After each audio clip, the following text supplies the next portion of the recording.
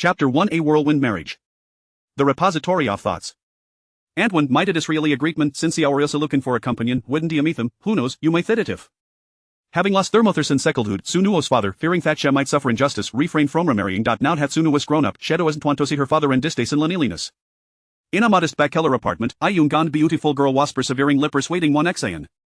One Xayan, 50 years old Thizier, had an excellent mindset, with na grey hairs in sight, her shoulder-length hair was casual light yet up, and swore light-colored clothing, exuding gauge and lean virtuous demeanor, making her look like she was in her mid-40s. Up in hearing this, Shepard down he clot show holding downside, Sunua, it's not hatant twendo isn't twanto, but it's just a sudden, I only mentioned it casual if that day and have entry made up my mind to look for some Ioni gain. She was a cleaning lady, assigned to clients based on the supervisor's arrangement. Sunua, who had just graduate Dan was still interning, ways assigned to her a month ago, renting the small apartment alone, she was usually too busy to event find to meet to eat, occasionally asking one zinto komi veranklian. Feeling sorry for Sunua's hardships, one Zinal always cooked a meal for her whenever she came. When Sunua suffered from stomach pain on a time, looking pale and frail, one Xayan feeling uneasy, cancelled her subsequent appointments and stayed to take care of Sunu overnight. Since then, Sunua said to Dita words one Zin had Beckamori intimate, inviting her to stay for dinner several times and even giving her shopping vouchers from her company, but one Zin refused to accept them. Asimo Thers herself, she treated Suna like a child, always willing to lend a helping hand whenever possible. Sunua pulid Heron said, and when didn't he last to Mathati our daughter-in-law consider Sayu a burden, I feel don't remarry, your son will be caught in the middle one the, since you wave to find Simeoni anyway, why not give me dadatry? Speaking of this, one Zin couldn't help but frown with worry. When she was 27 years old, her husband passed away, and she realized her son single-handed life rough hardships, her son was also very promising, having graduated from a prestigious university and directly entering Zhao's group to work in marketing.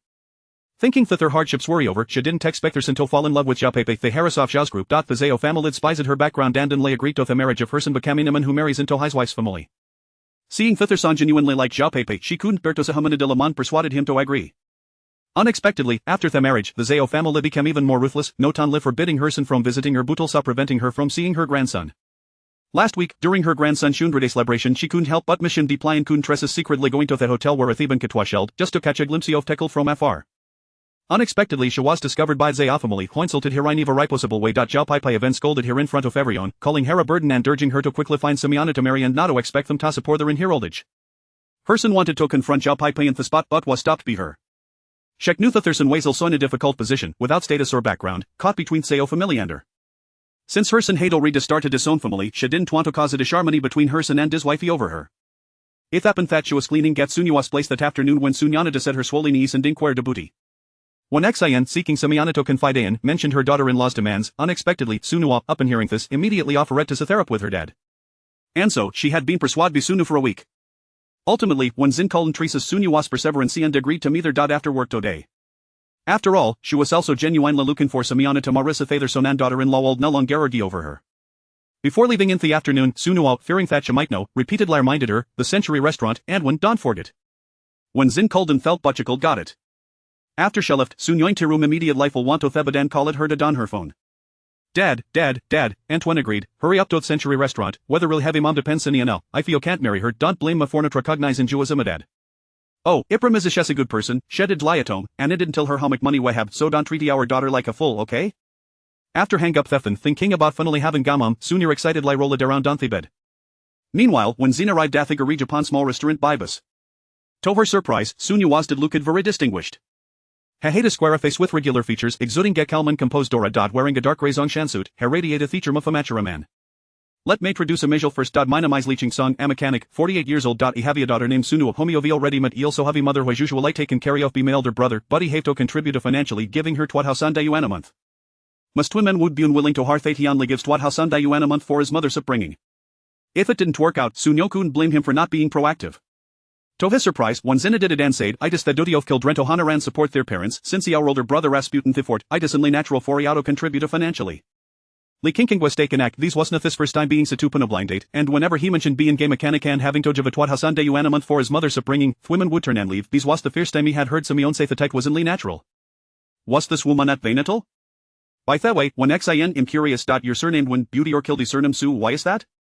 Li King smillafated and has in a deep voice. My ex-wife did off difficult childbirth at the time. The ruas achin to save her life, but required sacrificing the baby. Sheriff you said no matter what and in fiend, Sunua was burned, Bucha bled to death. Hepa said before continuing, Sunoi said she gave her life effort, a continuation of her life, Sasha Sherish her name. After saying this, Li King looked at one Zin calmly. Must women would feel a little bit both a reg upon hearing such words. His ex-wife was an unforgettable past in his yard, which respected, missed, and forever commemorated. Hahedo redi desedethatif when zindaret to disrespect his ex-wife even if it made sunusad he would definitely leave immediately. Unexpectedly, after hearing his words, when Zinsius Redden's like lion said, I am also amateur, I can understand der final decision. Shuas lucky to meet a manas loyal and righteous ajo an havjacha good child as sunua. I think shwunt regret giving birth to sunua. The usual expressionless face oddly king kang shot a rare look of astonishment. Kuchi actual I understand, was ha not jealous or disgusted adel? Because he awfully king kang honesty, Wingsin had some goodwill or favorable impression toward Shim Chua pet the cornero ferry and smiled warmly, then let me produce a mijolf to minimize one exa and 50 years old physir, im a cleaning lady havius and hustle ready married, and I don't need to service wife so I can't a kekari of myself. Li King Kang's perception offered change at semi what, beat still didn't forget a deliberate make things difficult for her, if wit married, I only heavy an old house and thick a ristle so from a rethentina years ago. Chapter 2, Is Everything Worth $200? An hour later, when Sheen stood at the entrance of the Civil Affairs Bureau, gazing at the freshly minted marriage certificate in her hands, momentarily lost in thought. Had she truly just gotten married, she was taken aback by how effortlessly one could obtain a marriage license nowadays, merely by presenting an ID card. Li Ching Song emerged from the bureau, noticing her dazed expression, and jestingly asked, You're not having second thoughts, are you? When Sheen hurriedly shook her head in denial, clarifying, No, it's just that it all feels too swift. I never expected that after just one meeting, we would finalize everything today. Li Ching Song observed that Wen Xin was the quintessential traditional woman, embodying the virtues of a devoted wife and mother. He himself also held traditional views, the concept of a whirlwind marriage felt rapid to him as well, yet, with Nono incessantly urging him on in his busy work schedule, he had little time to squander on such matters. After all, he was merely securing a mother for Nono, and as long as she was agreeable and dependable, that sufficed. Li Ching Song's phone rang, and after a brief conversation, he turned to Wen Xin, saying, Under normal circumstances, I would take you home to introduce you around after we obtain the license, but I have some work to attend to today. I'll call you once I'm done. Wen Xin promptly replied, Alright, you go ahead and focus on your tasks, there is no rush for anything else. Li Ching Song opened WeChat, Ms. 1, let us add each other as friends. Wen Xin quickly took out her phone to scan his QR code, and after they mutually added each other, he departed. Wen Xin, still in a daze, stared at the marriage certificate in her hand before calling her son, Yang Ziheo. After several rings without an answer, she decided to pay him a visit, intending to share the news of her marriage with her son and daughter-in-law. Surely, her daughter-in-law would be delighted to hear that she had found a companion, alleviating any burden on them. When Sheen took a bus to her son's apartment complex, this was a newly developed area, with the building completed just last year. It was classified as a mid to high-end residence in Rongqing, with a modest 100 square meter apartment costing over $6 million. When Sheen had sold the old house she had lived in for decades, exhausted her life's savings, and even tapped into her late husband's insurance money, which she had refrained from using for over 20 years, just to afford it. Initially, she had envisioned helping her daughter-in-law with childcare once a grandchild arrived, and she wanted to buy a small 3-bedroom apartment for when her future mother-in-law came to visit. However, her daughter-in-law had vehemently protested, insisting on a 2-bedroom unit instead. It was only later that when Sheen realized her daughter-in-law had never intended for her to assist with the baby. When Sheen did not feel wronged or angry, her gentle temperament allowed her to accept the situation with equanimity. If they did not appreciate her presence, she would simply keep her distance. After all, when they needed her, she would be there without complaint. Over the years, her only source of distress was concerning her son and grandson. She felt incapable of providing any substantial support to her son, leaving him feeling inadequate in front of the Zhao family. As for her grandson, who was now over a year old, she had only caught a distant glimpse of him at birth, a tiny, adorable bundle reminiscent of her son as a child. She longed to hold him. With a sigh, when Sheen reined in her scattered thoughts and stepped into the apartment complex. Before long, she reached her son's door. She pressed the doorbell, and after a moment, it swung open, revealing her daughter-in-law, Zhao Peipei. As the pampered daughter of the Zhao family, she was impeccably dressed in jewelry and a sea blue dress that exuded an air of regal elegance. Upon seeing Wen Xin, her brows furrowed in disapproval. What brings you here? Just as Wen Xin was about to explain, another figure emerged from within, a woman with curly hair clad in a burgundy dress, exuding a dignified yet haughty demeanor. She regarded Wen Xin with the same disdainful expression as Zhao Peipei. Didn't I tell you not to come over uninvited? What can a cleaner like you possibly contribute, always coming around to beg for money? Having you as a mother is such a burden for Ziheo. Wen Xin was taken aback by Li Yanfang's presence and hastily clarified, Mother-in-law, I'm not here to ask for money, I just wanted to tell Ziheo and Peipei that I've. Before she could finish, Li Yanfang interrupted, her tone condescending, look at yourself, not a single branded item on you. Do you think everything you wear adds up to $200? How dare you show your face around here? I feel embarrassed, one might mistake us for having forged a connection with a beggar. Wen Xin felt a pang of discomfort. No matter how resilient her spirit, being berated in such a manner was disheartening. At that moment, young Ziheo emerged, startled yet delighted to see his mother. Mom, you're here, come in. However, before he could finish, Zhao Peipei scoffed, I just had the cleaner tidy up this morning. Do you really want to let her in? What if she dirties the house? Little Bao is still so young, germs could make him sick. Li Yanfang glared at Wen Xin with contempt, honestly, I can smell the poverty emanating from you even through the door. What if you bring that stench into our home? Our family is in business, we can't afford to be associated with that. Yang Ziheo's face flushed with anger, yet he tried to remain composed. Peipei, Mom is my mother. It doesn't look good for a son to deny his mother entry into his home. Besides, my mom is always clean, she wouldn't bring any dirt in. Zhao Peipei shot him a furious look. If you let her in today, I'll take the child and leave. It is clear you don't truly want to be with me. I want to be bullied. Peipei, please. Yang Zihao began to speak, but Wenqin quickly interjected. Zihao, don't argue with Peipei. She just had a baby and shouldn't be upset. It's alright, Mom, want to come in. I just wanted to let you know that I got married. She produced the marriage certificate to show her son. Yang Zihao stared at the document in shock. Mom, when did this happen? Who is he? What does he do? Why didn't you tell me anything? Wenqin smiled gently, sidestepping the more sensitive details. A client introduced us. We hit it off and decided to marry. He's a mechanic. A nice person. I'll introduce you to someday. Yang Zihao remained unable to process this revelation. Li Yanfang let out a mocking laugh, her voice dripping with sarcasm. I thought you had married someone important. A mechanic, really? How can you even boast about that? At least it suits your status. Now you have someone to take care of you, so you won't have to burden my daughter. Zhao Peipei sneered at Wenqin. You're being foolish. Your son is still dissatisfied. Who gets married nowadays without a proper ceremony? Just a piece of paper. How pathetic. They probably don't even regard you as anything significant, and don't even think about asking Zihao for money. You won't see a single cent. Clenching her hands around her clothes, Wenqin felt at a loss. I only came to inform you that I'm married. I have no other intentions, nor do I seek any money. Yang Zihao's eyes brimmed with tears, guilt washing over him as he looked at his mother. Wenqin wished to spare him from the tension, smiling softly as she reassured him. Mama's fine. I've truly found happiness. My marriage isn't for you, so don't overthink it. After a moment, she continued, now that I shared the news, I have no other matters to discuss. You both carry on with your day.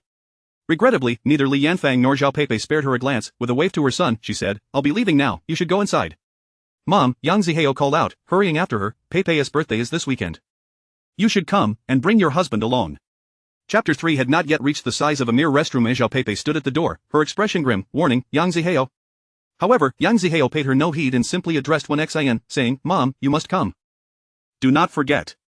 Wen Xian hesitated for a moment but ultimately nodded in agreement. She said nothing further, waved goodbye to her son, and entered the elevator. The moment the doors closed, she could still hear Zhao Peipei's barrage of questions. She was uncertain how her son would respond. Wen Xian wiped the corner of her eyes, suppressing the bitterness within her heart. Each time her son and daughter-in-law quarreled, it was due to her. Today, she had believed her daughter-in-law would be pleased to hear of her marriage, which was why she had mustered the courage to come. Had she known it would end in such a manner, she would have simply sent a WeChat message. Upon exiting the elevator, Wen Xian received a call from Li Qingsong. His voice on the other end was deep and steady. I've finished my work. Where are you? I'll take you to see the house. Wen Xian composed herself, her voice revealing no hint of her inner turmoil as she stated her location. Xinxi Changyue residence? There was a brief pause in Li Qingsong's voice before he said, then wait for me a moment. I'll be there shortly. Wen Xian, oblivious to any unusual undertones, replied, all right. After hanging up, she stood downstairs, waiting attentively. Meanwhile, after ending the call, Li Qingsong's expression grew somewhat inscrutable. That he had purchased a modest little house specifically to marry Wen Xian, located in Xinxi Changyue residence. After a long day of searching, he had settled on this property, despite its inferior environment and smaller size. Now, he had just mentioned taking Wen Xian to see their future home, and she had coincidentally arrived at this very complex. Was this mere coincidence? To his surprise, the seemingly naive woman was not entirely without her own plans. His initial excitement had now waned. Soon, a Rolls-Royce came to a stop outside the Xinxi Changyue residence. Li Qingsong exited the vehicle and instructed his assistant, drive the car away. He turned and entered the complex, finding Wen Xian waiting under a building. She smiled at him, you arrived so quickly. Li Qingsong glanced at her, I finished my work and came right over. He then turned and walked in another direction. Come, let me show you our home. After all, it was merely a modest little house. Revealing it to her was of little consequence. Even if he were to gift it to her, it would merely require a flick of his wrist. However, Li Qingsong despised women who sought to exploit wealth. If she had not shown her true colors, he might have let it slide, but now that she had revealed her intentions, he would not yield even a hair's breadth. As Wen Xian followed him for a while, she sensed something was amiss and, in surprise, asked, you said you had a small house, is it in this complex? Li Qingsong gazed at her intently, yes, what of it? Wen Xian exclaimed in shock, but houses in this complex are not cheap. They cost several tens of thousands per square meter. Li Qingsong's eyes deepened with scrutiny as he questioned, have you looked into the properties here? Wen Xian smiled sheepishly, the wedding house I bought for my son is right here. You needn't laugh at me, I emptied my savings to purchase a small suite. Li Qingsong halted, astonished, so you were looking for your son earlier? Wen Xian suppressed the pang of bitterness and nodded with a smile, yes, after getting married, it is only right to inform my child. Li Qingsong realized he had misjudged her and regarded her with a more sincere gaze, you share a good relationship with your son. Wen Xian hesitated before affirmatively nodding. Indeed, their bond had been strong after relying on each other for over 20 years. It was only after her son's marriage that their relationship became somewhat constrained. Li Qingsong chose not to comment further. Before long, they arrived at his residence. Upon entering, Wen Xian was left astounded. She had initially assumed Li Qingsong's small house would be a dilapidated dwelling, yet here she stood in such an upscale complex, and the space was unexpectedly vast. The decor of the home exuded elegance, entirely unlike what one would expect a mechanic to afford when purchasing a house for her son, when Xin had thoroughly researched the layouts in this complex. This particular unit was likely a 216 square meter model. Such a spacious home must be worth over 10 million. Noticing her stand motionless at the entrance, Li Qingsong assumed she found the house small, and his demeanor cooled slightly as he remarked, "The house is a bit small, but it is sufficient for living. This is my financial capability. If you wish to back out now, it is not too late." When Xin gazed at him in disbelief, "This house is small?" Li Qingsong was also taken aback. "Isn't it small?" "Isn't it large, it's merely around 200 square meters, hardly larger than a single bedroom in his villa." Observing his nonchalant expression, when Xin began to doubt herself and struggled to articulate, "It's not small. A 200 square meter house is beyond the means of most ordinary people." Just as she had, having exhausted her resources, she had only managed to secure a modest 100 square meter apartment for her son. If Li Qingsong considered this unit a small and shabby house, what did that make her son's wedding home, a doghouse? She hesitantly looked at Li Qingsong, wrestling with her thoughts before asking, "Mr. Li, you're not hiding anything from me, are you?" Li Qingsong failed to grasp her implication. "What do you mean?" Fearing to bruise his pride, she carefully chose her words. "I am not one to covet wealth. I sold my old house to buy a new one for my son, leaving myself without a place to stay. You at least still have your small house, which is far better than my situation. I wouldn't disdain you, you needn't go out of your way to show me such a house. The rent must not be inexpensive, right?" Li Qingsong was momentarily taken aback. He had expected Wen Xian to interrogate him about his assets, yet she believed this shabby house was rented? Curiosity piqued, he asked, "If I said this house were rented, what would you think?" Wen Xian, sensing she had hit the mark, earnestly advised, "Mr. Li, I wish to live a good life with you. I am not a vain person, you needn't go to such lengths. It is a waste of money, please, cancel the lease with the agent." Li Qingsong, who had navigated the business world for decades without flinching, found himself unusually astonished today. He had not anticipated that such a humble little house could be an unbearable burden for her, nor did he expect her to be so unmaterialistic, leaving him at a loss for how to explain. Ultimately, he mustered the courage to say, "This is a house belonging to a friend of mine. He is a local from Rongqing and received several properties from the demolition. This is one of them. Knowing I was getting married, he voluntarily transferred this property to me, and I sold my previous small house to him." When Xian was taken aback by his explanation, "How can that be? Did you save his life?" Li Qingsong instinctively turned his face away. "Yes, you guessed it right, I saved his life, which is one aspect. The other is that my previous house was in a school district, worth no less than this one. He did it for his child's education." This explanation sounded plausible enough, and when Xian nodded, "That is indeed a tremendous favor. You should invite him over one day. I'll cook a meal for him. He is loyal, and we cannot accept such kindness without reciprocation. Wouldn't you agree?" Li Qingsong contemplated briefly and deemed it feasible to find a suitable friend to navigate this situation, thus he readily agreed. "All right." Chapter 4.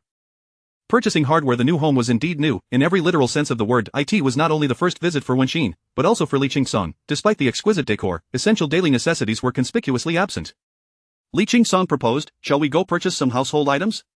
It was a miscalculation on his part. In the flurry of preparing the residence, they had overlooked stocking it with the essentials. Wenxin nodded in agreement. "Yes, we ought to procure some items. Please wait a moment, I will jot down a note." Consequently, Li Qingsong observed as she took paper and pen, traversing each room to compile a comprehensive list of necessities. Once Wenxin had completed her notes, he glanced at the densely filled 3 sheets of paper and couldn't help but commend her. "That's quite a habit."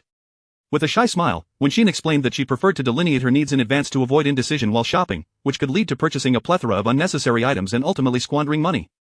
"Isn't that the essence of daily life?" she mused. Li Qingsong nodded thoughtfully. The neighborhood boasted well-rounded amenities, with a large shopping mall situated not far from the entrance. As they arrived at the mall, Wenxin halted in surprise. "Do you intend to buy household items here?" Li Qingsong, puzzled by her reaction, noted the mall's extensive offerings.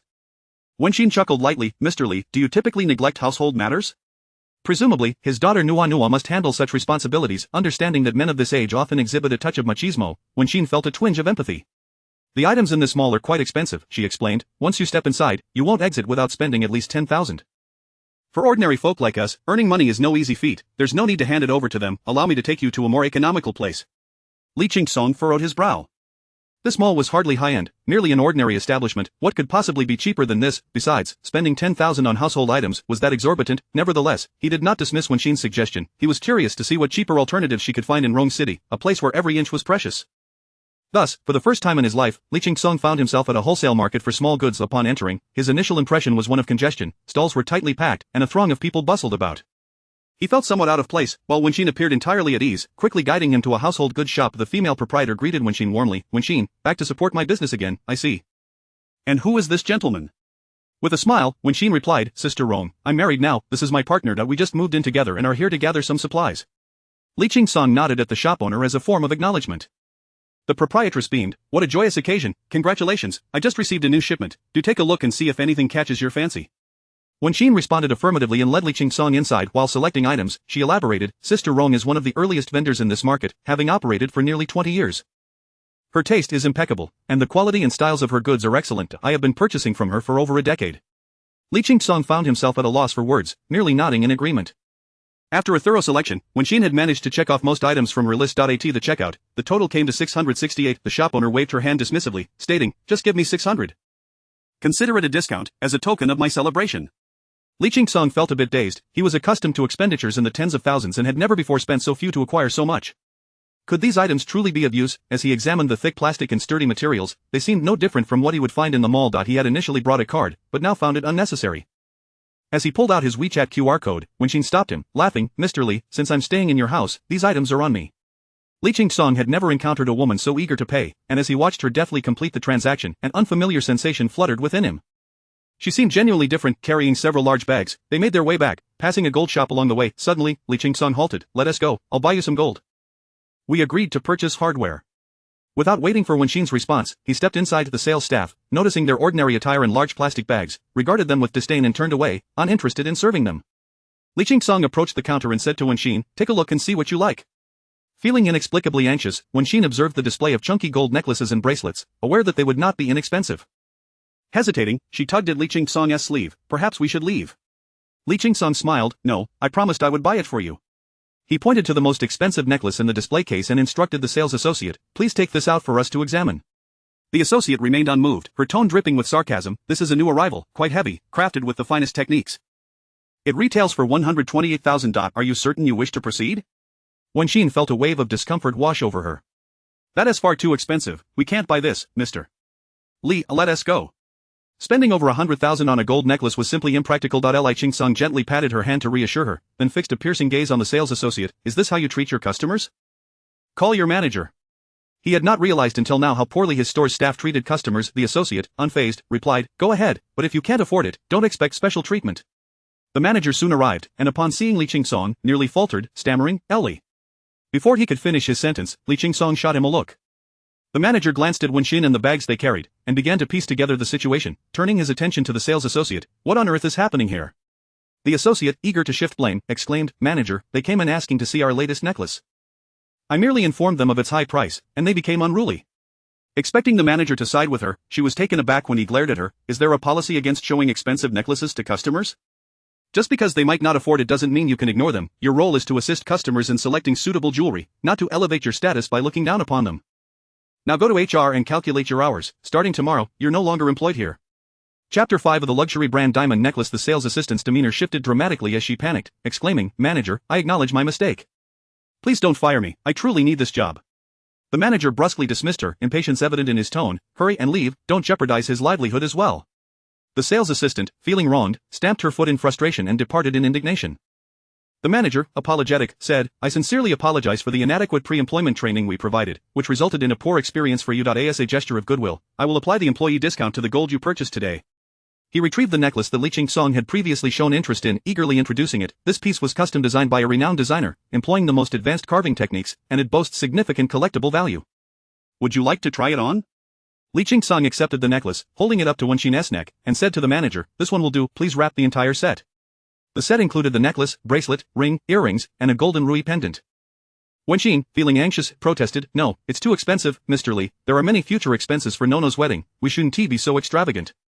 The manager, noticing her hesitation, cautiously suggested, the original price is 680,000, but with the VIP discount and employee reduction, it comes to a total of 240,000. Wen Xin was taken aback. The discount was indeed substantial. When she had purchased gold for her daughter-in-law, she had spent over 300,000 on far inferior items, yet, even so, she could not accept this. Mr. Li, you earn your money with great difficulty, I truly cannot accept this offer.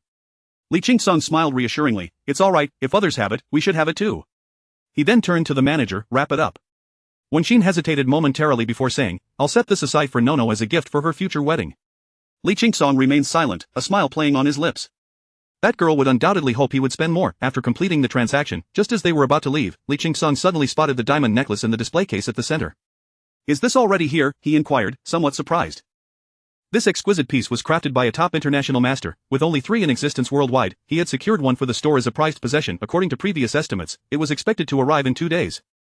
The manager quickly explained, yes, it arrived earlier than anticipated because a country en route was experiencing civil unrest. After discussions, it was decided to return directly, arriving 2 days ahead of schedule. Li Qingsong nodded and asked, how much is this one? Wenxin glanced at the price tag and gasped upon counting the 12 zeros. The manager, daring to speculate on Li Qingsong's intentions, tentatively suggested, this is just a regular diamond necklace, the price is inflated. If you're interested, we could clear it out for 5,000. Li Qingsong turned to Wenxin, perfect. Since 5 gold pieces and 1 diamond is all the rage now, I want to buy you a diamond ring. How about this diamond necklace instead? Wenxin knew diamond rings could be quite costly. Her son's wedding ring had cost over 60,000, and her daughter-in-law's family was not entirely satisfied. In comparison, this diamond necklace offered remarkable value. She nodded in agreement, resolute in her decision. The gold she purchased today was for Nono, and this diamond necklace would serve as a bridal gift from Li Qingsong. Li Qingsong then instructed the manager, wrap the necklace. The manager, trembling, carefully presented the diamond necklace valued at over 100 million, placing it into a luxurious gift box. Wenxin quietly marveled at the elegance of the box, which appeared quite valuable, and considered the necklace an exceptional deal. After their purchases, the two departed, content with their numerous bags. Shortly after their exit, a BMW pulled up outside the store, and Li Yanfang and Zhao Peipei, clad in high heels, strode in. Manager, has the new diamond necklace from the luxury brand arrived yet? Li Yanfang had been eagerly inquiring about this necklace for days, fully aware of its high price. Her family could not produce such funds, so she had even prepared a loan in advance. She was poised to acquire the necklace as soon as it arrived, ready to elevate her status among the high society. To her dismay, the manager awkwardly informed her, I'm truly sorry, but that necklace has already been taken by our boss. Li Yanfang's displeasure was immediate. Furrowing her brow, she retorted, what do you mean it was taken by your boss?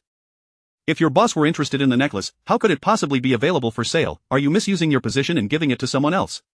The manager, feeling irked, replied, you can say whatever you want, but my professional integrity is not up for debate. The boss just left. If this word reaches him, I might lose my job. However, he maintained his composure, explaining, Madam Zhao, I truly apologize, but our boss took it on a whim to give to his wife. We have many other styles available, would you like to take a look? Li Yanfang rolled her eyes, what is there to look at? I want that necklace, I don't care, I reserved it in advance, and you must present it to me. Having secured the loan, she could not bear the thought of losing tens of thousands in interest. The manager, caught in a dilemma, stated, there are only 3 of these necklaces in the world, and our company is the only one in the country to have acquired one. The other 2 were snatched up by foreign luxury brands. I truly have no way to assist you. Zhao Peipei suddenly pointed at a ruby necklace in the display case, saying, since the necklace we reserved is gone, let us consider this one as compensation. Show it to me. The manager glanced at the necklace in shock, Miss Xiao, that necklace is valued at 30 million, I can't give that away. However, if you're interested, I can offer you a staff discount, bringing it down to 29,200,000. How does that sound? Zhao Peipei looked down at him with disdain, her voice sharp, how can you be so inept at business? You call yourself a manager, you've sold off a reserved item without even a word of apology. Do you want me to expose you online and let everyone see how your jewelry store exploits customers? Faced with such a difficult customer, the manager's patience wore thin. He no longer held back, stating, our store requires a 30% deposit for reservations, which I explained to you when you first visited. However, you insisted on only a verbal reservation, which we do not recognize. I wouldn't fear even if this were to go to the police. Film away if you wish, he concluded, turning his back on them and walking to the back of the store. Li Yanfang and Zhao Peipei were infuriated, intentionally raising their voices. What kind of shoddy establishment is this, selling off reserved items without so much as an apology? This is fraud, it's an infringement on consumer rights. Regrettably, the store was not crowded at this moment. The few patrons present had heard the commotion but did not side with them, instead casting disapproving glances in their direction. Chapter 6 The birthday banquet. Li Yanfang felt a slight embarrassment on her face and glared back. What are you staring at? If you keep looking, I might just pluck out your eyeballs. After saying this, she seized Zhao Peipei and attempted to leave. However, Zhao Peipei hesitated, saying, Mom, I really want that ruby necklace. My best friend just bought one a few days ago, can't you get one for me too? Li Yanfang was infuriated, exclaiming, absolutely not, 30 million for a necklace, how could you even think of such a thing? Zhao Peipei retorted defiantly, but you're planning to buy things worth over 100 million, so why can't you buy this for me? Li Yanfang scoffed, with the money my husband earns, you should have your fiancé Yang Zihao earn it for you instead. She continued disdainfully, I've always told you to marry someone from a good family, yet you insisted on marrying that penniless fellow who can't even afford a necklace. I truly don't understand what you see in him. Zhao Peipei felt a bit ashamed. Indeed, she regretted her decision. Initially, she thought Yang Zihao was handsome and intelligent, but living together revealed that his lack of financial resources was a significant flaw, compounded by the burden of a demanding mother. After her mother's harsh words, her desire for the necklace faded, and she unhappily was dragged out of the jewelry store. Meanwhile, Wenxin and Li Qingsong returned home, neatly arranging their purchases, finally infusing some life into their abode. Wenxin locked the set of gold jewelry in the bedroom drawer, resolutely deciding to save it for Xunua's future adornment. She adorned herself with the diamond necklace and admired her reflection in the mirror for a while. Just as she was about to take it off, Li Qingsong appeared behind her and said, "Keep it on, it looks lovely."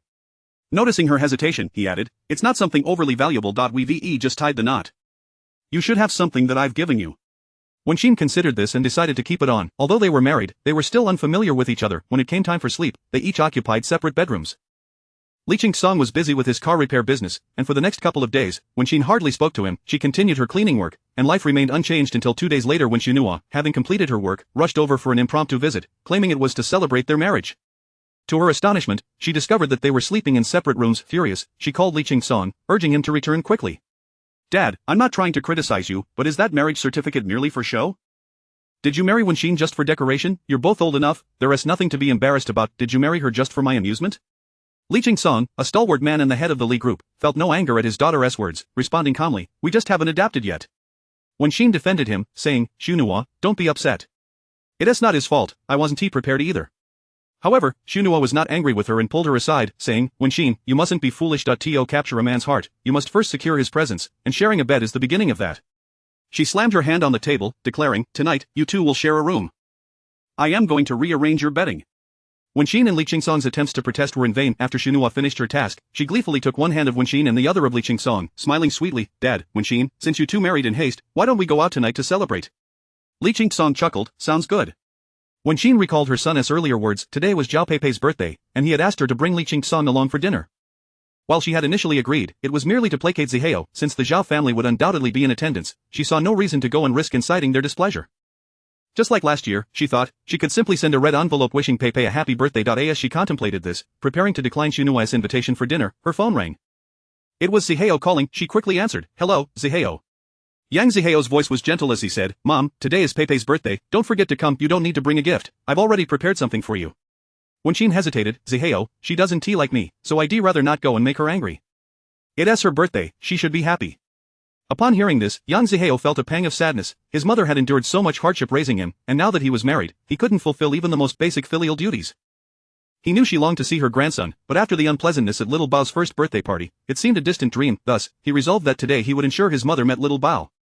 Furthermore, he wanted to see if the happiness his mother spoke of was genuine, fearing she might be deceiving him. "Mom, just come," Yang Zihao urged, suppressing his emotions. "I've already talked to Peipei." Although he had sacrificed much for this, Zhao Peipei had indeed agreed to it. Wenxin felt relieved. She too wished to see her son and grandson, but had only refrained out of fear of upsetting her daughter-in-law. Now that Zihao said Peipei had consented, her worries dissipated, and she replied, "All right, I'll head over shortly." Yang Zihao added, "Mom, don't forget to bring uncle along." Wenxin instinctively glanced at Li Qingsong, hesitating, "I'll ask him." After hanging up, she turned to Li Qingsong, somewhat shyly saying, "Mr. Li, my daughter-in-law is celebrating her birthday today, and my son wishes for me to bring you along to meet them. Are you free? If not, it's perfectly fine." Before Li Qingsong could respond, Xunhua eagerly interjected, "Go, Dad, you should go." She was well aware of Wenxin's peculiar daughter-in-law, and having her father accompany Wenxin would provide her with some support. After pondering for a moment, Li Qingsong conceded that since their marriage had been rather hasty, it was indeed time to meet her family. Nodding in agreement, "I'm available." Wenxin exhaled in relief. She knew her son's concerns, and having Li Qingsong join her was the best outcome. Xunhua pulled Wenxin to the wardrobe to choose an outfit. After a lengthy selection process, she sighed, "Wenxin, seriously, how do you not have a decent outfit to wear? One must dress appropriately for an occasion. Come on, we're going to buy you a suitable dress." Wenxin quickly waved her hands, "No need to buy new ones, I have enough clothes." While she had enough for everyday wear, Xunhua lifted a pair of cream-colored trousers in one hand and a light blue top in the other, questioning, "Do you think these are suitable for a birthday banquet?" Wenxin was at a loss. "Aren't they suitable?" Xunhua sighed, grasping her hand and earnestly explaining, "Wenxin, doesn't your daughter-in-law come from a well-off family? They surely host the birthday banquet at a hotel, right? You need to wear formal attire for such an event."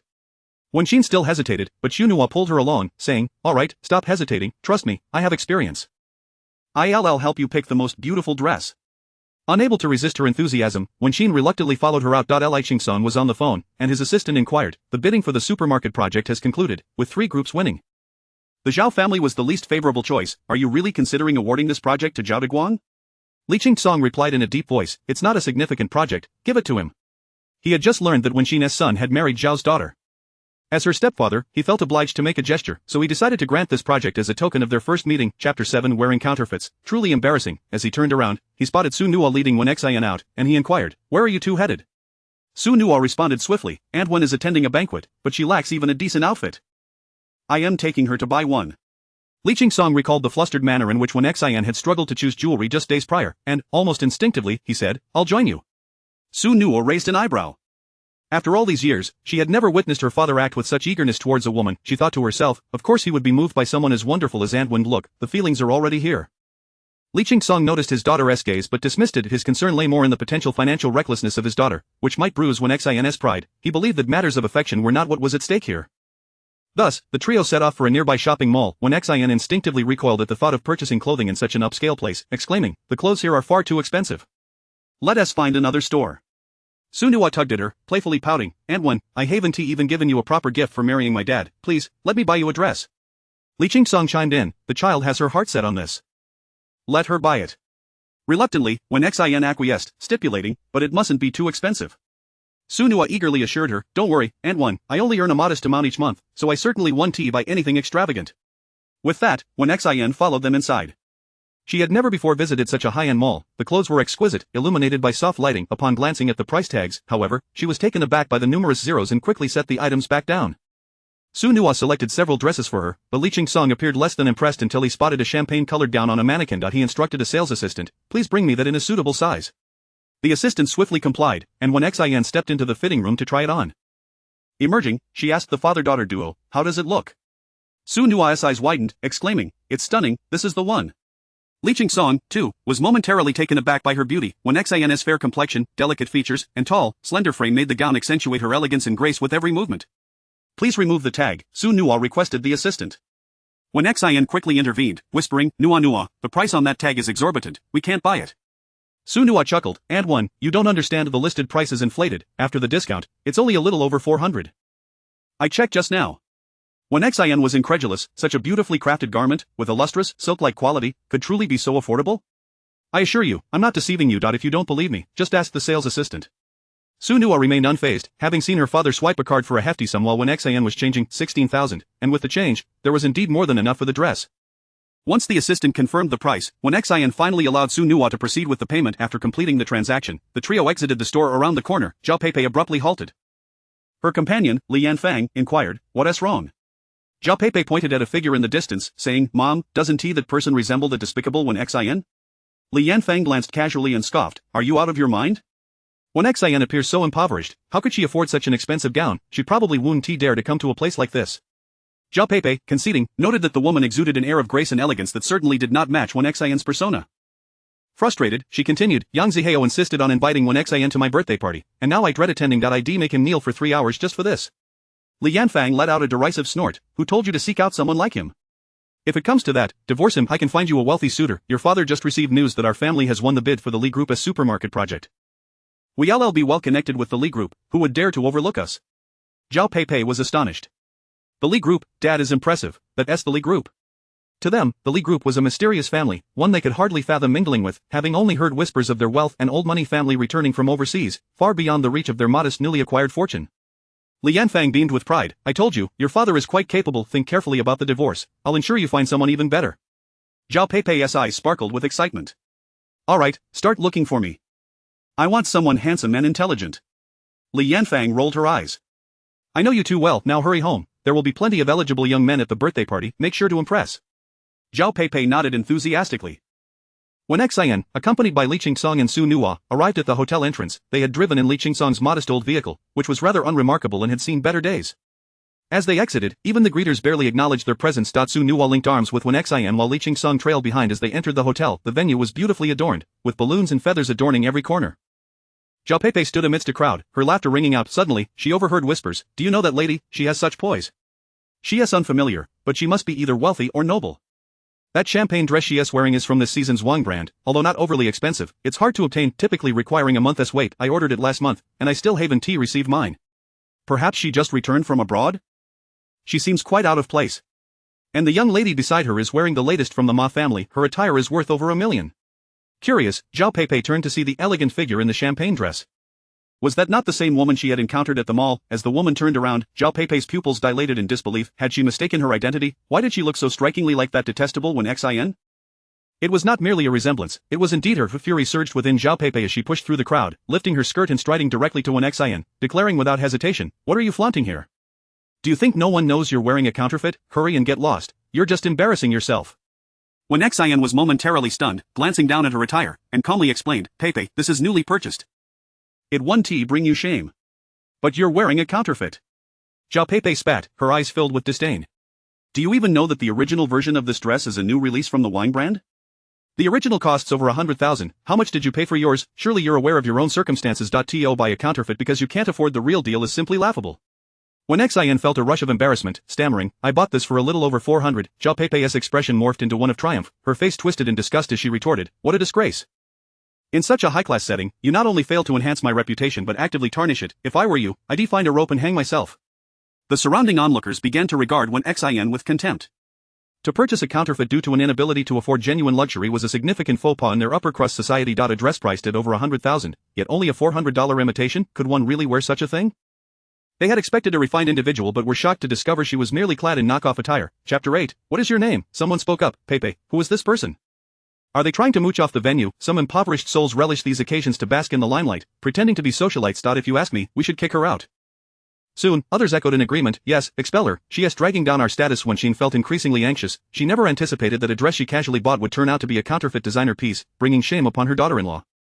"Nuonuo, Mr.Li, let us leave," she urged. However, Su Nua seized her hand, preventing her from retreating, and looking up at Zhao Peipei, inquired, "That necklace around your neck is quite exquisite. Where did you acquire it?" Zhao Peipei's face lit up with pride as she gently caressed the ruby necklace, boasting, "This is a design from the Trumi brand under the Li Group, just launched last month. It is exceedingly rare, I barely snagged it for 30 million. Gasps of astonishment echoed around them. The Zhao family was indeed nouveau riche, those who attended their gatherings were typically of a similar ilk.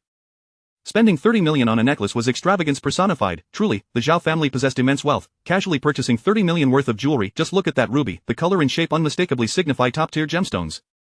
Indeed, the high-end jewelry from Trumi is exorbitantly priced. I recently bought a bracelet for hundreds of thousands and had to muster all my resolve." Someone remarked, Peipei's casual display of a 30 million necklace epitomized a distinguished young lady. As Zhao Peipei basked in the flattery emanating from all corners, her sense of superiority intensified. She looked down at Su Nua, lifting her chin haughtily, "At least you have an eye for quality, but alas, being associated with Wen Xin, you are destined to be someone of no significance. Hurry and leave, lest I summon security to escort you out." Su Nua, taken aback, exclaimed, "Wow, I think I've seen this design before, it's from the Waterslove collection, right? It is genuinely hard to come by. I heard it's a limited release, selling only one piece a month." "Miss Xiao, how fortunate you are to have secured one." Zhao Peipei's pride swelled further at Su Nua's words, "You have a discerning eye. But, may I ask, what is the name of this necklace?" Zhao Peipei was momentarily taken aback. "What do you mean by its name?" Su Nua gazed at her incredulously. "The name of the necklace, of course. The designer loves to name their creations. Each piece in the Waterslove collection has its unique name." Zhao Peipei's expression visibly stiffened. Su Nua kindly reminded her, "Perhaps you forgot. It is no matter, the name is engraved on the back of the ruby. Every necklace has one, just turn it around and you'll see. Don't ask her how she knew this so well, every piece in this collection was designed by her. Even the names were meticulously chosen by her. Hence, Su Nua navigated the current situation with ease. Zhao Peipei felt a pang of panic. When she purchased this necklace, she had no idea it had a name. At the store, she had wanted to take a closer look, but such an expensive piece wouldn't be presented so casually. Lacking the financial standing to be a VIP customer, she could only gaze through the glass counter. The counterfeiters certainly wouldn't invest 30 million in a genuine piece for replication, thus, she was entirely unaware that each piece in this jewelry line had its own name. She certainly couldn't turn the necklace over in public. No one knew better than she that the back of the ruby was bare. In fact, due to the lower price she paid, the craftsmanship on the back was somewhat crude. I remember now, I think it's called Promise." "Yes, Promise." Zhao Peipei fabricated a name on the spot. After all, none of this crowd could afford such luxury, so they would never know the names of these pieces. A casual invention would suffice. Su Nua's eyes widened in disbelief. "Are you certain?" "To my knowledge, the Waterslove collection is named after seasonal flowers, such as peonies, cherry blossoms, and hibiscus. How could there be a name like Promise?" Her suspicion was reasonable. "Could it be that you purchased a counterfeit?" Upon saying this, she seemed to connect the dots. "Ah, indeed, the Waterslove collection is notoriously hard to acquire. This necklace, being the collection's most elusive piece, is so costly that if you couldn't afford it, it would be normal to settle for a fake." Zhao Peipei's complexion fluctuated between red and white, a sight to behold. She could feel the gazes of those around her, some astonished, some mocking, some disdainful. None believed her necklace was authentic. Clenching her fists, she gritted her teeth. "On what grounds do you claim mine is fake? This is genuine. Stop slandering me." Su Nua blinked innocently. "Then why not turn the ruby over for everyone to see?" The crowd began to jeer. "Yes, let us see it. We've heard Trumi's engravings are exquisite. Let us broaden our horizons. Turning it over wouldn't be a problem." "Don't be so stingy." Zhao Peipei was on the verge of bursting with rage. She felt as though she were being roasted over an open flame. It was absolutely out of the question to reveal the necklace, yet not showing it would only fuel their suspicions. All her fury was directed at Wenxin. I knew you came with ill intentions today. Indeed, you're here to ruin my moment, aren't you? You can't stand to see me thrive, can you? You even brought someone to cast dirt on me, Wenxin hurriedly explained. Pepe, I didn't. Su Nua, unfazed and smiling, reiterated, if you claim it's genuine, then show us the necklace. Let everyone see and determine if I'm the one casting dirt on you. The crowd nodded in agreement. Exactly. It won't take much effort to show us. If it's real, we'll help you expel her. Zhao Pei's face was fraught with panic as she indignantly replied, why should I have to prove myself? She is the one lying to you. Su Nua remained calm, her smile unwavering, repeating, just turn it over, and you'll know, 1tu. Zhao Pei found herself trapped, seething, she spat, I 1t fall for your tricks. And stormed off. However, to onlookers, this appeared as a hasty retreat, a testament to her guilt. In an instant, speculation about the necklace around Zhao Pei's neck ran rampant. Fuming with rage, Zhao Pei realized she had indeed purchased a counterfeit, yet the seller had assured her it was indistinguishable from the genuine article, and this imitation cost her a hefty 12 million.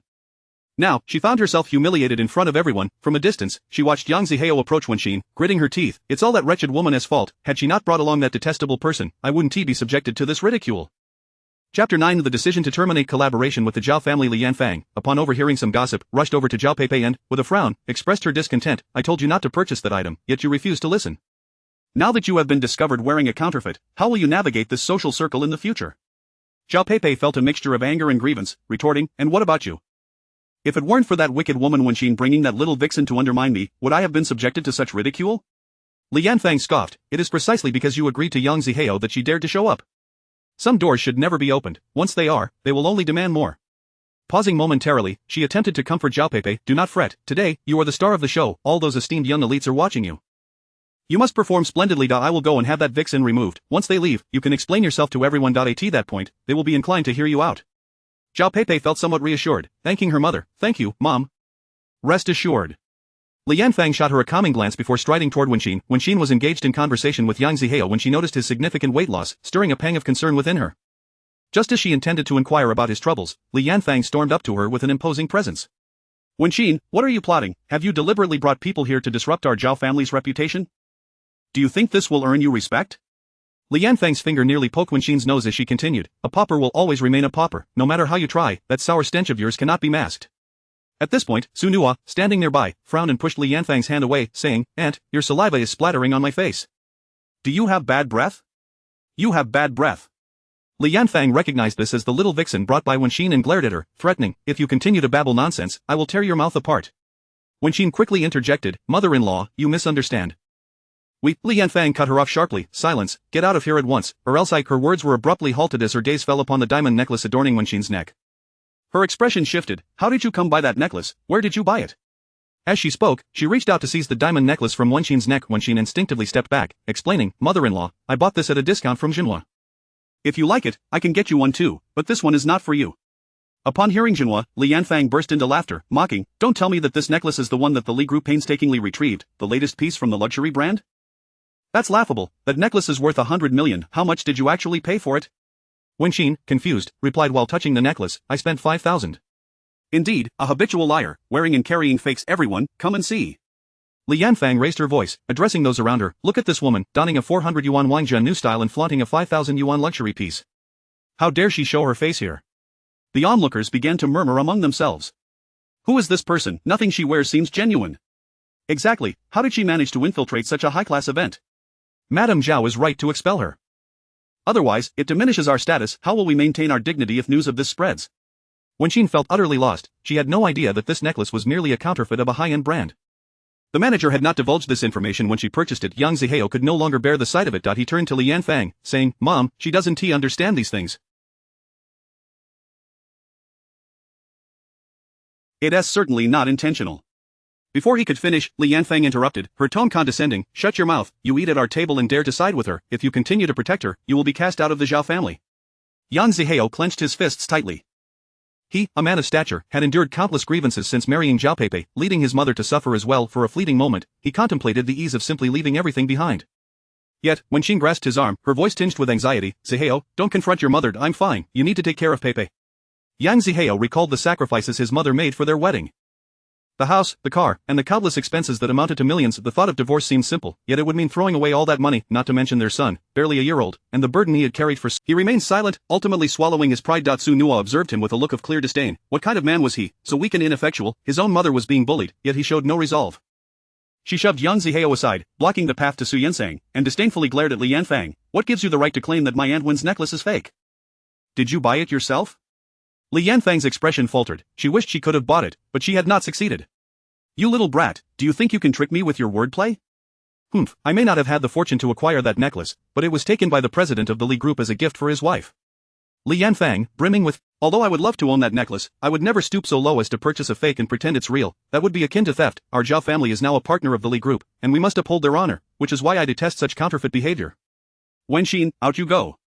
The crowd gazed at Li Yanfang with admiration, while their glances toward Wenxin were filled with disgust. The Zhao family had indeed struck a partnership with the Li Group, heralding a promising future. Who would have imagined the Zhao family to be so formidable? That woman is utterly despicable. I can't watch this any longer. She must be expelled at once. Li Yanfang roughly shoved Wenxin, commanding, out. Wenxin stumbled slightly, nearly falling, until a pair of strong arms caught her. Li Qingsong had just returned from a phone call and, witnessing Wenxin's mistreatment, suppressed his anger, remarking coldly, collaborating with the Li Group? What a show of power. Li Yanfang smugly replied, now you know. She scrutinized Li Qingsong. So you are the mechanic she recently found. You look somewhat presentable, but alas, still beneath notice. Li Qingsong maintained a neutral expression, offering no response.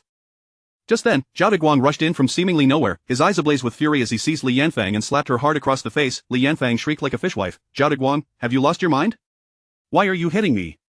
Zhao Deguang, indeed enraged, tore at Li Yanfang, berating her, you wretched woman, what have you said outside? The Li Group just called me, and due to your rude behavior, they have decided to terminate their partnership with our Zhao family. Chapter 10. Everything related to her is my affair. Li Yanfang covered her face in disbelief. Frozen in shock, the Li family conglomerate was terminating their collaboration. How could this be? Wasn't the Li family a prestigious company? How could they act so frivolously? The partnership had only just been established before the banquet, and now, before the event had even concluded, it was being called off. Was it because of her so-called rudeness? Did her earlier confrontation with Wenxin reach the ears of the Li family? This seemed implausible. Zhao Deguang glared at her in frustration, asserting that it was precisely because the Li family was a significant entity that they placed such importance on the character of their partners. He stated vehemently that it was due to her family publicly bullying others that they reconsidered and decided to terminate the partnership. You truly are a jinx. How could you ruin such a promising opportunity? He surmised that the incident with his wife and daughter making things difficult for Wenxin must have somehow reached the upper echelons of the Li family. He forcefully pushed Li Yanfang aside and turned to Wenxin with a facade of politeness. In-laws, I must apologize. I was so preoccupied today that I failed to notice your arrival. My wife and daughter are rather dim-witted. Please don't take their behavior to heart. You haven't taken a seat yet, have you?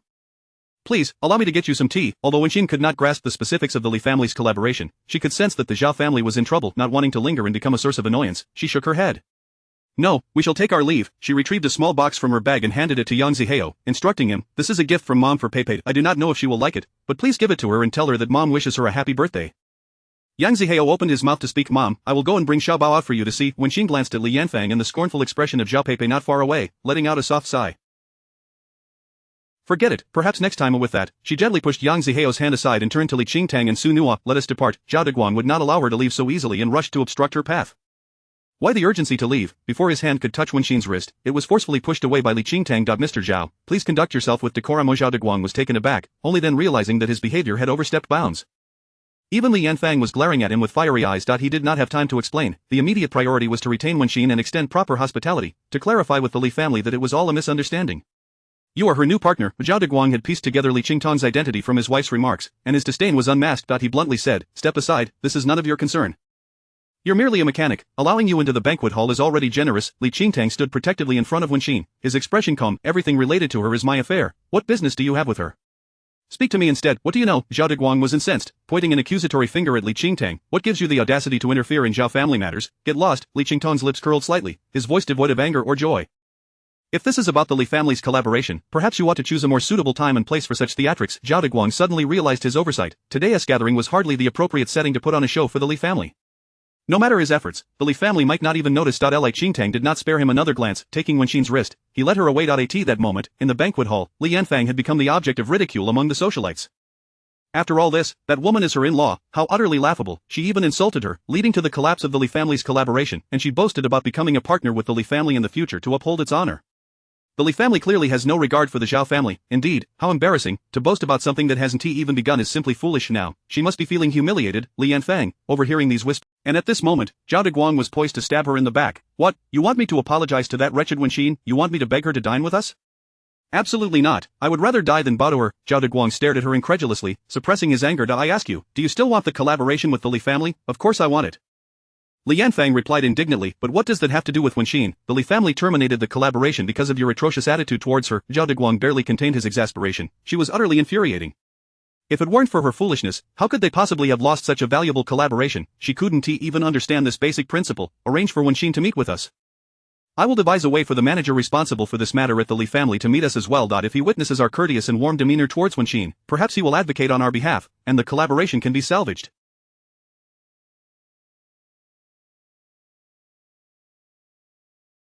Li Yanfang listened to his proposal with skepticism. Will that work? Zhao Deguang shot her an irritated glance. Whether it works or not, we must try. If we don't, it will all be over. Li Yanfang hesitated. Then I will give it a try. Yang Zihao, standing to the side, felt a flicker of disdain at their conversation. Zhao Deguang then recalled him, adopting a condescending tone.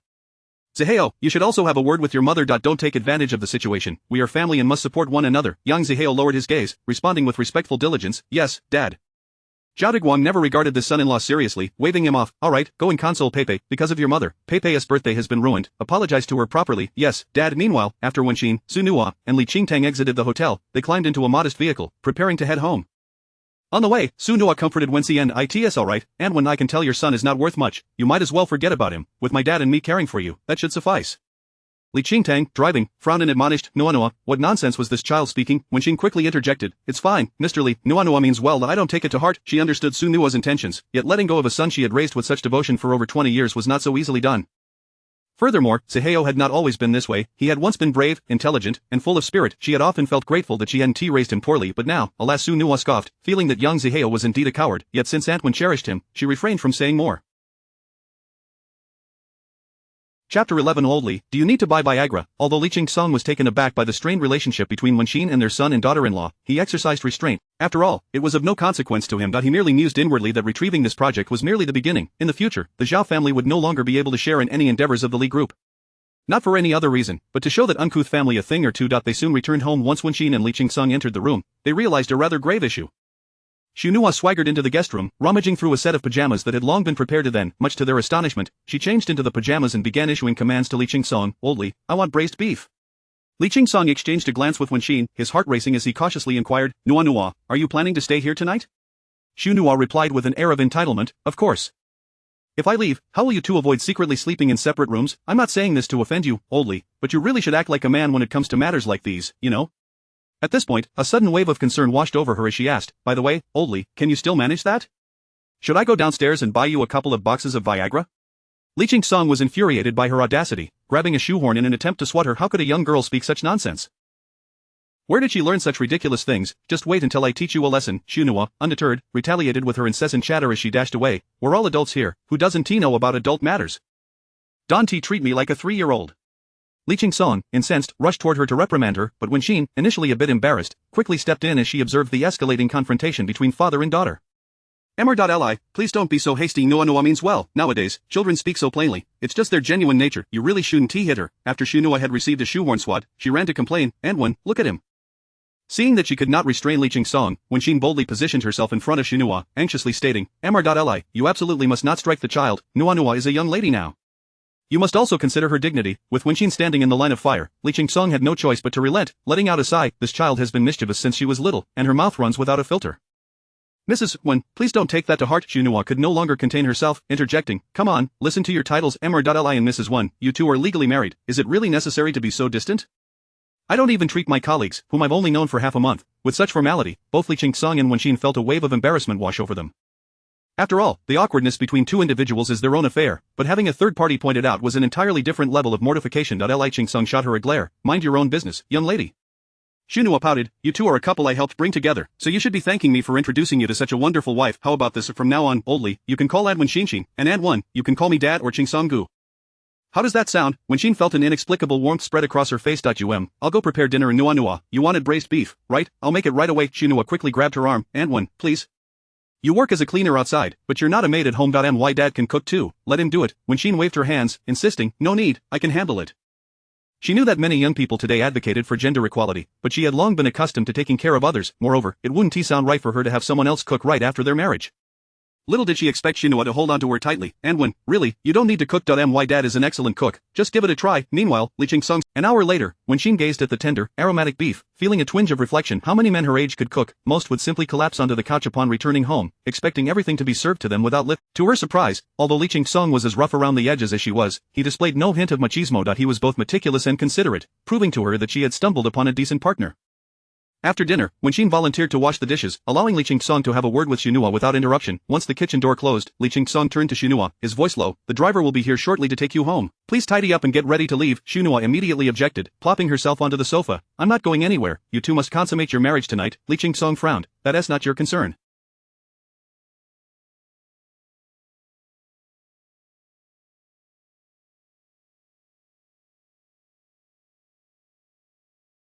"Listen to me, go home." Although he doted on his daughter, he wasn't going to indulge her in everything. He had married Shin merely to fulfill his daughter's wish. There were no feelings involved, and it was inconceivable for them to share a bed. Shinua, inheriting his stubbornness in full, lifted her chin defiantly. "I don't care, as long as you two don't consummate your marriage, I will stay here." Li Song was both amused and exasperated. "You only wanted a mother, and now that you have one, why are you still making a fuss?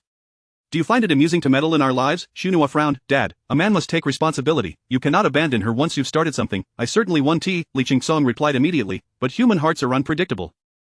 Over time, who can guarantee she won't change? What if one day she discovers our true identities? She may very well have other intentions, especially considering she has a son. Li Song had seen enough of such matters. Initially, he had even suspected that when Shin was deliberately getting close to Shinua. However, after several interactions and tests, he realized he had been overly cautious, yet he remained guarded around when Shin.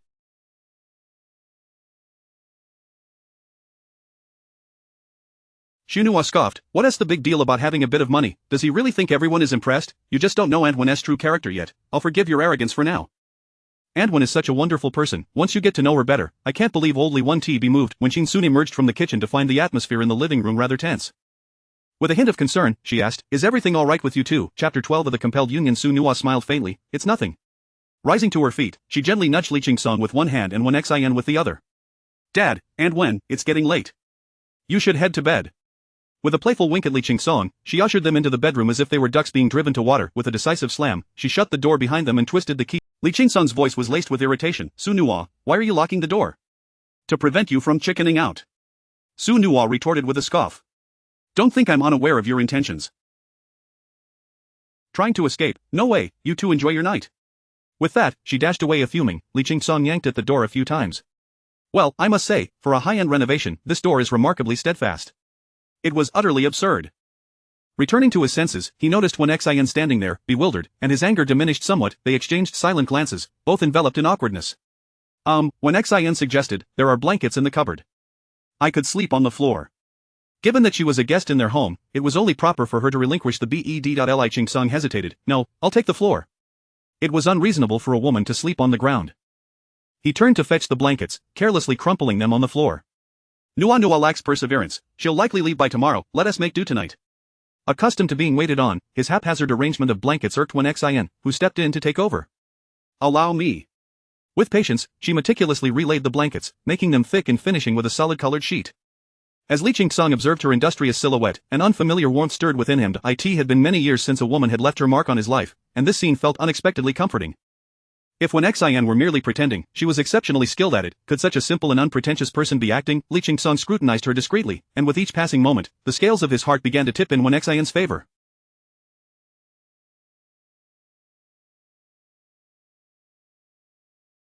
Soon, she stood up, a gentle smile gracing her lips.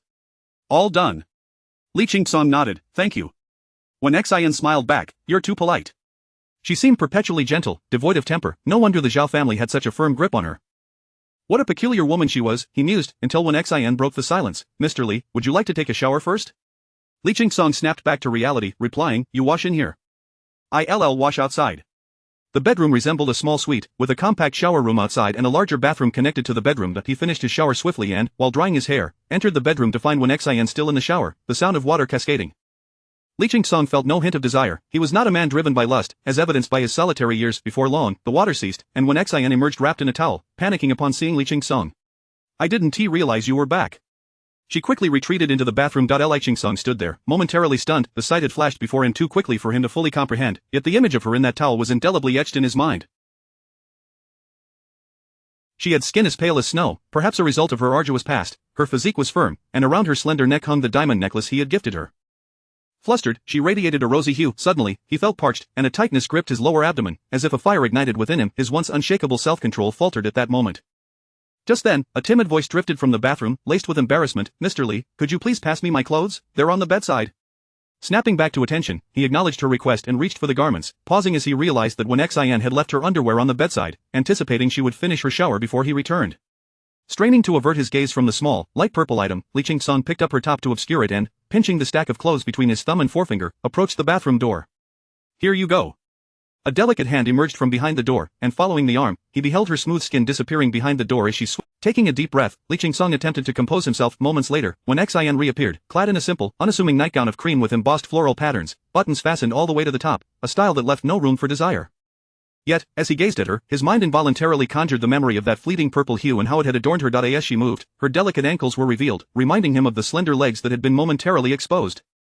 After extinguishing the lights, Lee Ching-sung lay on the floor, beset by a long-forgotten insomnia that he was no longer a youthful man, long past such trivialities, yet inexplicably, when Xin had ignited a desire within him, and she hadn't even revealed much. This was utterly absurd. The next morning, when Xin received a call from Yang Zihao. "Mom, are you free for lunch? My in-laws wish to invite you and Uncle." Zhao Deguang and Li Yanfang had always looked down on her. Why would they suddenly invite her to lunch? After a moment's reflection, she politely declined. "Zihao, I have other matters to attend to. I won't be able to go." She simply wished to lead a peaceful life, avoiding disdainful glances. "Mom, please go, otherwise, I won't know how to explain it. Xiao Bao will be there too, don't you miss the child?" According to Zhao Deguang's wishes, this call should have come from Li Yanfang directly. However, as a proud matriarch of a wealthy family, she found it beneath. When Xin was still deliberating when Lee Ching-sung subtly gestured for her to accept. Taken aback, she quickly realized that since their marriage, Lee Ching-sung had yet to formally dine with her relatives.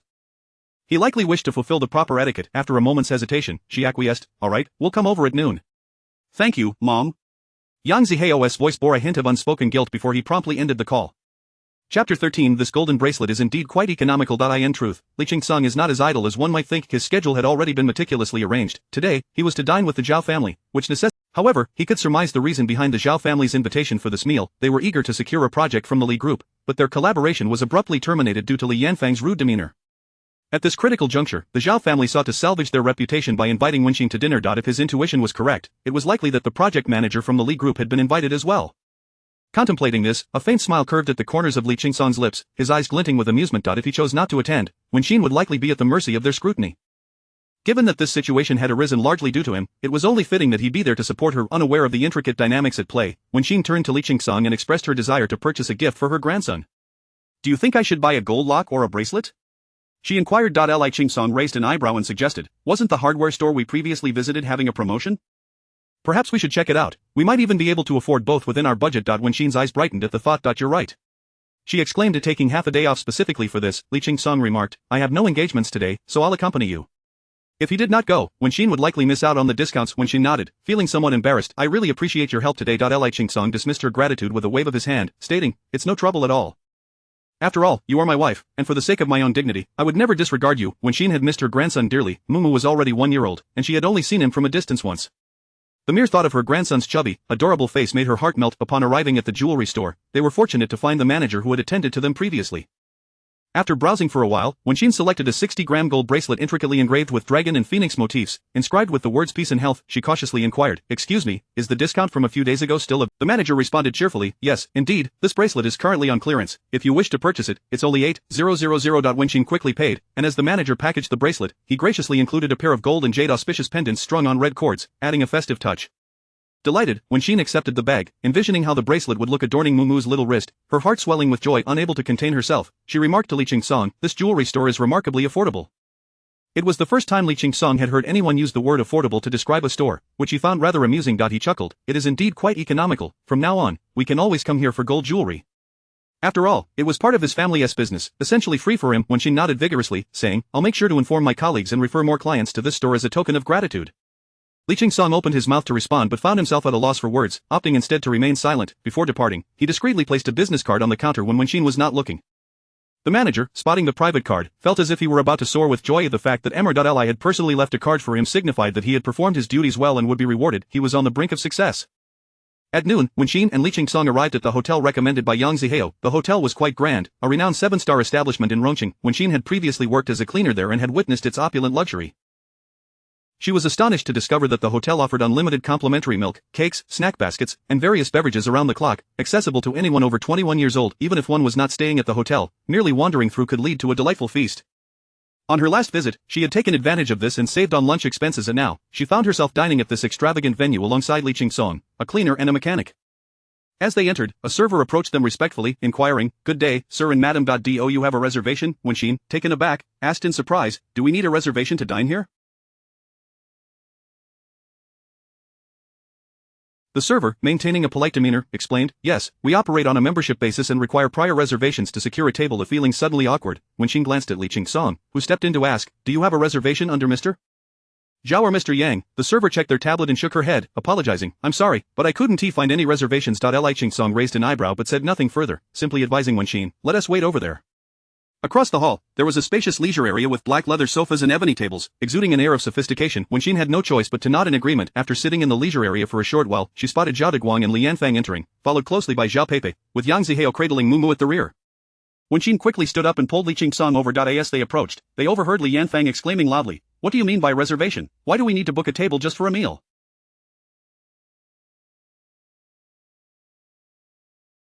"You never mentioned that," Zhao Peipei chimed in. "Exactly, in such a large hotel, how could every table be booked? Accommodating us shouldn't be a problem. Are you trying to cut corners?" The server, accustomed to dealing with influential guests, had never encountered such a scene. She quickly clarified, "I believe there has been a misunderstanding. Our establishment operates on a reservation system. Without prior booking, we simply do not have available tables. I apologize, but here is our reservation phone number for future reference." She handed over a business card. Zhao Deguang, holding the card, appeared troubled. "Could you possibly squeeze us in? We have an important matter to discuss today, and it's imperative that we dine here."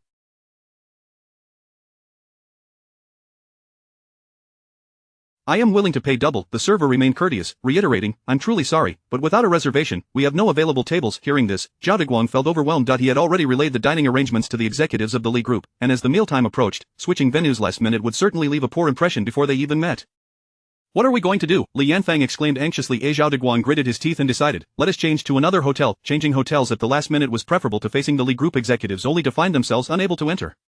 Li Qingsong frowned and interjected, "Let us not change. I'll make a call." He was not particularly inclined to assist the Zhao family, but his time was valuable. He had already wasted enough time on this matter, and he had an important meeting scheduled for the afternoon. If this dragged on any longer, he would risk being late. Li Yanfang could hardly believe her ears, and her words dripped with sarcasm. "How ridiculous, you're going to make a call? This is a 7-star hotel. You're just a mechanic. Do you really think you know the owner well enough to get us a table?" Chapter 14. Couples should advance and retreat together. Zhao Peipei remarked with a hint of sarcasm, "Zihao, your mother found a mechanic who is remarkably capable, doesn't he? He even has connections with 7-star hotels. I am quite impressed." Zhao Deguang's expression grew stern as he replied, "I have very important guests today, so refrain from causing any disturbances. If I cannot resolve this matter, what could you possibly do?" Wen Xin, however, felt that Li Qingsong was merely boasting. Yet, upon reflection, she realized that even if he was putting on a facade, it was for her sake. As husband and wife, they were inherently united in public. Thus, she stood beside Li Qingsong and suggested, "Since we have no other options, why not give it a try? If it doesn't work out, we can always change hotels later." Li Qingsong cast her a surprised glance, seemingly taken aback that she would defend him and confront the Zhao family. Ignoring the commotion from the others, he took a few steps away and began making a phone call. After a brief moment, he returned and stated nonchalantly, "There is availability." Li Yanfang, incredulous, scoffed as if she had heard the most absurd. "Poverty breeds short-sightedness. Today, I have truly witnessed it." Zhao Peipei disdainfully shook her head and urged Zhao Deguang, "Father, you should hasten to secure a reservation. If we delay any longer, it will indeed be too late. If they can indeed accommodate us, we need not change hotels." Li Yanfang, dismissive, retorted, "Wen Xin, do you genuinely believe that your mechanic husband can secure a spot at a 7-star hotel?" She felt compelled to uphold his dignity in public. Upon hearing her words, a subtle smile flickered in Li Qingsong's eyes. Li Yanfang rolled her eyes. "Very well, let us wait and see if anyone comes to attend to us." It was quite ironic that a mere mechanic dared to put on airs in her presence. Li Qingsong chose to ignore them, focusing instead on Wen Xin. "Are you not concerned that I truly may not secure a reservation and bring you embarrassment?" Wen Xin, her gaze lingering on her grandson held in her son's arms, initially startled by his question, soon smiled and shook her head. "It's all right. As a married couple, we should face challenges together. Your intention to help secure a reservation comes from a good place, and if it ultimately doesn't pan out, we can simply apologize together." At that moment, Li Qingsong felt as though he had long harbored a significant misunderstanding of her. Initially, he believed she had ulterior motives in approaching Nuonyuo, but she had been saving him money all along. Later, after witnessing her demeanor before their son and the in-laws, he thought her timid. Yet she stood up for him before them. In truth, she possessed her own convictions. What he perceived as weakness might merely be her maternal vulnerability. Just then, a sharply dressed man hurried over, looking somewhat anxious, and inquired, "Excuse me, which one of you is Mr. Lee?" Chapter 15. Is this really Mr. Lee? Li Qing-song regained his composure and lifted his gaze, responding affirmatively. Mr. Good day. I am the manager of this hotel. I apologize for keeping you waiting. As the manager approached, he noticed Li Qing-song extending his hand, and he cautiously shook it, respectfully inquiring, "May I ask how many guests there are in total?" "I will arrange a private room for you immediately." The Zhao family members, witnessing this scene, were incredulous. What was happening? The hotel manager had truly been summoned by a mere phone call from Li Qing-song? How could this be? This was a 7-star hotel, not some ordinary eatery. Yet, the manager indeed led them to the elevator and arranged a luxurious private room on the 4th floor. "Mr. Lee, due to the short notice, we could only provide this particular room. I hope it meets your expectations." Li Qing-song nodded slightly. "It's fine, you may attend to your duties." When Xin stared in astonishment as the manager bowed repeatedly before departing, unable to contain her curiosity. "Mr. Lee, do you know the owner of this hotel?" Li Qing-song offered a vague explanation. "There is a bit of history." A bit of history, such deference could only be described as respectful. When Xin was left with countless questions but refrained from pursuing them further. Everyone has their past. Perhaps the hotel owner had once fallen on hard times and was rescued by Li Qing-song. Since he preferred not to elaborate, she decided to remain discreet. Meanwhile, the Zhao family members exchanged suspicious glances at Li Qing-song. Zhao Deguang stepped forward, skeptically asking, "Do you have a connection with the hotel manager?" Li Qing-song's expression remained indifferent, lacking any inclination to explain. "Yes." Zhao Deguang was momentarily taken aback, his expression darkening. Since his rise to success, it was the first time someone had dared to disregard him so blatantly. Li Yanfang remarked sharply, "It's probably just a coincidence. A mere mechanic can't have significant connections." Zhao Peipei adjusted her fur coat, chiming in, "Exactly, he must have stumbled upon some stroke of luck, like a blind cat meeting a dead mouse. What is there to be proud of?" Zhao Deguang harbored similar thoughts. He still regarded Li Qing-song with disdain. However, the priority was to secure a deal with the executives of the Li Group, so he refrained from further comment on the matter. With an air of superiority, he instructed, "Now that the private room issue is settled, let me brief you on the situation for later." This was directed at Xin and Li Qing-song. "An important client will be arriving shortly, who places great importance on family harmony and unity. Therefore, I expect all of you to be attentive regardless of your personal feelings. You must present the utmost warmth and courtesy in front of them. This collaboration is crucial for the Zhao family. Suppress any objections until after this meal, when we can discuss matters further." Having grown accustomed to his elevated position in the company, Zhao Deguang maintained this demeanor in front of Xin and Li Qing-song, making Xin realize the purpose of today's dinner. She worried that Li Qing-song might be displeased and was about to speak when she heard him coolly respond, "Understood." Li Yanfang snapped, "You two should be mindful of your conduct. Our Zhao family is aiming to do business with the Li Group. Don't embarrass us." Li Qing-song glanced over, suggesting cautiously, "Perhaps we should leave?" Li Yanfang's expression stiffened. Caught off guard, Zhao Deguang shot her a glare. "Enough with the chatter." Li Yanfang could only close her mouth in frustration. Yang Zihao cradled Mumu, standing quietly behind Zhao Deguang, his presence hardly felt, as his in-laws forbade him from passing the child to her. At this moment, he couldn't help but glance meaningfully at Li Qing-song, his gaze appraising, yet he averted his eyes nonchalantly when Li Qing-song looked his way. Before long, executives from the Li Group arrived. The executive, surnamed Zhou, was a tall, middle-aged man with a balding head, slightly overweight. Zhao Deguang personally escorted him, bowing respectfully, "Mr. Zhou, please come in." "Mr. Zhou's face bore a hint of impatience. Previously, he had received orders to terminate the collaboration with the Zhao family. However, the Zhao family was relentless, employing every means to reach out to him, insisting on a meeting. This time, he had been compelled to come due to a connection he could not refuse. Yet, the decision regarding the project collaboration was made by higher-ups. How could a mere supervisor like him alter it? Zhao Deguang was being naively optimistic. As he approached the entrance, he casually glanced at the individuals summoned by Zhao Deguang to accompany them. When his gaze landed on Li Qing-song, he immediately straightened his posture, unable to suppress the urge to rub his eyes, questioning if he was mistaken. "Is this truly Mr. Lee?" Chapter 16. Would he dare to sit if Mr. doesn't? Zhou Zhiping, merely a minor supervisor in the company's project department, possessed but a solitary power, stamping contracts. Although Zhao Deguang addressed him respectfully as General Zhou, he was acutely aware of his own limitations and directly rejected the substantial bribe of 1 million offered by Zhao, refusing to indulge in any form of favoritism. However, he was taken aback to encounter Mr. here, a man so engrossed in his myriad responsibilities. Could he truly be concerned about this subsidiary's minor project? Li Qing-song seemed oblivious to Zhou Zhiping's gaze, engrossed in his phone. After a while, Zhou's phone buzzed with a message from his superior. "Mr. Lee is conducting a routine inspection. Do as you see fit." A chill of dread cascaded down Zhou's spine. This private dinner, unbeknownst to him, had not only reached his superior's ears but also Mr. Lee's. Could he retain his position after this? Zhao Deguang, meanwhile, was ushering people into the private room when he turned back to find Zhou Zhiping frozen in place, staring at his phone, his expression troubled. "General Zhou, is something amiss?" he inquired promptly. Zhou snapped out of his reverie, shaking his head. "It's nothing." Since he was already present, he might as well settle at worst, he could explain to his superiors later, he hadn't engaged in any actions detrimental to the company's interests. Zhao Deguang, with utmost deference, guided Zhou Xiping to the principal seat with Mr.Li in attendance. Zhou dared not take a seat immediately, trembling. He knelt until Mr.Li had settled before he cautiously perched himself on the chair. Yet, no sooner had he sat down than Zhao Deguang reprimanded, "General Zhou hasn't taken his seat yet, how could you sit first?" Li Qingsong paused, then remarked, "Shall I stand?" Rising as he spoke. Zhao Deguang, who was grinning at Zhou Xiping, was taken aback when Zhou also stood up. He hastily followed suit. All the guests at the round table stood up in unison. Zhao Deguang, visibly anxious, queried Zhou, "General Zhou, what's the matter? Why did you rise again?" Zhou inwardly cursed. Zhao Deguang seemed intent on his ruin. Would he dare to sit while Mr.Li remained standing? When Mr.Li finally resumed his seat, Zhou Xiping finally felt secure enough to settle down. The entire table followed suit, resuming their seats. Zhao Deguang, with renewed respect, passed the menu to Zhou Xiping for him to make his selections. Absently, Zhou chose a few dishes at random. Zhao Deguang then smilingly handed the menu to Wenxin, warmly suggesting, "Mother-in-law, perhaps you would like to add something?" Wenxin, already aware of his intentions, accepted the menu for the sake of the. Zhao Deguang continued to explain to Zhou, "This is my daughter's mother-in-law, we maintain a close and amicable relationship, and the children are quite fond of their grandmother." He glanced at young Zihao, saying, "Zihao, quickly bring Mumu to your mother. She must have missed him terribly after several days." He chuckled, adding to Zhou Xiping, "People of age tend to adore children." Zhou Xiping, perplexed, wondered why he was being drawn into their familial narrative. Li Yanfang poured tea for Zhou Xiping, interjecting, "Indeed, General Zhou, our families are very close, and we enjoy a friendly rapport. Please disregard the rumors that suggest otherwise, they are merely the fabrications of envious small-minded individuals." At this moment, Zhou Xiping grasped their intent.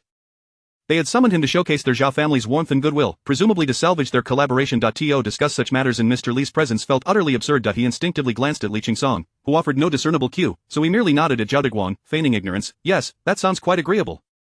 After all, a family should be harmonious." Zhao Deguang, sensing an opportunity, eagerly pressed on, "General Zhou, the previous rumors were but misunderstandings. Our Zhao family possesses considerable strength. It would be quite a loss if the Li group were to withdraw from our collaboration, would you not agree?" Zhou Xiping, with a measured smile, replied, "That is a matter dictated by higher authorities. I would not dare to intervene." He couldn't help but steal another glance at Mr.Li, curious about his demeanor. Li Qingsong, seated at the end of the table, observed with a detached expression as Wenxin engaged with the child. The one-year-old Mumu, chubby with round, dark eyes, was utterly adorable. In Wenxin's embrace, he showed no signs of shyness, reaching out with his tiny, pudgy arms to touch her face. Wenxin's heart melted as she retrieved a small bracelet and jade pendant, lovingly exclaiming, "Here, a gift from grandmother to Mumu, do you like it?" Little Mumu gazed curiously at the golden bracelet on his wrist, breaking into a toothless grin, his excitement evident as he waved his tiny hands. Having not held such a small child since Su Nuwa had grown up, Li Qingsong found himself captivated by the cherubic figure, so small yet complete. The child's diminutive arms and legs, his innocent demeanor, were undeniably charming. Wenxin, cradling the child, radiated a benevolent aura. A subtle, unrecognizable stirring occurred within Li Qingsong's heart. It seemed as if the two were solely there to play with the child, oblivious to the scheming efforts of the Zhao family to ingratiate themselves with Zhou Xiping. With Mr.Li's presence feeling so diminished, Zhou Xiping gradually relaxed. Regardless of Zhao Deguang and Li Yanfang's veiled insinuations, he maintained a steadfast stance. He could not make this decision. This frustrated Zhao Deguang to no end, yet he dared not confront Zhou Xiping, merely suppressing his irritation while attempting to engage him in conversation. However, as the meal concluded, discussions regarding collaboration remained stagnant. Zhao Deguang insisted on dragging Zhou Xiping into the next round, but Zhou adeptly found excuses to decline. Despite Zhao Deguang's warm hospitality, Zhou Xiping remained resolute in his departure. With no other option, Zhao Deguang personally escorted him out. Inside the private room, Li Yanfang observed Wenxin playing with the child, her expression souring as she remarked with a hint of sarcasm, "Zihao, why haven't you brought our Mumu over yet? Your mother is constantly cleaning, we wouldn't want her sent to bother the child." Yang Zihao stood and approached Wenxin, saying, "Mom, let me take the child." Reluctantly, Wenxin handed over her precious grandson, satisfied with having spent even half an hour with him. Yet, no sooner had Yang Zihao settled back down with the child than Zhao Peipei snatched him away, dramatically pulling out high-end wipes from her designer bag, ostentatiously wiping the child's hands. "We must be cautious. We wouldn't want him to touch anything unclean." Upon noticing the bracelet and pendant on the child's wrist, her expression stiffened as she glared at Wenxin. "Are you not aware of how delicate a child's skin is? If you can't afford real gold, why not get something that won't embarrass me?" "How ridiculous," Wenxin was taken aback, hastily clarifying, "Peipei, this is genuine, it's a gold bracelet, look, it even comes with a certificate." Zhao Peipei retorted sharply, "Do you think I'm foolish? Genuine jewelry from my brand costs at least a third more than typical market prices. If this were truly a 60-gram gold bracelet and a 30-gram jade pendant, even without— Can you afford that?" Wenxin, fearful of a misunderstanding, kindly explained, "They were on sale," but was cut off by Zhao Peipei's cold laughter. "Sale? Let me enlighten you, my brand never goes on sale. Clearly, you've purchased a high imitation and shamelessly flaunted before me. How utterly distasteful." She snatched the bracelet and pendant from Mumu's hands, tossing them onto the table with disdain. Our Zhao family has no need for such things. Mumu, fond of the little bracelet, burst into tears due to Zhao Peipei's rough handling. Wenxin, heartbroken at the sight of the child, wished to explain further but was halted by Li Qingsong. If you no longer desire these, we shall take them back. He reached for the bracelet and pendant, turning to Wenxin, let us go. Wenxin nodded silently. Yang Zihao stood, Mom, I'll see you out. Zhao Peipei glared, threatening, Yang Zihao, you dare. Yang Zihao hesitated momentarily. Wenxin felt a twinge of discomfort and forced a smile. There is no need, Qingsong, let us depart. Once outside the private room, Wenxin hesitantly remarked, Mr. Li, earlier, in front of them, I feared for my son, hence I addressed you so informally, please do not take it to heart.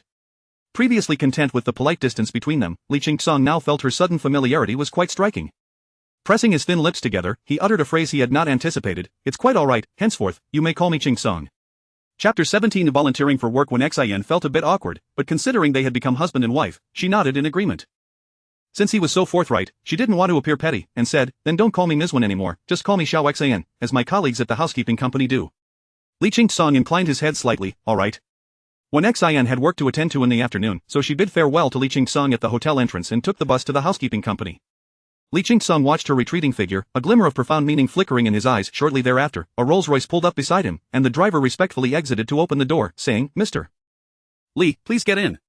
Li Qingsong entered the vehicle, and the Rolls-Royce swiftly departed. Inside the private room, Zhao Peipei looked at Yang Zihao, whose features were a jumbled mess, and irritably shouted at Zhao Mumu, stop crying. The child flinched in fright and cried even harder. Li Yanfang displeasedly took the child from her, saying, why are you snapping at the child? She suddenly halted, her gaze fixed on the box on the chair, and realized something was amiss. This box had an anti-counterfeiting label. Earlier, Li Qingsong had only taken the bracelet and jade pendant, leaving the packaging behind. Genuine jewelry boxes from Jin will always have anti-counterfeiting marks, fakes cannot replicate such details. Li Yanfang picked up the box and examined it closely several times. Indeed, this was a genuine box. She then pulled out the receipt from the packaging bag. Since when Xian had used internal channels, the price was not listed, but it bore a stamp, clearly indicating authenticity. Zhao Peipei snatched the receipt and box from her, her heart sinking with panic. Mom, is it real? You let genuine gold slip through your fingers. Li Yanfang shot her an exasperated glare, filled with regret. Had she known, she would have taken a look earlier. Now, it was too late, and when Xian had taken the items, Zhao Peipei also regretted her earlier decision. How could she have known that when Xian, of all people, would actually splurge several tens of thousands on gold for a child? If only she had accepted it. As the group exited the hotel, they only caught a fleeting glimpse of the Rolls-Royce emblem and the number plate 8888. Zhao Deguang gazed on enviously, wondering which man wouldn't desire to own a Rolls-Royce. Unfortunately, it was far too expensive. After years of hard work, his assets barely totaled several tens of millions, and the liquid cash he could freely utilize was even less. Such a luxurious vehicle was simply beyond his reach. Li Yanfang, standing nearby, doused his admiration with cold water, stating, enough of that. No matter how impressive, it's not ours. We should rather lament the tens of thousands we just spent. At the mention of that, Zhao Deguang felt a pang of regret. The meal at the hotel had been outrageously costly. They hadn't even ordered anything extravagant, yet it amounted to such a sum. The worst part was that the money had yielded no results. At least the few unfinished bottles of wine had ended up in his possession. Those wines were worth more than the meal itself, and in the future, he could impress others in business dealings by bringing along a bottle. Suddenly, Yang Zihao, who had been quietly holding the child with little presents, spoke up, Dad, why don't I give it a try? I'll go to Li Corporation and keep an eye on things, seeking an opportunity to salvage this cooperation. Zhao Deguang glanced at him. It was commendable for a young person to be ambitious. If you can truly secure it, I'll let you join the project department. Yang Zihao's eyes sparkled with undisguised excitement. He quickly nodded, thank you for this opportunity, Dad. I will certainly perform well. Li Yanfang seized the moment when Yang Zihao stepped aside to make a phone call, urgently tugging at her husband's arm and whispering, did we not agree before? He is a Phoenix man with nothing to offer. What if he develops ulterior motives once he grasps the company's business? Zhao Deguang frowned. Peipei is clueless about the company's operations. We can still manage things now, but what about 10 or 20 years down the line? What will happen to the company when we grow old? Hand it over to Peipei. She knows nothing and might be taken advantage of. I have observed Yang Zihao for quite some time. He is honest and manageable. What is wrong with cultivating him? Li Yanfang remained unconvinced, but Zhao Deguang had evidently made up his mind, so she swallowed her dissatisfaction for the time being. This likely dashed any hopes of finding Peipei a suitable young talent. Suddenly, Zhao Deguang's phone rang out. He glanced at the caller ID and quickly answered, hello, President Zhou, have you arrived home? If there is, before he could finish, something said on the other end made his face blanch. President Zhou, is there truly no room for negotiation? If not, alright, I understand. Zhao Deguang hung up the phone, dazed, and looked at Li Yanfang. President Zhou just informed me that the cooperation with Li Corporation has been definitively terminated. Li Yanfang was both shocked and furious. What? So we wasted tens of thousands on that meal for nothing. Zhao Deguang looked at her with utter disappointment, then turned to Yang Zihao. Zihao, what are your thoughts? Yang Zihao respectfully replied, Dad, leave it to me. Even if I have to sleep at Li Corporation these next few days, I will do everything in my power to secure this project. Zhao Deguang nodded appreciatively, good, the youth are formidable. Zihao, work hard. If you manage to secure this project, you will have a place in the project department. Yang Zihao's eyes brimmed with determination as he earnestly declared, Dad, I will not let you down. Meanwhile, Wen Xian and Li Qingsong both had work to do that afternoon. They parted ways at the bus stop, and Wen Xian arrived at the housekeeping company, where Supervisor Zhao Gang was preparing to assign afternoon tasks, with several cleaners waiting for him. Her good friend Zhou Xian spotted Wen Xian and quickly pulled her over, stealing a glance at Zhao Gang to ensure he wasn't paying attention. She lowered her voice and urgently asked, Where have you been? Zhao Gang was looking for you earlier and got quite furious. Did you not ask for leave? Wen Xian quickly replied, I did ask for leave. Zhou Xian frowned, then why was he so angry? He scolded you like you had skipped work without notice. Wen Xian sighed softly in her heart, a hint of helplessness creeping into her smile. Zhao Gang had been targeting her for quite some time. This housekeeping company was privately run, with the owner often abroad, so the position of housekeeping supervisor was quite powerful, with Zhao Gang holding significant sway over all matters. Not only was Zhao Gang the housekeeping supervisor, but he was also a distant relative of the Zhao family. The Zhao family looked down on her, and naturally, Zhao Gang did as well, frequently seeking trouble and making her life difficult. Had it not been for the high salary and good benefits provided by the company, Wen Xian would have resigned long ago. As the two were quietly conversing, a woman in front suddenly turned around, feigning surprise. Wen Xian, I thought you weren't coming. Zhao supervisor has already assigned your work to me. The speaker was Su Chui, over 50 years of age, clad in a pink dress and heavily made up. She shared a close relationship with Zhao Gang privately and often regarded Wen Xian as a thorn in her side, especially after learning that Zhao Gang had initially considered Wen Xian for work. Her resentment towards Wen Xian intensified. Now, she was deliberately stealing Wen Xian's assignment and making a scene, clearly intent on embarrassing her. Chapter 18 Dividing the labor. Wenxin, wishing to avoid conflict with her colleagues, simply remarked, I shall request my supervisor to arrange another task for me. Zhao Gang, who had been assigning duties to the cleaners at the front, glanced over upon hearing the commotion. Upon spotting Wenxin, his expression immediately soured. What are you doing here after your unexcused absence? Wenxin hastily replied, Supervisor, I called you this morning to request a leave. Zhao Gang, cigarette in mouth, sauntered over. In his 40s, clad in a brown t-shirt and grayish-white jeans, his ostentatious belt was an eyesore, reflecting a rather vulgar style. Standing before Wenxin, he wore a smug expression that seemed to challenge her. That was your leave for the morning, but you arrived late this afternoon. I recorded your absence for the afternoon. Wenxin glanced at the clock on the wall, which indeed pointed to 2 o'clock. However, our store's clock was 5 minutes fast, and I had already been here for a while. I was certainly not late. Zhao Gang deliberately exhaled a puff of smoke in her direction and brazenly stated, What of it, I'll record your tardiness according to the store's clock. That if I say you are late, then you are late. Your wages will be docked by 100 yuan today. Upon hearing this, Zhou Xian could no longer restrain herself on behalf of her friend. Zhao, she was only 2 minutes late. Isn't 100 yuan a bit excessive? We barely earn over 100 for an entire afternoon's work. Zhao Gang cast an annoyed glance her way. Would you like to deduct the money on her behalf? Zhou Xian opened her mouth but retreated in humiliation. With 2 high school children at home needing financial support, she could not afford to provoke Zhao Gang. Noticing her retreat, Zhao Gang gave a smug huff, casting a glance at Wenxin, who dared not speak up. If you don't want to work, just say so. There are plenty of people willing to take your place. His statement held some truth. This housekeeping company attracted even freshly graduated university students, though they were reluctant to endure the hardships of cleaning. The positions of maternity nurses and caretakers were predominantly filled by previous employees, pushing out the older staff. Wenxin's original task was usurped by Su Chui, and Zhao Gang assigned her a more arduous job instead. Once they dispersed, Zhou Xian said to Wenxin, Our work areas aren't far apart, we're both in the same building, just on different floors. Once I finish my tasks, I'll come over to assist you. The work of clearing out a site was indeed laborious. Typically, the cleaners dreaded receiving such assignments. While the pay was slightly better, the exertion was truly taxing, leaving them sore for days afterward. Wenxin, however, maintained a positive outlook. It's fine, just rest after your work. I can manage on my own. Zhou Xian sighed, it's all Su Chui's fault, that old Hag. At her age, she still doesn't know how to stop annoying others, like a ruffled hen. Wenxin felt little concern about being assigned to the clearing task, but her original duty of cleaning for Su Nuo had been snatched away by Su Chui. Consequently, she could only send a text to Su Nuo, I won't be able to come over shortly, another aunt will assist you with cleaning the room. On the other end of the phone, Su Nuo was taken aback. What? Aunt 1, I've prepared the massage set. Recently, Su Nuo had developed an interest in traditional Chinese medicine and massage. They had previously agreed that Wenxin would come over to try Su Nuo's skills next time. Wenxin could only apologize, I'm sorry, Nuo, Aunt 1 has broken her promise, how about we do it tonight instead? Su Nuo suddenly had a thought. This way, she would have an excuse to linger in her father's small house. She was eager to see what reasons her father would concoct to send her away in the evening. With that in mind, Su Nuo's face brightened, and she replied to Wenxin, alright, then it's settled for tonight. Chapter 19. Are you working so hard? Wenqing felt a sense of relief upon receiving a reply, and she walked out with Zhou Xiaoyan, sharing laughter and conversation. Fortunately, the building assigned to the two was not far away. They arrived after a 10-minute walk. Zhou Xiaoyan was assigned to the 8th floor, where she was responsible for maintaining cleanliness for a small company, while Wenqing was on the 10th floor, tasked with the daunting job of clearing out a more than 200 square meter shop. The shop had just been renovated, leaving it in a chaotic state, filled with various construction debris and even leftover tiles. Wenqing had no choice but to carry the tiles out piece by piece and make repeated trips to dispose of the renovation waste. Once that was completed, she had to scrub the various stains stuck to the floor, clear the excess cement and lime from the corners, and finally mop the floor several times. Zhou Xiaoyan finished her tasks a bit faster and came over to assist her for a while. Even so, by the time they completed the work, it was already past 7 in the evening, and both Wenqing and Zhou Xiaoyan were exhausted and sore.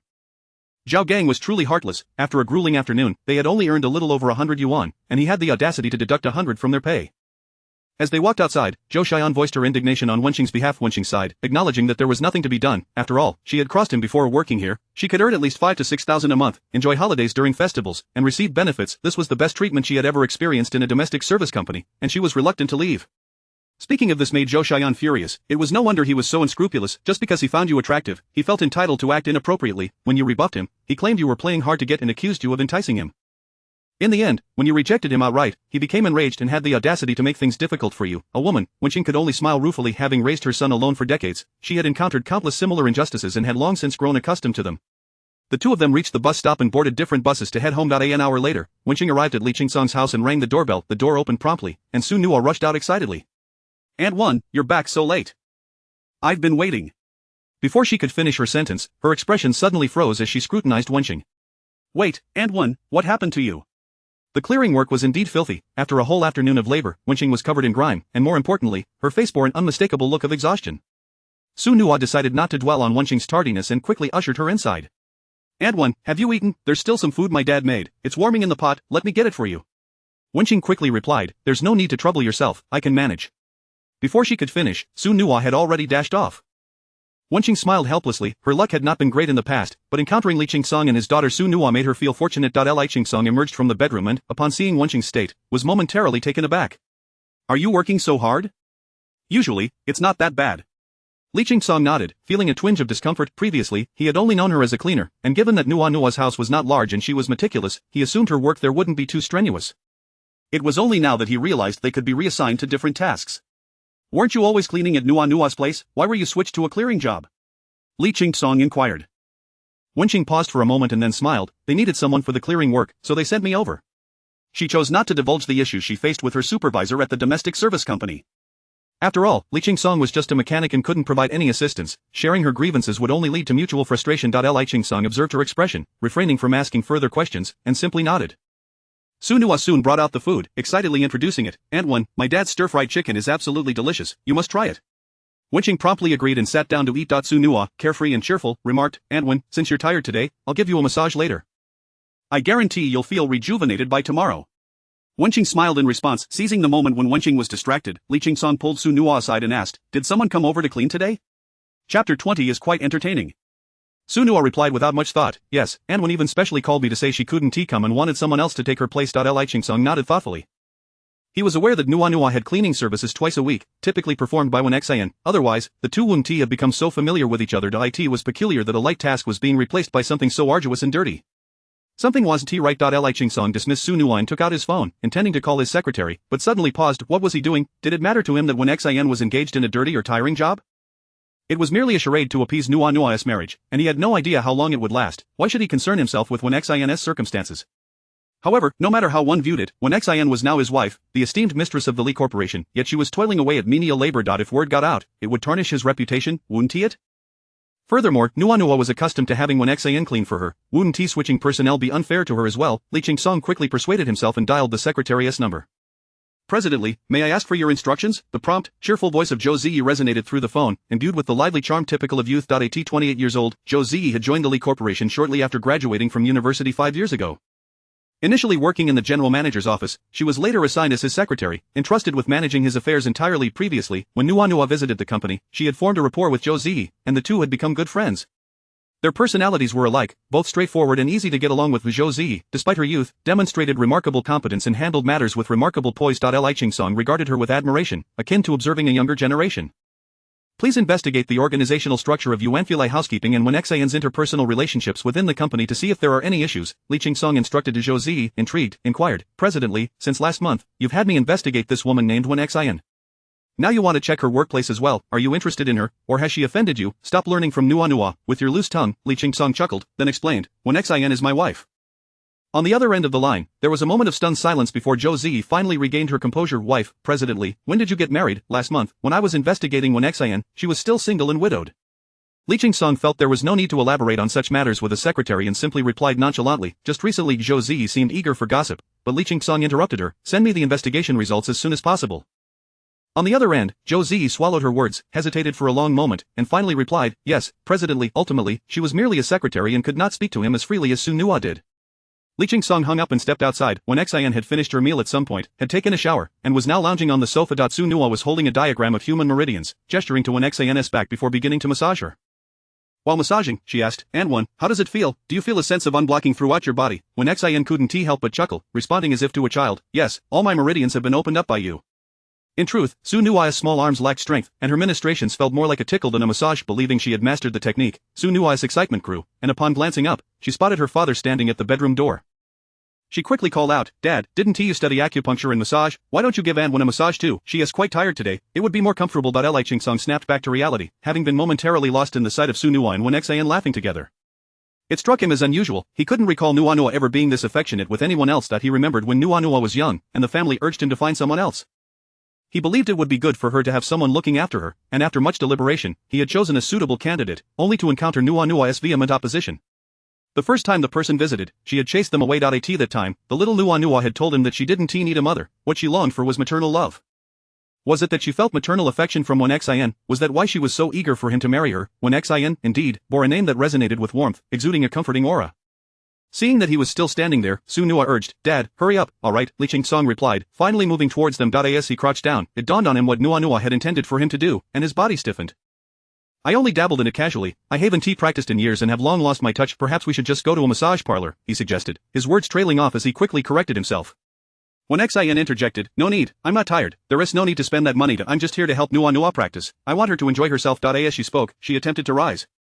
Su Nua pressed her down, saying seriously, Anwen, don't be stubborn. I noticed your waist muscles are quite tense. You must be fatigued. My skills are limited. Let my dad give you a massage. Turning to Li Qingsong, she added, Dad, you two are already married. You wouldn't still adhere to that antiquated notion of propriety, would you? Or is it that you can't? What a joke. No man would ever admit to such a thing, especially not a 40-7-year-old. Li Qingsong removed his jacket, unbuttoned his cuffs, and flexed his wrists and fingers. As his hands rested on Wenxian's waist, he suddenly felt a wave of nervousness, instinctively holding his breath. Wenxian's waist was slender and soft, not at all as rigid as Su Nua had claimed. She wore only a thin loungewear, and the cotton fabric felt supple against his skin. Li Qingsong took a deep breath, silently criticizing himself. He was no longer a 20-year-old. Why was he suddenly so restless? He quickly steadied himself, gently adjusting his fingers to find the acupoints in her lower back, applying pressure slowly. A wave of soreness spread from Wenxian's waist, a sensation that was both painful and pleasurable, causing her to involuntarily let out a sound unknowingly. Her voice resembled that of a kitten, and to Li Qingsong's ears, it was as enticing as soft fur, causing his breath to falter. Wenxian, too, felt embarrassed by her own sound, her ears flushed crimson. She quickly clamped her mouth shut, fearing she might embarrass herself again. However, Li Qingsong's technique proved effective, and her fatigue gradually dissipated. After half an hour, he finally concluded the massage. Wenxian sat up to express her gratitude. On a nearby chair, Su Nua, sprawled with her legs open and wearing a knowing smile, observed the scene with lingering enjoyment. Ah, middle-aged romance, how delightful. She mused, recalling the ambiguous atmosphere between her father and Anwen, nearly wanting to scream into her hands. Chapter 21. Zhao Gang taken away by the police. If this isn't love, then what truly is? In Su Nua's mind, she had already conjured an entire novel filled with domineering protagonists. Regardless of how Li Qingsong hinted or suggested, she stubbornly refused to leave. Li Qingsong found himself at a loss, ultimately resorting to sleeping on the floor in the cozy room. Wenxian lay in bed, her conscience troubled. After a moment of hesitation, she spoke up, Mr. Li. Remembering how he had previously asked her to call in Qingsong, she quickly adjusted her words, Qingsong, why don't you come and sleep on the bed? Her ears flushed with warmth. Although they were living together, they were still legally married, and it seemed rather odd to be sleeping on the floor all the time. Besides, the bed was quite spacious. She had initially intended to discuss matters pertaining to their married life with Li Qingsong, yet the words eluded her, too embarrassing to articulate. However, Li Qingsong declined, saying, no need. Once Nua is gone, we'll resume our lives as they ought to be. Wenxian nodded in understanding. Since he had expressed his stance so clearly, any further persuasion on her part would only seem inappropriate. She had heard that men often experience a decline in certain functions after turning 40. Although this did not particularly concern her, perhaps Li Qingsong felt embarrassed and wished to avoid revealing such vulnerabilities prematurely. When Xian empathized with him, unaware that Li Qingsong was actually afraid of losing control. He had never felt this way before. As he aged, his heart seemed to stir with newfound desires. He was averse to anything that slipped from his grasp, thus he would not permit himself to invest too much effort into when Xian Zhouzi's call came in at 11:30 at night. The shrill ringtone shattered the silence of the room, waking when Xian first rubbing her temples. She sat up and asked, "Who was calling at this hour?" Li Qingsong, grasping his phone, rose and replied, "It's the manager from the repair shop. There might be an issue with the car we repaired earlier. You should go back to sleep. I'll take this call." With that, he exited the bedroom. "I in the living room." Li Qingsong answered the call, his brow furrowed, his tone stern. I distinctly remember instructing that new employees should refrain from contacting superiors after 10 in the evening. Due to Su Nua, he had generally been lenient with Zhou Zi, but this was the first time he had reprimanded her so sternly. Zhou Zi's voice was filled with remorse as she responded, "I'm sorry, Mr. Li, did I disturb your rest? I was concerned about delaying your matters and called as soon as I received any news." "Did I cause misunderstandings with Madam?" Li Qingsong's frown deepened. What did this have to do with Wen Xian? He chose not to pursue that topic any further and asked directly, "Have you investigated thoroughly?" Zhou Zi chuckled lightly, her tone somewhat playful. "Of course, Mr. Li, the tasks you assign me are to be executed with utmost diligence. Antwan has been at Yuanfuli for 6 or 7 years and is well liked. She has a good friend named Zhou Xiaoyan, and they often help each other out. Li Qingsong rarely criticized Zhou Zi, but today he found her chatter irksome, as she seemed to skirt around the main point. "What about those who have a poor relationship with her? Has anyone made things difficult for her?" He interjected impatiently. Zhou Zi paused, a hint of exasperation in her voice. Li, please let me finish. Antwan is easygoing and rarely makes enemies, but 3 years ago, they changed supervisors to Zhao Gang, who frequently targeted her by assigning the most challenging tasks. Antwan was called in today for a particularly grueling assignment, and that was intentional. "Is it really that exhausting?" Li Qingsong inquired, his brow furrowing deeper. "What does mean? Are you unfamiliar with that term?" Zhou Zi sighed. Antwan was tasked with cleaning up a newly renovated space of over 200 square meters, which is indeed very labor-intensive.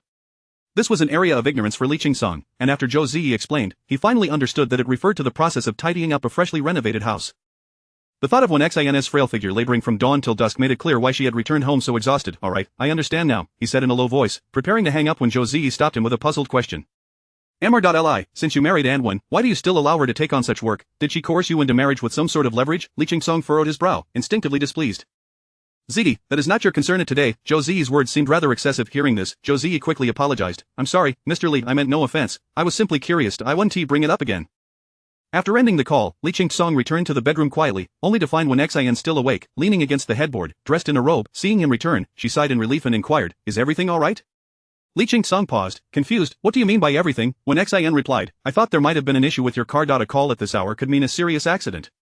A sudden, indescribable feeling washed over Li Qingsong as he gazed at her in astonishment. "You didn't sleep because you were worried about me, of course." Wen Xian responded matter-of-factly. "We are husband and wife, after all." Upon hearing this, the expression on Li Qingsong's face softened considerably. He had grown accustomed to solitude over the years and had forgotten what it felt like to be cared for. How warm this sensation was, unbeknownst to Wen Xian, her simple words had stirred something profound within Li Qingsong. She reached to turn off the bedside lamp, saying, "As long as you're fine, get some rest." In the darkness, Li Qingsong merely responded with a faint acknowledgement. The next day, when Xian learned that a significant incident had occurred at the housekeeping company, can you believe it? Overnight, Zhao Gang has been exposed for accepting bribes, trading positions, and violating company regulations by charging job seekers intermediary fees. He has already been taken to the police station for investigation. Zhou Xiaoyan excitedly recounted the scene of Zhao Gang's arrest. "You wouldn't believe how much brighter the world seemed when he was taken away." When Xian felt a mix of surprise and joy. With Zhao Gang's downfall, she and Xiaoyan would no longer have to endure his petty harassment, and their lives would improve. However, she wondered why there had been such a sudden investigation. Zhou Xiaoyan frowned, perplexed, but he has the Zhao family backing him. Could it be that the Zhao family is no longer supporting him? What could he have done to provoke such a response? When Xian remarked, his troublemaking nature likely antagonized someone influential. "In any case, it's no concern of ours." Zhou Xiaoyan nodded in agreement. "You're right. It has nothing to do with us." Though when Xian echoed these sentiments, Zhou Xiaoyan's words left her feeling unsettled. She took a moment to message her son, "Zihao, is everything alright with the Zhao family?"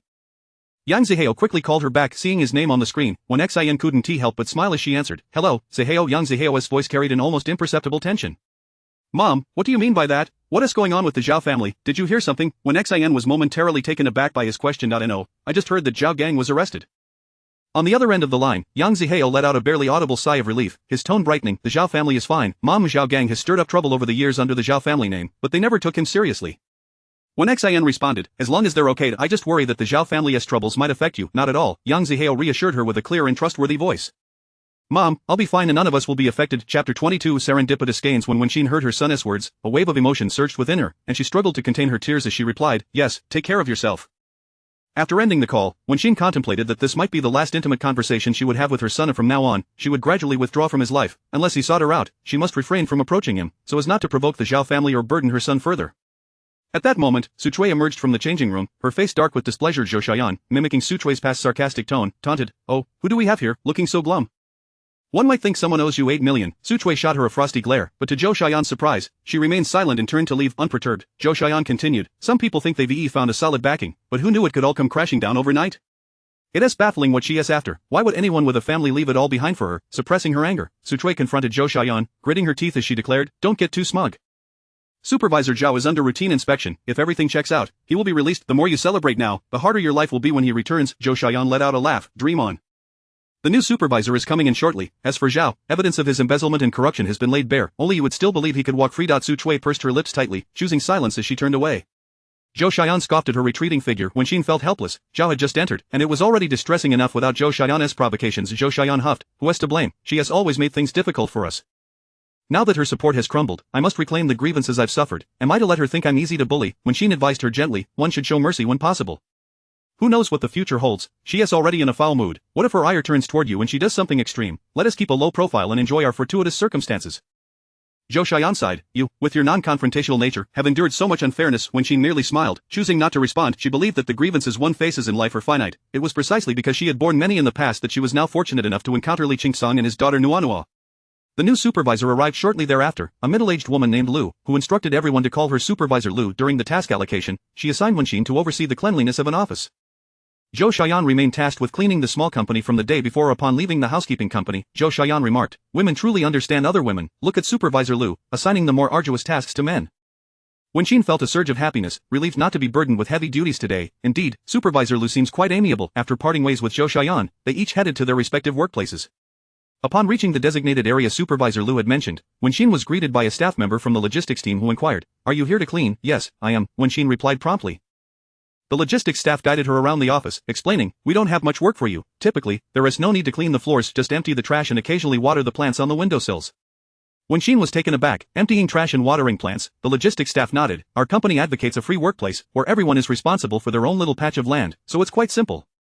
You can try it out today, and if it suits you, you can come in every day." Wenxin was astonished. After years in the cleaning profession, this was the first time she encountered an employer with such minimal expectations. Moreover, Supervisor Lu had quoted a daily wage of 400. Earning 12,000 in a month seemed miraculous. She felt as though she had stumbled upon an incredible opportunity and promptly responded, "All right, I'll take it." After the logistics staff departed, Wenxin began tidying up each trash bin, diligently emptying them and even cleaning each bin thoroughly. She then watered the potted plants on the windowsill. In less than an hour, she had completed all her tasks. Although the logistics team had specified that she need not mop the floors or do any additional cleaning, Wenxin felt a twinge of guilt and considered tidying up. However, upon closer inspection, the floor gleamed like a mirror, and everything was impeccably clean. She realized there was no need for further effort. Now truly feeling guilty, particularly given the generous pay of 400 for just an hour's work, she felt uneasy about accepting such remuneration. She approached the logistics staff to ask if there was anything else she could do, only to be handed a desk from the corner of the office. "If you have nothing else to do, feel free to sit here and browse your phone or engage in other activities. Our company promotes humane management and a relaxed atmosphere. Once you finish your work, you're free to do as you please." Wenxin observed that other employees at different workstations were watching videos, writing poetry, or listening to music and playing games.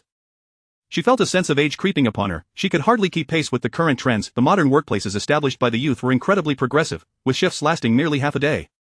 Meanwhile, Su Chui faced a harsh reality at Su Nuai's place. Su Chui could not fathom why, after a seemingly good day of cleaning yesterday, the employer had suddenly become so critical today. Throughout the morning, she was ordered to remop the floors and was reprimanded for hair on the bed, incessantly sent back to redo her work. Su Chui, already irritable, could not restrain her frustration, exclaiming, "Isn't this clean enough? Why must I do it again?" Su Nua picked a single hair from the gleaming floor, holding it up for Su Chui to see, her expression stern. "Is this what your housekeeping company trains you for? If this is the case, I shall file a complaint. I paid for this service, and you must ensure it is done properly." She had learned from her father that Anwen had been mistreated, her easy job usurped by someone else, forcing her into more strenuous tasks. Determined to stand up for Anwen, Su Nua refused to let Su Chui off the hook. Su Chui, fearing a complaint, knew that if the cleaning department was penalized, employees would face 3 days of retraining without pay. With a husband who drank excessively, constantly demanding money, she had to hide her earnings from her daughter to prevent any disruption in their lives. Reluctantly, she pressed on. By day's end, she was utterly exhausted, her body aching as if it might shatter. In stark contrast, Wenxin had spent her day in relative ease, earning 400. The prospect of continuing this job filled her with joy, prompting her to visit the market and purchase a fish to prepare a celebratory meal for Li Qingsong, hoping to bring him some happiness as well. Chapter 23 The artless individual is more easily satisfied at precisely 6 o'clock in the afternoon. Zhou Ziyi gently knocked on the door of the president's office. Upon hearing a voice beckoning her to enter, she stepped inside with a smile. Mr. Li, are you not off work yet? Li Qingsong looked up from the documents. You may leave, I will finish these. Zhou Ziyi chuckled. How can a secretary leave while the boss is still working? How about this, I will keep you company while you work. Would you prefer coffee or cola? Hot water with goji berries, Li Qingsong replied with a laugh. Drinking coffee now would keep me awake all night.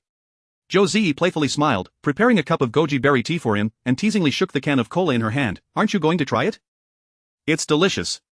The office had not had a cola machine until she joined Mr.Li as his secretary and suggested its addition. Li Qingsong shook his head. I don't care for that. Zhou Ziyi pouted. Alright then. She settled onto the nearby sofa, tending to her work on the computer. It was not until nearly 7 o'clock that Li Qingsong finally set down his pen, stood up, and draped his coat over his arm, inquiring, Aren't you off yet? Zhou Ziyi immediately rose. I have been waiting for you to say that. If it weren't to keep you company, who would willingly work overtime in their prime years? Li Qingsong chuckled as he walked toward the exit. Then you should head home early. Zhou Ziyi quickened her pace, casually asking, Mr. Li, what are you having for dinner? Li Qingsong paused, replying, I'll be eating at home. He had already arranged for Wenxin to switch jobs, uncertain if she would return early tonight. Zhou Ziyi blinked, then smiled. That's lovely, Mr.Li, you are quite family-oriented. Li Qingsong smiled but remained silent. The two descended the elevator together. Upon reaching the lobby, Li Qingsong suddenly halted his steps. Zhou Ziyi, puzzled, asked, Mr. Li, what's the matter? Li Qingsong glanced at the man standing in the center of the lobby. Isn't that Yang Zihao, Wenxin's son? What is he doing at Li Group? Frowning, he inquired, what is this person here for? Following his gaze, Zhou Ziyi explained, he is a staff member from Zhao Group, seeking the supermarket project we previously discussed. Do you remember, initially, you intended to give it to Zhao Group, but later cancelled the collaboration. Since then, he has been lurking around our company. He first approached the project manager, but since you made the final decision, the project manager dared not entertain him. He then sought you out, but I turned him away and now, he has been waiting here for 2 days. Li Qingsong scrutinized Yang Zihao's figure, unable to decipher the young man's intentions. Was he truly here to secure this project for Zhao Group? Yet, he appeared more like he was putting on a show. Zhou Ziyi said, Mr. Li, please wait here, I will go and send him away. Li Qingsong shook his head, no need. I will head to the underground garage. His car was parked there, and he could just as easily drive home. Zhou Ziyi was taken aback.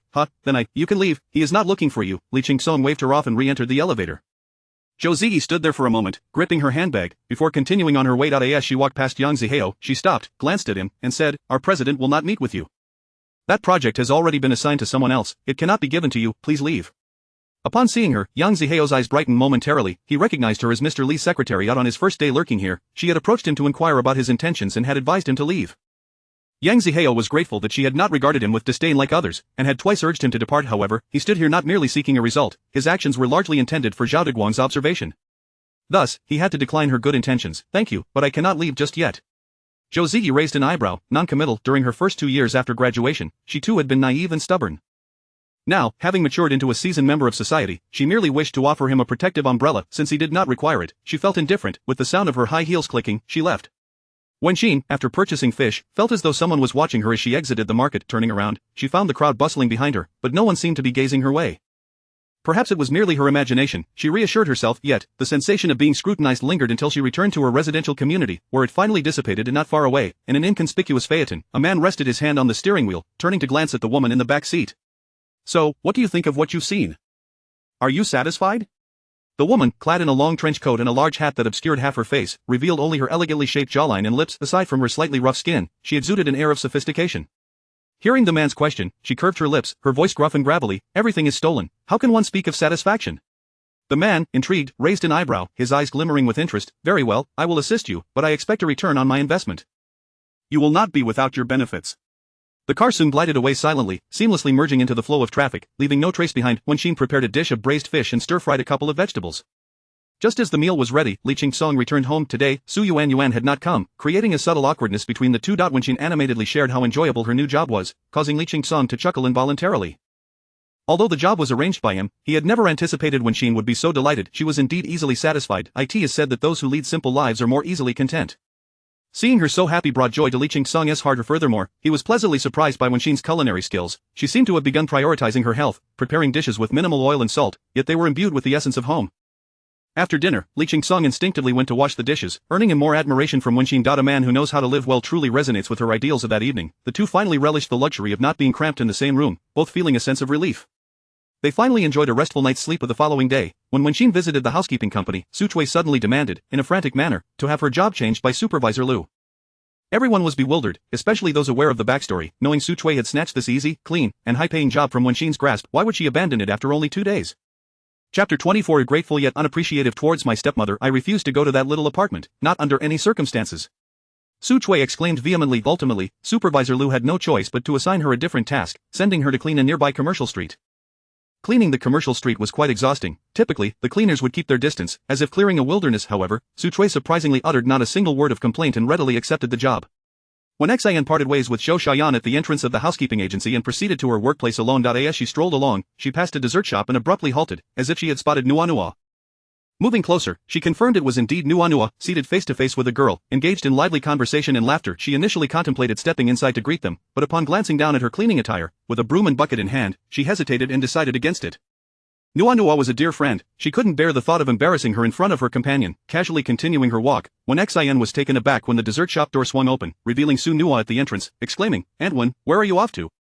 When Xian froze momentarily, instinctively glancing at the girl behind Su Nua, awkwardly stammering, I'm just going to do some cleaning." Quickly adding, "You should go play with your friend, don't worry about me." She wished to leave hastily, not wanting Nua's friend to look down upon her. To her surprise, Su Nua approached her, linking her arm with Xian. Startled, Xian quickly protested, Nua, let go, this outfit is dirty." Su Nua appeared to disregard her words, waving at the girl at the entrance with a smile, saying, Jia, let me introduce you, this is my dad's new wife, Aunt Wen." Turning to Xian, she added, "Aunt Wen, this is my friend, Jia." Zhou Ji, clad in a chic red woven outfit and sporting elegantly curled hair, approached Xian with a poised smile, extending her hand, "Hello, Aunt Wen." Xian hurriedly wiped her hands on her attire before shaking Ji's hand, "Hello." She released her grip almost immediately, fearing Ji might find her unclean. Zhou Ji appraised her with a smile, complimenting, "Aunt Wen, you look quite youthful, you must have been a beauty in your younger days." Xian waved her hands dismissively, chuckling bashfully, "Oh, not at all. I've one foot in the grave." For reasons unbeknownst to her, she felt somewhat uneasy standing next to Nua, as if Ji's gaze was assessing her. Xian suspected that her current status might be seen as rather unworthy in the eyes of these white-collar workers. To avoid causing Nua any embarrassment, she exchanged a few pleasantries before bidding farewell and leaving. After Xian's departure, Su Nua lifted her chin, addressing Zhou Ji, "Isn't Aunt Wen lovely? She's gentle and kind-hearted. When I had a stomachache the other day, she made me porridge. She's truly good-natured." Zhou Ji teased her, "So a bowl of porridge won her over. What does that make my daily meals and outings with you?" "Of course, that counts as friendship." Su Nua grinned, linking her arm with Ji's. "Aunt Wen is just someone my dad found to be his wife. It's not the same." Zhou Ji subtly withdrew her arm, lightly patting her sleeve, maintaining an indifferent smile as she remarked, "If I can catch your eye, I must be doing well." Pausing for a moment, she curiously inquired, "Does your dad like Aunt Wen?" "I presume someone like President Li, with his $1 billion worth, would prefer younger girls." Su Nua immediately assumed a serious demeanor, replying, "Younger girls are out of the question, he's just an old man, devoid of anything but money. What would a young girl gain from being with him? Could she genuinely find someone who cares for her? Although my dad doesn't yet appreciate Aunt Wen, I'm confident that, given her charm, he will eventually be won over." Zhou Ji tucked a stray hair behind her ear and casually responded, "That may not be the case. Perhaps a younger and more beautiful girl might genuinely love your dad." Su Nua wrinkled her nose in disdain, "In that case, I would rather not. I respectfully decline my stepmother." The two erupted into laughter. Zhou Ji had come to meet Su Nua while attending to some errands and could not linger long. After a brief chat, she returned to her company. On her way, she received a call from her mother, "Ji, are you coming home this month?" Zhou Ji's fingers tightened around her phone, her expression growing somber, "I won't be going back. Work is quite demanding." "That's probably for the best," her mother sighed. "Your father got drunk a few days ago and lost 3,000 at gambling. If you return, he'll surely come to you for money. I'll see if my salary comes on the 20th of this month, maybe I can cover that debt then." Standing by the roadside, Zhou Ji observed the bustling crowd, pondering, "Are you still doing cleaning work?" "At my age, what else can I do but cleaning?" her mother chuckled. "Having a job is already a blessing." "Is it tiring?" "Not particularly." "Oh, and I almost forgot, I encountered a particularly neurotic employer yesterday, insisting on redoing my work repeatedly, but today is better, I've been assigned a different task." Ji, if you wish to divorce your father." They both fell silent for a moment, then spoke simultaneously, halting abruptly. Her mother interrupted, "You cannot divorce, after half a lifetime together, how can you just leave? If you do, he'll cling to you." "I'm not afraid of him. You don't understand how bothersome he can be. If he clings to you, you'll have nowhere to cry." Zhou Ji listened numbly, enduring the familiar, tiresome lecture she had heard since childhood. 5 minutes later, her mother finally concluded her tirade, reluctantly ending the call. Zhou Ji tucked her phone away and strode purposefully towards her company. Meanwhile, when Xian spent another day idling. A job with little work, high pay, and close to home, wasn't that what young people online adored? A mere cleaner had snagged it. When Xian found the situation amusing, upon returning home in the evening, she made her usual trip to the market for groceries. During her outing, she received a call from Li Qingsong. His deep, melodious voice resonated through the phone. I'll be working overtime at the repair shop tonight. I want to be home for dinner. When Xian promptly replied, alright, then you focus on your work and grab something to eat. Don't let yourself go hungry. On the other end of the line, Li Qingsong paused momentarily, then responded, okay. After hanging up, Zhou Ji glanced at Li Qingsong apologetically, saying, President Li, I'm truly sorry. In this city, you're the only man I know. If it weren't for my concerns about unforeseen circumstances, I would have called a courier, but I don't trust anyone else. Li Qingsong nodded, I understand. Let us go check it out. As the workday was winding down, Zhou Ji suddenly approached him in tears, pleading for assistance. She explained that a man had been following her home every day after work. Upon seeing her distress, Li Qingsong was reminded of his daughter, Nuo. Father. He was acutely aware of the dangers that lurked around young girls. Observing Zhou Ji's state, it was evident that she had been holding in her fears for days, unable to bear it any longer before seeking his help. Chapter 25. You have never been this clean in your life. Upon reflecting on this, Li Qingsong advised, when we return later, I will walk behind you. Should that individual appear, we will promptly alert the authorities. Zhou Zi, she had rented an apartment nearby for the sake of convenience. The sky had not yet darkened, and the streets were bustling with people. The journey would take less than 15 minutes. As Zhou Zi stood beneath her apartment building, she felt a twinge of embarrassment and said to Li Qingsong, Mr. Li, I'm sorry for dragging you along. I didn't expect that person wouldn't show. Perhaps you could join me for a meal as a token of my gratitude. You could tell Anwen that you worked late and that there is no dinner waiting for you at home. Li Qingsong declined, there is no need. I will simply report that everything has been resolved and that I do not require overtime. Zhou Zi urged, if you mention working late and then don't, won't Anwen misunderstand that there is something amiss? Women of her age tend to overthink. Why not have a meal before heading back? It's better to avoid unnecessary complications, and it would give me a chance to express my gratitude. Truly unnecessary, Li Qingsong waved a hand dismissively. You should return, lock your door, and tomorrow, at the office, submit a request to Human Resources for a security detail to escort you to and from work. I will cover the expenses. Zhou Zi hastily replied, Mr. Li, that is too much trouble. If you could just give me a ride when you're free, that would suffice. Li Qingsong looked at her with a hint of surprise and said, I am quite busy. Zhou Zi quickly amended, I merely feel overwhelmed by your kindness. It makes me feel rather embarrassed. Focus on your work, Li Qingsong encouraged, akin to a mentor urging a protege. You have a long road ahead, and your potential is vast. I have high hopes for you. Zhou Zi's face reflected her gratitude. Li Qingsong turned and crossed the street, entering his vehicle and departing swiftly. Zhou Zi lingered for a moment before gradually turning away. When Xian had just finished preparing dinner when she heard the doorbell. Assuming it was Nuo, she was taken aback to find Li Qingsong upon opening the door. Weren't you supposed to be working late? She asked, astonished. There were unexpected arrangements at the store, so I didn't need to stay late, Li Qingsong replied, stepping inside and noticing the meager spread on the table. Is this all you're having? A solitary bottle of Lao Gan Ma, a washed cucumber, and a steaming bun lay before him. When Xian, slightly embarrassed, explained, I had a hearty breakfast and lunch, so I opted for something simple for dinner. Besides, it's just me, so cooking feels unnecessary. Li Qingsong frowned, that's simply one do. The older one gets, the more crucial it is to ensure adequate protein intake and maintain a balanced diet. Eating like this is detrimental to your health. When Xian grabbed an apron and asked, what would you like to eat? I can prepare something. Taking the apron from her hands, Li Qingsong declared, allow me to take charge this time. Yesterday you cooked, it's my turn today. When Xian hesitated, wanting to reclaim the apron, I can manage, Nuo will be arriving shortly. She adores my cooking. You've had a long day, go rest, Li Qingsong said, stepping into the kitchen. When Xian felt a pang of guilt, she had not worked today but rather enjoyed a day off. While Li Qingsong prepared the meal, she tidied up the house. After a while, Su Nuo returned and, upon seeing the tidy home, couldn't help but run to the kitchen to tease Li Qingsong.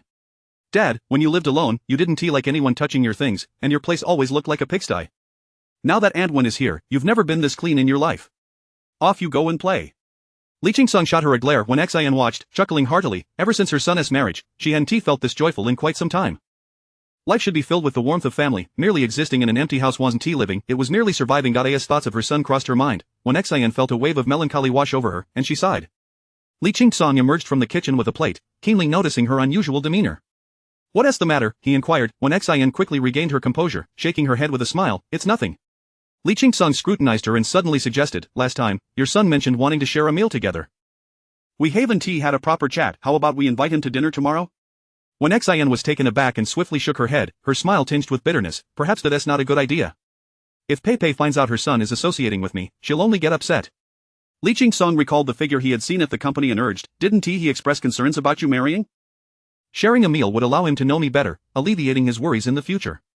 When Xian pondered this, knowing her son's concerns were genuine, though he did not voice them, she could sense that he struggled with her marriage. All right, she resolved, biting her lip. I will call him tomorrow.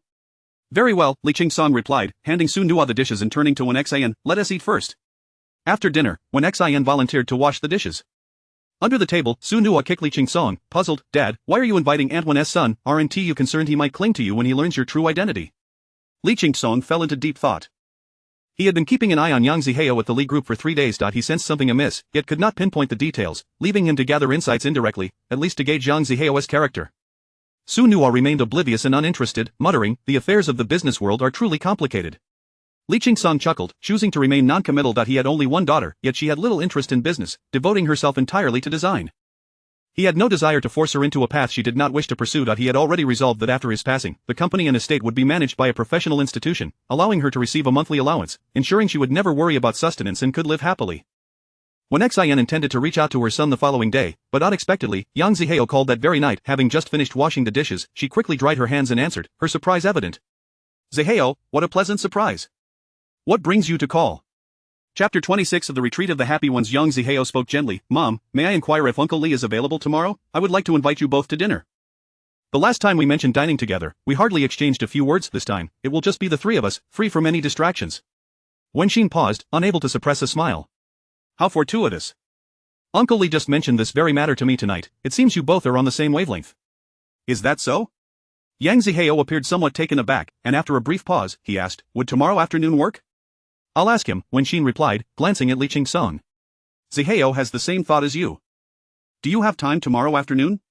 Li Qingsong nodded affirmatively, yes. Good, then we shall meet tomorrow at noon, Yang Zihao acknowledged with pleasure. Having heard Li Qingsong's response, Wenxin hesitated for a moment before asking, Zihao, do you think Peipei might be upset? Yang Zihao paused, then replied, no, she won TB. Mom, he fell silent for a moment before adding, I have not been a filial son, I apologize for any distress I may have caused you. Wenxin quickly reassured him, it's perfectly fine, my dear. Now that you're married, your primary focus should be your own family. Please, do not overthink it. Understood. Yang Zihao responded solemnly. After hanging up, Wenxin was left with a peculiar feeling, as if her son was concealing something from her. Having relied on each other for over 20 years, she knew him intimately, but what could he possibly be hiding? As she pondered this, a troubling thought crossed her mind, causing her to break into a cold sweat. Could it be that Zihao was contemplating divorce? Surely not. He genuinely cared for Zhao Peipei, and with a child between them, along with their mutual commitment, separation would not be so simple. In truth, if she were not in the picture, Zihao and Peipei shared a rather harmonious relationship. Wenxin felt a surge of anxiety. She resolved to have a heart-to-heart with Zihao when she saw him tomorrow. Her own feelings were inconsequential. She had already traversed half a lifetime and had relinquished any lingering attachments. As long as he and Peipei were content, she would be at peace. The arrival of Su Nuo brought a lively atmosphere, but the girl had a habit of overstaying her welcome, clearly intent on keeping an eye on the pair. Upon discovering Li Qingsong's pillows and blankets in another room, she erupted, promptly packing his belongings and tossing them into Wenxin's room. Old Li, you are two-faced, despicable. How can you speak of your own father like that? Don't push me to the point of violence. If Anwen cannot conceive by year end, it means you are incapable. I shall certainly teach you a lesson today. Li Qingsong, brandishing a broom, attempted to swat her away, while Su Nuo shrieked and dodged, creating a chaotic scene. Wenxin opted not to intervene, discreetly retreating to her room to take a shower. Having shared an embarrassing moment before when they both bathed before bed, she decided to wash up early this time to avoid any awkwardness. Su Nuo, bless her heart, was quite the handful. At her age, she was still contemplating motherhood. What a naive girl. She failed to consider that as she approached marriage, if Wenxin were to bear her a sibling, it would divide the attention and resources that should rightfully belong to her. Moreover, it could inadvertently become a burden for Su Nuo. Not to mention, even if she were still young enough to conceive, she could not bring herself to jeopardize Su Nuo's future, as their family was not particularly affluent. Wenxin felt grateful for Su Nuo's pure nature. Having such a daughter was a blessing. With her previous experiences in mind, the tension of sharing a room was less daunting that evening. The following morning, Wenxin rose early to prepare breakfast. Breakfast was the one meal she could claim as her own, as both father and daughter seemed unaccustomed to early rising. This was the perfect opportunity for her to cook for them. When Su Nuo awoke to find steaming porridge on the table, she exclaimed, Anwen, this is the essence of home. In the absence of Wenxin, she and her father would return to the cold, empty mansion, devoid of any warmth. Even the servants dared not speak above a whisper, as if they were the only two living souls in the house. It was rather dull. There was no comparison to the lively warmth of a family sharing a small home, where one could wake to the comforting aroma of hot porridge and return in the evening to the delightful scent of home-cooked meals. It is no exaggeration to say that with Wenxin's presence, the frequency of encounters between Su Nuo and her father had increased manifold compared to the entire previous year. When Li Qingsong emerged from his bedroom, he happened to overhear Su Nuo's remark, which stirred a complex array of emotions within him. He gazed deeply at Wenxin for a moment before averting his gaze and proceeding to breakfast as if nothing were amiss. After they finished their meal, Wenxin dutifully headed to the housekeeping company. After signing in, she and Zhou Xian made their way out. Suddenly, Zhou Xian poked her arm. Look, it's Su Chui. Wenxin followed her gaze and spotted Su Chui, who was moving slowly while supporting her waist. Quickly, she pulled Zhou Xian aside. She is off to the commercial street again. There are plenty of jobs there. She must have worn herself out yesterday. Zhou Xian retracted her gaze, shrugging as if avenging a great grievance. She deserves it. Wenxin sighed. At that age, working as a cleaner, it's a tough life for everyone. We are fortunate to have easier jobs and better lives. It's best to avoid conflicts with her. If she feels cornered, we could end up in a worse situation unnecessarily. Zhou Xian smirked. I understand. We used to say that suffering is a blessing. Nowadays, they call it the principle of retreat for the happy. Wenxin chuckled at that. As they typically did, the two parted ways at the bus stop. Wenxin arrived at the small company, ready to embark on another day of idle work. She had grown accustomed to the routine. No one complained about her light workload or compared their exhaustion to hers. Each morning, she would help take out the trash, water the plants, and occasionally fetch takeout and deliveries, remaining busy for no more than 2 hours a day. From 11 in the morning until 2:30 in the afternoon was Wenxin's designated break time. Usually, she would rest at her workstation, but today, eager to meet Zihao for lunch, she quickly changed her clothes and departed. The venue was chosen by Zihao, a high-end restaurant in the heart of Rong City. Upon her arrival, she fortuitously crossed paths with Li Qingsong, and she greeted him with a smile. Qingsong, did you take the bus as well? Li Qingsong, who had just instructed the driver to take the Rolls-Royce away, maintained his composure. Yes, the repair shop is conveniently near a direct bus route. Indeed, driving incurs fuel expenses, Wenxin remarked casually as they walked side by side.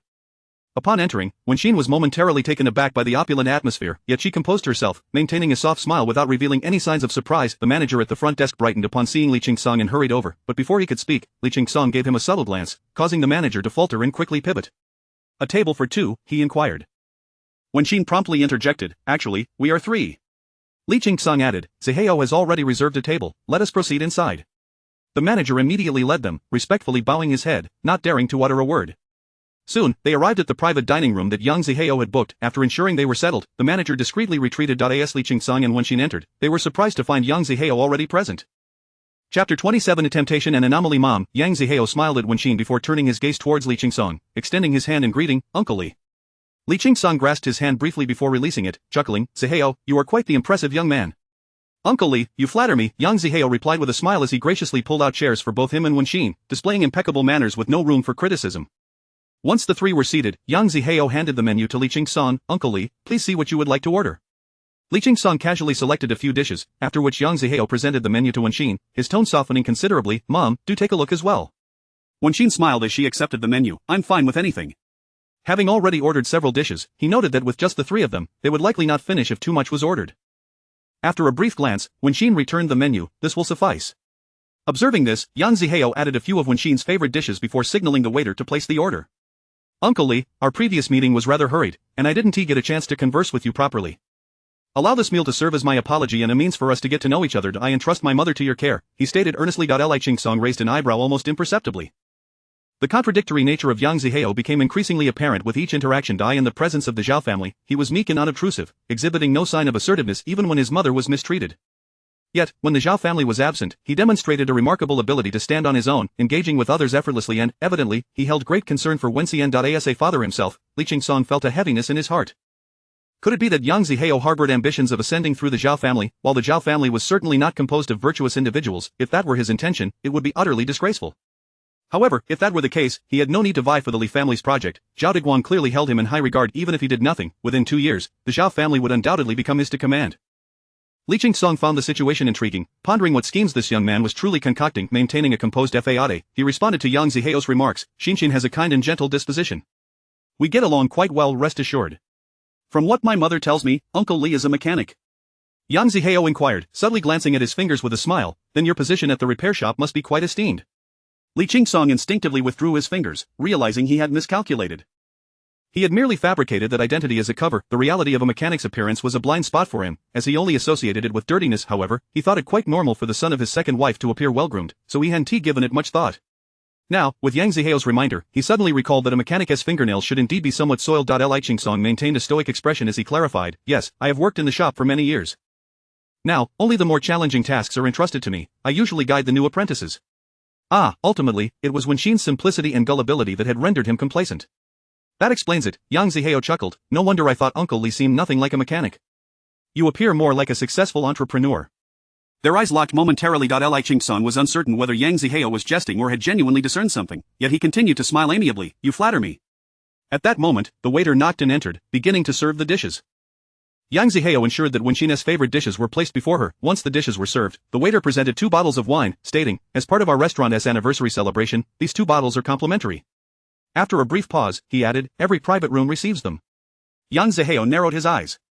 These 2 bottles of fine red wine, valued at over 20,000, would surely cause the restaurant to incur significant losses if every room received them. Li Ching-song sighed inwardly upon seeing the wine.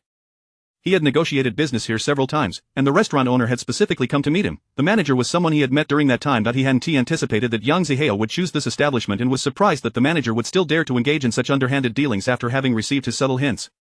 Today, it had backfired. Yang Zihao, however, did not inquire further, simply remarking with a smile, this restaurant certainly has a generous spirit. Li Ching-song accompanied him with a smile, indeed. Wenqin sensed something amiss as she enjoyed her meal. The atmosphere between the 2 men felt strangely charged, their conversation laden with unspoken nuances that eluded her comprehension. To alleviate any awkwardness, she encouraged, come, let us eat, please enjoy yourselves. Yang Zihao and Li Ching-song simultaneously retracted their defenses and scrutinies, both offering her warm smiles, of course. Yet, even so, Wenqin felt that the meal had lost its flavor.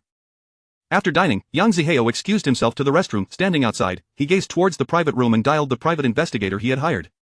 I require your assistance once more, please investigate a person named Li Ching-song. Yes, that is the one. Li is in powerful, and Ching-song is in holding the heavens. Primarily, ascertain his identity and background. He conceals himself well, and there may not be much to uncover. Understood. I will send you the details later. I'll transfer the payment to you shortly. After hanging up, Yang Zihao closed his eyes momentarily, concealing the sharpness in his gaze. He walked to the sink and methodically washed his hands. After shaking off the excess water, he returned casually. The 3 bid each other farewell amicably at the restaurant entrance. Yang Zihao courteously offered to see Li Ching-song off, but Li Ching-song politely declined. Yang Zihao then turned to Wenqin, Mom, allow me to drive you. Though she initially hesitated to impose on her son, the warmth of their long-awaited unburdened interaction prevailed, and she nodded in agreement. After watching Li Ching-song board the bus, Yang Zihao opened the car door for Wenqin, Mom, please get in. He was driving a Mercedes, and it was Wenqin's first time in her son's car, as well as her first experience riding in such luxury.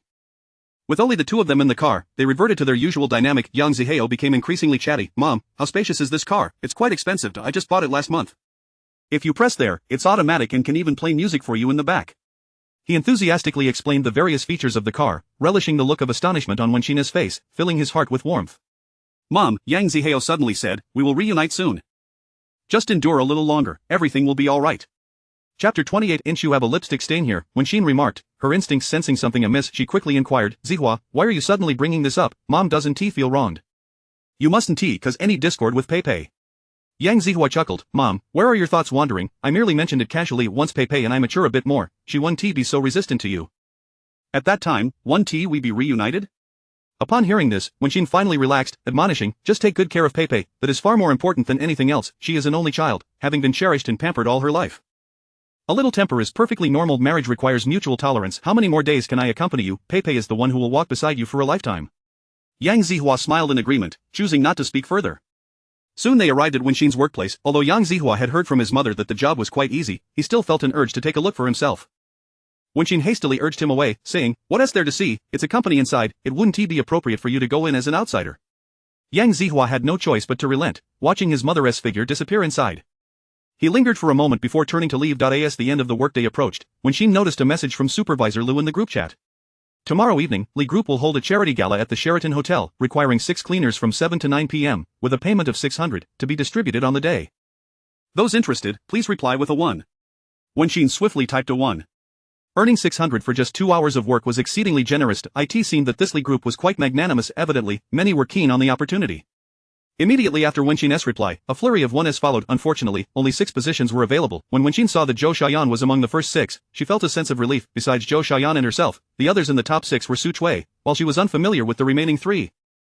She set her phone down, gathered her belongings, and left work. Upon returning home, Li Ching-song had yet to arrive. Wenqin quickly prepared a simple stir-fry, as Su Nuo had not mentioned coming over, so she refrained from cooking lavish dishes. By the time the meal was ready, Li Ching-song still had not returned. Wenqin glanced at the clock. It was already 7 o'clock. Previously, he had always come back by 6:30, and if he had to work late like yesterday, he would have informed her in advance. What was going on today? After a moment's hesitation, she decided to give him a call. The call connected swiftly. Just as Wenqin was about to speak, a woman's voice came through the line. Hello, may I ask who is calling? Wenqin was taken aback, hesitating. Isn't this Ching-song's phone? The woman replied gently, "Oh, you're looking for Ching Song? He is accompanying me for my birthday tonight, he won't be home until after dinner, so don't wait for him." Wen Xin's heart sank at these words, and she immediately asked, "What is your relationship with him?" The woman laughed, "It's nothing special, just a friend. Don't overthink it." With that, she hung up. When Xin felt her heart plummet. She had envisioned countless scenarios for the future, yet never considered that Li Ching Song could be unfaithful. He appeared so grounded and reliable, a diligent worker. How could he possibly harbor such deceit? Could it be a misunderstanding? Holding her phone, she hesitated to call back. If that same woman answered again, it would reflect poorly on her trust in Ching Song. Nothing was certain now. She needed to uphold Li Ching Song's reputation in front of others. Meanwhile, at Li Group, in the CEO's office on the 19th floor, Li Ching Song entered to find Zhou Ziyi present. His brow furrowed slightly. "Is there something you need?" Zhou Ziyi quickly responded, "Mr. Li, I've gathered some information on Yang Zihua as you requested, but there are no significant red flags. Would you like to review it now?" Li Ching Song nodded, handed over. He took the document, flipped through it, and his frown deepened. The file detailed Yang Zihua's activities over the past few years. From this, it appeared that Yang Zihua was merely leveraging his connection with the Zhao family, a man living off others. Yet, during their encounters, Yang Zihua exuded an aura that was far from that of a mere dependent. As he delved deeper, Li Ching Song handed the document back to Zhou Ziyi. There must be another reason for his association with the Zhao family. A sense of unease crept in. Yang Zihua's ties to the Zhao family and Wen Xin's marriage to him, was there a connection? Could it be a scheme devised by Yang Zihua? Those of his stature instinctively harbored suspicions in such situations, as too many ill-intentioned individuals sought to approach him.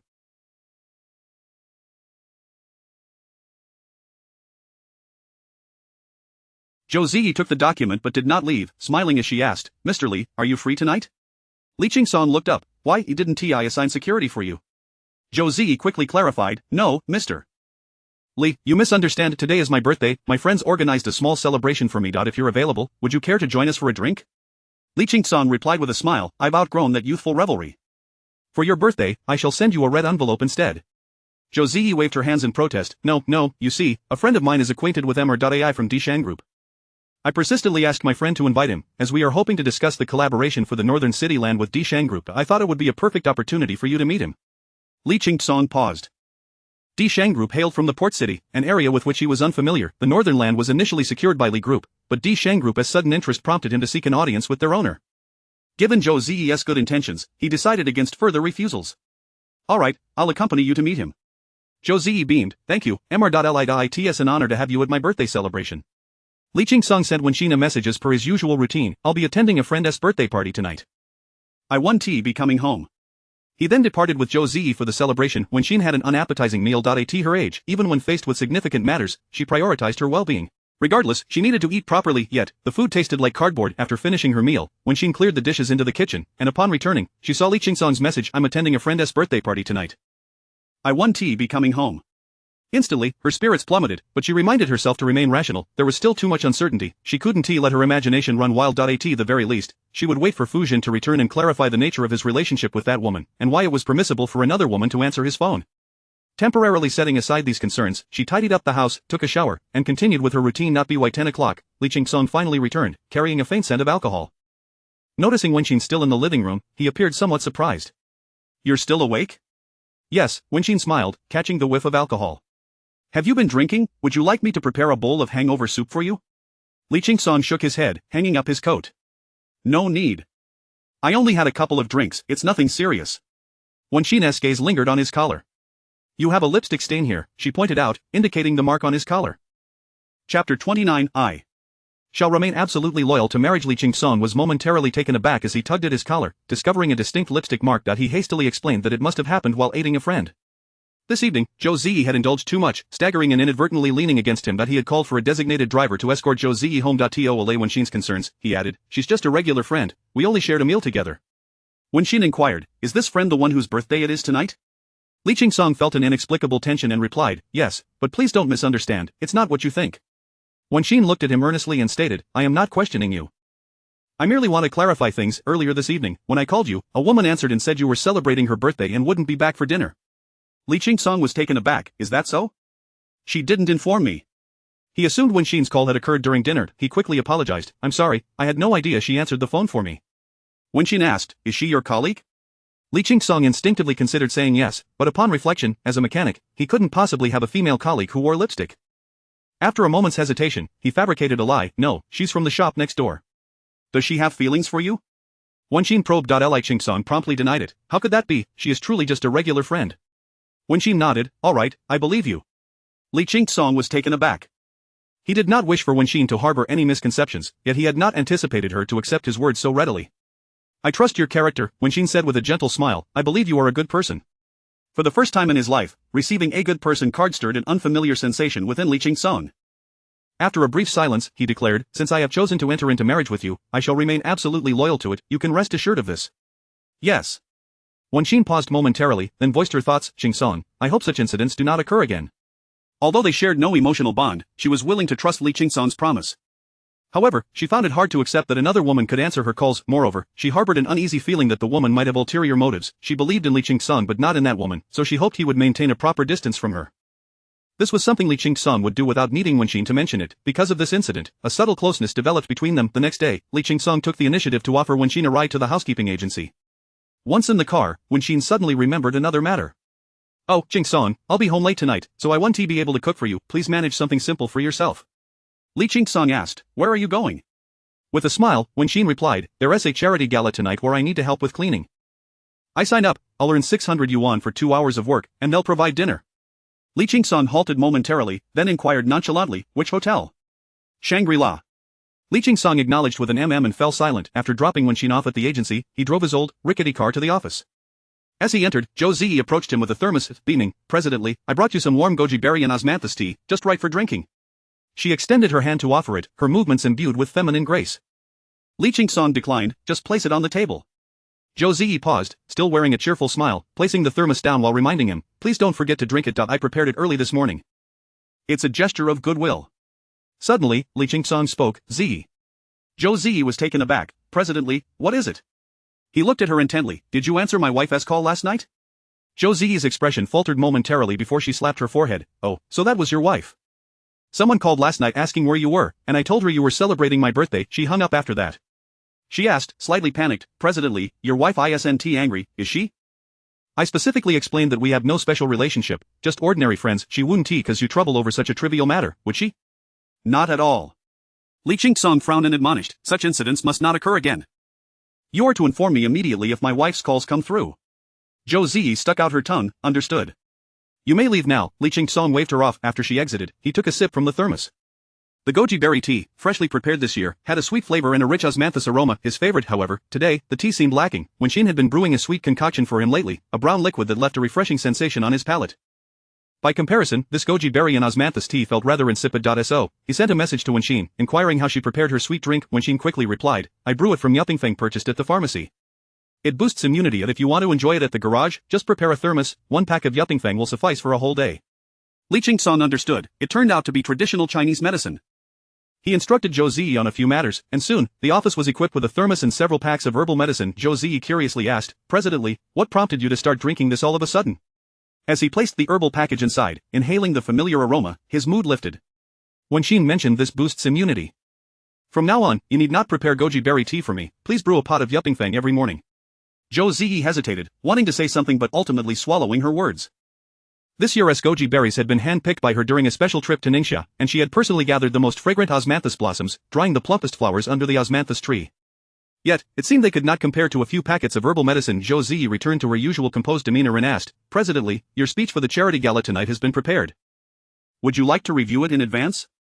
Li Qingsong paused in his preparation of the herbal medicine, recalling that Wenxin would also be present at the event. He replied, let us skip my speech segment. I won't be attending the gala tonight. Chapter 30. Recently, you have been lacking professionalism. Zhou Ziyi's expression momentarily faltered. Why is that, Mr. Li? Many attendees at tonight's charity gala are here primarily because of you. If you do not attend, it could jeopardize substantial funding. Li Qingsong merely shook his head lightly, instructing the business and finance directors present to speak on his behalf. He would not be attending. Zhou Ziyi tentatively inquired, is there a personal matter at hand? Li had always distinguished between public and private affairs, and it was unclear what could compel him to abandon his original plans. This does not concern you, Li Qingsong replied, his brow furrowing, his tone tinged with reproach. Ziyi, you have been somewhat unprofessional lately. Zhou Ziyi stiffened, hastily apologizing, I am sorry, Mr. Li, I assure you such an error will not occur again. She had indeed been a bit restless of late. His words were a pointed reminder of her position. She was merely a secretary, regardless of his appreciation or her friendship with Su Nuhua. Matters beyond the purview of her role were not hers to question or interfere with a heavy heart. Zhou Ziyi exited the office at 6 o'clock, when Xin and her colleagues arrived punctually at the Sheraton Hotel under Supervisor Lu's guidance. Although their work would commence at 7, they were required to arrive early to change into their uniforms and prepare accordingly. The regulations for providing cleaning services for such a prestigious company were exceedingly intricate, yet when Xin and her companions displayed no impatience. After all, earning 600 yuan for merely 2 hours of work was a rare opportunity. With the remuneration assured, any inconvenience was to be expected. Zhou Xiaoyan, who had only begun working in cleaning at the start of the year, had never encountered such grandeur. Upon entering the hotel, she could not help but gaze around in awe, exclaiming to Wenxin, "What an impressive hotel! I can only imagine the lives of the wealthy. Do they dine with golden chopsticks?" Wenxin chuckled, teasing, "Perhaps they even use golden brooms and mops for cleaning." The joke about golden hose never ceased to amuse, and Zhou Xiaoyan soon realized the foolishness of her words, breaking into laughter. Regrettably, they were not permitted to enter through the front but had to use the back entrance. After catching a brief glimpse of the hotel's decor, they were ushered by Supervisor Lu to the logistics area. They first listened attentively as the hotel's logistics personnel detailed their duties, followed by a stern reiteration of the rules from representatives of Li Corporation: maintain your designated posts, do not offend the esteemed guests, and exhibit no inappropriate behavior. Once the pre-shift training concluded, Zhou Xiaoyan leaned against the wall, venting to Wenxin, "The extravagance of these wealthy gatherings is ridiculous. Even the cleaning staff must adhere to a strict code. It seems they have nothing better to do." Before Wenxin could respond, a disdainful voice interjected, "The upper class has its own set of rules. If you know nothing, refrain from speaking out of turn. If others hear you, they might think all cleaning staff are as unprofessional as you." Su Chui stood there, disapprovingly regarding Zhou Xiaoyan. Zhou Xiaoyan, known for her fiery temper, felt her anger surge. "We are all cleaners. What airs are you putting on? Anyone who knows you would recognize your position. For those who don't, they might mistake you for some affluent lady," she retorted. Su Chui's expression darkened as she glared at Zhou Xiaoyan. "Who is pretending? My daughter holds a senior position at Li Corporation and will be attending this gala tonight. Not everyone has such a dismal lineage as yours." Zhou Xiaoyan, taken aback, stammered, "Huh?" Su Chui, seemingly proud of her daughter, huffed and turned away to organize her tools. Zhou Xiaoyan exchanged a bewildered glance with Wenxin, incredulous that Su Chui could raise such an accomplished daughter. Wenxin shook her head, advising, "Let it go. Focus on doing your job well and earning your pay. That is what truly matters." Zhou Xiaoyan sighed, "Xinxin, I think I could cultivate your mindset for 50 years and still fall short." Wenxin chuckled, "I adhere to a single principle: one must act while the heavens observe. There is no need for us to keep records of every deed. Our capabilities are limited. If we burden ourselves with every concern, it would only lead to exhaustion." Zhou Xiaoyan gave her a thumbs up, exclaiming, "You are absolutely right. I truly need to learn from you." At that moment, Supervisor Lu approached to assign their areas. Wenxin was placed in a central position at the gala, with Zhou Xiaoyan nearby, while Su Chui and 3 others were relegated to the periphery. Upon hearing this, Su Chui immediately protested, indignantly pointing at Wenxin, "Why is she in the center? Why must we be pushed to the sides? Everyone knows the central tasks are the least demanding, while those on the edges bear the brunt of the work." Supervisor Lu cast her a glance, his voice lowering, "If you do not wish to comply, you may step aside. I can find someone else, and I am certain many colleagues would appreciate your yielding this opportunity." Su Chui, hearing this, fell silent, though she shot a resentful glare at Wenxin. Why did Wenxin possess such fortuitous luck? Previously, in the domestic service company, both Zhao Gang and Supervisor Lu had favored Wenxin in their assignments. While she could vie for Zhao Gang's attention, how could she contend with a female supervisor? What made Wenxin so special? They were all cleaners. Why did she consistently receive superior treatment? Su Chui simmered with dissatisfaction but remained restrained in the presence of Supervisor Lu. Before long, 7 o'clock arrived, and they proceeded to their designated locations. Wenxin found herself in the heart of the venue, surrounded by the so-called elite, the most distinguished guests of the evening. These individuals moved with the poise instilled in them from childhood, ensuring that no spills or broken glasses occurred. Whenever they had a request, they would immediately summon a server. No one would deign to acknowledge a cleaner in such a setting, as it would diminish their stature. Thus, Wenxin found herself with little to do. Yet, she was not bored. Opportunities to observe the affluent were rare. She curiously observed them, their lives, their existence, starkly contrasting with her own. Outside of such moments, she would have no intersection with them. Just then, a tall figure approached her from behind. Surprised, Wenxin turned to see a remarkably handsome gentleman with almond-shaped eyes and a hawkish nose, exuding a unique charm. Dressed in a black tuxedo, he radiated an air of elegance. At that moment, he held a glass of red wine, contemplating Wenxin with interest. "Excuse me, sir, do you require assistance?" Wenxin inquired promptly. The man smiled, "I accidentally spilled a glass of wine. Could you assist me in cleaning it up?" Wenxin quickly retrieved a cloth, asking, "Where is it?" The man gestured invitingly, "Allow me to show you." Chapter 31, I can no longer afford to wait. Wenxin followed him to a pillar and, as expected, discovered wine stains on the ground. She hurriedly knelt down to clean up the mess. The man stood behind her and suddenly remarked, "Beautiful yet unaware of it, you are truly rare." This unexpected statement caught Wenxin off guard, causing her to pause momentarily before offering a somewhat awkward smile. "I am merely a cleaner, and at 50 years of age, your words are somewhat exaggerated." 50? The man seemed taken aback as he appraised her, remarking meaningfully, "At 50, you are still so lovely. You must have been even more beautiful in your youth." Having finished cleaning the wine stains, Wenxin stood up and replied, "Thank you for your compliment. I've tidied up, so I'll be on my way." The man called out to her, "You possess a unique aura. Would you be interested in changing jobs? I am an agent for a modeling agency. If you are willing, I can introduce you as a model for middle-aged clothing. The earnings are significantly better than cleaning, and the work is quite respectable." "How much can one earn?" Wenxin inquired with curiosity. A glimmer of determination flashed in the man's eyes as he replied, "Typically, for a day's shoot, one can earn between 1,500 to 2,000. Out of that day, only about 2 hours are spent on actual shooting. The rest is preparation, during which you would simply wait nearby."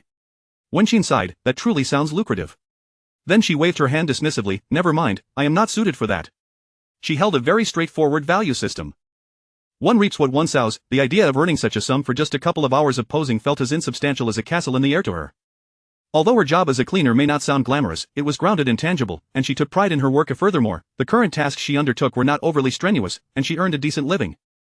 She felt content. The man paused, his brow furrowing slightly. "Are you not considering it?"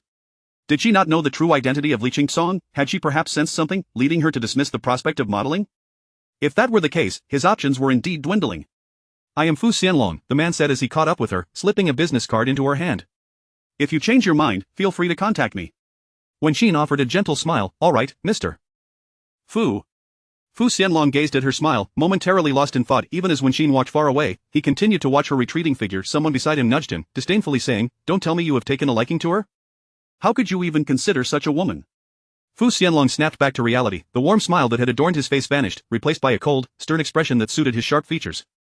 "I merely recalled an old acquaintance," he replied expressionlessly before turning to the other person. "Did I not mention? You need not show up today. What if things go awry?" The newcomer was a woman, dressed in a simple brown dress, her wide-brimmed hat obscuring half her face, leaving only her delicately sculpted chin exposed. "I certainly believe you," she replied with a laugh. "But I can hardly contain my impatience. Xianlong, how much longer must I wait?" Her tone shifted to one of urgency. "How much longer do I need to endure this wait?" Fu Xianlong frowned. "Do you understand what you are doing?" "If you are recognized, I will not be recognized," the woman interrupted, lifting her head slightly to meet his gaze. "I have inquired. He will not be attending tonight. Besides him, no one will recognize me." Fu Xianlong regarded her coldly. "If you wish for my assistance, you must adhere to my rules." "Very well," she shrugged. "Tell me your next plan." Fu Xianlong observed her, a flicker of disdain crossing his eyes before he returned to his usual demeanor and said, "She looked down on the opportunity one provided. The previous plan is now void. If you wish to learn more about her, you can either wait for another chance." "I cannot wait any longer," the woman abruptly interrupted, her impatience evident. Fu Xianlong smirked. "Then there remains but one choice. You will take up cleaning duties." The woman stiffened. Fu Xianlong regarded her, his mood seemingly brightened. "This is the quickest way for you to approach her, to understand her, and even to gain her trust." Wenxin had anticipated that the night would pass uneventfully, but unexpectedly, the Zhao family also arrived. Zhao Deguang and Yang Zihao walked ahead, while Li Yanfang and Zhao Peipei followed behind. Upon spotting Wenxin, all four paused momentarily, yet only Yang Zihao's eyes sparkled with surprise, eager to step forward and engage her. Zhao Deguang cleared his throat, causing him to halt. Zhao Deguang remarked, "Zihao, tonight the general manager Zhang from Chengde Electric is also in attendance. Let me take you to greet him." Yang Zihao glanced towards Wenxin before retracting his gaze, replying to Zhao Deguang, "All right, thank you, Dad." His footsteps, which had initially been directed towards Wenxin, shifted to another path. Wenxin felt a tumult of emotions within her, some sadness intertwined with a sense of consolation. Li Yanfang and Zhao Peipei approached her, both wearing identical sneers. "Wenxin, your cleaning job has certainly elevated your status," Li Yanfang remarked, removing her sunglasses without hesitation. "But alas, even in such a place, you are still merely a foul cleaner, while we, on the other hand, are honored guests personally invited by the Li Corporation." "Mom, why are you even bothering to talk to her?" Zhao Peipei scoffed. "She doesn't comprehend the value of the Li Corporation. Discussing it with her is akin to casting pearls before swine. Why waste your breath? Just looking at her here feels like it's soiling my eyes." Wenxin inhaled softly, her voice calm as she replied, "I am aware that I am worlds apart from you." Li Yanfang regarded her with condescension. "As long as you know. Let me make myself clear. Yang Zihao is an adopted son, and he will become a member of the Zhao family. You, Wenxin, are no longer relevant. Stay away from us in the future. Do you understand?" Recently, Zhao Deguang had explained much to her, and she had come to accept that Yang Zihao would take over the Zhao family. Moreover, he was currently responsible for salvaging the project with the Li Corporation, and his efforts had not gone unnoticed. Although they had yet to secure the project, he had successfully obtained an invitation for this evening's banquet for the Zhao family. Furthermore, it was rumored that the project with the Li Corporation was beginning to show promise. Both she and Zhao Deguang were satisfied with Yang Zihao's capabilities, and Li Yanfang had already begun to regard him as one of their own. Although she still looked down on him, she would not permit Wen Xin to approach him any longer. Chapter 32. How did she become acquainted with Mr. Li's favored one? In the face of Li Yanfang's domineering demeanor, when Xian paused for a moment before speaking, I understand. In truth, there was no need for Li Yanfang to articulate it. She had long been prepared for this moment. Zhao Peipei crossed her arms, exuding an air of superiority as she declared, as long as you understand. My parents have invested immense effort in nurturing Yang Zihao, you ought to show some gratitude. When Xian was momentarily taken aback, struggling to comprehend what was expected of her. Show gratitude for what? Zhao Peipei flicked her meticulously manicured nails, asserting, of course, money. Hand over 500,000, so that Yang Zihao can hold his head high in front of my parents. Previously, Zhao Peipei had disdainfully discarded the gold bracelet and jade pendant when Xian had purchased, and now she regretted that decision. She mused that since when Xian could afford to spend several thousand on a gold bracelet, she must still have considerable funds at her disposal. What a perfect opportunity to extract some from her today. When Xian hesitated, replying, Peipei, I truly don't have any money left. Fearing that Zhao Peipei might retaliate against Zihao and Mumu, she cautiously elaborated, the wedding house cost her. Peipei, I sold my old house, drained my decades of savings, and even used the compensation from Zihao's father's passing. I genuinely have no money left. She was indeed financially exhausted. Prior to marrying Li Qingsong, she had spent a stretch of time living in a fast food restaurant, unable to afford even the cheapest of rentals. Her pockets had been entirely emptied. Now, her earnings were merely spent as they came in, with no opportunity to save. Thus, when Zhao Peipei audaciously demanded hundreds of thousands, she found herself utterly incapable of complying. A flicker of disdain crossed Zhao Peipei's eyes as she boldly retorted, didn't you just get married? If you're short on funds, surely that man you found must possess some wealth? Just ask him for it. When Xian was taken aback and quickly waved her hand, that simply won't do. His wealth is his own. How could I possibly ask him for money? We are merely cohabiting. Demanding hundreds of thousands would be akin to stripping him of his dignity. Li Yanfang was almost exasperated to the point of incredulity. How could this foolish woman be so oblivious? You are married. He ought to give you something in terms of betrothal gifts, right? Nowadays, it's exceedingly difficult for men to find partners, especially someone like him, a confirmed bachelor. Even if he were to purchase a dimwit for a wife, he'd have to spend at least 100,000. Is it really excessive to request 40 to 50,000 from a normal person like you marrying him? Can't you think for once? When Xian felt somewhat hurt by Li Yanfang's words, yet on this matter, she was unwavering. No, we are not the original couple. He has a daughter as well. I cannot ask him for money. She paused, gazing at Zhao Peipei with a gentle yet resolute tone. Peipei, if you are in need of funds, you may wait until I earn a bit more and save it for you, but I cannot, as you suggest, demand money from him. I am not selling myself. Seeing her so obstinate, Li Yanfang's expression soured, and just as she was about to unleash her frustration, she suddenly spotted a familiar figure. She quickly tugged at Zhao Peipei. Look over there. Isn't that Mr. Li's secretary? Zhao Peipei scrutinized the figure closely, her expression shifting slightly. It should be.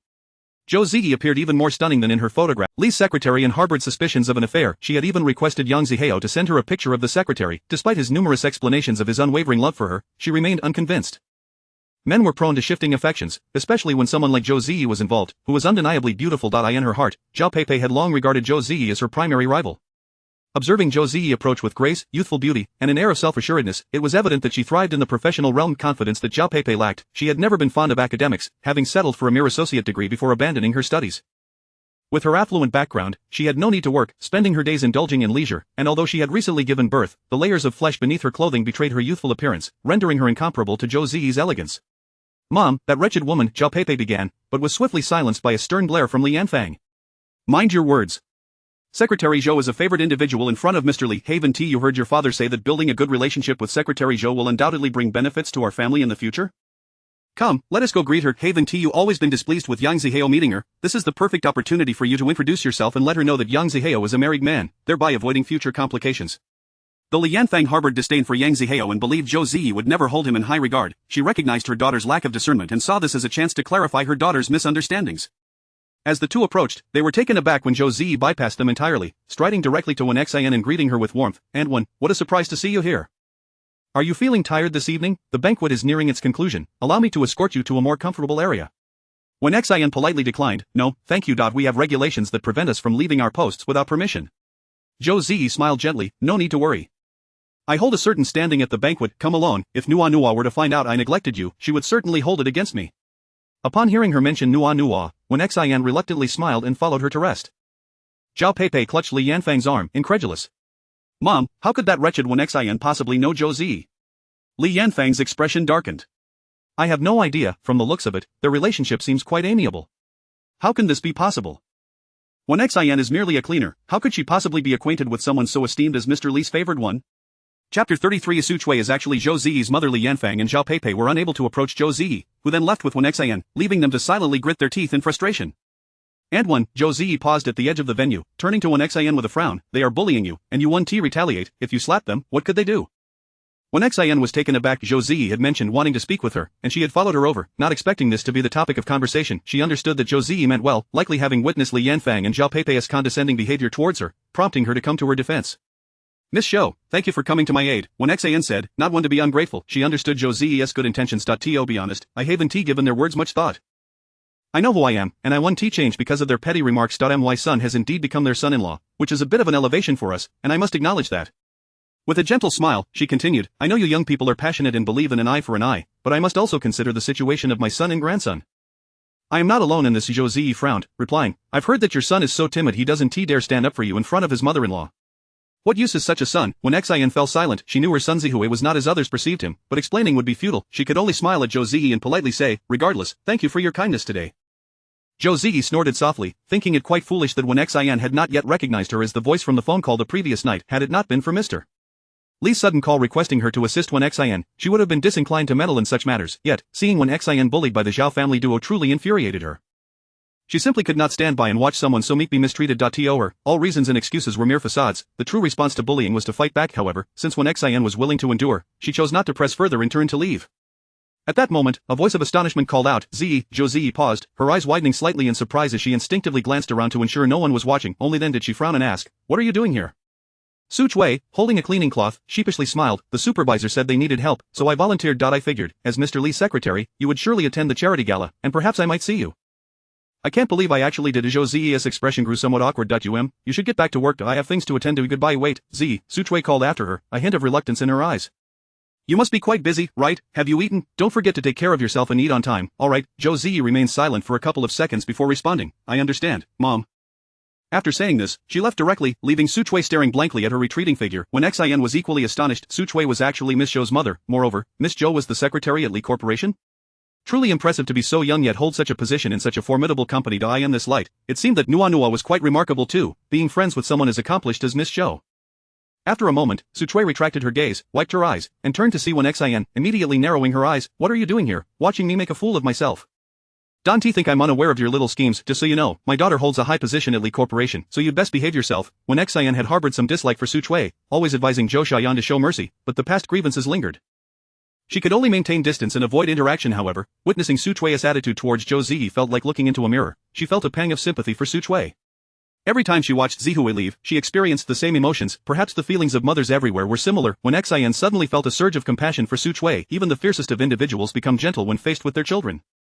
At that moment, as Su Chui spoke out of turn, Wen Xian merely smiled, choosing not to argue, and returned to her assigned area with her cleaning cloth. Upstairs, Li Qingsong listened to Zhou Ziyi's report, his gaze drifting towards Wen Xian. Initially, he had not intended to attend the gala, but with a friend arriving unexpectedly, he had to come personally to host. While stepping out for a breath of fresh air, he noticed Wen Xian surrounded by the Zhao mother and daughter. Concerned for her, he instructed Zhou Ziyi to intervene. After Zhou Ziyi recounted the earlier events, she glanced at Li Qingsong, who remained silent, unable to contain herself. She remarked, "Mr.Li, Anwen is far too soft-hearted. Anyone can push her around. What use is a son like that who lacks will and strength?" She truly couldn't comprehend why Mr.Li would marry someone like her, someone lacking both status and character. Li Qingsong withdrew his gaze and looked at Zhou Ziyi, calmly stating, "With me around, what is there to fear? Who would dare bully her?" He then turned and walked towards the private room, leaving Zhou Ziyi to suppress her dissatisfaction and follow behind. In the grand hall, after standing for 2 hours, when Xian finally concluded her duties for the day, the banquet was still ongoing, but the hired cleaners were permitted to leave. She, along with a few colleagues, collected their payment of 600 yuan from the logistics department and walked alongside Zhou Xiaoyan out the back door. Before departing, she hesitated, contemplating whether to greet Zihui. However, from a distance, she observed him standing behind Zhao Deguang, amidst a crowd of notable business figures, exuding confidence and brilliance. She sighed softly and chose to walk away, unbeknownst to her. Just as she turned to leave, young Zihui glanced in her direction, watching her retreating figure until she completely exited the venue. Zhou Xiaoyan chattered incessantly about her experiences from the evening, while Wen Xian occasionally responded. Suddenly, Zhou Xiaoyan halted, casting a suspicious glance at Su Chui. "Wait, why aren't you speaking tonight? Lost your voice?" Su Chui shot her a glare, exasperated. "Do you think everyone is like you, always babbling? I'm exhausted and have no energy to talk." Zhou Xiaoyan pouted and ignored her. At that moment, a sharp voice called out from behind, "Wen Xian, stop right there." Wen Xian halted, turning to see Li Yanfang striding towards her, fixing an intense stare. "Tell me, how do you know Secretary Zhou?" Did Yang Zihui mention something to you? Pepe is still crying. You'd better clarify this. Chapter 34. He is inferior to Wenqin. Zhou Xiaoyan and Su Chui halted simultaneously. Zhou Xiaoyan was filled with concern, while Su Chui reveled in the unfolding drama. Wenqin, puzzled, inquired, Mother-in-law, what do you mean by that? Why is Pepe crying? Did Zihai bully her?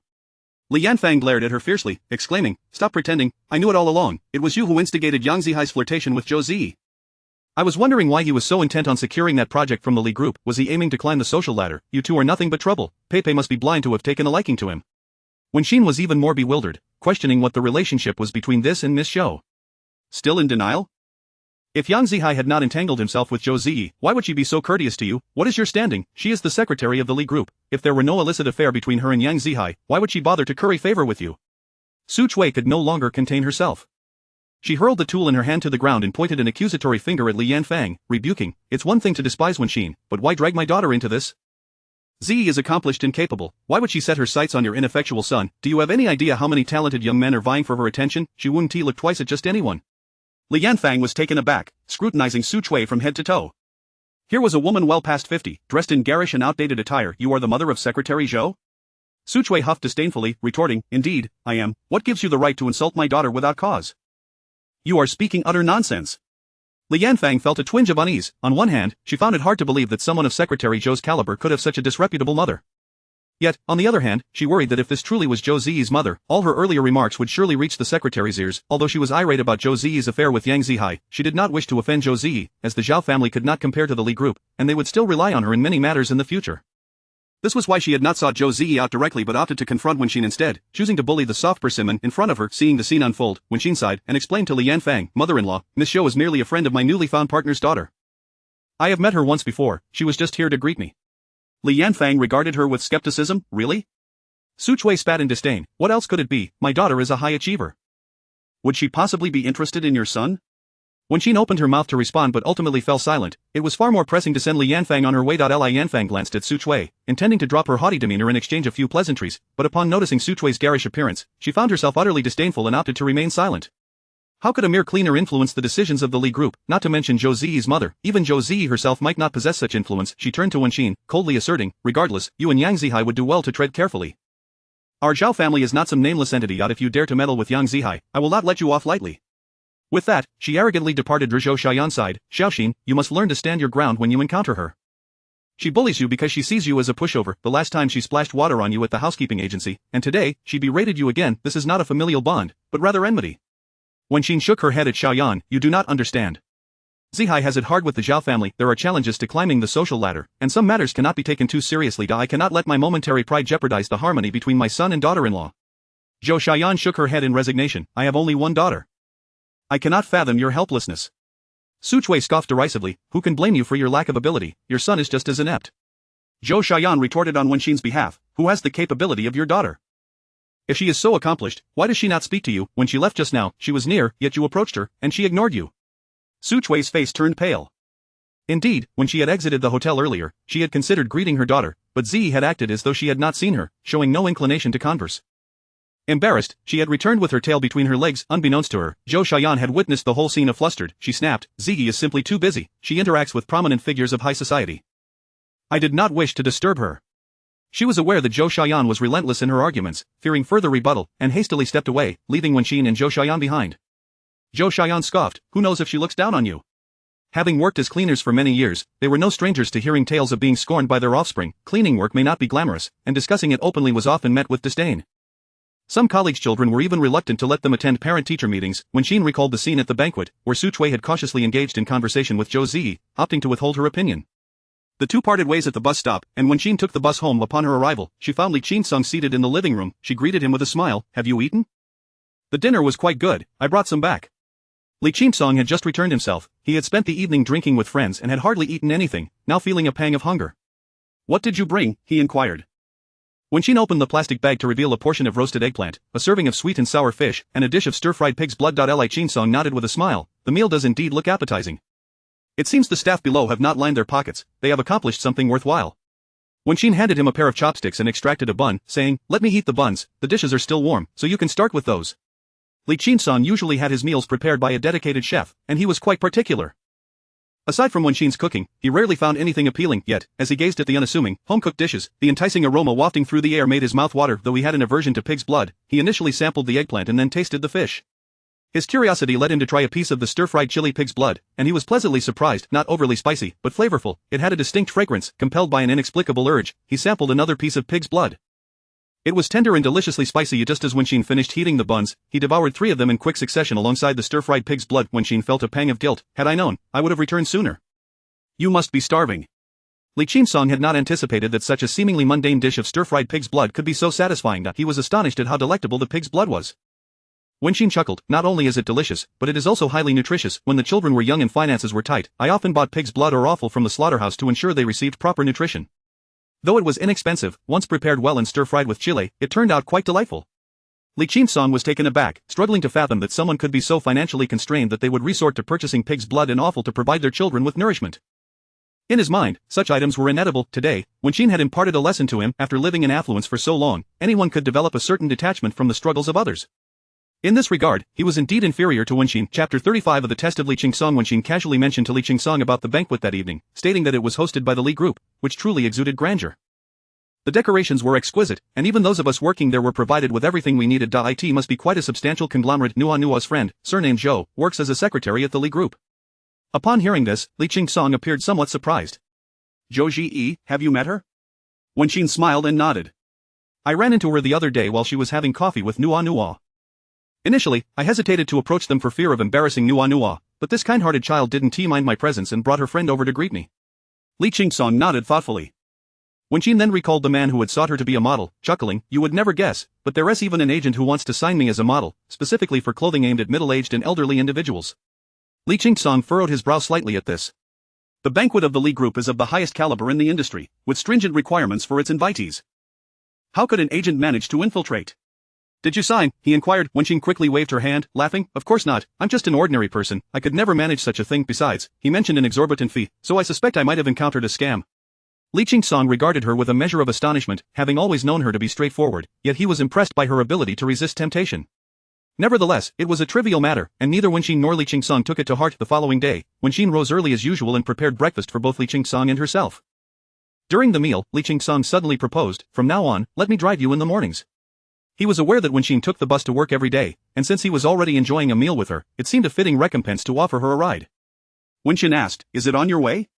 Li Qingsong nodded. Though her cleaning company and the Li Group were in opposite directions, it would only take him an additional half hour, a small price to pay. Thus, Wenxin did not decline. If it was convenient, it was only sensible to accept. In the morning at the Li Group, Li Qingsong stood by the window, gazing down at the plaza in front of the Li Group building. From his vantage point on the 19th floor, everything appeared diminutive, yet he could still discern the solitary figure of Yang Zihao waiting below. Zhou Ji remarked, Mr. Li, ever since we expelled him last time, he has been waiting outside, coming every day. If this continues, shall we call the police? She had never seen someone so persistent. For the sake of a trivial project, he seemed almost ready to camp outside the Li Group. She had reminded him repeatedly that the Zhao family had no chance with this project, yet he remained unfazed, returning day after day. Li Qingsong watched Yang Zihao's diminutive figure and asked, still no leads? Zhou Ji nodded, her expression troubled. We've been investigating for quite some time, yet there are no clues. Yang Zihao bears no suspicious traits. It appears he simply became the Zhao family's son-in-law for monetary gain. That is simply impossible, Li Qingsong stated coolly, continuing to gaze in Yang Zihao's direction. After a pause, he added, provide him with the accounts from the supermarket. Zhou Ji was momentarily taken aback, believing she had misheard. Li, after retrieving this project, we were supposed to connect with a new developer. Not to mention how the new developer will perceive this, merely going back on our word to the Zhao family would tarnish the reputation of the Li Group. The reputation of the Li Group does not require such trivial matters for preservation, Li Qingsong retorted, turning to face Zhou Ji. Make arrangements for the market department manager to summon Yang Zihao for a discussion. I shall go and listen. Zhou Ji found it difficult to comprehend. Li, why are you so curious about him? With the background of Ant 1, it is not inconceivable that she could raise a son who relies on others. Li Qingsong cast her a glance, his tone firming. Make the arrangements. This secretary had been growing increasingly unprofessional. She would not have made such an error in the past, yet she had repeated the same mistake multiple times recently. Zhou Ji felt a jolt of realization and promptly replied, I will go at once. She reminded herself that Mr. Li was her superior, and as a secretary, she must not voice any dissent against his directives. She had indeed overstepped her bounds. Such mistakes must not occur again, although she often took liberties in front of Mr. Due to her relationship with Su Nuwa, she was fully aware that this leniency stemmed from her own professional competence. Should her abilities falter, Emma.Li would swiftly replace her. Downstairs, Yang Zihao received a call from the business department manager and could hardly believe his ears. He even questioned the caller's identity until he was invited to discuss matters in the business department, at which point he incredulously accepted the good news. He had merely intended to placate Zhao Diguang by using the Li Group's project as a FAAD, never truly expecting to succeed. Shouldn't a company of Li Group's stature have exceptionally high demands of its collaborators, with processes that are exceedingly intricate? Surely, one should not alter a decision merely because someone stood outside the company for a few days.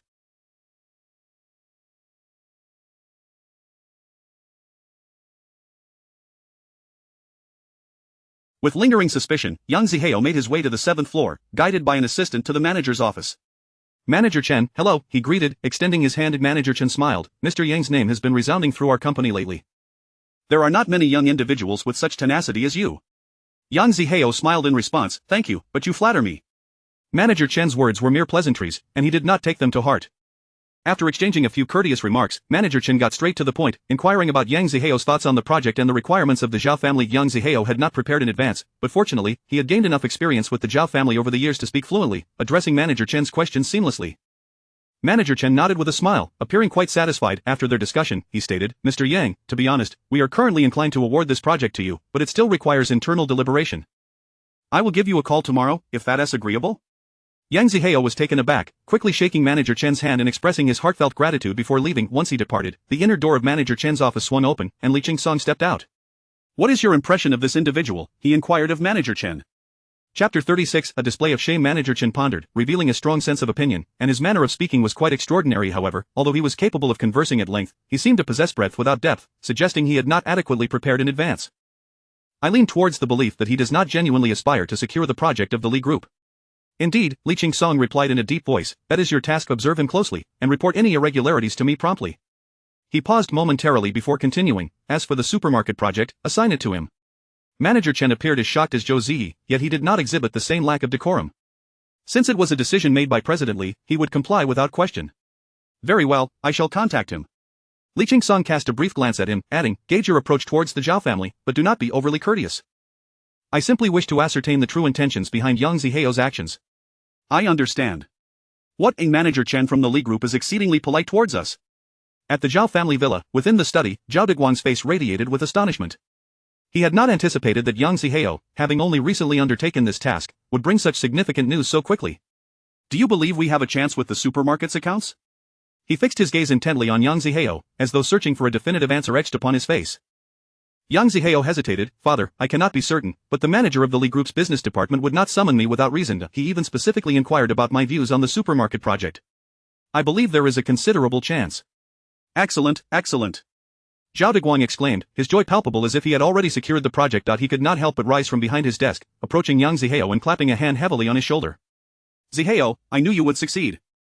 I will honor my word. Once you secure this project, I will ensure your placement in the project department. As for how far you can go, that will depend solely on your own efforts. Yang Zihao was filled with gratitude. Thank you for your guidance, father. I am fully aware of your good intentions, and I shall strive diligently. Zhao Diguang nodded in satisfaction. Very well, you may leave now. Inform me of any developments without delay. The moment the door clicked shut, his smile vanished, replaced by a cold glint in his eyes, as if he were plotting something. Just then, Zhao Peipei emerged from her bedroom, and upon seeing him, imperiously commanded, Yang Zihao, I am hungry. Go and prepare some wontons for me. Yang Zihao paused momentarily, then donned a flawless smile once more. Certainly, I shall prepare them for you right away. After finishing a bowl of wontons, he brought it to Zhao Peipei. She took only 2 bites before setting it down, declaring, I'm on a diet, take it away. Without a trace of complaint, Yang Zihao returned the wontons to the kitchen. Zhao Peipei then said, Yang Zihao, I have plans to go shopping with my friends. Drive me there. He replied obediently, of course. Casting a glance at the child playing with the nanny in the living room, he felt a surge of emotions that he had genuinely cared for Zhao Peipei, but alas, hearts are fickle.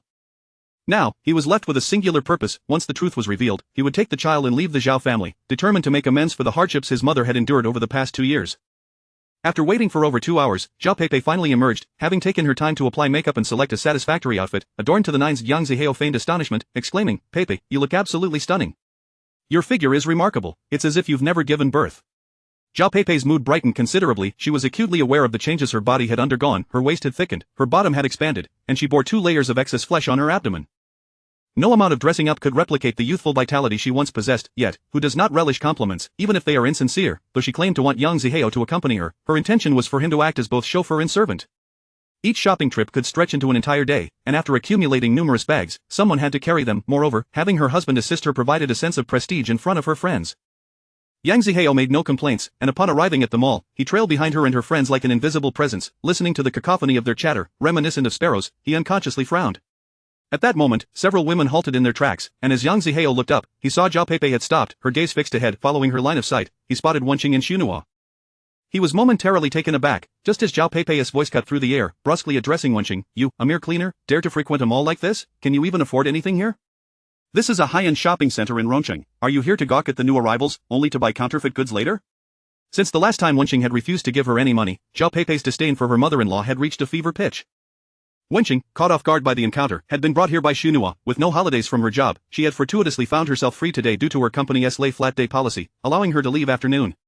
She had initially intended to buy groceries and replenish household supplies, but upon receiving Xunhua's call, she had agreed to accompany her for a shopping spree. Having just entered the mall, they had not yet begun browsing when they ran into Zhao Peipei. In the face of Zhao Peipei's aggressive demeanor, Wenqing remained remarkably composed. She glanced in Yang Zihao's direction and replied to Zhao Peipei, "The child wanted to come this way, and it is convenient since we are nearby. I am merely here to browse, not to purchase any counterfeits." Zhao Peipei scoffed disdainfully, retorting, "What reason do you have to browse if you're not buying? The brands in here are all high-end. Look at your attire, the staff wouldn't even let you through the door. I advise you to leave before you embarrass yourself further." Behind her, Yang Zihao clenched his fists, struggling to maintain his composure as he witnessed his biological mother being subjected to such indignity. Just as he could no longer hold his tongue, Xunhua spoke up first. "I must say, dear sister, you truly have a penchant for meddling in others' affairs. Do you also oversee where people choose to shop? By the way, have you resolved the mystery surrounding that ruby necklace? Was it a fake?" Unlike Wenqing, Xunhua was young, carefree, and fortified by the backing of the Li Group and her father. When faced with something she found displeasing, she would not hesitate to retort, offering no concessions whatsoever. Chapter 37. Indeed, a significant connection. Zhao Peipei's expression darkened as she glared fiercely at Xunhua. "What business do you have speaking to me? Why do you need to interject? She's merely a stepdaughter, and yet you foolishly act as her shield. How utterly dim-witted of you." "Not as dim-witted as you," Xunhua retorted without reservation. "It seems you're simply bored out of your mind. Shopping doesn't cost you a dime, yet here you are, fretting over whether she can afford it. Let me tell you, I can afford everything here far better than you." "You?" Zhao Peipei's face flushed with anger. "If you think you're so capable, then go ahead and buy. I want to see how many items from this upscale mall you can actually afford.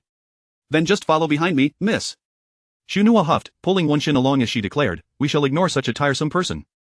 As they passed by Yang Zihao, Xunhua deliberately scoffed loudly, expressing her utter disdain for him. Yang Zihao had always known she held him in low regard. He merely smiled wryly and chose not to respond. Xunhua led Wenqing into a luxury boutique. Zhao Peipei, eager for amusement, followed suit, thinking, "Let us see what she dares to buy." To venture into luxury ready-to-wear is sheer arrogance for someone like her. Those who can afford luxury handbags aren't truly wealthy, it's those who buy luxury clothing that are the genuine affluent. After all, luxury bags retain their value. Even if one resells it after years of use, they could recover half the cost. However, luxury clothing is another story, releasing new lines every season, and even unworn items with tags may fetch a mere fraction of their original price. Clothes that cost tens of thousands can be resold for a few hundred quite easily. Even Zhao Peipei herself seldom indulged in luxury ready-to-wear, opting for replicas most of the time. Nowadays, the imitation craftsmanship is so refined that unless one encounters a true connoisseur, discrepancies are nearly imperceptible. Upon entering the store, Zhao Peipei observed Xunhua holding up a long dress against Wenqing, unable to suppress her laughter. "This dress is the new release from the Chanel collection this season," she remarked with a mocking tone. "It retails for nearly 100,000. If you can't afford it, do us all a favor and don't waste the sales assistant's time. But if you damage it while trying it on, you certainly won't be able to compensate for it." Xunhua didn't even glance her way, addressing the sales assistant instead. "Please take my aunt to try this on." The assistant nodded, carrying the dress and guiding Wenqing to the fitting room. After a while, Wenqing emerged, and the dress suited her perfectly. The simple yet elegant design and a soft lavender hue lent her an air of grace and femininity. Xunhua's eyes sparkled. "This one, it's perfect. Please wrap it up." Zhao Peipei could hardly believe her eyes. This little girl was purchasing a $100,000 dress without batting an eyelash. She suspected Xunhua was merely putting on a fade, thinking she might return it the very next day, as luxury brands allow for no reason returns. Xunhua ignored her entirely, turning her attention to a shawl. She selected a light patterned one and draped it over Wenqing's shoulders, nodding in approval. "Very nice, I'll take this one as well." She purchased these costly garments with an ease that resembled shopping for cabbage on the street. Wenqing had initially remained composed, but she shared Zhao Peipei's concerns. Xunhua was likely buying these extravagant items out of spite. She could simply return them later to avoid wasting money. She had noticed the price tags. Together, the two items totaled nearly 15,000. How could they afford such expensive clothing? It wasn't tea until she heard Shunhua instruct the sales assistant to cut the tags that Wenxin panicked, urgently grabbing Shunhua's arm. No, don't be reckless. You can't squander money like this. Shunhua gently patted her hand, reassuringly saying, and Wenxin, rest assured, this is all from my bonuses. I have the means in one tea way. If someone says a few words, it's no big deal. If we can't afford it, we shouldn't tea by 15,000 for 2 garments is too exorbitant. Shunhua explained, and Wenxin, I can bear this cost. I earn quite well, and it brings me joy to buy you these clothes. Wenxin was about to protest further when Shunhua signaled for the assistant to cut the tags. Wenxin's heart sank, feeling as if it were bleeding. 15,000 for 2 pieces of fabric, hardly enough to make a single roll of cloth. It was far too extravagant. Having long considered Shunhua family, she found it difficult to accept this expenditure, even if it was Shunhua's own money. Meanwhile, Zhao Peipei was taken aback that Shunhua had insisted on having the tags cut. 15,000 just to buy some clothes for that cleaning lady? Is she out of her mind? Her friend nudged her arm and whispered, Peipei, your stepmother's daughter is quite wealthy, perhaps you should strategize to extract more from her. Zhao Peipei gritted her teeth. Had she not thought of that, yet, Wenxin had refused, no wonder she was reluctant to part with her money. It appeared she wished to keep it for her own enjoyment. After completing the payment, Shunhua turned to Zhao Peipei, raising an eyebrow as she accepted the beautifully wrapped gift box from the assistant and turned to leave with Wenxin.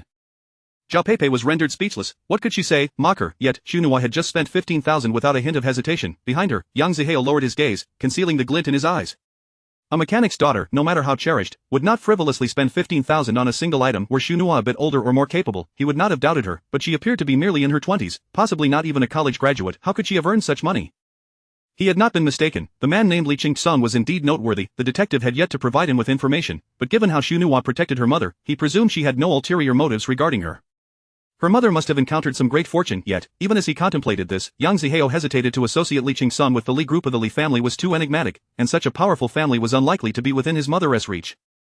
Once they exited the luxury store, Wenxin promptly addressed Shunhua, No, I still have a few thousand left. When we return home, I'll give it to you. Today's expenditures are on you, but I cannot take advantage of your generosity. I must repay you. At this, Shunhua quickly waved her hands. I don't want it. Wenxin remained resolute. No, you must accept it. This money was saved bit by bit from my meager earnings. I didn't even take it out when Zhao Peipei asked.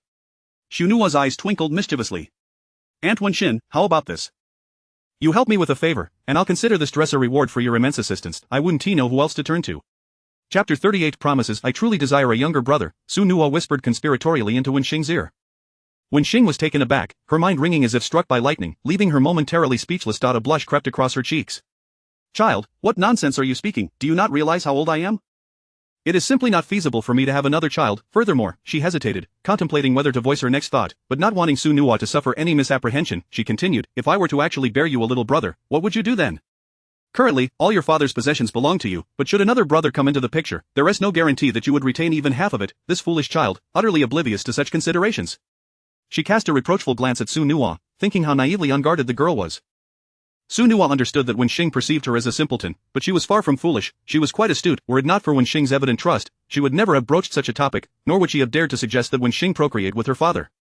Her true intention was for Wenxing to genuinely bear an heir for her father, perhaps nurturing an outstanding successor who could ultimately inherit the vast family estate. As for herself, she felt entirely indifferent about her father's potential new family member.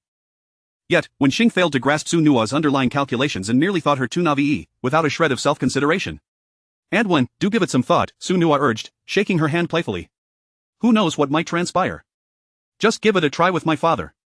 Wenxing found it impossible to lower herself to discuss such matters with a child, and thus she deflected the conversation. Fearing Shunhua would persist in broaching the subject, she refrained from mentioning the clothing money, deciding instead to hand it over to Li Qingxun later. After their shopping excursion, the two returned home in high spirits. Meanwhile, in the mall, Zhao Peipei glared at Yang Zihao, displeased. Speak the truth, your mother's husband, the mechanic, is truly impoverished, correct? If they were genuinely destitute, how could her stepdaughter so effortlessly purchase such expensive clothing? Yang Zihao sighed, wife, you are overthinking it. Do you not know what sort of person my mother is? A cleaner, advanced in years, how could she possibly marry someone wealthy? Moreover, nowadays, the post-2000 generation loves to overspend with credit cards, who knows whether she is using one? Upon hearing this, Zhao Peipei felt somewhat relieved, convinced that the purchases were indeed made on credit, showcasing a lack of integrity. Just then, a sales associate approached with curiosity. Excuse me, madam, that skirt you are wearing is indeed from our new collection last season, but I do not recall it being paired with such a belt, nor does the pattern seem correct. The associate's expression froze momentarily, scrutinizing the skirt with uncertainty. This pattern, it does not appear authentic. It resembles a counterfeit. The associate looked at Zhao Peipei, incredulous that someone so ostentatiously dressed could be wearing a knockoff. Feeling exposed, Zhao Peipei bristled at the associate's gaze and retorted defiantly, "What are you staring at? Is this how your brand treats its customers? Forget it, I won't be purchasing anything." With that, she turned and strode out with her head held high. Her friends, bewildered by Zhao Peipei's outburst, directed their ire at the associate, who felt quite unjustly treated. It was apparent that Zhao Peipei was wearing a high imitation, yet no one would dare flaunt such a thing in a luxury store. Once outside, Zhao Peipei unleashed her frustration upon Yang Zihao, seething, "It's all your fault. You can't earn a decent living, you are a worthless coward. What does it matter if you're intelligent? You cannot even afford luxury goods, useless." Despite her harsh words, Yang Zihao soothed her, "Peipei, please do not be upset. It is all my fault, I've let you down, and being with me has caused you distress." Zhao Peipei, however, turned away from him, pushing him aside as she walked off. She felt utterly wronged. Her mother had already discussed finding her a new partner, and she had intended to divorce Yang Zihao and start anew. Little did she know, her father had suddenly decided to groom Yang Zihao to eventually inherit the family fortune. She was baffled by her father's insistence against her divorce, claiming Yang Zihao was her ideal match. Now, she found herself unable to divorce while relying on this impoverished fool. How infuriating. Behind her, Yang Zihao watched her retreating figure with a complex expression, before casually following to console her. That evening, when Xing called Li Qingsong into the bedroom after dinner, holding out a bank card, she said, "Here, take this." Li Qingsong furrowed his brow, perplexed. "What do you mean?" With a sigh, when Xing explained, "Today, Su Nua bought clothes for me, spending an extravagant 150,000. I understand her good intentions, but I cannot take advantage of her generosity. This is my savings of 50,000. Please give it to her, and I will save more for her dowry later." Li Qingsong did not accept the card. "She has money. Keep this for yourself, there is no need to give it to her." When Xing looked at him disapprovingly. "The child is still naive, but you, as her father, should be more understanding. Do you not realize how much pressure young people face in the workforce? Even if she receives a bonus, it is rightfully hers. How can she so casually spend it on me? Honestly, if I were not worried about your reaction, I would have considered giving her the 200,000 betrothal gift you provided." Li Qingsong was taken aback that he had never encountered a woman who spoke to him in such a manner. While her words were reproachful, they were not unpleasant. Instead, they felt warm and comforting. It was a rare sensation to have someone managing his affairs at home. Moreover, he had not anticipated Wen Xing's sincerity. To him, Su Nua's expenditure of 150,000 was a trivial matter, one he could easily cover, as he had never withheld pocket money from her. Yet Wen Xing did not take this for granted. She offered her savings and even considered utilizing his betrothal gift to repay Su Nua. Such thoughtfulness was truly commendable. Li Qingsong found no reason to refuse, ultimately accepting the card. However, he did not hand it over to Su Nua. Instead, he tucked it into his briefcase, intending to return the funds to her at a more appropriate time. As they resolved the matter, they emerged to find Su Nua's mischievous little face awaiting them. "Have you come to an agreement?" "Dad, Aunt Wen, please give me a younger brother, I really want one." Chapter 39. If you don't mind, shall we become friends? When Xian's face flushed with a sudden warmth. Li Qingsong glared with a fierce expression, "Su Nua, have you become mischievous again?" Su Nua hurriedly fled, exclaiming as she ran boldly, "It's time to showcase your masculine prowess. If you can't produce a little brother, you won't be able to manage. Just watch, I'll make sure to teach you a lesson today. What's wrong with having a little brother? All problems could be effortlessly resolved. Don't disregard my advice, I'm telling you, if you really hit me, Aunt Wen, save me." When Xian, unable to bear watching this scene, didn't feel inclined to rescue Nua anymore. Pretending she hadn't heard, she turned and retreated to her bedroom. This child is truly something. The cacophony of screams outside was incessant, but when Xian, ultimately feeling pity for Su Nua, stepped out and said, "Alright, Qingsong, she didn't mean it." Li Qingsong, with a frosty demeanor, halted and pointed a finger at Su Nua, warning, "If you dare to speak nonsense again, I shall cut off your allowance." Su Nua, unfazed, had hoarded her unspent pocket money over the years and had no fear of running out. She could easily support herself for a decade without issue. Since Su Nua was staying here for the night, Li Qingsong had no choice but to squeeze into Wen Xian's bedroom. Both took precautions, fearing Su Nua might strike unexpectedly, and every morning, they would neatly tuck the bedding from both rooms into the cabinet. Thus, Su Nua remained blissfully unaware that her father and Aunt Wen were discreetly collaborating right under her nose, believing her schemes were quite effective. The following day marked the social gathering organized by Su Nua's company, in collaboration with another internet giant based in Rome City, held in the grand hall of a five-star hotel in the city center.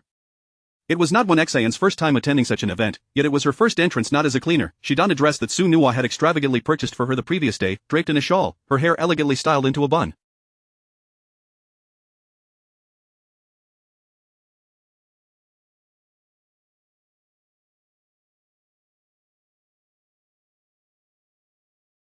Su Nua had also gifted her a jade necklace, which made her look exceptionally radiant. Since Su Nua had mentioned the jade necklace was merely stone, Wen Xian didn't take it too seriously, as long as she didn't embarrass Su Nua today. As they walked inside, Su Nua couldn't help but exclaim, "Aunt Wen, you look absolutely stunning, you hardly have any wrinkles, you must be favored by time itself. Honestly, I'm beginning to think my father is unworthy of you." No woman can resist flattery, and Wen Xian couldn't help but chuckle at her jest. "Alright, enough with the flattery. Are those your colleagues over there? She gestured toward a few people waving at Su Nuwa from a distance. Su Nuwa's eyes lit up. Yes, Anwon, let me introduce you to my colleagues. She pulled Wen Xin over, and several young individuals couldn't help but admire Wen Xin's elegance. They had never seen such a sophisticated and graceful lady. Anwon, these are my colleagues, Su Nuwa introduced one by one, finally presenting Wen Xin to them. This is my stepmother, Anwon. You all can just call her Anwon. Anwon, a young girl eagerly raised her hand, looking at Wen Xin with enthusiasm. Could you share your secrets to combating aging? How often do you get a facelift? Wen Xin was taken aback. Huh? Facelift? Su Nuwa solemnly patted the girl's shoulder. I know this might sound a bit harsh, but my Anwon is truly a natural beauty. She has never had any injections. Only those with poor innate conditions would ponder such matters incessantly. The young girl shot her a disapproving glance, suggesting she take her time to reflect. Just then, the girl nudged Su Nuwa's arm. Hey, look at that handsome guy over there. Do you see him? Isn't he inspiring? Just look at that perfect physique. In truth, Su Nuwa wasn't as she had portrayed. She had just graduated and was interning, having founded a design company with these individuals as her employees. Since they were all around the same age, playful banter was quite normal. At that moment, Su Nuwa followed the girl's gaze and instantly brightened. She quickly told Wen Xin, Anwon, why don't you take a seat on that sofa over there for a while? Feel free to grab anything you want to eat. I'll come find you shortly. Thinking Su Nuwa had something important to attend to, Wen Xin replied promptly, you go ahead. Su Nuwa blew her a kiss and then led the young girl toward the handsome man.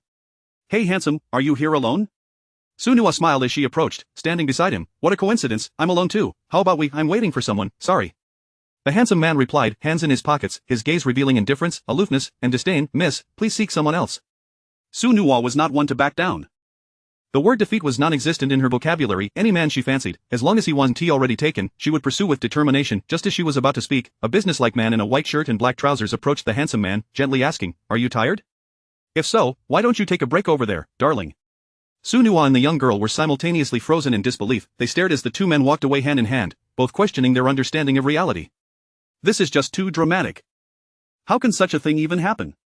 Su Nuwa lamented, how could I have taken a liking to a man who thinks of me as just a sister?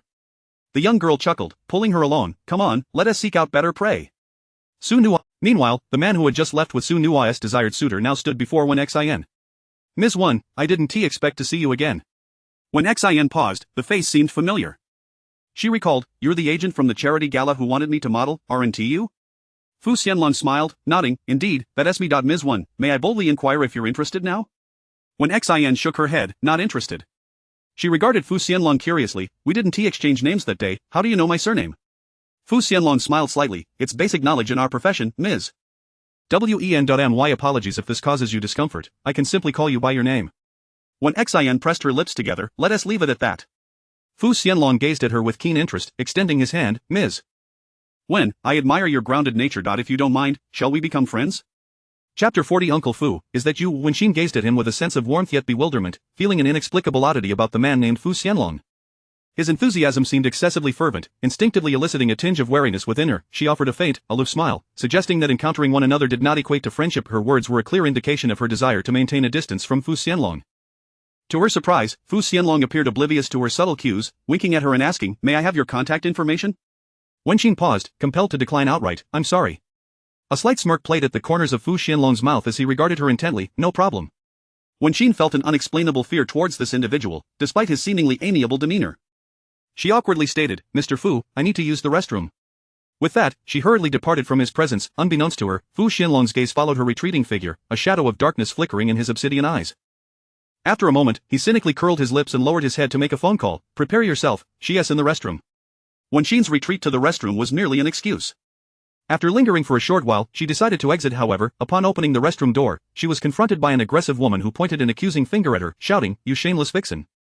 How dare you seduce my husband? Don't think that hiding will make me unaware of your antics. Today, I will expose your true colors. The woman lunged at her, seizing Wen Xin's hair and yanking it fiercely. Caught off guard, Wen Xin was rendered defenseless and could only passively shield herself, her scalp nearly tearing away from the force. She desperately swatted at the woman's hands, only to receive a stinging slap in return. Wen Xin cried out, you have the wrong person, you have the wrong person. Yet her pleas fell on deaf ears as the woman continued to tug at her hair while delivering blows. Any attempt Wen Xin made to resist only tightened the grip on her hair, causing her pain to stifle her movements. At that moment, a familiar voice rang out nearby, stop it. It was Fu Xianlong. He stepped forward, grasping the woman's arm and pulling her away from Wen Xin, his face solemn as he admonished, you cannot indiscriminately assault someone without distinguishing friend from foe. Inflicting unwarranted harm on the innocent who gave you the audacity? The woman retorted angrily, it's her, how could I mistake her, the woman in the photo on my husband's phone is her. This shameless harlot, at her age, still engaging in infidelity, how disgraceful. The onlookers cast perplexed glances at Wenxin promptly interjected, I assure you, it is not me. I do not even know who your husband is. How could I possibly seduce him? I have lived for decades with integrity, and I would stake my health for the rest of my life on it. The woman remained undeterred, collapsing onto the ground in tears, how can you treat me this way? I have stood by him through thick and thin, helping him build from nothing. Now that life is finally looking up, why must you interfere? You owe me my complete family. Wenxin's explanations fell on deaf ears, and feeling a sense of helplessness as the crowd began to murmur and point at her, she finally said, if this continues, I will have no choice but to call the police. Fu Xianlong's expression shifted momentarily, and he quickly approached her, grasping her hand and shaking his head, do not involve the police. This is a simple matter that need not be complicated. Wenxin looked at him in confusion, calling the police seemed the most straightforward solution given the current predicament. This woman was clearly not receptive to her explanations, perceiving her as an imagined adversary, and with her emotions running high, what if she acted rashly? They could not remain in this standoff forever. After signaling to her, Fu Xianlong confronted the woman, his voice cold, if your husband is unfaithful, your first course of action should be to address him, not the alleged mistress. Secondly, I know this Ms. Wen, she is kind-hearted and not at all the type you accuse her of being. Now, if you continue to cause a scene here and tarnish Ms. Wen's reputation, we may have to resort to legal measures. The woman, sitting on the floor, halted her cries upon hearing this. Take a moment to reflect, does the name on your husband's phone belong to someone with the surname Wen? The woman shook her head, confusion clouding her features, I believe it's not. I think the woman's surname is Lin. In disbelief, she frowned, did I truly mistake her? As she stood up, preparing to leave, Fu Xianlong stopped her, wait a moment. Ms. Wen has been unjustly accused by you. Are you really just going to walk away after this? Shouldn't you owe her an apology? The woman hesitated, turning to face Wenxin, scrutinizing her. You do look somewhat different, that woman has coarser features than you. After a moment, she begrudgingly uttered, I'm sorry. I was impulsive earlier. With her apology given, she slowly departed under Fu Xianlong's watchful gaze, and the crowd began to disperse. Fu Xianlong turned his attention to Wenxin with concern, are you alright? Did she hurt you? Wenxin shook her head and smiled at him, I'm fine, thanks to you. Fu Xianlong tilted his head, then may I add you on WeChat? Wenxin hesitated for a moment. Although she felt reluctant to engage further with Fu Xianlong, she could not bring herself to refuse after he had come to her aid. Reluctantly, she took out her phone and they exchanged WeChat contacts.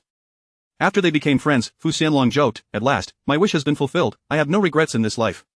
Wenxin merely offered a polite smile, not responding further, she simply wished to distance herself from Fu Xianlong. Being around him instilled a persistent sense of unease throughout her life, her intuition had proven accurate, even saving her on several occasions, hence her cautious approach toward Fu Xianlong. Just then, Su Nuo rushed over, spotting Wenxin and quickly inspecting her from head to toe, visibly relieved as she exclaimed, Anwen, I finally found you. I didn't expect you to be here, are you alright? I heard there was an incident just now, did it affect you? Wenxin waved her hand, smiling, I'm fine, thanks to Mr. Fu's timely assistance. Su Nuo followed her gaze to Fu Xianlong, momentarily taken aback before exclaiming incredulously, Uncle Fu? Is that you? Chapter 41 Is this not a blind date? Fu Xianlong was taken aback, his eyes lighting up with surprise. Nuo? He gazed at Su Nuo in disbelief, recalling their previous encounters when she was but a tiny tot, and now she had grown so much. Su Nuo chuckled, indeed, I've grown up now. She took Wen Xian's hand and introduced her, Anwen, this is Uncle Fu, a friend of my father's who went to Spain 10 years ago and hasn't returned until now. After finishing her introduction, she curiously inquired, Uncle Fu, when did you come back? Why didn't you inform my dad? Fu Xianlong smiled, casually placing a hand in his pocket. I actually just returned a few days ago and haven't yet had the chance to reconnect with old friends. Besides, I wasn't aware your father was back in the country. When did he return to develop his career? It's been a few years, Su Nuo replied with a smile. Most of the family's business still resided overseas, but those enterprises had dedicated agencies managing them. In truth, her father had returned solely for her sake, as she aspired to flourish in design, and the finest designers were currently in the country. He paved the way for her by allowing her to apprentice under a renowned designer, even if she was merely a nominal student. The title bore significant weight. However, these matters were private, so Su Nuo refrained from divulging too much in front of Wen Xian. Fu Xianlong, still recovering from his surprise, remarked, then I shall visit your father another day. After a brief pause, he turned to Wen Xian and asked Su Nuo, and this is? Su Nuo proudly introduced, this is my father's newlywed wife. Fu Xianlong was momentarily stunned, then quickly addressed Wen Xian with courtesy, so you are the sister-in-law. My apologies. He extended his hand, which Wen Xian reluctantly shook. I sincerely apologize, I hope you can forgive my earlier indiscretion, he said. Wen Xian shook her head and smiled, it's quite alright. Wen Xian was taken aback to discover that Su Nuo knew Fu Xianlong, and even more so that Fu Xianlong was a good friend of Li Qingsong. Yet, her feelings towards Fu Xianlong remained unchanged. She only wished to keep her distance. After exchanging pleasantries with Fu Xianlong, Su Nuo took Wen Xian's hand and left. Once they had distanced themselves, Su Nuo hid behind a pillar and whispered to Wen Xian, Anwen, you should avoid getting too close to Fu Xianlong. My dad once mentioned that he harbors ill intentions. When Xin was taken aback, realizing that Su Nua's sentiments echoed her own, she nodded. I understand, you needn't worry. Su Nua then began to admire the outfit when Xin wore, utterly pleased. And one, I truly have an eye for fashion. This dress is simply stunning on you. When Xin blushed at the compliment, it's not as exaggerated as you say. Just then, the social event commenced. The host took the stage to deliver a speech. Su Nua discreetly leaned towards Xin, and one, today's gathering is primarily organized by the government to help us find partners. I just strolled around and saw quite a number of middle-aged men present. Your popularity might soar today. When Xin was taken aback, exclaiming, isn't this akin to a blind date? How could Nua bring me to a blind date? This child is being quite reckless. Su Nua raised her chin, her mind brimming with schemes. While Old Lee is lounging about, it's high time he appreciates the wonderful woman he has married. Today, I shall show him just how desirable Antwin truly is. Those he overlooks are coveted by others. If he doesn't seize the moment, he'll miss out on something truly warm and delightful. Ugh, how can I? However, as the social event was about to begin, she wondered why Old Lee had yet to arrive. If he came too late, Antwin might be whisked away by someone else. Soon, they reached the free interaction segment. When Xin was utterly disinterested in this type of gathering, sitting alone and feeling quite bored. Unbeknownst to her, her simple dress accentuated her graceful figure, and her tall stature and elegantly pinned-up hair showcased her slender neck, rendering her a captivating vision in the eyes of others. Initially, a man in his 40s approached her, handing her a card inscribed with his name and contact information. Following that, a slightly overweight man did the same, followed by a balding gentleman, a sharply dressed man, and others, each presenting their cards in rapid succession. Not far away, Li Yanfang sat, green with envy as she observed the scene. She was there to scout suitable young men for her daughter. While marriage was not on the horizon, it was prudent to have a couple of options ready. This high-profile event attracted accomplished individuals within the industry, making it ideal for her Pepe as a backup. However, she had not anticipated seeing Xin here, nor that Xin would receive such a plethora of cards from interested men. Clenching her teeth in secret, she felt a pang of resentment, though she had no interest in the men present. The stark contrast between her solitude and the constant stream of admirers surrounding Xin was disheartening. She inwardly scolded those men for their lack of discernment, deceived by Xin's appearance. Li Yanfang convinced herself, rolling her eyes and directing her gaze elsewhere, out of sight, out of mind. Meanwhile, Xin was overwhelmed as she collected cards, initially oblivious to their significance until she realized that each card represented someone's interest in her. She had already amassed 13 cards. Though she was married, holding these cards made her feel somewhat guilty, yet those men offered her no opportunity to explain, shoving the cards into her hands before departing. Su Nua craned her neck, constantly glancing toward the hotel entrance. Where is Old Lee? Is my provocation ineffective? My father is being so unreliable. How am I supposed to proceed? Antwin is on the verge of being swept away. At that moment, at Lee's group, Li Qingsong had been signing documents when he suddenly set down his pen. Zhou Zi, taken aback, inquired, Mr. Li, is there an issue with the contract? Li Qingsong shook his head, asking her, what time is it now? Zhou Zi replied, it's already 11 o'clock. Li Qingsong nodded, fell silent for a few seconds, then stood up, grabbing his coat. I need to step out for a moment. Zhou Zi quickly interjected, Mr. Li, these contracts are needed for the afternoon, there are only a few left, why the rush, can't you finish signing before you leave? Li Qingsong's pace did not falter. I will sign them upon my return. Back at the hotel, Su Nua eagerly anticipated her father's arrival, and finally, as Xin received her 20th card, her beloved father appeared. Chapter 42. Excuse me, a flower with an owner. Suddenly, Su Nua's eyes brightened as she spotted Lao Li. Regardless of the flamboyant men dressed in extravagant attire within the hall, her gaze shifted to Lao Li, who was clad in the garb of an old bureaucrat, revealing a hint of disdain in her expression. Lao Li, truly, couldn't he have made a bit more effort in his appearance before arriving? How could he possibly compete with those younger gentlemen from earlier? Alas, it was entirely her fault.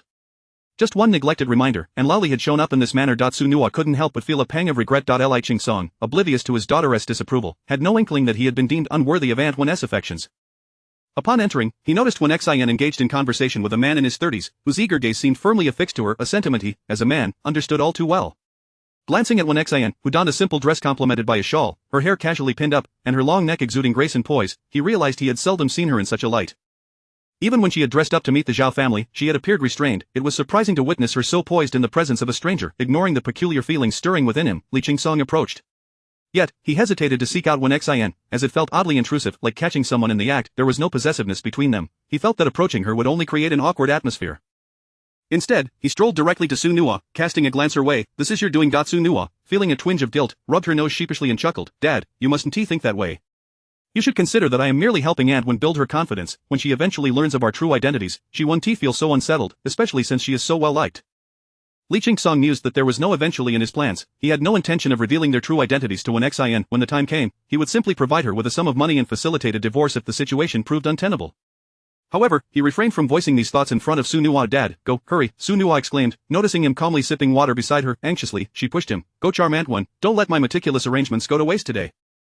Moreover, she had analyzed the situation. As of now, he was still among the top contenders for Antwan's affections, primarily due to his decent looks. Though he was a tad older, he still possessed a robust charm, not to mention his wealth. She gestured towards the man who had been conversing with Wen Xian for nearly 10 minutes. Look at Antwan's smile. If you let them continue talking, you might lose her. Li Qingsong glanced over, and indeed, the man remained firmly seated in front of Wen Xian. He frowned, his voice low. Wen Xian is not that type of person. He prided himself on his judgment. Wen Xian was traditional, and since she had married him, she would never allow herself to be swept away by another. Su Nua cast him a pained look, exclaiming, You're so naive. Your unawareness, as well as Antwan's, cannot withstand the attentions of those men. When it comes to matters of the heart, it's the unintentional that often leads to entanglement. You should be more proactive. Li Qingsong's gaze wavered towards the duo. Meanwhile, Wen Xian was struggling to maintain her composure. She had simply intended to take a seat and rest, but was now inundated with a flurry of cards being thrust her way. Caught off guard, she received them with a smile to preserve Su Nua's dignity. Initially, it was manageable, but the persistence of a young man named Zhou Xiaochuan, who sat before her, proved overwhelming. With his youthful, cherubic face and tall, slender frame, Zhou was quite the conversationalist. Unfortunately, Wen Xian felt no interest in this young man, as her own son was not much younger. She maintained her traditional values. The age difference felt rather inappropriate. In an effort to encourage him to leave, she mentioned that she was 50 years old, only to find that he was unfazed, continuing their conversation. Wen Xian, aware of her modest occupation, revealed that she worked in cleaning services. To her surprise, Zhou Xiaochuan responded with enthusiasm, Sister One, you're incredible, to maintain such youthfulness in cleaning. If you hadn't mentioned your age, I would have thought you were only in your 30s. Wen Xian waved her hands dismissively. That is quite an exaggeration. 30 was 2 decades ago. Would you care to exchange contact information? Zhou Xiaochuan inquired, waving his phone. Wen Xian was taken aback, about to refuse, when a calm voice interrupted from behind. Excuse me, a flower with an owner. Wen Xian was both startled and elated. Qingsong, you're here. Relief washed over her as she realized he had arrived. Zhou Xiaochuan turned to Li Qingsong, offering a polite nod. A gentleman should respect the lady's choice, and it appears I am late to the party. Li Qingsong stepped forward, placing his hand possessively on Wen Xian's waist, a clear declaration of his claim. The implication of a flower with an owner was unmistakable. They were married, and he had arrived first. Zhou Xiaochuan blinked in surprise, looking to Wen Xian for confirmation, which she affirmed with a nod. She had attempted several times to explain, but Zhou had never given her the opportunity to speak, fearing she would dismiss him. Realizing his error, Zhou Xiaochuan smiled ruefully. I see I've overstepped. He nodded apologetically to both Wen Xian and Li Qingsong. My apologies. Li Qingsong smiled. No harm done with that. Zhou Xiaochuan awkwardly departed.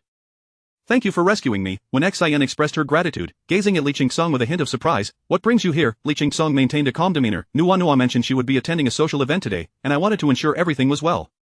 Wen Xian chuckled. It's often said that daughters are their father's little darlings. Are you worried she might be misled by unscrupulous individuals? Li Qingsong nodded. That girl, Su Nua, possesses a plethora of cunning traits.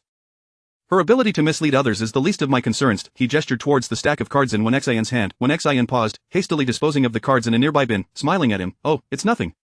Just a bit of fun. She decided it was best not to divulge the details, as men often harbor possessive instincts within marriage, and she wished to avoid unnecessary complications. Li Qingsong observed her actions with approval, nodding. Those cards appeared rather garish in style and design.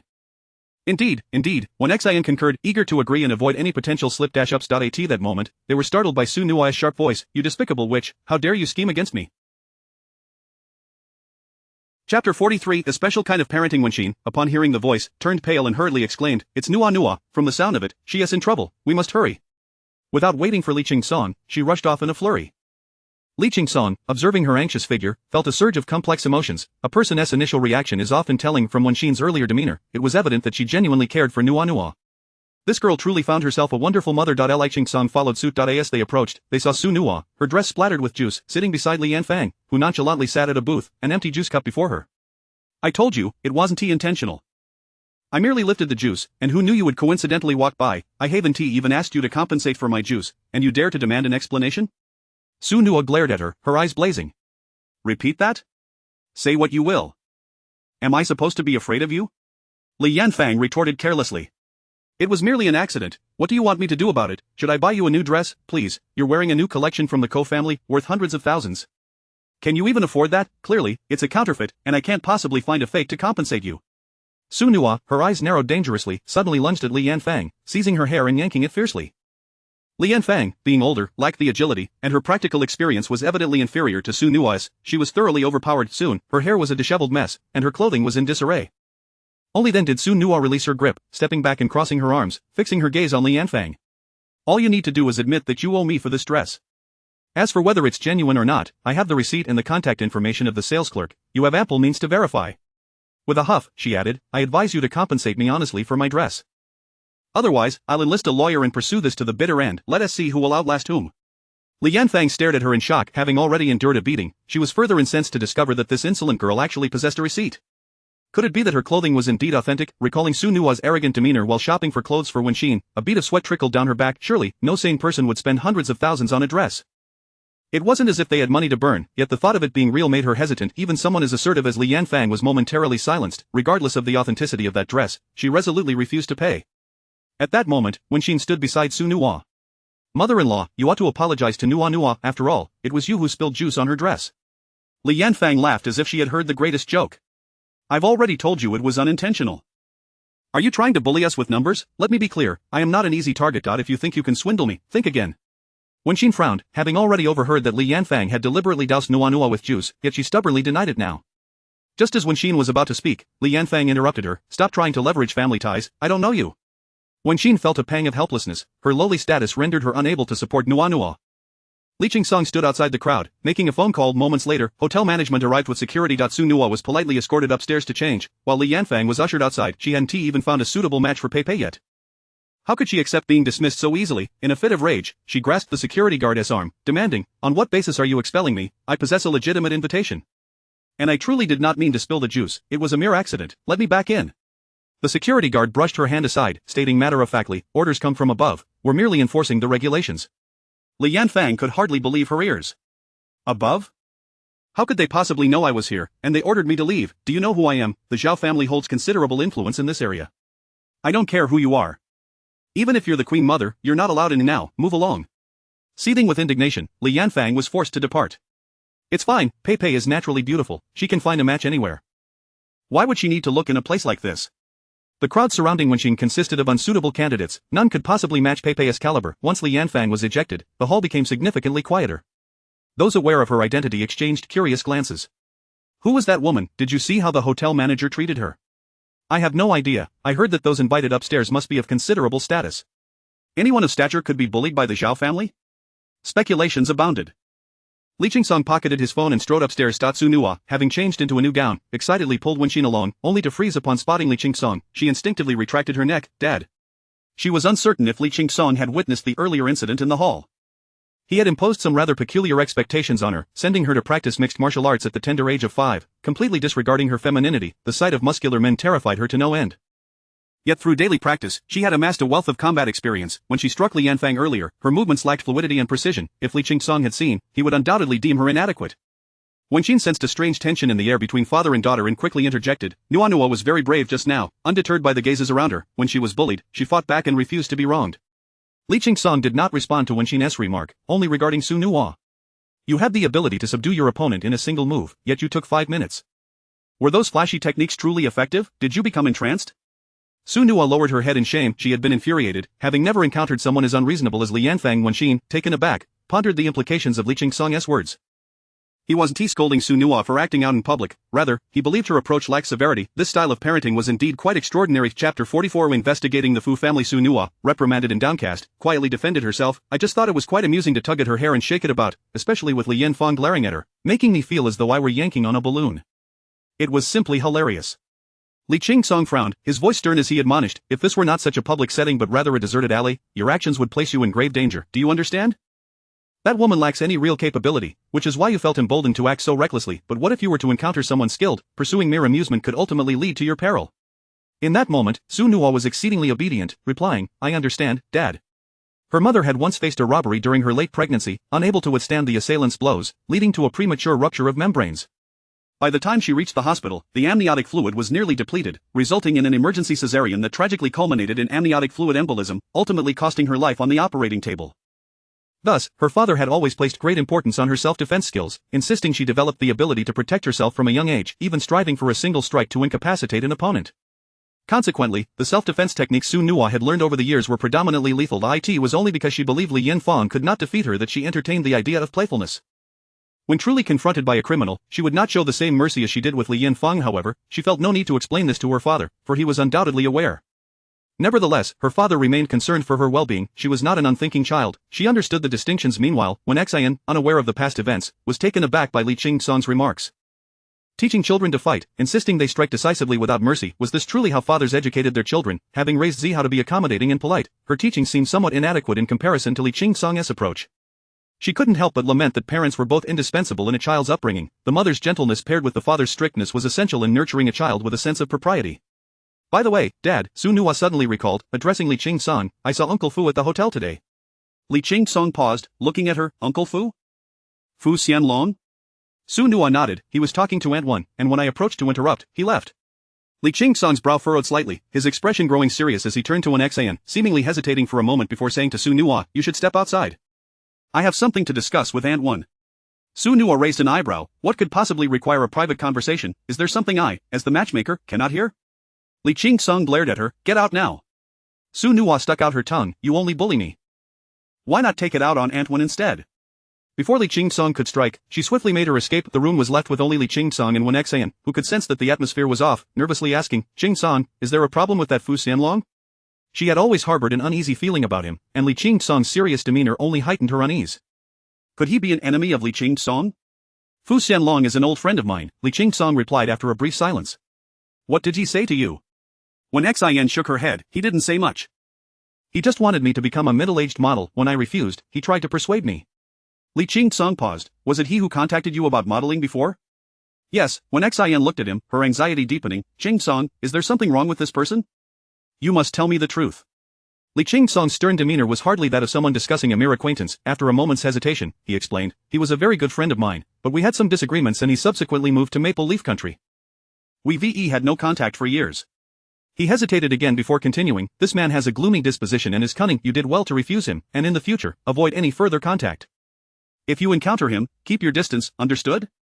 When Xian was momentarily stunned but nodded in agreement. A gloomy and cunning personality, although Fu Xianlong had given her an unsettling impression, he appeared amicable and did not seem as fearsome as Li Qingsong described. Yet, with her husband on one side and an unfamiliar individual on the other, she naturally chose to trust Li Qingsong. Internally relieved, she thought, thank goodness I refused him that day. Although she reluctantly added him on WeChat today, she resolved to ignore him and pretend he didn't exist. Li Qingsong smiled gently, indeed, you are fortunate. Now that the matter regarding Fu Xianlong was settled, when Xian grew concerned about Su Nuo, I'll go check on Nuo. She has a hasty temperament and might cause trouble. Li Qingsong smiled, alright. After watching Wen Xian leave, he stood in the room for a long while, lost in thought. Eventually, he took out his phone and called Zhou Ziyi. Hello, Mr. Li? Zhou Ziyi's voice was tinged with surprise. What can I do for you? I'm near the Sheraton and can come over any time. Li Qingsong replied nonchalantly, there's no need for you to come here. Just investigate any recent activities concerning the Fu family, particularly Fu Xianlong's purpose for returning to Rong City and any individuals he may have been associating with. He remained uneasy. Fu Xianlong's appearance around Wen Xian felt too abrupt, yet, having severed ties with Fu Xianlong years ago, what could he possibly scheme against Wen Xian? Zhou Ziyi hesitated. The Fu family? The one from Maple Leaf Country that deals in arms? We don't have any collaborations with them, do we? Well, Mr. Li, why the sudden interest? Yes, that Fu family, Li Qingsong replied without elaborating further. Just ensure you send me the findings as soon as possible. Zhou Ziyi responded promptly, understood, I'll investigate right away. After a moment, she curiously inquired, Mr. Li, do you have any events at the Sheraton tonight? Li Qingsong explained, Nuo is attending a social event, and I'm here to keep an eye on her. Zhou Ziyi exclaimed, oh, Nuo. Why didn't she invite me? I've been single for years, this girl keeps all the good men to herself, I must go find her. Li Qingsong had no objections and chuckled, I can't interfere with the affairs of the young. Feel free to come as you wish, just don't let it hinder your responsibilities. Rest assured, I've made arrangements, we'll have results by tomorrow morning at the latest, Zhou Ziyi cheerfully assured him. After hanging up, Li Qingsong turned to leave. At the railing on the second floor, he glanced down at the hall below, and by mere coincidence, he spotted Wen Xian once again surrounded by several men. Observing the eagerness on the faces of those men, Li Qingsong instinctively frowned. Su Nuo was right, Wen Xian was indeed exceedingly popular. For reasons he could not comprehend, he descended the stairs and strode purposefully toward her. Chapter 45. This hotel is rather splendid, isn't it? When he arrived, a group of men were engaged in a lively conversation with Wen Xian, seemingly in a competition to showcase their high-ranking positions and impressive salaries. One of them, particularly proud, proclaimed, I am the procurement manager of a subsidiary under the Li Group. Surely, Ms. Wen has heard of the Li Group. It is currently the largest conglomerate in the world and has a branch in Rong City. Wen Xian offered an awkward yet polite smile. Upon hearing this, Li Qingsong cast a curious glance at the man and noted him down in his memory. He then approached Wen Xian, gently grasping her wrist and softly saying, Did I not ask you to wait for me upstairs? Why have you come down on your own? When Xin was momentarily taken aback but quickly composed herself, smiling as she replied, I felt a bit bored, so I thought I would come down for a look. Have you finished your business? She had never mingled in high society and was entirely oblivious to the implications of having a private lounge upstairs. The expressions of the men nearby froze. I am done, Li Qingsong responded. Let us leave. As he led Xin outside, she quickly exclaimed, Nua's event hasn't ended yet. She had just seen Su Nua playing with a boy and felt a twinge of concern. Li Qingsong replied coolly, she is already 19 and capable of discerning right from wrong. It is getting late, we should head back. When Xin hesitated but chose not to press further. In truth, she was not the kind of parent who felt the need to hover. She had long been able to trust Z how to navigate the world on his own, yet, inexplicably, she found it challenging to be as composed where Nua was concerned. Perhaps raising a boy and a girl was inherently different. As a stepmother, she couldn't help but feel anxious when Xin silently reminded herself Nua is a grown child now. Her concern is valid, but it must not overstep boundaries, lest it provoke Nua's resentment. Just as they reached the entrance, a man in a sharp suit hurriedly pursued them, calling out, Mr. Li, Mr.Li, please wait. When Xin paused and instinctively turned to look. Li Qingsong did not break his stride, responding, Are you sure you have not mistaken me for someone else? The man, panting from the exertion of catching up, was momentarily stunned by the question. Ha! I can't be mistaken, can I? Isn't this Mr.Li? However, the inquiry made him doubt himself. Li Qingsong turned to Xin, suggesting, He probably has mistaken me for someone else. I will go speak with him. When Xin smiled and nodded, all right. Li Qingsong approached the man and lowered his voice, asking, Who are you? What do you need from me? The man quickly produced 2 bottles of exquisite red wine, presenting them to Li Qingsong as if they were treasures. He lowered his voice as well, stating, Mr. Li, our manager heard of your arrival and has insisted that I keep you here. He is on his way and asks that you join us for a meal. Li Qingsong furrowed his brow, replying, No, please inform your manager that I appreciate the sentiment, but I have other matters to attend to. The man, hearing this, quickly implored, Mr. Li, just for a moment, he will be here shortly. The manager has emphasized the importance of ensuring your presence. If he let Mr.Li slip away, the manager would surely be furious. Li Qingsong replied firmly, I understand his intentions. Tell him that the Li group appreciates his kindness, and we can discuss it another day. I truly have something to attend to today. The man hesitated before saying, Then at least accept the red wine. Otherwise, I won't know how to explain it to the manager. Li Qingsong glanced at Xin, who was looking back at him with a slight smile. He returned her smile before ultimately accepting the 2 bottles of wine. Upon returning to Xin, he explained, These are gifts from the hotel for all guests attending the networking event, 2 bottles in total, 1 for each of us. When Xin was both surprised and delighted, exclaiming, This hotel really is quite generous. She recalled her previous dining experience at a 7-star hotel, where they had also gifted several bottles of fine wine, and couldn't help but praise, It's evident that a large hotel knows how to conduct business. Their generosity is remarkable. We could hardly afford such luxuries, and yet they offer us gifts. Li Qingsong chuckled lightly to deflect the conversation. Just as they boarded the bus, a taxi pulled up at the hotel entrance. Zhou Ji stepped out in high heels, dressed in a chic professional ensemble, her hair cascading down, exuding a mature charm. Upon entering the hotel, she captured numerous glances. She politely declined the advances of several men seeking her contact information, scanned the room, and not finding Li Qingsong, approached Su Nua with a feigned air of discontent, saying, You little brat, enjoying such a feast without inviting me? If it weren't for Mr. Li's slip of the tongue, I wouldn't have known there were so many eligible bachelors here. Su Nua raised her hands in surrender, laughing, Sister, I didn't intentionally leave you out. This is organized by our company, and I had no idea there would be so many people. Otherwise, I would have definitely called you. Who doesn't know how eager you are to get married? Go away. You are the one desperate for a husband. I merely wish to meet my Prince Charming sooner. Zhou Ji teased, rolling her eyes. She then casually inquired, Where's your father? I owe Mr.Li my gratitude. If I can find someone today, I must treat him to a meal. Su Nua sipped her cocktail and gestured toward the entrance. He probably left. I just saw him and Ant when head out the door. Zhou Ji paused, a flicker of unusual light passing through her eyes as she asked nonchalantly, Antwin is here too? At her age, and married to Mr.Li, what is she doing in such a place? Su Nua replied with a grin, Of course, I brought her along. I thought my dad was taking too long to progress with Antwin, so I decided to give him a little nudge. You wouldn't believe it, Antwin is quite popular. Many people have been handing her their business cards. A hint of disdain flashed in Zhou Ji's eyes, but it was fleeting. Su Nua eagerly pulled her along, exclaiming, I just met several handsome guys. Come, let me introduce you, see if any catch your fancy. Zhou Ji chuckled softly, declining, Perhaps not today. I glanced around and didn't find anyone particularly captivating. I shall be leaving soon. There are matters to attend to at home. Chapter 46. Why such trust in me? Su Nua gazed at her in astonishment. Did you come here merely for the man? You didn't even glance back before leaving? Zhou Zi nudged her gently with her elbow, laughing in exasperation. You ungrateful soul, I specifically came to meet you. When President Li called me earlier, I happened to be nearby, so it was quite convenient for me to drop by. Besides, I truly have matters at home. My father was in a car accident, and I must return to care for him. Upon hearing this, Su Nua immediately inquired with concern, Is uncle seriously injured? Zhou Ziyi responded with an air of nonchalance, not severely.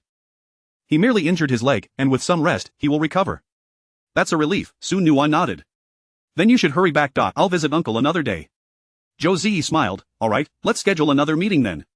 She waved goodbye to Su Nuan and turned to leave, but her smile faded the moment she reached the door. Just as she stepped outside, her mother called as Zhou Ziyi furrowed her brow, hesitated briefly, then answered, Mom, is there something you need? Su Chui replied cheerily, Ziyi, your cousin and his family have returned from abroad. If you're free tonight, do come home to see them. Your aunt is treating us all to dinner at a restaurant. Zhou Ziyi's brow knitted tightly. Her cousin's family, her father's brother, had emigrated overseas long ago.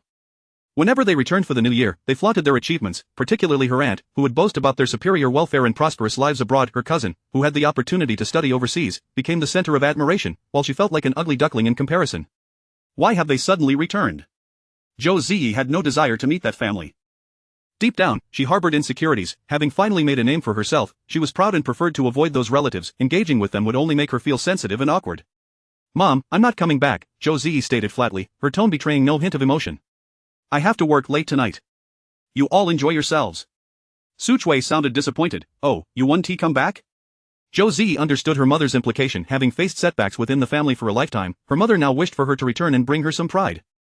Yet Zhou Ziyi was resolute in her decision. Ignoring her mother's unspoken plea, she hung up the phone. She wasn't lying. She indeed had work to attend to, particularly following up on matters President Li had entrusted her regarding the food. Upon returning home, Zhou Ziyi received an email from her subordinates. Secretary Zhou, it seems Fu Xianlong has returned to the country to invest in modeling, having established a modeling agency with a registered capital of tens of millions, and he has indeed nurtured some promising models. The attachment contained information about Fu Xianlong's modeling company. She skimmed through it and called the sender, inquiring about the Fu family's circumstances. Have you found out why they suddenly returned from Maple Leaf Country? It appeared the Fu family had encountered some setbacks abroad. The other party seemed to be shuffling through documents, the sound of rustling paper filling the line. Secretary Zhou, there is nothing suspicious in the actions of the Fu family or why the sudden inquiry into the Fu family? Zhou Ziyi was equally perplexed. Indeed, the information provided indicated the Fu family was facing challenges, and Fu Xianlong's return to seek opportunities was quite normal. In recent years, domestic development had surged, prompting many overseas Chinese to relocate their businesses back home. Moreover, Fu Xianlong had exhibited no particularly dubious behavior domestically, participating in various events, scouting potential talent, and nurturing models was entirely reasonable.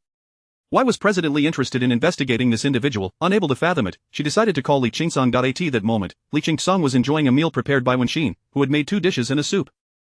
With Su Nui absent, there was no meat, yet he savored every bite. Wenxin's cooking, while not extravagant, exuded a gentle warmth and comfort that invited relaxation. Upon receiving Zhou Ziyi's call, he set down his chopsticks and said to Wenxin, I need to take this call. It's the repair shop. Wenxin nodded promptly, of course. Li Qingsong moved to the window, ensuring Wenxin could not overhear, and lowered his voice to ask, have you found any suspicious activity? What is the purpose of his attending tonight's networking event at the Sheraton? Zhou Ziyi replied, he is looking for suitable models. Recently, his modeling agency initiated a campaign to scout ordinary individuals to develop into models. Li Qingsong furrowed his brow, having just reviewed Zhou Ziyi's email. After a moment, he said, understood, keep a close watch on this individual. If everything is fine, that's ideal. If there are issues, report to me immediately. He remained convinced of his instincts and believed Fu Xianlong should not be underestimated. Zhou Ziyi curiously asked, President Li, does our group have any grievances with the Fu family? It was the first time she had seen Li Qingsong fixate so intently on someone, especially someone unrelated. I have some personal grievances with him, Li Qingsong offered tersely, unwilling to elaborate further. Just follow my instructions. Understood, President Li, Zhou Ziyi replied promptly. After hanging up, Li Qingsong tucked his phone away and returned to the dining table. Noticing Wenxin was lost in thought, he paused and asked, what's wrong? Wenxin snapped back to reality, smiling, oh, it's nothing. I just received an interesting text message. She handed her phone to Li Qingsong for him to see. Li Qingsong hesitated momentarily, surprised by her trust in him, wondering if their relationship had grown so close that she would freely share her messages. Noticing his hesitation, Wenxin inquired, Qingsong, what's the matter? Li Qingsong shook his head, it's nothing. He took the phone from her and joked, do you not feel the slightest need to guard yourself around me? Wenxin replied quizzically, we're married now. We'll be living together. If we're constantly on guard, how can we sustain this life? Besides, she added with a smile, I'm only showing you a message, not giving you my bank card password. What's there to guard against? Li Qingsong raised an eyebrow, his gaze deepening. Then, can I have your bank card password? Of course, Wenxin replied without hesitation, reciting a series of numbers. 928450 is my bank card password, 872536 is my phone unlock code, and GCU17 is my bank card login password. Li Qingsong was caught off guard. She had unreservedly divulged all her information. He couldn't help but feel a twinge of guilt compared to Wenxin's openness. His own wariness seemed rather petty. How had she managed to live her life so openly, even with someone who was essentially a stranger? Li Qingsong did not consider her foolish, rather, he recognized that society functioned this way. Naturally, he didn't covet Wenxin's modest savings, which were hardly sufficient to buy him a handkerchief. Yet, her unwavering trust in him stirred something unusual within him, reflecting on how he had only given her a bank card with a deposit of 200,000 as a wedding gift, and had not actively provided for her since. Li Qingsong resolved to prepare a new bank card tomorrow, depositing 8,000 monthly as household expenses. As he contemplated this, he glanced at Wenxin's phone. The message was from someone named Zhou Xiaochuan. Hello, Sister Zhou, do you remember me? I have a deep impression of you. I hope it's not too presumptuous to ask if you would join me for dinner tomorrow. I'd like to take you to my cat CAF. I wonder if you like animals? Li Qingsong read the message twice before turning to Wenxin. Who is this? Chapter 47. Assisting me into the Li Corporation. Zhou Xiaochuan had a vague recollection of the evening's events. He recalled seeing Wenxin at the social gathering, where she had handed a card to him. As he approached, he had inadvertently stumbled upon a lively conversation between the two. However, he had clearly indicated that Wenxin was already married, and the other party had seemed quite astute in understanding the boundaries. How could they suddenly send such a text? Li Qingsong, being a man of discernment, could easily surmise the intentions behind it. He turned to Wenxin and inquired, do you wish to attend? With a smile, Wenxin shook her head. Although I have a fondness for small animals, I cannot accept his invitation. I am fully aware of his intentions. Even if I were unmarried, it would be inappropriate to go on a date with a man in his 30s. Li Qingsong had to concede that her words were quite pleasing to hear. Then we shall not go, he replied, returning the phone to Wenxin. Do you have an affinity for cats? Wenxin nodded, her eyes shimmering with a hint of longing. I do appreciate kittens and puppies, but due to my previous allergies, I have never been able to keep any. Her tone carried an air of regret. Li Qingsong nodded thoughtfully. Meanwhile, Zhou Ji had just ended a phone conversation when her mother called. Ji, Su Chui's voice dripped with cautious flattery. If you have no pressing matters, could you come over? Your cousin has been abroad for quite some time and misses you greatly. Your aunt also wishes to speak with you. Zhou Ji's mood soured. She understood that her mother was in a predicament. Typically, her mother preferred to keep her at a distance, only to seek her presence when faced with humiliation from outsiders. Nevertheless, Zhou Ji was reluctant to comply. Mom, I have to work late tonight, she stated, but before she could finish, her aunt seized the phone. Ji, her aunt began, we are all family. Though the last family gathering ended on a sour note, you shouldn't hold a grudge for so long. As a young lady, you should adopt a more open-minded attitude. Besides, your cousin truly has matters to discuss with you. He wishes to establish a long-term connection upon his return, and it would be only fitting for you two to assist one another. Zhou Ji paused, momentarily taken aback. Was she truly expected to facilitate a job introduction? Was this not a touch too shameless? Ignoring her aunt, she abruptly hung up. On the other end, her aunt stared at the phone in disbelief. That insolent girl just hung up on me? Su Chui quickly interjected, Ge is quite busy with work. She likely has pressing matters to attend to and did not mean to be rude. Her aunt scoffed, I see she believes herself to have risen above us, no longer interested in associating with her relatives. Sister-in-law, I must say, your parenting skills leave much to be desired. Look at how this family has turned out.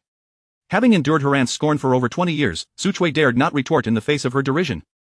Her husband, Zhang Canong, paid no heed to her feelings and boldly chimed in, Sister-in-law, you are quite correct, Su Chui simply lacks the ability to manage a household, she pales in comparison to you. Her aunt, however, remained unimpressed, her expression still dark. Zhou Xiaochuan attempted to lighten the atmosphere. It seems Ge is genuinely busy. If that is the case, let us proceed with dinner. With his intervention, the mood of both uncles softened, and the ambience in the private room improved significantly. Zhou Xiaochuan wore a genteel smile, leaving no room for criticism. The following day, Zhou Ji encountered Zhou Xiaochuan waiting downstairs. Despite the years that had passed, his visage remained recognizable. She halted, her expression devoid of warmth. What brings you here? I heard from aunt that you reside here, so I thought I would pay you a visit, Zhou Xiaochuan replied with a gentle smile. Ge, it has been years. You have blossomed into an even more radiant beauty. He extended a paper bag. This is a gift I brought for you from Canada. I hope you like it. Zhou Ji maintained her cold demeanor. Thank you, but it is unnecessary. She averted her gaze and attempted to walk past him, only to have him grasp her wrist firmly. Ge, he said, his voice tinged with helplessness, must we remain so distant? Zhou Ji forcefully withdrew her hand and took a step back, her eyes reflecting a mix of wariness and fear, her voice trembling slightly, Zhou Xiaochuan, do not touch me. Zhou Xiaochuan furrowed his brow slightly and pulled her closer, pressing her against the wall, his gaze laden with unspoken implications. Ge, your behavior saddens me. I believed we had transcended the need for excessive words. Do not touch me, do not touch me. Zhou Ji shouted, losing control as she kicked at his leg, but he deftly evaded her attempt. Look at me. Truly see the man before you, he demanded, his gaze piercing. Ge, what are you trying to evade? Do you think that by ignoring certain matters, they will simply disappear? Zhou Ji finally broke down, what do you want from me? Zhou Xiaochuan, you scoundrel, what are your intentions? A slight smile played upon Zhou Xiaochuan's lips as he gently caressed her cheek, his tone softening, I wish to enter the Li Corporation, Ge. Please help me gain entrance into the Li Corporation. Zhou Ziyi's eyes widened in horror as she scrutinized him. What do you intend to do with the Li Corporation? What is your objective? What objective could I possibly have? Zhou Xiaochuan replied, a hint of exasperation in his voice. I have completed my doctoral studies, and you are aware of the current job market. Securing a good position is akin to climbing a mountain. The Li Corporation is a prestigious international enterprise. Is it so difficult to comprehend my desire to join? Zhou Ziyi regarded him warily, still ensnared by her fear, shaking her head resolutely. It is impossible, Zhou Xiaochuan. The Li Corporation has stringent hiring practices. There is no way for me, as a mere secretary, to assist you. Do not entertain such thoughts. As she spoke, she attempted to push past him once more, but he seized her once more, refusing to let her escape. Chapter 48. A cat in exchange for her happiness is truly worthwhile. Observing that Zhou Ziyi remained non-committal, Zhou Xiaochuan's gaze grew colder, and he smiled at her with a significant look. Think it over and let me know, whether it's feasible or not. He leaned closer to Zhou Ziyi's ear, gently whispering the word sister. Zhou Ziyi shivered violently, as if recalling a haunting memory that filled her with dread, and fixed her gaze on Zhou Xiaochuan. Dare you? What do I have to fear? I dared back then, why would I be afraid now? Zhou Xiaochuan replied with an air of ease. Ultimately, Zhou Ziyi conceded, her expression icy as she declared, I will think of a way, but I cannot guarantee success. Zhou Xiaochuan smiled with confidence, I believe in you. You will definitely succeed. Zhou Ziyi's fingernails dug into her palm, the pain jolting her. Taking a deep breath, she said, Zhou Xiaochuan, if I assist you this time, we shall sever all ties completely, and you must hand over everything you possess. Zhou Xiaochuan smiled, maintaining the genteel demeanor he always projected. No problem. He lowered his head and, disregarding Zhou Ziyi's stiffness, placed a gentle kiss by her ear before turning to leave. Zhou Ziyi trembled, collapsing against the wall, unable to recover for a long while. The next day, at the Li Group, Zhou Ziyi entered clad in professional attire, placing a stack of documents on Li Qingsong's desk. Mr. Li, here are the minutes from yesterday's meeting, along with the recent recruitment list from the HR department. Li Qingsong acknowledged with a grunt, glanced over the documents, and then opened the recruitment list. This batch of new employees was intended for talent reserve, to be groomed for middle management, so he regarded this matter with great importance. Flipping through a couple of pages, he came across a name. Zhou Xiaochuan. Li Qingsong's brows furrowed slightly as he tapped his pen on a specific name. 32 years old, a PhD graduate from Stanford University, whose research aligned well with our recruitment criteria. A knowing smile crept onto his face, his tone cool. Indeed, a talent. Zhou Ziyi, oblivious to the nuances in his tone, quickly interjected, he is my cousin, having just graduated this year. He turned down a lucrative offer abroad to develop his career here. Since I work at the Li Group, he submitted a resume. He is quite exceptional. Upon hearing this, Li Qingsong paused, the action of striking through the name halted. Since he is your cousin, he must be competent, he remarked, his demeanor nonchalant. Let the HR department arrange for the new hires to come on board. Zhou Ziyi nodded eagerly, her heart lightening. After she exited the office, Li Qingsong shook his head in amusement, reflecting on how he almost dismissed Zhou Xiaochuan due to a text message he'd sent to Wenxin. Since when had he become so sentimental? Fortunately, he regained his rationality, otherwise, he would have looked down on himself. A hastily arranged marriage devoid of affection brought no advantages. How could it compare to the value of a remarkable talent? Just then, Zhou Ziyi knocked and re-entered, a hint of embarrassment in her smile.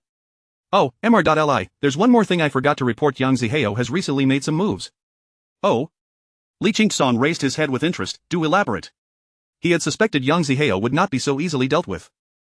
Out of curiosity, he wanted to know the purpose behind his elaborate performance. Zhou Ziyi explained, Yang Zihao seems particularly interested in the Li Group's previous accounts. He specifically requested numerous project documents from the project manager. Some of these projects date back quite a while, and the manager had to go to the archives to retrieve them for him. Li Qingsong's brow furrowed deeply. Send me all the project documents he requested. Zhou Ziyi quickly responded, understood, I will do so immediately. Just as she was about to leave, Li Qingsong called out to her, by the way, Ziyi, I recall you mentioned you could no longer keep your cat and were looking for a new owner? Zhou Ziyi paused, then nodded, her expression conflicted. My cat is named Xiaomi.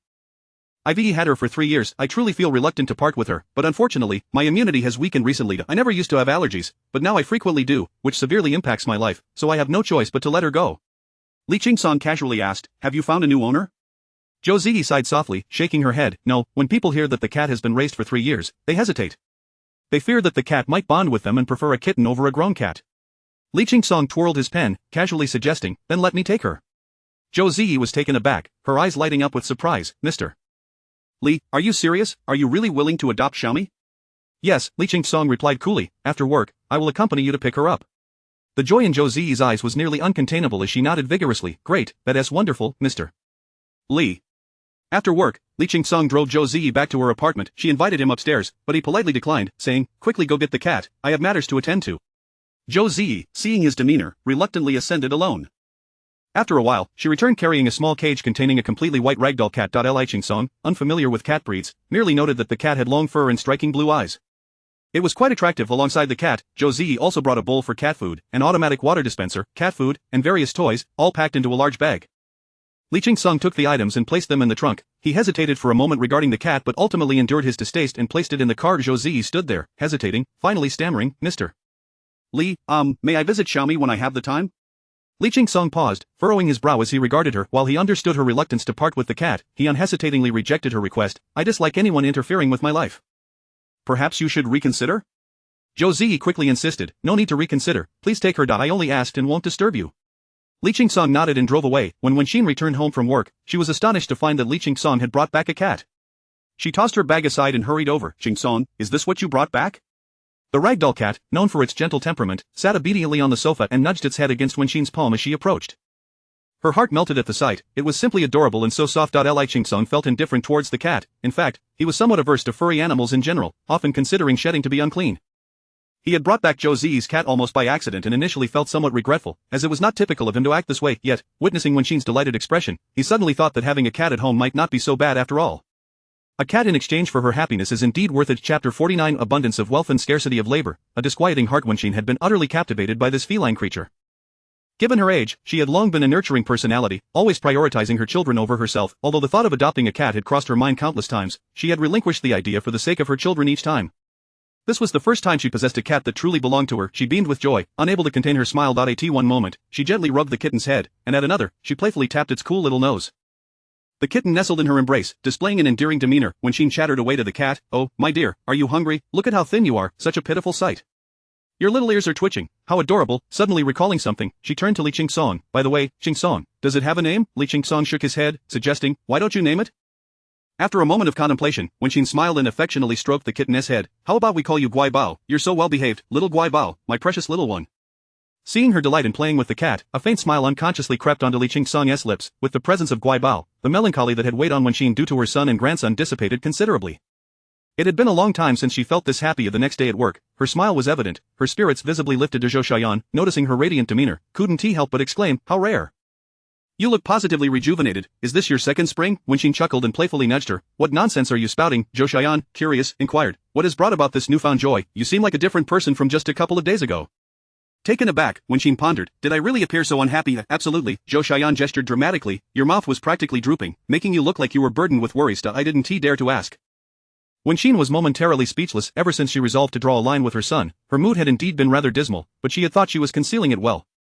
Had it truly been so apparent? If Zhou Xiaoyan noticed, what about Li Qingsong? Did he also perceive her unhappiness, which prompted him to gift her a cat? A swirl of emotions stirred within Wenxin, leaving her feelings complex and tumultuous. Suddenly, Zhou Xiaoyan remarked, "How strange, Su Chui hasn't shown up today." Wenxin snapped back to reality, glancing around, and indeed, Su Chui was nowhere to be seen. Su Chui was a model employee, not because of her capabilities, but due to her unwavering attendance.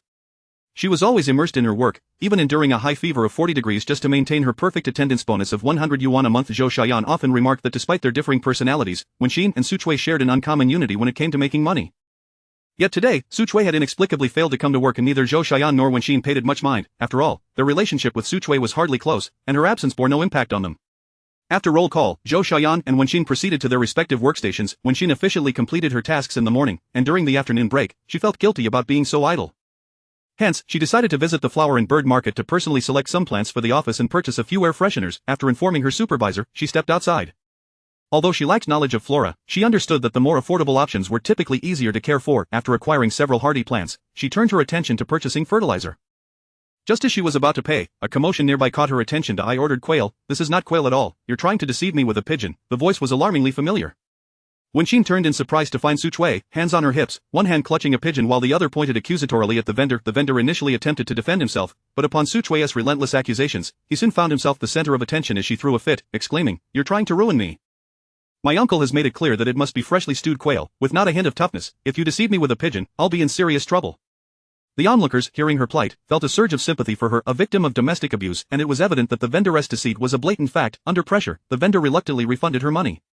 Su Chui grabbed the cash, discarded the pigeon, and turned to leave, but a flicker of worry crossed her features. Suddenly, as if sensing something, she glanced in Wenxin's direction.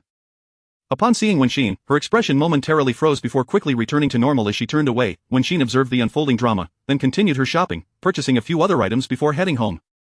After spending her own money to enhance the office with numerous plants, her supervisor was taken aback, a look of profound unease in his eyes. "Aunt 1, this is quite unnecessary.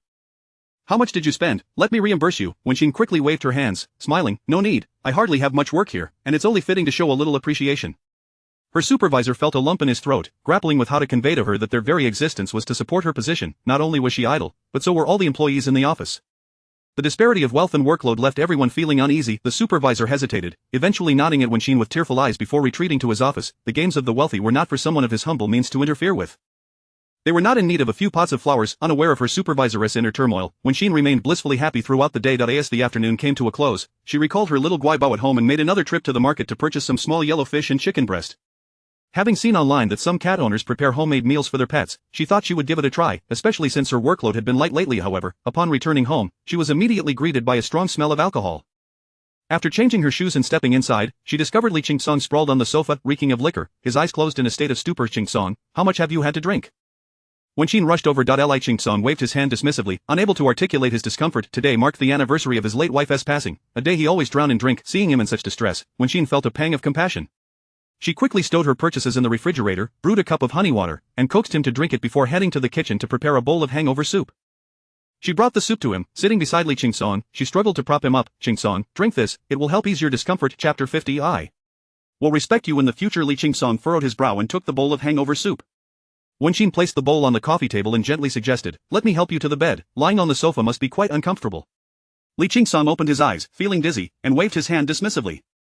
He had no desire to move. He felt nauseated. However, Wenxin, inexperienced in caring for men over the past 20 years, could only vaguely comprehend the discomfort of drunkenness, unaware of its true depths. Seeing his refusal, she mistakenly believed he was merely embarrassed to trouble her and insisted, it's all right, I'll help you.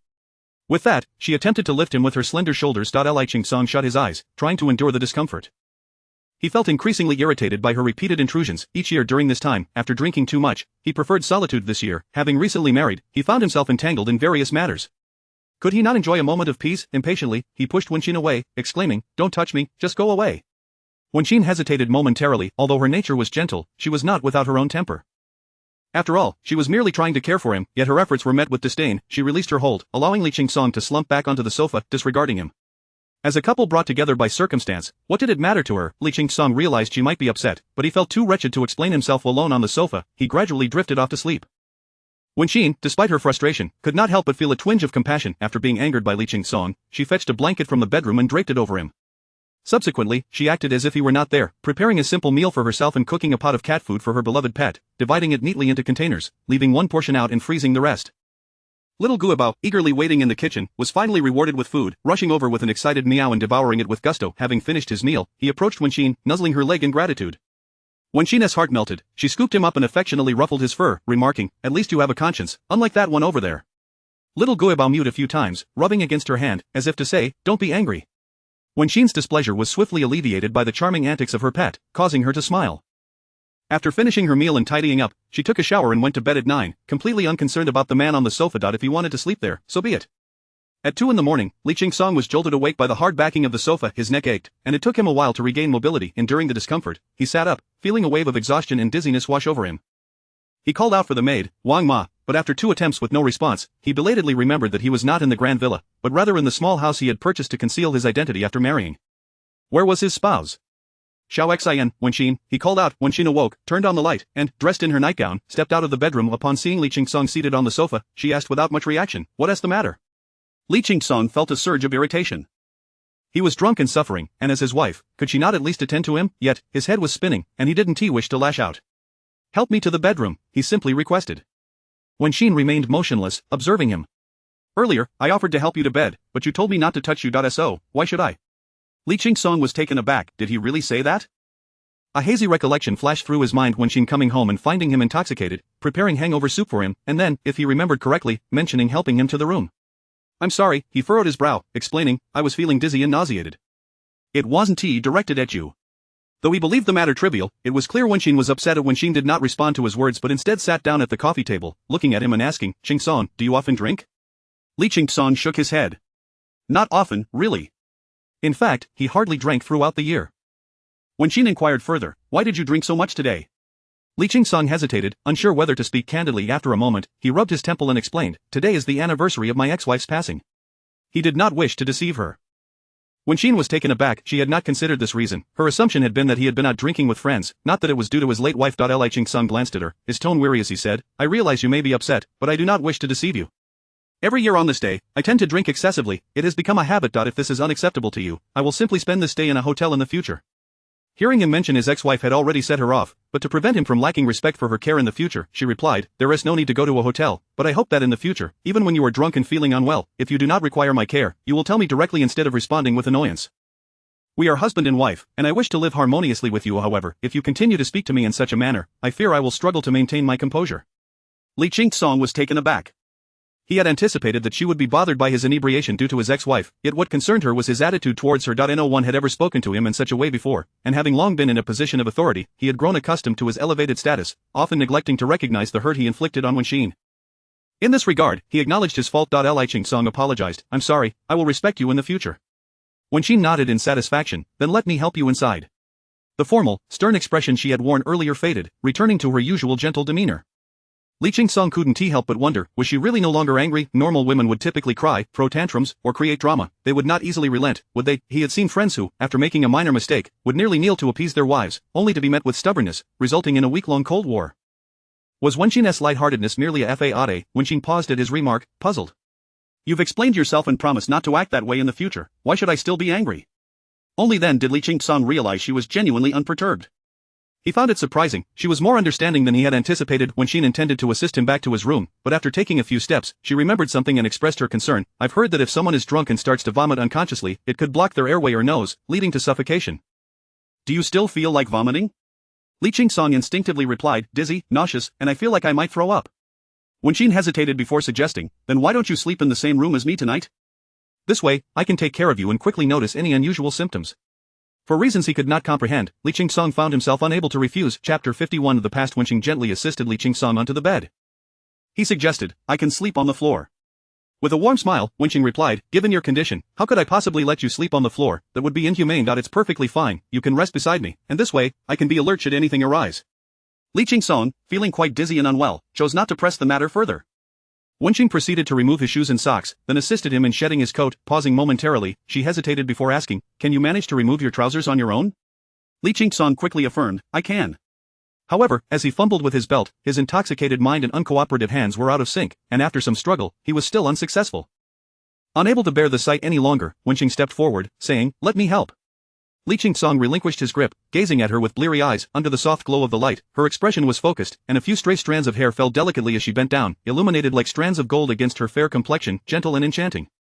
Wenqin's efforts to unfasten his belt were not particularly smooth either. She had never unbuckled a man's belt before and spent quite some time deciphering it. When she finally succeeded, both she and Li Qing-sung exhaled with relief. Heaven knows what sensations coursed through her hands as they lingered on his abdomen. With the belt undone, Wenqin turned her back, her voice slightly awkward, you can take it off yourself now. Li Qing-sung responded, all right. Both of them believed that removing a pair of trousers should pose no difficulty. Yet, for reasons unknown, his body felt as heavy as stone, and after a prolonged struggle, he found himself unable to accomplish the task. When Wenqin, having waited in vain, couldn't hold back any longer, she urged, have you managed to take them off?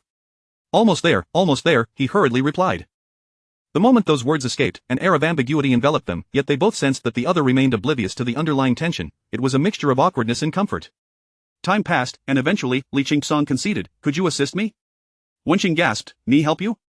Feeling slightly embarrassed, he explained, the trousers are a bit loose, I can't muster the strength. With his request made, Wenqin had no choice but to assist him. The loose-fitting trousers were easy to remove. Wenqin turned him onto his side and slid them down, then repositioned him to do the same on the other side. Beneath the trousers, he wore only a pair of deep blue men's briefs. Wenqin caught a glimpse of the sizable package and quickly averted her gaze, feigning ignorance. Finally finished with his attire, Wenqin felt utterly disinclined to help him into his sleepwear, so she allowed him to remain as he was. Tucking him in, she then climbed into bed from the other side and turned off the bedside lamp. In the darkness, however, Li Qing-sung found himself unable to sleep. His body still ached, and his head spun, yet for reasons unknown, slumber eluded him. He turned his head to glance at her, asking, are you asleep? Wenqin replied, not yet, are you having trouble sleeping? Li Qing-sung murmured an affirmative, and after a moment's pause, he queried, what was your husband like? Wenqin remained silent for a while before responding, I can't recall too clearly. He was a small contractor, always busy at the construction site, sometimes not returning home for months at a time. Even during those years when she was married, Wenqin had relied solely on her son for companionship. Li Qing-sung responded with a contemplative hum. Wenqin continued the conversation, what about your ex-wife? She must have been a wonderful woman, right? Li Qingsong smiled, his voice tinged with nostalgia. Yes, she was indeed a remarkable woman. Although we met through mutual friends, our bond was strong, and we shared many joyful years together. We even promised to be buried in the same grave when our time came. None of us anticipated how swiftly and unexpectedly tragedy would strike. One day, late in her pregnancy, she expressed a desire to go out, but I was too busy to accompany her and suggested she wait for another day. She insisted on going that day, sneaking out without my knowledge. Later, I learned it was a surprise for my birthday. Unfortunately, while she was out, she was targeted by a group of thugs who demanded money. She emptied her purse, but the amount only incited their greed, compelling her to produce more. When she was unable to comply, they assaulted her, resulting in her waters breaking, and she was rushed to the hospital. Li Qingsong's voice was calm and steady, as though recounting someone else's tale rather than his own. He paused briefly before continuing. The child was premature, and she tragically passed away due to excessive bleeding and amniotic fluid embolism. By the time I arrived, she had already been taken to the morgue, leaving me with a wailing infant. His tone finally revealed a hint of anguish and regret. I should have gone out with her that day. What could possibly be more important than a human life? She died, covered with a white sheet, and I lacked the courage to lift it for one last glimpse. Wenqing found herself at a loss for how to console him. For him, the incident had transpired nearly 20 years ago, and what he recalled was not the love they had shared but rather the regret of what he had failed to do. Li Qingsong stared at the pitch-black ceiling and chuckled softly. It feels much better to have spoken of it. Now, let us sleep. These burdens had festered in his heart for almost 2 decades. He regretted prioritizing work that day. Had he not gone to the office, she might never have faced such a fate. Perhaps they could have remained a blissful family of 3. Yet, expressing such thoughts in Wenqing's presence felt inappropriate. He merely wished to unburden himself, not to add to her discomfort, although he feared he may have done just that. Wenqing turned to face him, stating, "Life unfolds in such a manner. Many things seem inconsequential in the moment, but when we reflect, we realize the outcomes were predetermined by our choices. You must not bear the blame." She was pregnant, heavily so. What could possibly eclipse her importance? Li Qingsong was taken aback. He had anticipated Wenqing would offer him a few comforting words or gentle reassurances, but he never expected her to voice such insights. Wenqing smiled. Yet, it's been so many years, regret serves no purpose now. Cherish Nua, and when a century has passed, explain everything to her and seek her forgiveness. Li Qingsong's lips moved as if to respond, and after a pause, he simply murmured, He once again recognized that Wenqing possessed a remarkable understanding of life. She was neither arrogant nor indulgent, nor did she create unnecessary drama. Her gentle demeanor and reasoned approach far surpassed any women he had encountered previously. In some secluded corner of Li Qingsong's heart, it felt as though a fissure had begun to form. Chapter 52. Can a mechanic afford a house here? When Xian had only been slightly moved by Li Qingsong's situation, yet she never anticipated that on that very night, she would dream of her ex-husband. In the dream, it was a time when he was still alive. He had just returned from the construction site, bringing home a piece of pork belly. Her son, Zihao, had been clamoring for braised pork. She hurried into the kitchen to prepare the dish, while her ex-husband played outside with Zihao. When the aroma of the braised pork filled the air, the two of them returned, and the family enjoyed a hearty meal together. It was merely a dream, reminiscent of when Xian's past. However, within that dream, a sudden realization struck her. When her ex-husband passed away, Zihao must have been about 10 years old, an age when memories begin to take root. Yet, throughout the years since her husband's death, she had never heard Zihao mention his father, and in her desire to shield her child from shadows of grief, she had never spoken of her ex-husband in front of him. But had Zihao truly forgotten his father? This thought lingered in her mind, but upon waking the next morning, all she could recall was the dream. The rest vanished from her memory. Li Qingsong was still asleep, and when Xian rose quietly to prepare breakfast, after washing up, she found the porridge in the pot was ready. She ate a little before glancing into the bedroom, noticing that Li Qingsong had not yet awakened. She wrote a note and left it in the living room before heading out alone. At the entrance of the community, there was a bus stop where Xian usually caught her bus to work. Although she was aware that Zihao and Zhao Peipei lived in the same neighborhood, her early departures and the route to the bus stop typically meant she wouldn't encounter them. However, she never expected that today would present an unusual circumstance. Zhao Peipei had been out with friends the previous night and had only just returned home, visibly unsteady from the alcohol she had consumed, staggering out of a black sedan and making her way into the community. Upon spotting Xian exiting, Zhao Peipei's expression soured. She strode over, displeased, and exclaimed, "Hey, why are you here again? Didn't I tell you to stay out of our sight? Yang Zihao is marrying me. He is part of my family now. You need to stop showing up and disturbing us. What are your intentions?" Xian was taken aback. "Peipei," she said, catching a whiff of the strong scent of alcohol. "Have you been drinking?" Realizing Zhao Peipei had just come back from a night out, she understood the situation. If it had been her own child, Xian would have spoken up. Even if it were Nono returning home drunk after a night out, she could never have remained unconcerned. Yet, faced with Zhao Peipei, she chose silence. Noticing Zhao Peipei was underdressed for the chilly morning, she asked, "Aren't you cold? I have a jacket. Would you like to borrow it?" As she reached for it, Zhao Peipei swatted it away dismissively. "What are you thinking? Your clothes are dirty and shabby. Why would I wear them? Don't think I need your pity. No matter what you do, I will never allow you to get close to us." Xian, not wanting to be misunderstood, explained, "Peipei, I know Zihao is marrying into your family, and as long as you're happy, I won't disrupt your lives. I am not here to intrude. I live here too. My new husband's house is in this community." Before she could finish, Zhao Peipei interrupted, incredulous. "Oh please, you're just making me laugh. The man you married is a mechanic, right? Can a mechanic really afford a house in this upscale community? What a joke, just admit it, you're broke and trying to keep up appearances. When Xin quickly retorted, it's true. He used to live in an old house, but Joe Pepe cut her off again. Enough, I already know what kind of person you are, boastful and superficial, you even resort to buying fake jewelry and counterfeit luxury items to show off. Trying to fool everyone into thinking your new husband lives here, it's laughable. Joe Pepe, tired of the conversation, warned her, I don't care why you're here, but let me make this clear. This is the first and last time, but if you show up again unannounced, I'll ensure Yang Zihao cuts all ties with you. If he wants to be with me and our child, he cannot have you as a mother. Don T forced my hand. When Xin was momentarily stunned, unable to respond before Zhao Pepe turned and walked back into the community with a sigh, when Xin realized that Pepe Wen Ti listened to her, and she felt powerless. After all, she lived here, surely she wouldn't let Zhao Pepe dictate her actions and force her to move out. Besides, where would she even go? Perhaps she would explain things better next time. After all, even if their relationship were to sever, this community didn't belong to the Zhao family, and whether she lived here or not was not up to Zhao Pepe to decide. Upon arriving at the housekeeping company, when Xin found it strange that Su Chui had not come to work again today, Zhou Xian gossiped that something had happened in Su Chui's family, preventing her from coming. Supervisor Lu had called her several times to no avail, and if she missed one more day, she would be fired for absenteeism. The company had a policy stipulating that 3 days of unexcused absence would result in termination. Su Chui couldn't possibly be unaware of this, yet she hadn't even bothered to call in sick. It could only mean her situation was even more complicated than they imagined. However, this was none of their business. When Xin didn't share a close relationship with Su Chui, so she had no intention of meddling. She and Zhou Xian chatted idly as they walked toward the bus stop, just as when Xin's phone rang. When Xin, help! Please save me. As soon as she answered, Su Chui's voice came through, filled with despair and desperation, loud enough that even Zhou Xian, who was a distance away, felt a chill run down her spine.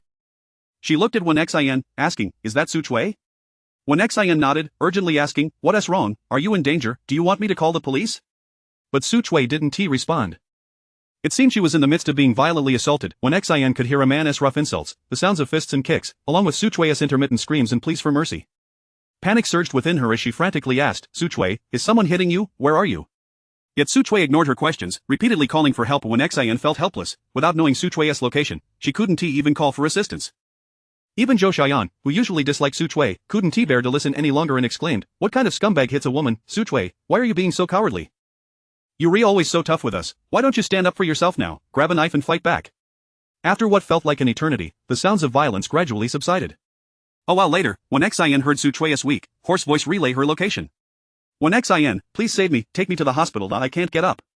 Her calm words sent a shiver down Wen Xin's spine. I'll call the police, she said. Don't. They want help, Su Chui replied. If I report it, the police will just talk to him, and he'll come back and beat me worse. I can't take it anymore. I think my ribs are broken, and I'm coughing up blood, please, I need your help. When Xin hung up and immediately called for an ambulance, she decided she would go to Su Chui's location herself.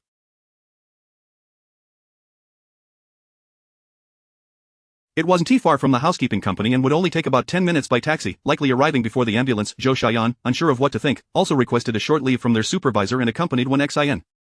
They soon arrived at Su Chui's residence, an old community in the city center, originally built for workers from a nearby factory. Most residents had moved away, and the remaining units had been rented out to white-collar and blue-collar workers from out of town. Due to the cramped living conditions, the area was densely populated and quite chaotic. Su Chui lived on the first floor when Xin and Zhou Xian knocked on the door, which was ajar, and it swung open.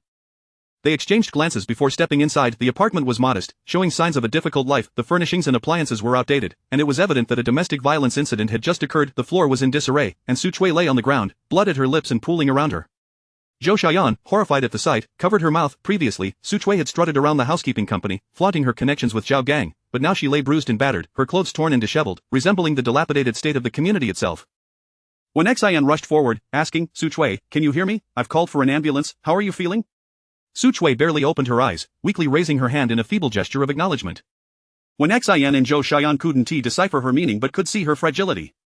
The ambulance will be here soon, just hang in there. When Xin urged, Su Chui nodded faintly, her lips moving to whisper, thank you. When Xin felt a pang of sorrow and hesitated before saying, no need to thank me. Moments later, the ambulance arrived, and Su Chui was swiftly loaded onto a stretcher. When Xin and Zhou Xian accompanied her into the ambulance, upon reaching the hospital, Su Chui was taken inside, and a medical staff member approached Wen Xin, instructing her to pay a deposit of 3,000 yuan. If the costs were lower, she could get a refund at the payment window later. Wen Xin quickly complied and rushed to the payment counter. By the time she returned, Su Chui had already been taken to the operating room. Zhou Xian, pale with fear, clutched Wen Xin's hand tightly. Did you see? Su Chui just coughed up at least a pound of blood, it was thick and frothy. She couldn't help but squeeze Wen Xin's hand harder. What kind of life is she living? When Xian shared her concern, completely taken aback by the revelation that Su Chui, who seemed so confident outside, was suffering domestic abuse at home. The severity of her injuries suggested an extreme level of violence initially, when Xian thought 3,000 yuan would suffice, but shortly after, a nurse emerged, urgently stating, the patient is critically injured. Her broken ribs have pierced her internal organs, she needs immediate surgery, you must pay an additional 12,000 yuan, the reimbursement for this surgery is substantial, and it likely won't exceed 1,000 after the procedure. When Xian was taken aback. 12,000 was a considerable sum, and she didn't have that much cash on hand. Although she had some money, it was all in her bank account, which Wan linked to her phone. She would need to go back home, but that would take time. Zhou Xiaoyan quickly interjected, I have some money, let us pool our resources and see if we can cover it. When Xian had 5,000, and Zhou Xiaoyan had 7,000, enough to make up the 12,000. After paying, the nurse hurried back into the operating room, and when Xian signed several consent forms before anxiously waiting outside, after more than an hour, the surgery concluded successfully. Su Chui was wheeled into a recovery room, and when Xian and Zhou Xiaoyan followed closely behind. Su Chui remained unconscious, and they waited in the room together. Zhou Xiaoyan sighed repeatedly, and when Xian understood that despite their frequent bickering, Zhou Xiaoyan had a soft heart. Su Chui finally woke up an hour later, her eyes fluttering open to see when Xian and Zhou Xiaoyan sitting beside her.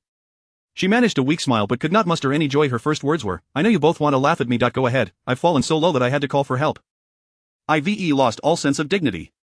Zhou Xiaoyan was incensed by this and couldn't hold back. What else with that attitude? If you're so brave, why don't you fight back? Grab a knife and stand your ground. I don't believe he wouldn't be afraid. She was furious, her voice rising. Men like that are cowards. The more you show weakness, the more they bully you. They act tough outside but turn to violence at home. What are you doing allowing him to treat you like this? Tears streamed down Su Chui's face as she replied, I've tried everything, but I know he is a bad person.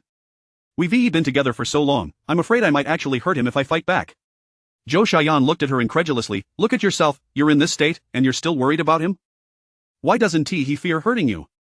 When Xian quickly intervened, this is a personal matter for them, we shouldn't interfere.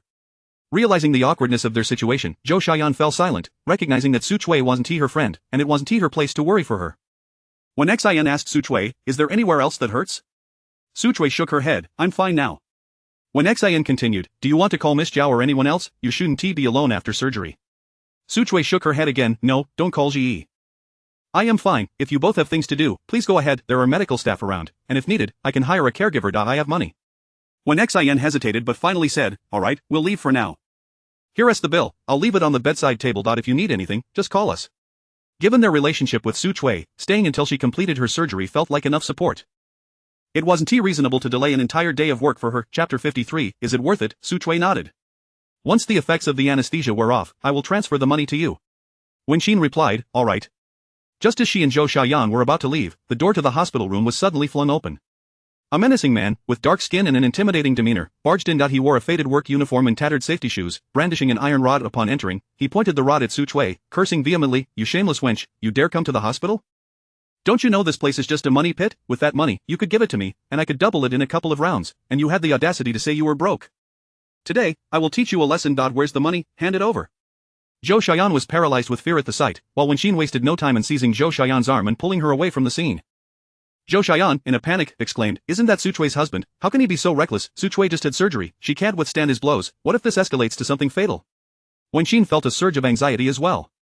The situation had been perilous, she knew she had to lead Zhou Xiaoyan away from danger while the man was distracted, yet, reflecting on Su Chui's predicament, she felt conflicted. It was clear that remaining in that man's clutches would yield no good.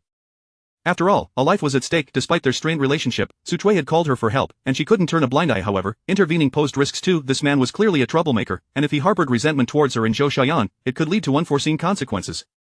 In a moment of urgency, she hesitated for only 2 seconds before saying to Zhou Xiaoyan, let's call the police. I'll also contact Li Qingsong. Once he and the police arrive, we can go back. She called Li Qingsong as a precaution.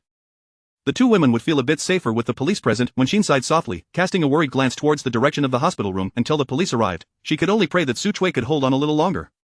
She couldn't risk putting herself in danger for the sake of rescuing someone else. When Xin acknowledged that she was not inherently selfless, Zhou Xiaoyan agreed with Wen Xin's proposal and went to make the call to the police, while Wen Xin dialed Li Qingsong.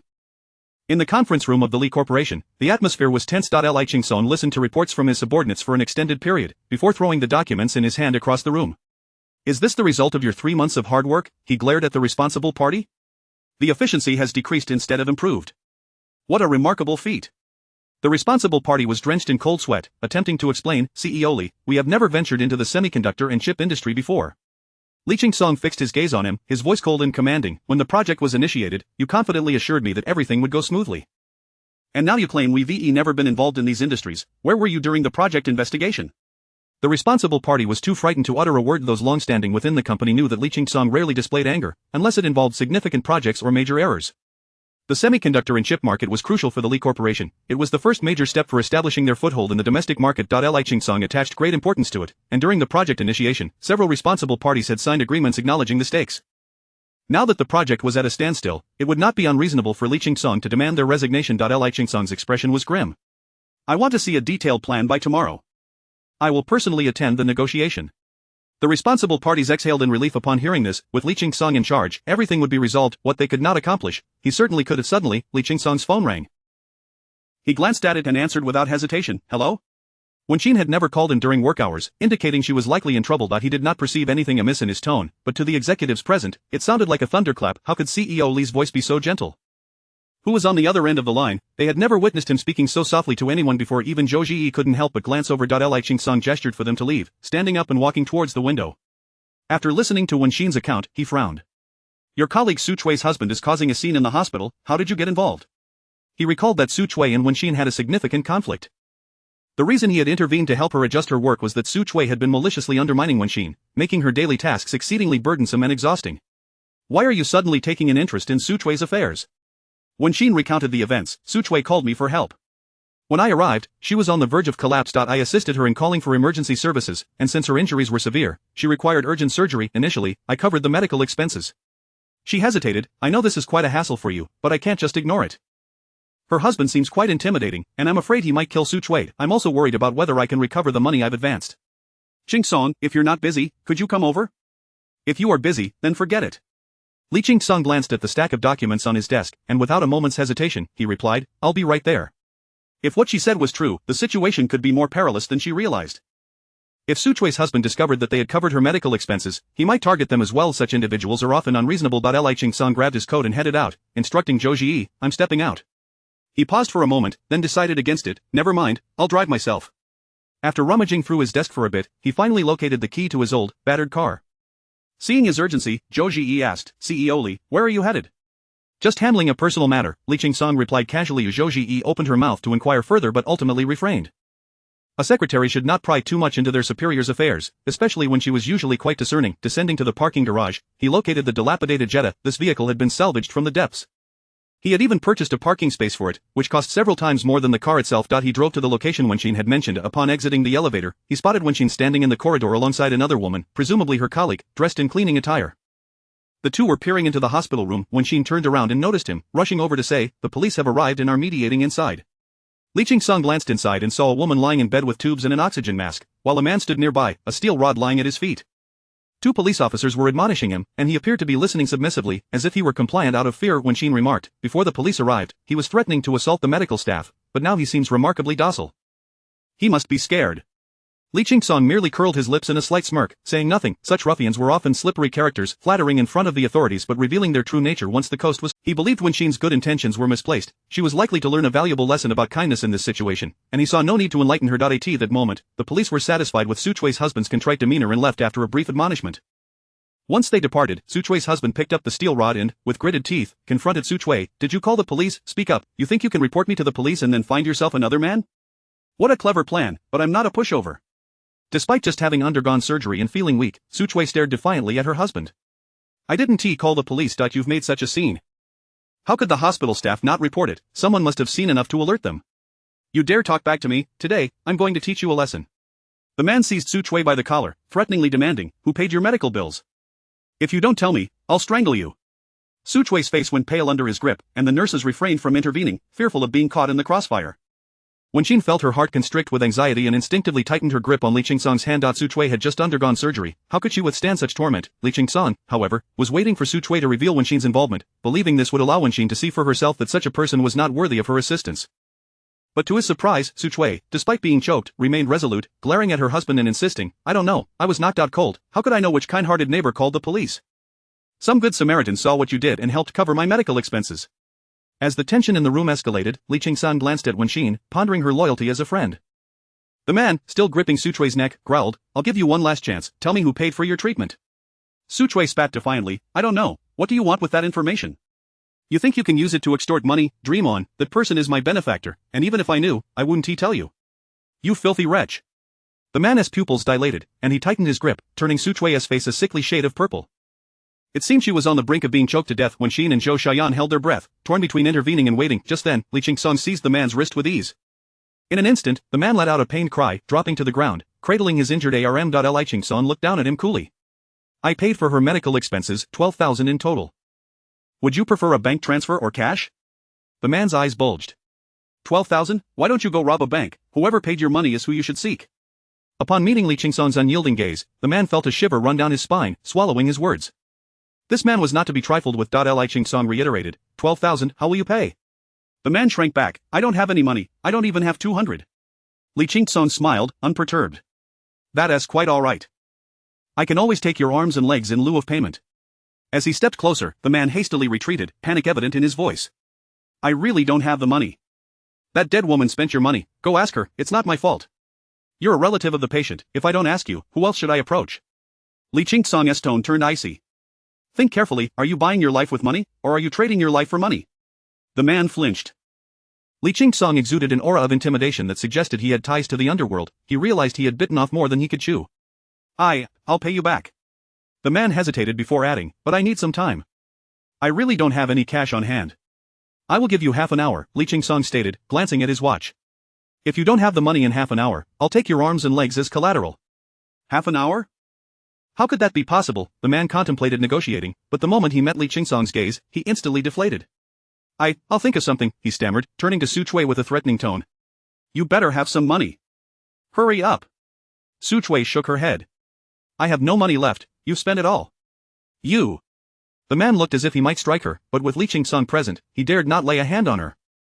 He stepped into the corridor, desperately making calls to gather the money. Finally, he managed to scrape together 12,000. He quickly transferred the money to Li Qingsong's phone, finally exhaling in relief. All right, we're even now. Li Qingsong acknowledged with a nod, his tone carrying a subtle warning. You won't start hitting your wife again once I leave, will you? The man froze, shaking his head vigorously. No, I won't. Li Qingsong smiled. You'd best not. I detest men who strike their wives. If I find out, your legs will be the first to go. That slum you live in is right in my territory. The man stiffened, chuckling nervously. I wouldn't do that. Zhou Xiaoyan, watching from the doorway, was practically bouncing with excitement. She tugged at Wenxin, almost ready to jump. Xiaoxin, where did you find such a formidable man? Even if you told me he was a big boss, I would believe it. Goodness, he is so handsome. Wenxin felt a bit embarrassed by her words and quickly clarified, he really is just a mechanic. Perhaps it was his striking appearance that gave him an air of sophistication, paired with his deliberate demeanor that made him seem quite imposing. As Li Qingsong emerged, he transferred 6,000 to Zhou Xiaoyan and the remaining 6,000 to Wenxin. You two carry on, I won't intrude any longer. Xiaoxin, I have work to attend to. Zhou Xiaoyan bid farewell and quickly departed. Wenxin followed Li Qingsong as they walked outside, hearing him ask, Su Chui made things difficult for you before you put yourself in a risky situation for her. If I hadn't arrived, what would you have faced? Was it worth it? Chapter 54. A fortuitous encounter at the banquet, a close call, identity almost exposed. Wenxin paused, taken aback. I didn't think much of it at the time. Li Qingsong furrowed his brow, his voice tinged with displeasure. I hope that next time you engage in such reckless actions, you'll at least consider the consequences. Such dangerous behavior is of no benefit and there's no need to meddle in others' affairs. Wenxin suddenly halted her steps, turning to look at Li Qingsong with a hint of confusion.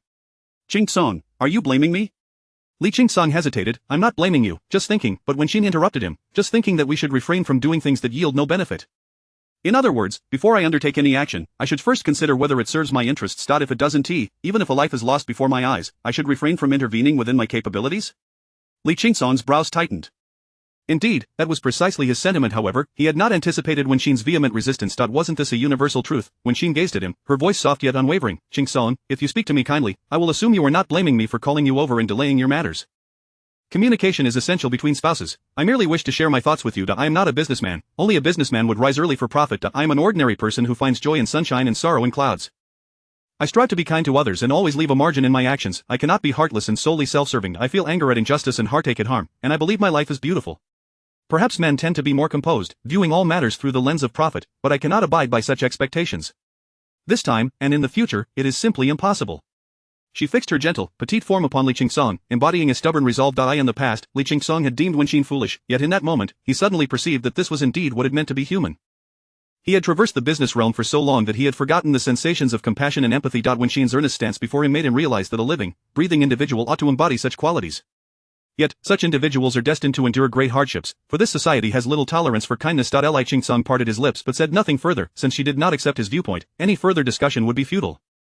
Fortunately, she had encountered him. He would simply ensure to protect her more in the future, sparing her some of life's tribulations. Unaware of Li Qingsong's internal reflections, Wen Xin interpreted his contemplative demeanor as an indication that he was receptive to her words, and she exhaled slightly in relief. She genuinely feared that Li Qingsong was a cold-hearted individual. In that case, she would have been terrified, for she sought someone with whom to mutually support and care for one another throughout their lives. A cold-hearted person would treat others as they treated their family. Thankfully, he was not that kind of person. Subsequently, Li Qingsong escorted Wen Xin to her workplace before departing alone. At the Li Corporation, upon seeing Li Qingsong return, Zhou Ziyi immediately stood to follow him into the office, professionally stating, "President Li, I just received an invitation, which has been placed on your desk. Additionally, there is a banquet tonight of considerable stature that you are required to attend." Li Qingsong casually glanced at the invitation on the desk, his dark eyes narrowing slightly. "Is this from Fu Xianlong?" After examining it closely, he confirmed it was indeed an invitation from Fu Xianlong to lunch the following day. Li Qingsong tossed the invitation into the trash and inquired of Zhou Ziyi, "What are the time and location for the banquet?" "At the Yuering Zhuing Hotel, starting at 7 in the evening." Zhou Ziyi paused before continuing, "I can accompany you if needed." Li Qingsong nodded, "Then prepare yourself." Zhou Ziyi had been by his side for several years, and at previous events requiring a female companion, he typically brought her along. In fact, there was a dedicated clothing allowance for her in her compensation package. Zhou Ziyi smiled and promptly replied, "Understood." Li Qingsong sent Wen Xin a message on WeChat, stating he would not be returning for dinner, before immersing himself in work. In contrast, Wen Xin felt utterly idle, receiving Li Qingsong's WeChat message while seated at a small chair, taking notes. Recently, she had been so free that she had found a classical Chinese studies course on Bilibili to pass the time. Upon seeing Li Qingsong's message, she replied with a simple "OK." Just after sending her response, she noticed a new message pinned by Supervisor Liu in the cleaning staff group: "There will be overtime tonight. All cleaning department employees must attend from 7 to 10. Dinner will be provided. Location: Yuering Zhuing Hotel." Zhou Xiaoyan quickly chimed in, "No mention of pay. It seems we are to work for free." Wen Xin and Zhou Xiaoyan shared a mutual understanding. They typically performed tasks assigned by the company, but occasionally, when official events were held and cleaning work was outsourced, they would be called upon as non-regular cleaners. The work was demanding, yet payment could take months to be processed. Within their cleaning circle, this was referred to as working for free. Unfortunately, such tasks often involved official connections, and they could not simply opt out. After work, Wen Xin returned to the housekeeping agency, joining her colleagues on a bus to the Yuering Zhuing Hotel. Considering that Li Qingsong would also be working late, she decided not to inform him that she would not be returning home. They soon arrived at the venue. The hotel presented a manor-like appearance, with a heavy, culturally rich entrance. Inside, pavilions, bridges, and flowing water were exquisitely crafted. As cleaners, Wen Xin and her colleagues were not permitted to wander freely. They followed Supervisor Liu to the back of the lawn where the banquet was being held, where several tents had been erected for their rest. Being their first time in such an upscale venue, everyone was curiously observing their surroundings. Zhou Xiaoyan tugged at Wen Xin, exclaiming, "You know, there are so many wealthy people in this world. Why can't I be one of them?" Wen Xin reassured her, "Don't be so pessimistic. When God opens a door, he also closes a window. Just because they have money doesn't mean they haven't lost much, like their peace of mind." Zhou Xiaoyan, on the verge of tears, replied, "Thanks, but hearing that only makes me feel worse." It was only 6 o'clock, and the guests had yet to arrive. They needed to first clean and organize the entire venue. Given the size of the place, it was evident that they were not the only cleaning crew. Paired with Wen Xin was a curly-haired woman. "Hello, I'm Liang Qi." Liang Qi was strikingly beautiful, and it was evident that she had been a stunning beauty in her youth. Even now, she retained her charm, although the hardships of life had left her skin looking rough and her fingers calloused. Wen Xin was momentarily taken aback by Liang Qi's friendly handshake. After years in cleaning, she had never encountered such a courteous colleague. Liang Qi's graceful gesture made it seem as though they were not cleaners but rather office professionals. "Hello, I'm Wen Xin." Wen Xin shook her hand before releasing it. Liang Qi assessed her for a moment before casually retracting her gaze. "You do your work well." She gestured towards the neatly arranged flowers on the ground. Wen Xin smiled modestly, "I just arranged them casually." Liang Qi offered, "Let me help you." She then bent down to assist. Wen Xin found this somewhat peculiar, as Liang Qi's actions did not appear to be those of someone accustomed to hard labor. If a cleaner worked like that, they would likely receive complaints. Perhaps Liang Qi's company had less stringent requirements. She refrained from directing Liang Qi, saying, "I can take care of those." Without lifting her head, Liang Qi replied, "All right." As Wen Xin moved a short distance away to begin working, Liang Qi raised her head to observe her. Her gaze sparkled, leaving no one aware of her thoughts. Soon, the venue was prepared, and guests began to arrive. The cleaning staff was called to the back as the servers took over. Their tasks became much lighter. For any area requiring cleaning, the servers would notify them via walkie-talkie, and the assigned cleaners would attend to it. Wen Xin and Zhou Xiaoyan sat together chatting, discussing Su Cui. Zhou Xiaoyan remarked, "I wonder how that woman is doing. Her husband is simply despicable, but her daughter is quite good." Wenxin nodded, when suddenly, she spotted a familiar figure. She quickly looked up, but the man turned away from her, refusing to face her. Could it be her imagination? The man surrounded by people bore an uncanny resemblance to Li Qingsong, yet, Li Qingsong typically donned a Zhongshan suit. She had never seen him in a Western suit. This man was clad in a suit, adorned with an expensive watch, engaging in lively conversation with business elites. How could he possibly be Li Qingsong? After all, Li Qingsong was merely a mechanic. However, from the back, the similarity was striking. Wenxin glanced at the woman beside him, who wore a stunning red dress with an alluring back design. Just as she turned her head slightly, Wenxin gasped. It was Zhou Zi, so, the man beside her was the president of Li Corporation. What a coincidence that they shared the same surname. She hesitated for a moment, intending to approach from another angle for a closer look, but Liang Qi appeared at her side, smiling as she said, the chairman of Li Corporation is a prodigy, renowned for his family's legacy in America, a lineage spanning over a dozen generations. Yet, he established Li Corporation independently, which has now absorbed the family's original enterprises. Wenxin was taken aback, smiling as she remarked, you certainly know a lot. Such matters were foreign to her. Had it not been for the Zhao family frequently mentioning Li Corporation, she would hardly have known of its existence. Liang Qi merely smiled lightly at her comment, choosing not to elaborate further. With Liang Qi nearby, Wenxin felt it inappropriate to gaze specifically at the chairman's features. At that moment, an unexpected commotion arose in the banquet hall as a lady accidentally collided with a server, causing a cascade of glass bar tables to topple over. As it was an outdoor banquet, the bar tables were arranged at the side, crafted entirely from glass to enhance visual appeal, and now, those tables had fallen like a line of dominoes, shattering the glass surfaces and spilling drinks and cakes everywhere. In the ensuing chaos, the cleaners received an urgent call to assist with the cleanup. It was evident how furious the higher-ups would be at such a significant incident occurring in such a prestigious setting, and Wenxin and Zhou Xiaoyan joined the rest of the cleaning staff to clean up. The walkie-talkies buzzed with the supervisor's irate voice, demanding they work swiftly, move faster, you must finish cleaning within 10 minutes. As Zhou Xiaoyan cleaned, she grumbled, I thought tonight would be a breeze. Who knew we'd encounter such a disaster? Which genius decided to connect all the tables together? Now, we're all in this mess together. Wenxin joined in the complaint. They probably made that decision on a whim, and now they must be regretting it. Though they were exhausted from the strenuous cleaning, the thought that the banquet's organizer might face repercussions for this incident provided a sense of balance for the two of them. Liang Qi remained beside Wenxin, listening to their banter with a faint smile, though her eyes occasionally flickered with disdain. Wenxin lifted her head, suddenly spotting the chairman of Li Corporation not far ahead, unaccompanied by Zhou Zi, who seemed to have wandered off. He appeared quite popular, surrounded by a steady stream of people engaging him in conversation. Unfortunately, he still faced away from her, and Wenxin was quite eager to glimpse his face, to see if he bore any resemblance to her own husband. After a while, Zhou Zi returned, balancing 2 glasses of wine. The man took 1 glass, turning to walk in another direction. Wenxin was stunned. Even without seeing his face, the profile resembled Li Qingsong strikingly. Just then, Zhou Zi casually glanced over, her gaze briefly pausing before she leaned in to whisper something to the man, who quickly departed, leaving Zhou Zi to strut over in her high heels. Antoine, what brings you? Wenxin quickly replied, I'm here to clean. Wasn't her housekeeping uniform and trash bag obvious enough? Oh, I see, Zhou Zi smiled, cleaning must be quite laborious. Wenxin responded, it's manageable, I'm used to it. Just as your father severely injured your mother, her ribs punctured her internal organs, she lost too much blood and just underwent surgery. I thought you were aware. Zhou Zi's fingers twitched slightly, her flawless smile unwavering. I wasn't aware. I'll call home shortly. With that, she bid farewell and departed. Zhou Xiaoyan watched her retreating figure, curling her lips in disdain. Just like that, favoring the rich over the poor. I can tell at a glance. She likely looks down on Su Chui, that cleaner's mother, who knows how long it's been since she last contacted her family? After leaving Wenxin, Zhou Zi walked directly to a corner opposite the banquet hall, approaching Li Qingsong cast a glance in the direction he had just come from and, without hesitation, instructed Zhou Zi, you will handle the subsequent business discussions. I must take my leave. The evening's banquet was outdoors, and the lounge lacked sufficient privacy. He felt uneasy yet he could not yet reveal his identity to Wenxin. Although he found her quite agreeable in their daily interactions, no one could guarantee how she would react in the face of immense wealth. Su Nua, that girl, held such high hopes for her. What if Wenxin were to disappoint her? Li Qingsong fastened the buttons of his suit and turned to leave. Zhou Zi watched his retreating figure, her words caught in her throat. Ultimately, she said nothing. Remembering Zhou Xiaoyan's earlier comments, she turned to a corner and pulled out her phone to call home. As soon as the call connected, her father's voice echoed, who is this? Zhou Zi paused, immediately hanging up.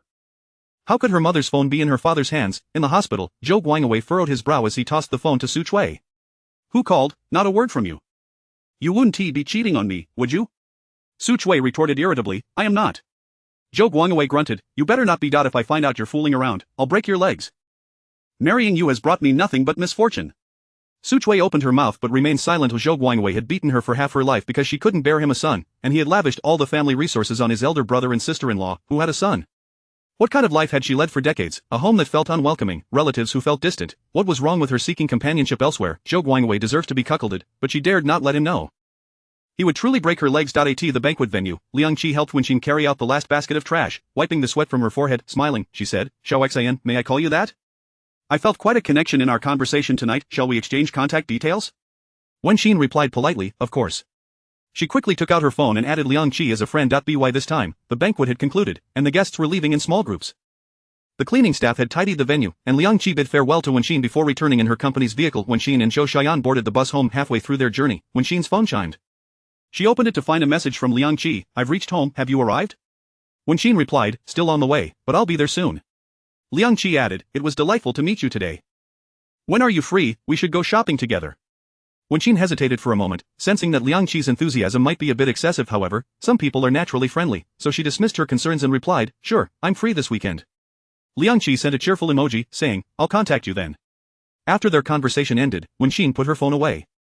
Zhou Xian, sitting beside her, had also seen Liang Qi's message and remarked oddly, I find her a bit strange. She is so familiar with you after just one meeting, as if she is deliberately trying to get close. Wenxin was taken aback. Zhou Xian's words resonated with her, as she too felt that way. But why would someone intentionally approach her, a mere cleaner? Zhou Xian furrowed her brows in thought and suggested, perhaps she is after your money. There are many scams targeting middle-aged people like us. Those fraudsters are quite cunning, executing their schemes in a meticulous manner. She might be part of such a gang. Upon hearing this, Wenxin grew wary. Then I want to go out with her this weekend. Zhou Xian nodded in agreement. Right, make an excuse to decline.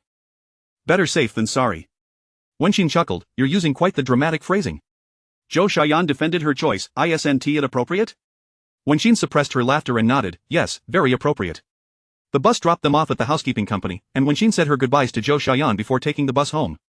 By the time she arrived, it was already past 11, and to her surprise, Li Qingsong was still awake, seated in the living room in his pajamas, engrossed in a book.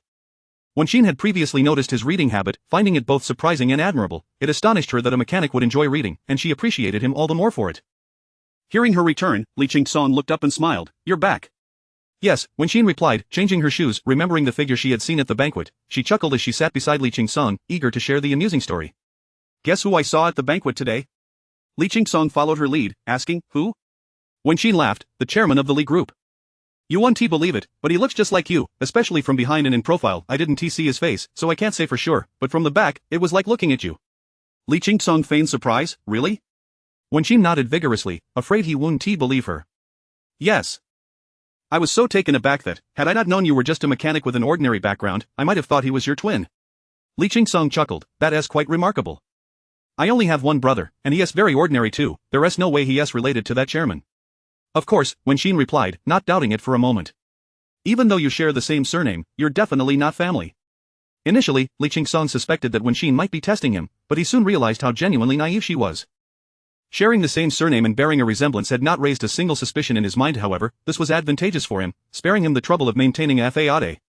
Though he felt a twinge of guilt over her trust in him, he quickly brushed it aside. Wenxin, oblivious to any underlying tension, finished recounting her amusing encounter and headed off to take a shower.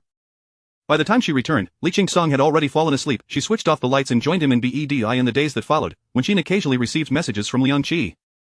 Sometimes she would send pictures of clothing, asking Wenxin to help select the most appealing piece. Other times, she would complain about her exhausting job, where her boss treated the cleaners like beasts of burden. Occasionally, there were simple exchanges of pleasantries. Wenxin remained mindful of Zhou Xian's warning, keeping her interactions with Liang Qi polite yet distant. Soon, the weekend arrived. Liang Qi called early in the morning, informing Wenxin that a relative's son was getting married, and she wanted to buy a new outfit. Initially, Wenxin planned to follow Zhou Xian's advice and make an excuse to decline. However, Liang Qi inadvertently said, Xiao Xian, could you accompany me? I've just moved here, and you're my only friend in Rongqing. If you don't come with me, I wouldn't know who else to turn to. Wenxin, surprised, asked, you just arrived in Rongqing, where were you before?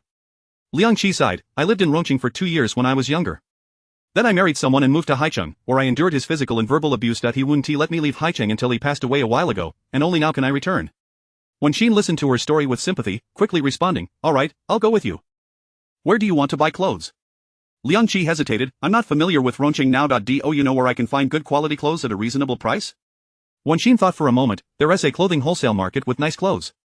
How about I take you there? Sounds good. Liang Qi replied cheerfully. Li Qingsong worked tirelessly throughout the year without distinguishing weekends from weekdays. When Wenxin woke up that morning and didn't see him, she paid it no mind and simply tidied up before heading out. Upon reaching the clothing wholesale market, Liang Qi was already there, waving at her from a distance, Xiao Xian. Wenxin hurried over, astonished, you got here so quickly?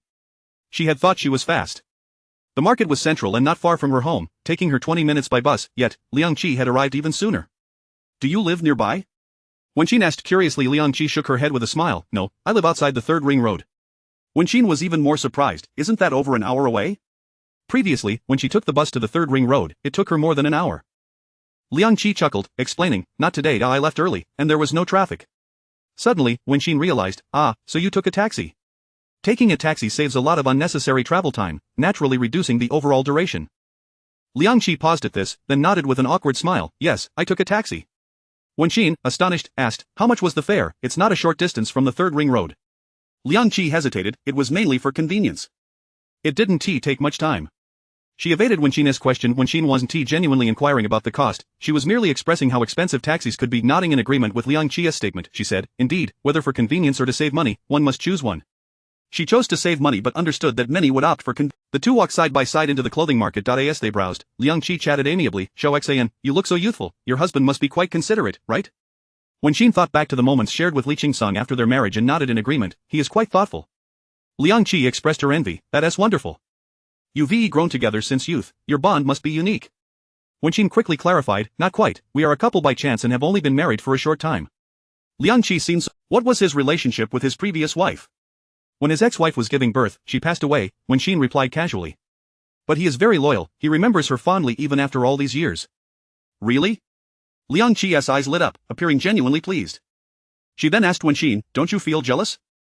Wenqin laughed lightly, what is there to be jealous about, not to mention that our feelings aren't particularly deep, even if they were, could I really begrudge a deceased person? Liang Qi's smile faltered slightly, and she awkwardly replied, that is true. Unbeknownst to them, they had reached the end of the market. Liang Qi suggested, let us go grab something to eat. Wenqin looked at her quizzically, weren't you here to buy clothes? They had walked through the market without entering a single store or even glancing at the clothing. She had assumed Liang Qi intended to take a cursory look before making a more detailed selection, yet now she wanted to leave. No clothes. Liang Qi paused, then explained, I just remembered. Since it's someone else's wedding, it wouldn't be appropriate for me to wear something too fancy, perhaps I should just wear an old outfit. Wenqin found her reasoning sound and agreed. The two settled into a small restaurant by the roadside. Liang Qi meticulously wiped down the table and chairs with wet wipes. After the dishes arrived, Liang Qi barely ate a few bites before persistently asking Wenqin about her work and family. Wenqin shared a few brief details and then curiously inquired about Liang Qi, do you have children? Liang Qi nodded with a smile, I have a daughter. Wenqin felt a twinge of envy. A daughter is wonderful. She is like a cozy little quilt for her mother. How old is your daughter? She is 19, Liang Qi said, her face lighting up with joy as she spoke of her daughter. I haven't seen her in quite some time. I wonder if she has forgotten about me. She surely hasn't, Wenqin reassured her, then curiously asked, is she studying abroad? Something like that, Liang Qi responded vaguely. Wenqin didn't press further, it was merely casual conversation, and relentless question. After finishing their meal, the two women left the small restaurant. The staff began to clear their table, discovering 2 bowls of rice noodles, one of which had hardly been touched. Liang Qi wanted to drag Wenqin to stroll along the pedestrian street, but Wenqin waved her off, I can't, I need to get home early today, there is something important I need to do. What important thing? Liang Qi asked curiously, teasingly adding, are you going to have a romantic evening with your husband? Wenqin smiled, today is my child's birthday. I want to give her a surprise.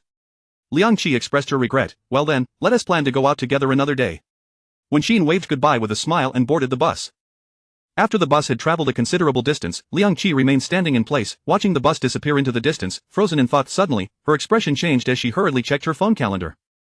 Her face fell even further when Wenqin made a stop to pick up a cake from the bakery. Today was Nua's birthday, and she wanted to ensure Nua had a memorable celebration.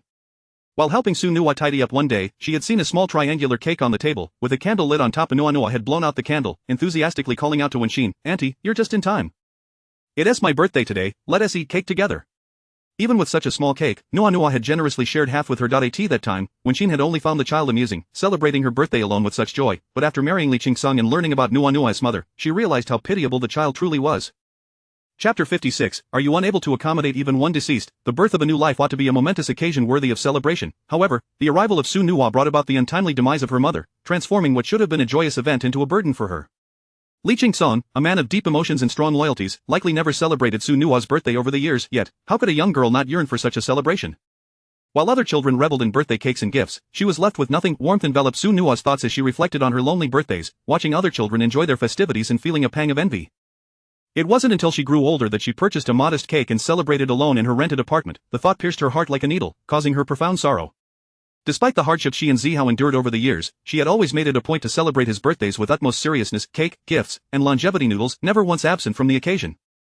Thus, she resolved to throw Su Nuo a proper birthday celebration that evening. Adhering to the standards that other children enjoyed, she refrained from discussing this with Li Qingsong beforehand, fearing his disapproval. However, for Su Nuo's sake, she was willing to brave his anger, believing that once the celebration was over, he would relent. As he adored his daughter deeply, Warmth gathered a cake, ventured to the market for a fish and some vegetables, and returned home with bags in hand. She had called Su Nuo earlier in the day, and the girl mentioned she would be returning from shopping with friends around 6. It was only 5 o'clock, leaving her ample time to prepare.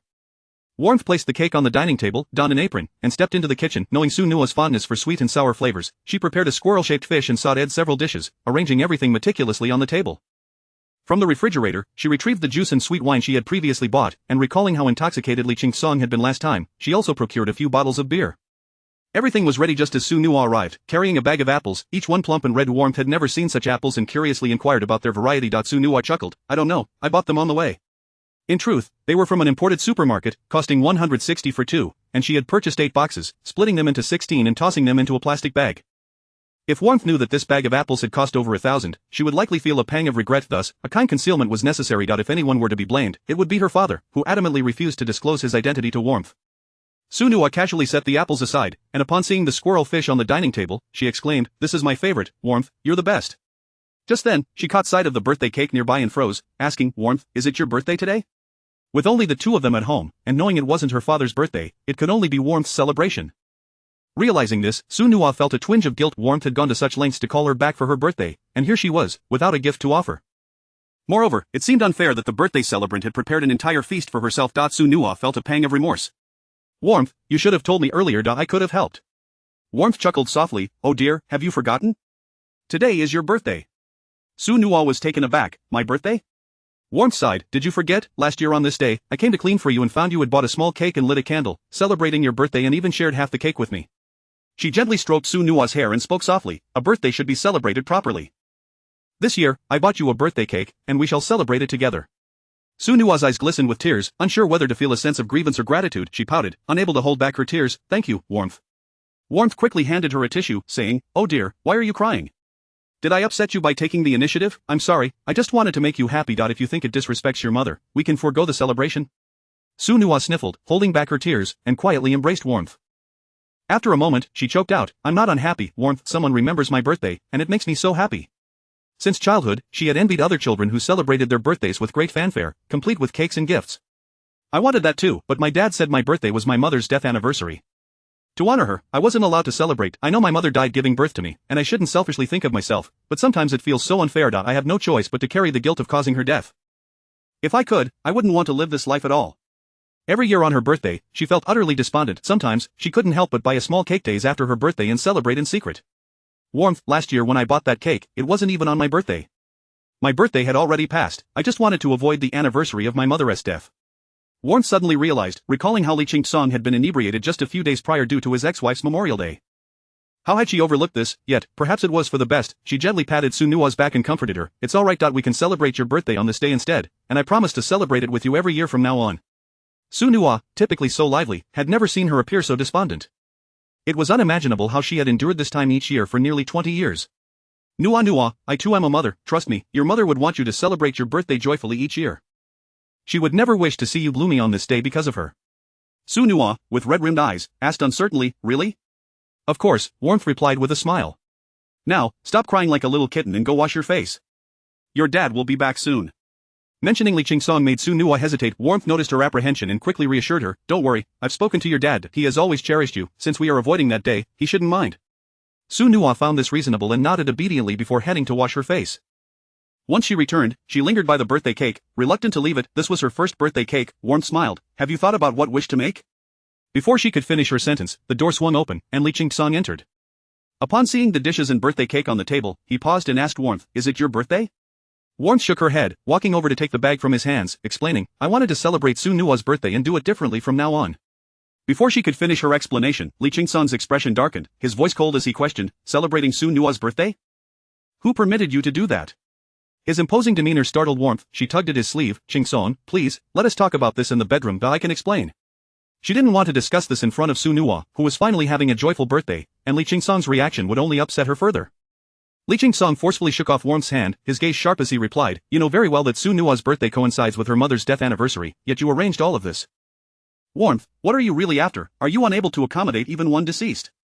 Warmth was taken aback, staring at him in disbelief. She had anticipated Li Qingsong's anger but never imagined he would view her in such a light. She simply felt compassion for Su Nua and wished to celebrate her birthday, especially since they were avoiding the Memorial Day. This was merely a celebration that he had been deeply devoted to his late wife but had neglected his daughter's feelings for 20 years. Did he not feel even a twinge of guilt? Warmth suppressed her own grievances and replied, what do I have to gain from a deceased? We are merely coexisting, you have a past, and so do I. I do not seek anything from you, we are not young lovers, and I do not love you. Li Qingsong's expression stiffened, his eyes still ablaze with anger. Warmth took a deep breath, turning away to avoid his gaze.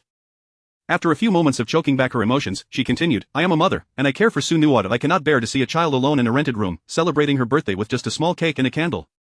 You are her father, but do you truly understand what she feels? Qingsong, I planned this birthday celebration for Su Nua without asking for your opinion because I knew you would disapprove. But I thought you would at least be concerned for Su Nua's happiness. I never imagined you would think so poorly of me. If you truly believe I am that kind of person, then I have nothing more to say. She untied her apron, picked up her phone, and softly stated, I need some air. Su Nua, worried and pitiful, called out, Warmth. Warmth looked at her with guilt. I'm sorry, Nua. I made things too simple today and let you down. After saying this, she turned and walked out. Su Nua, frantic, urged Li Qingsong, Dad, you have to go after her. But Li Qingsong remained unmoved.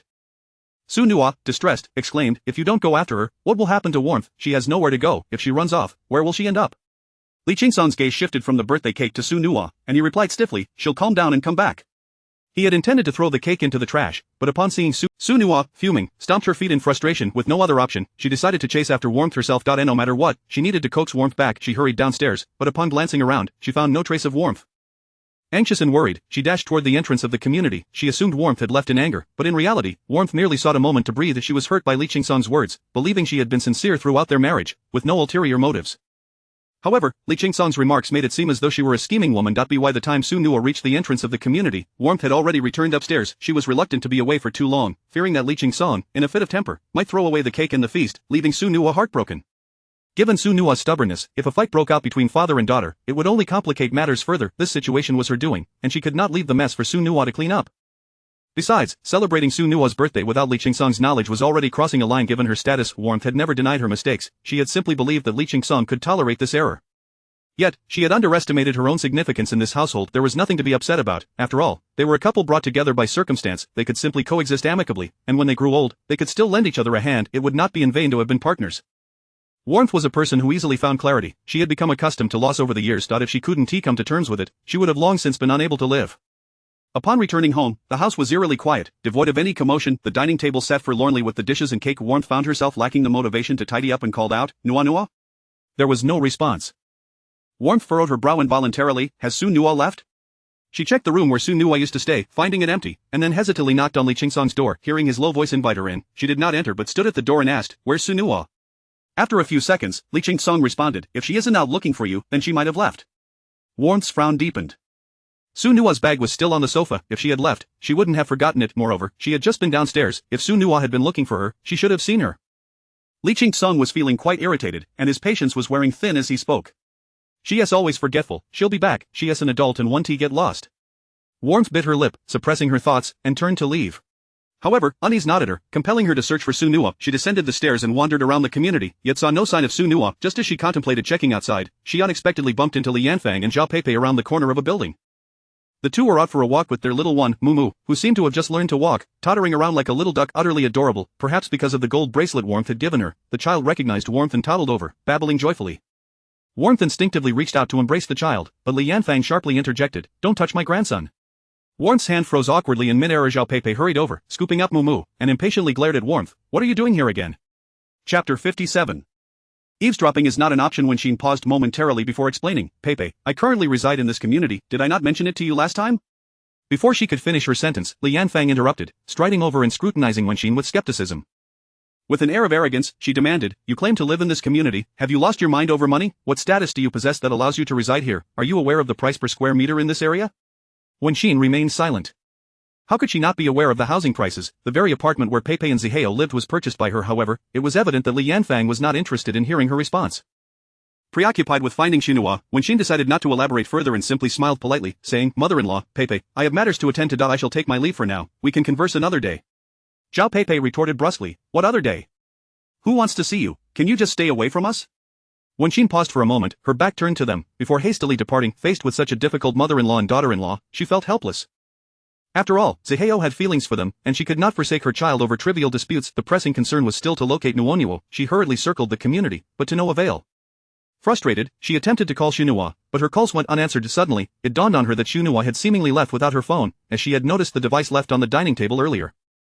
Where could that child be, leaving behind her bag and phone? Just as Wenxin felt like a headless fly, she caught sight of Xunhua approaching from down the street. She rushed over. "Nuonyuo, where have you been? I've been searching everywhere for you." Xunhua looked up, offering a weak smile. "Aunt Wen, I'm sorry for ruining your plans today and making you worry." Wenxin was taken aback, noticing that Xunhua seemed somewhat off.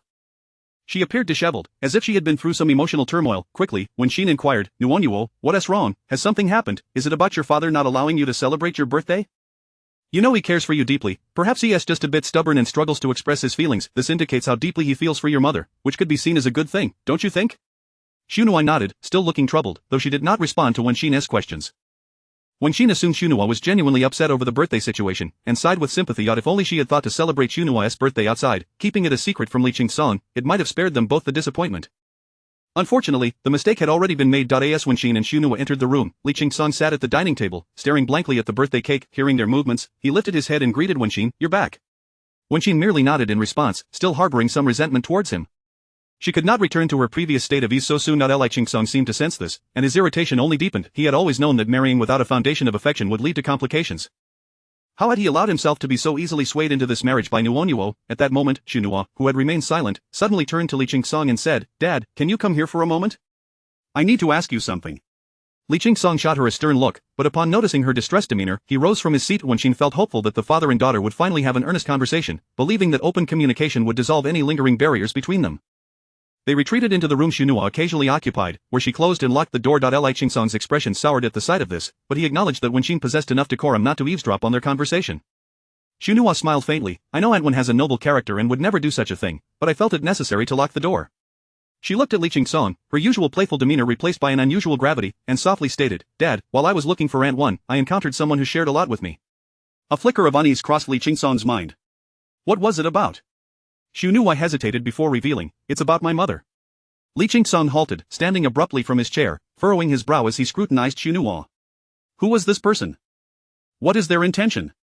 It had been 20 years since that chapter of his life had been buried, and he had intentionally kept a low profile. How could someone who knew both his ex-wife and Xunhua suddenly appear?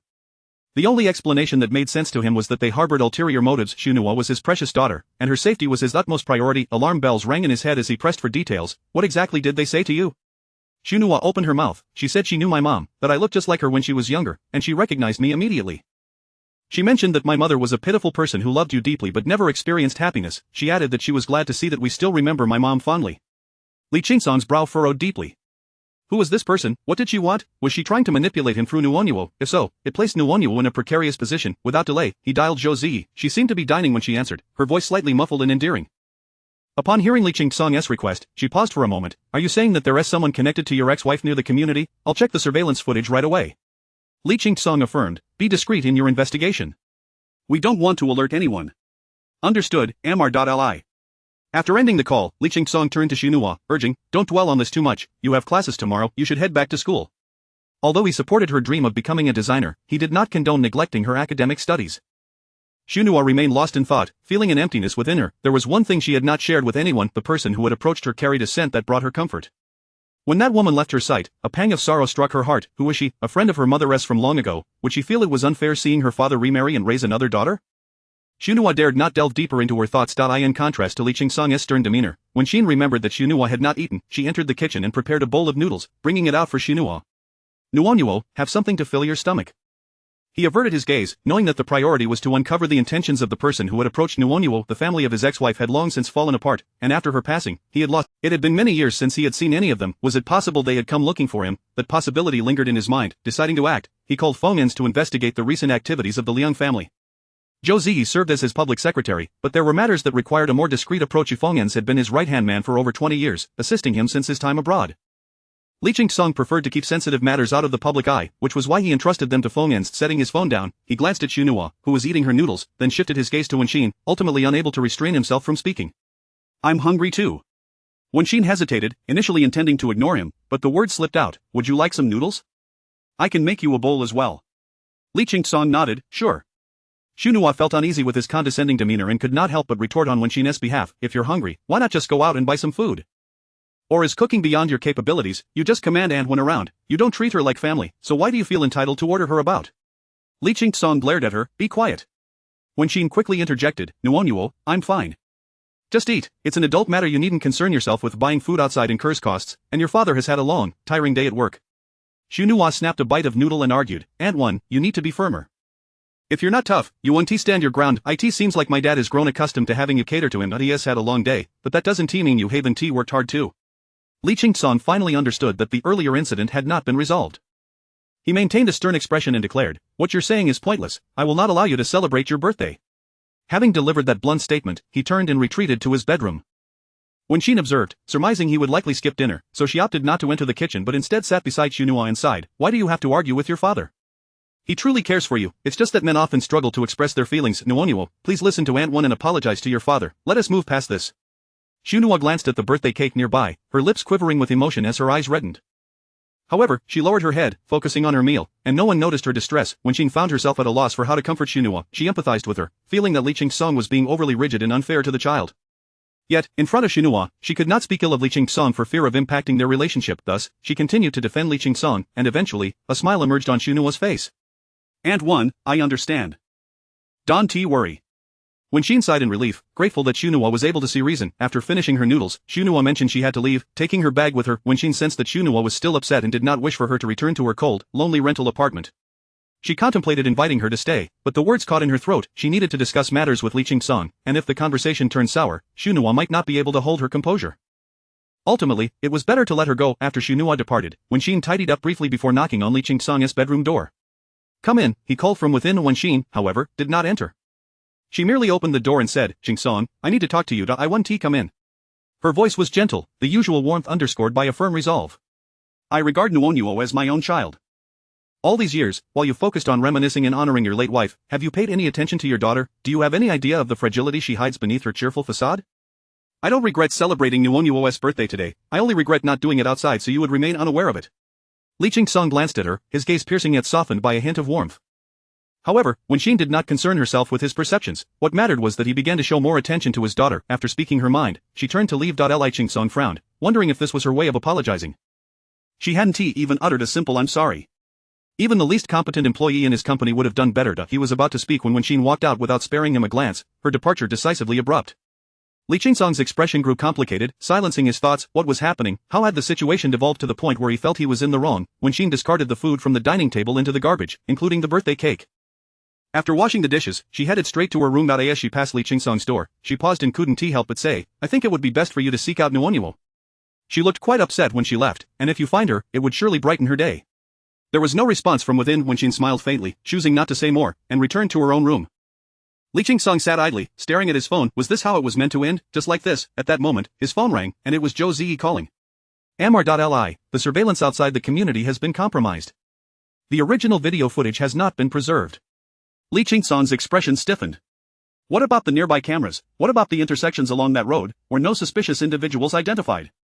Zhou Ziyi replied affirmatively, yes, it appears there were multiple people involved. It seems to be a coordinated effort. All video evidence has been lost, and everything appears normal, but often, a lack of evidence is the most significant issue. Li Song's face darkened. Understood. He had been outmaneuvered, and now he could not even... All he could do was hope that Fengyan would uncover something soon. Meanwhile, at the Zhao residence, after Li Yanfang and Zhao Deguang departed, Yang Zih Chapter 58. The other party may not only be wealthy, but also powerful. From the moment he first encountered his mother's new husband shortly after her marriage, he sensed something amiss. The man's aura was overwhelmingly strong, and it was only due to his mother's unguarded nature and innocent mindset that she remained oblivious. Later, while dining together, the respect commanded from the restaurant manager, who presented them with exquisite beverages of considerable value, was a privilege not afforded to ordinary individuals.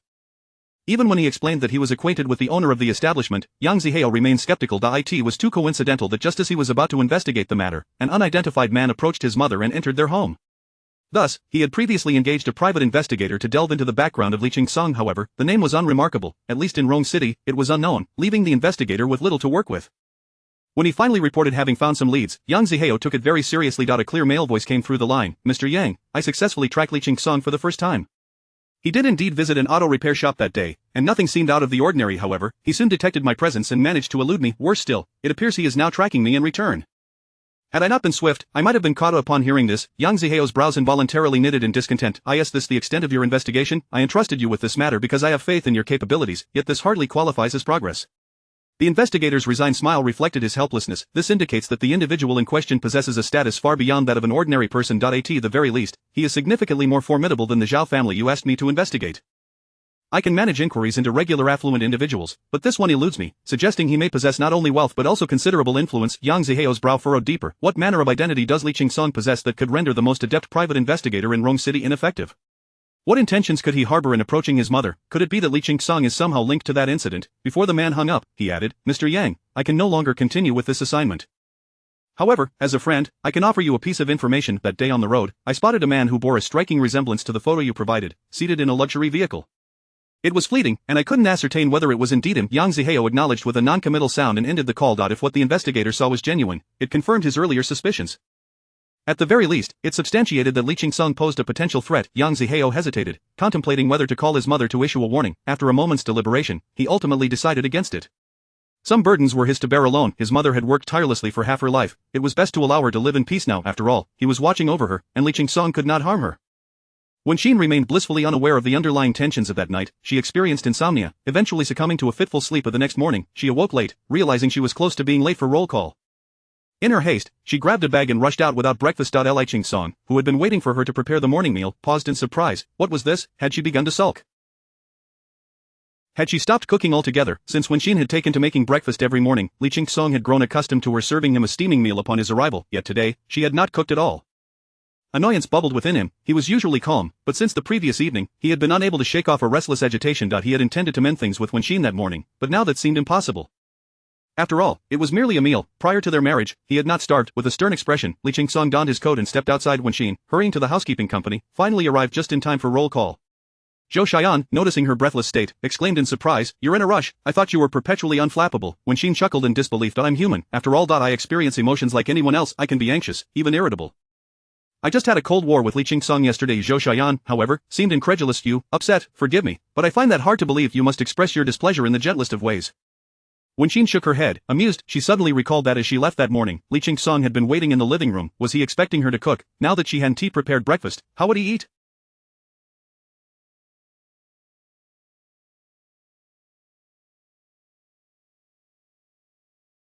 That thought quickly dissipated. They were in a standoff, and she had no obligation to cater to him. There were plenty of food vendors outside, and missing one meal wouldn't kill him. At that moment, Supervisor Lu arrived, carrying 2 breakfast meals. Upon seeing Xin, he cleared his throat awkwardly and inquired, "Xin, have you had breakfast yet?" Xin smiled. "I rushed out this morning and didn't have time." "Perfect timing. I bought too much breakfast today," Supervisor Lu said, handing one portion to her. "Please, enjoy it." Xin blinked in surprise. "Oh, how much do I owe you for this?" Supervisor Lu waved his hand dismissively, swiftly retreating to his office. Zhou Xian looked at Xin in astonishment. "How did Supervisor Lu know you hadn't eaten? He only asked you among so many people." "It's quite strange." Xin, too, found it odd and speculated, "Perhaps he just happened to see me." In the supervisor's office, Lu was on the phone. "Yes, I'm bringing breakfast to the lady. She is eating now." "Yes, she is enjoying it." No special reaction. She thanked me and even offered to pay me back, but I declined. "All right, understood, Mr. Li." After hanging up, Lu wiped the sweat from his brow. He had been startled to receive a call from Li requesting that he deliver breakfast to the lady. Was such a trivial matter truly worthy of Mr. Li's personal attention? In the chairman's office of Li Corporation, Zhou Ziyi entered with the day's meeting agenda. Upon noticing Li Qingsong eating a piece of bread, she paused. Li, did you skip breakfast today? Li Qingsong replied curtly, offering no further elaboration. Zhou Ziyi bit her lip, asking tentatively, "Would you like me to bring you something?" Previously, she had always arranged his breakfast, initially ordering from outside, but later began preparing extra portions to share with him. Li Qingsong, who had always expressed gratitude for her efforts, waved her off. Nita Zhou Ziyi, seemingly casually, inquired, "Li, why didn't you eat breakfast today?" Li Qingsong hesitated for a moment before responding nonchalantly, "I overslept." After a pause, he gestured for her to leave. "You can go now." Zhou Ziyi quickly adopted a professional demeanor. Understood. Once she exited, Li Qingsong continued munching on his dry bread when he received a call from his mother. "Mom, what is it?" His tone was not particularly respectful. His mother, with a commanding presence, queried directly, "I've heard you found a woman." Li Qingsong set down the bread slowly, responding coolly, "Yes." Which family does she come from? If you think it's feasible, please expedite matters. You're not a child anymore, and it's still possible to have a son if you marry now, she continued methodically. No matter how obedient, a daughter cannot bear the family's responsibilities. There are numerous watchful eyes, like wolves, ready to pounce. Nua cannot take your place. Li Ching Song had long grown weary of such conversations and replied dismissively, you needn't worry about these matters. If you're not worried, who should be? His mother's tone turned displeased. Ching Song, though I'm not your biological mother, I believe I've treated you well over the years. Why do you treat me as though I'm a threat? My suggestion to have another son is for your benefit. Would I wish you harm? Li Ching Song reiterated firmly, I will not have any more children. His mother, frustrated, fumed for a moment before stating, then find a time to bring her home to meet your father and me. If everything aligns, then marry her. We're already married, Li Ching Song replied, it's a minor detail that doesn't require your concern. His mother was taken aback. Married? You didn't even inform us before taking such a step. I am capable of being responsible for my own choices, Li Ching Song said, growing impatient. Mom, I'm not a child anymore. A nearly 50-year-old man shouldn't have to consult his family about such matters. That's not what I meant. His mother paused, seemingly reluctant to provoke him further. I merely hope you can bring her home one day for us to meet. I will when the opportunity arises, Li Ching Song replied dismissively. Is there anything else? Taking a deep breath, his mother replied, nothing more. Then I'll hang up. Setting the phone aside, Li Ching Song glanced at the calendar. With a relatively free schedule in the coming days, he could indeed take Wenxin home for a visit. However, he couldn't go to the old residence. Too many people would risk exposure. A simple offering of incense and a visit to see his father would suffice, yet, considering the ongoing Cold War with Wenxin, he scoffed to himself. He wouldn't be the one to apologize. He would wait until she was ready to reconcile. That evening, after finishing her chores, Wenxin headed downstairs to dispose of the trash, only to bump into Liang Qi, who was also taking out her garbage. Surprised, Liang Qi exclaimed, you work around here too? Wenxin pointed to the building behind her, smiling, yes, I'm right here. Liang Qi clapped her thigh in delight, what a coincidence, I'm just next door. How about we have lunch together later? Wenxin had been eating alone lately, as Zhou Xian was too far away. So, having Liang Qi for company sounded good. She agreed, smiling, sure, I'll come find you at noon. Liang Qi grinned. Itsa promised. Then see you at noon. At lunchtime, Wenxin and Liang Qi found a well-reviewed restaurant. After finishing their meal, they still had an hour until work resumed. Liang Qi suggested, let us not rush back yet, we can sit here and chat. By the way, you mentioned celebrating a birthday for your family yesterday. How did it go? Was it joyful? Recalling the previous day's events, Wenxin's expression darkened. What was meant to be a day of happiness for Nua had spiraled into chaos. She couldn't help but let out a sigh. Liang Qi, sensing her mood, quickly asked, why the sigh? Was the birthday celebration not smooth? Wenxin shook her head. Though not particularly close to Liang Qi, she hadn't even shared the details with Zhou Xian, so she wasn't about to divulge anything to a stranger. Instead, she smiled and said, it was fine, quite successful, really. The child enjoyed the cake and was very happy. Liang Qi paused, her expression shifting before she responded with a smile, that's good to hear. After chatting a while longer, they parted ways to return to their respective places. That evening, as Wenxin headed home from work, she took a detour to buy a chicken. Upon returning, she began to stew it, as Su Nua had mentioned she would come over for dinner. The child loved meat, so Wenxin also prepared a dish of braised pork. Just as she set the dishes on the table, the doorbell rang. Thinking it was Su Nua, she hurried to open the door, smiling as she began to speak. You're quite early today, but her words faltered as she. Wenxin hesitated momentarily before forcing a smile. You're back. Li Ching Song, his expression impassive, replied with a simple as he stepped into the foyer to change his shoes. A subtle tension blossomed between them, gradually becoming awkward. Li Ching Song, maintaining his stoic demeanor, entered and noticed the spread on the table. He paused, feeling a flicker of satisfaction. Was this her way of apologizing? Though unspoken, the effort she had put into preparing a meal was certainly thoughtful. Pleased, Li Ching Song resolved to forgive Wenxin and complimented her. It looks good. Wenxin replied, it's for Nua. She is coming over soon, and I noticed she has become quite thin. She loves meat, so I made her some. Li Ching Song stiffened slightly, a hint of embarrassment crossing his face. Fortunately, his back was to Wenxin, so she couldn't see his expression. Unaware of Li Ching Song's overthinking, Wenxin glanced at the time and felt a pang of worry. The child had said she would arrive by 5:30, usually arriving by 6 o'clock, yet it was now past 9:30. Where could she be? Su Nua was typically meticulous about time management, always punctual. Today, however, was an exception. Wenxin's concern grew, especially after trying to call Su Nua and failing to connect. Deciding to search for her, she removed her apron, but Li Ching Song paused before saying, I'll go with you. Wenxin was taken aback but nodded. Alright, there was no point in arguing. He was taller and stronger than her. As they descended the stairs, Wenxin pointed toward the entrance of the neighborhood. I'll check outside, you can look around inside to see if Nua got lost. Chapter 59, Who was that woman? Li Ching Song took a brief stroll around the community before heading to the entrance in search of Wen Xian. Wen Xian had just returned from across the street and inquired if he had found her. Li Ching Song shook his head, indicating he had not holding her phone. Wen Xian appeared somewhat flustered, wondering where the child could be, especially since she wasn't answering her calls and had seemingly vanished. Earlier, Li Ching Song had already contacted Feng Ens, who was now reviewing the surveillance footage, so he felt relatively unconcerned and reassured Wen Xian, saying everything would be fine. After all, she was already grown. Wen Xian felt he was not taking Su Nua seriously and couldn't help but shoot him a glare. Nua is just a girl, and quite innocent. What if she encounters a scammer? As her father, you should be more vigilant. Li Ching Song found himself at a loss for words and silently accepted the blame. Before long, they spotted Su Nua approaching from the end of the street. When Xin let out a heavy sigh of relief and hurried over, exclaiming, Nua Nua, where have you been? You didn't even answer your phone, it's already past 7. Su Nua, feeling a bit embarrassed, replied, Auntie One, I had to work overtime today, and my phone ran out of battery. When Xin sighed, relieved nothing had happened, but expressed her concern, you have no idea how anxious your dad and I have been for over an hour. We didn't even know where to look for you since we had no idea where you worked. Su Nua exchanged a meaningful glance with Li Qingsong. Auntie One might not know about her workplace, but her father certainly did. Alright, you're back now. Let us head home for dinner, Li Qingsong interjected. Su Nua grabbed Wen Xin's hand, urging her to hurry. Let us go, Auntie One, I'm starving. Though Wen Xin still had some lingering questions, she quickly responded, yes, let us go back for dinner. It's no good to have an empty stomach. The three of them walked back together, appearing like a genuine family of three. Not far off, Yang Zihao paused upon witnessing this scene. Zhao Peipei, feeling irritated, remarked, why aren't you moving? Didn't we say we were going to my mama's for dinner? Yang Zihao immediately averted his gaze, smiling gently, let us go then. He seemed oblivious to the disdainful look Zhao Peipei shot him. Once home, Wen Xin quickly took the dishes from the table to reheat them in the kitchen. Nua, wait a moment, the food will taste terrible if it gets cold. Su Nua cheerfully replied, okay, Auntie One, I'm not in a hurry. However, her smile quickly faded as she turned to Li Qingsong, pulling him onto the balcony. Dad, tell me the truth, what exactly happened between you and Mom? Li Qingsong was taken aback. What do you mean? Su Nua fixed her gaze on him, not allowing him to dodge the question. What was Mom doing before she married you? What does my grandfather do? Li Qingsong hesitated, why are you asking this? Su Nua replied defiantly, curiosity isn't a crime, is it? Not to mention, if you have such deep feelings for Mom, why haven't you maintained contact with my grandfather's family all these years? I don't even know who he is, and I've never met any of Mom's relatives. Don't you think that's unreasonable? Li Qingsong frowned, your mother's relatives are not good people. They are greedy and selfish, why would you want to associate with them? Su Nua pressed on, but who is my grandfather really? Li Qingsong looked at her sternly and said, I'm keeping you away from them for your own good. The implication was clear. The matter should not be pursued further. Su Nua bit her lip, Dad, you're depriving me of my right to know. Finally, Li Qingsong's expression turned serious as he regarded Su Nua. Tell me honestly, has someone been sowing discord between us? I am your father, I would never harm you.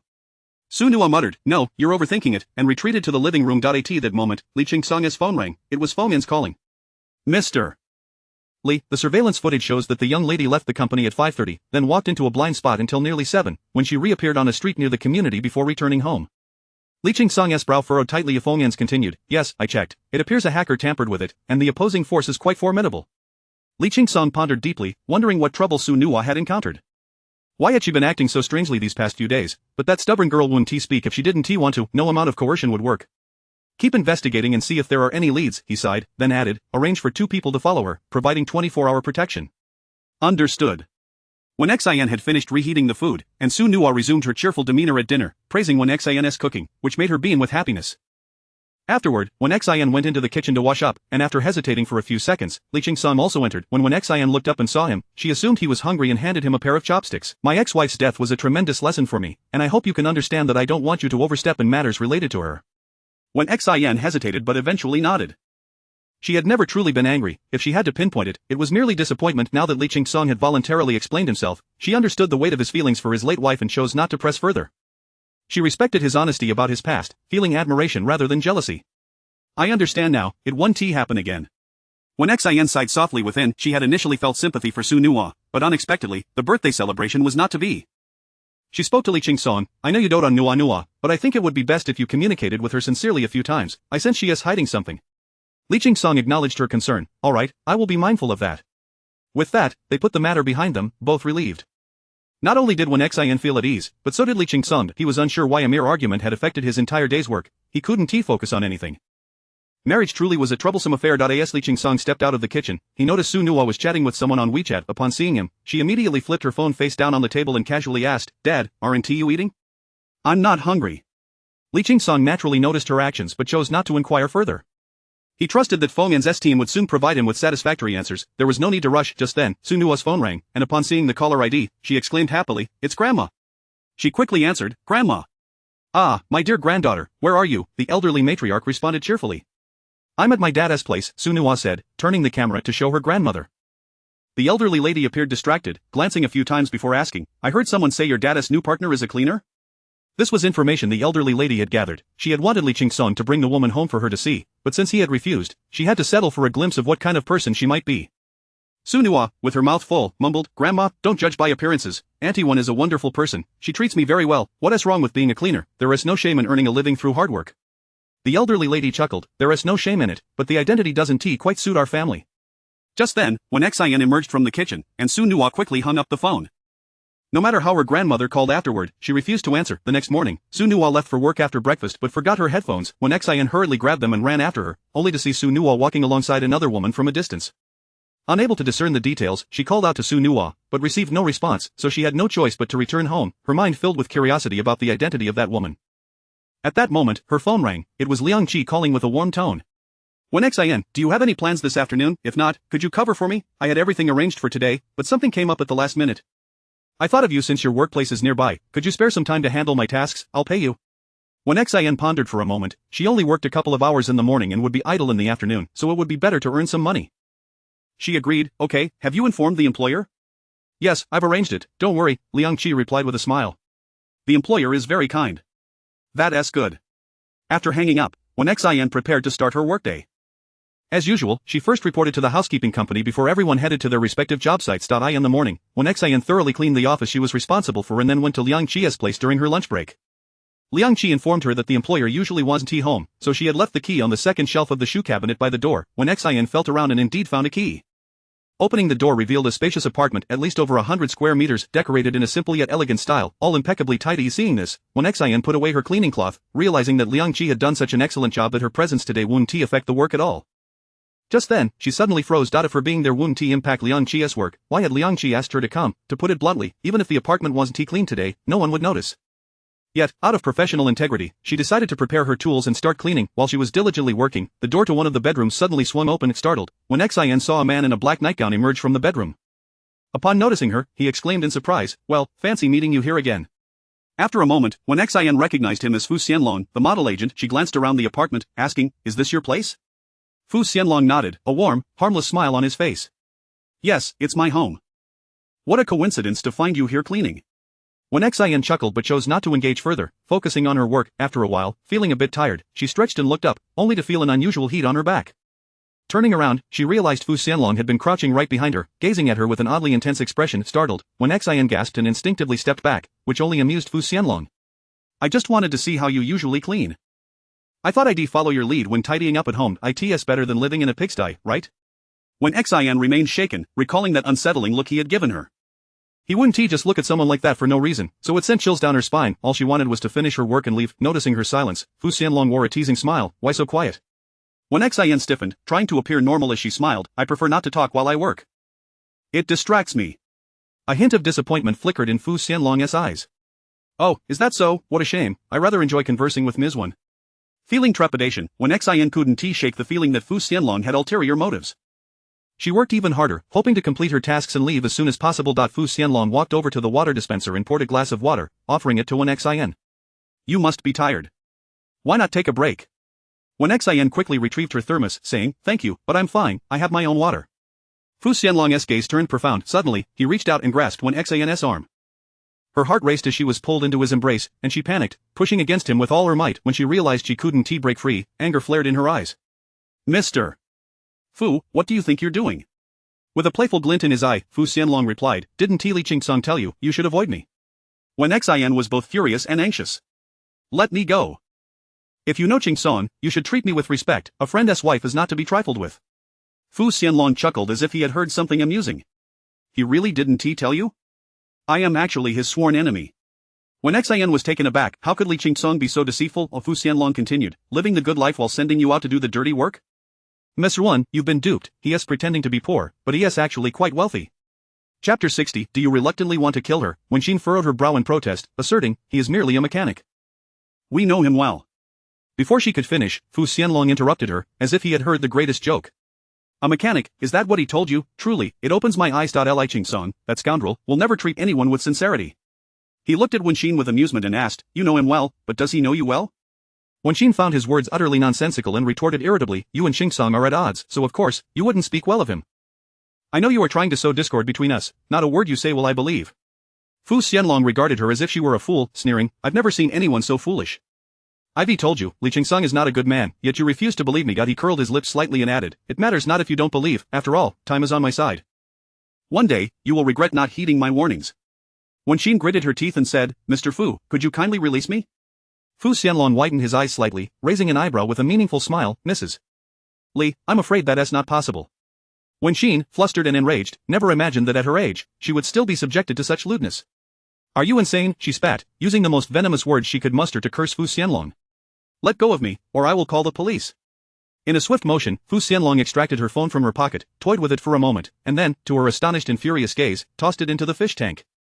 He was unfazed, retorting, call the police, with what will you do that? Wenxin, frantic with anger, demanded, what on earth do you intend to do? My son is over 20, how can you act so inappropriately with me?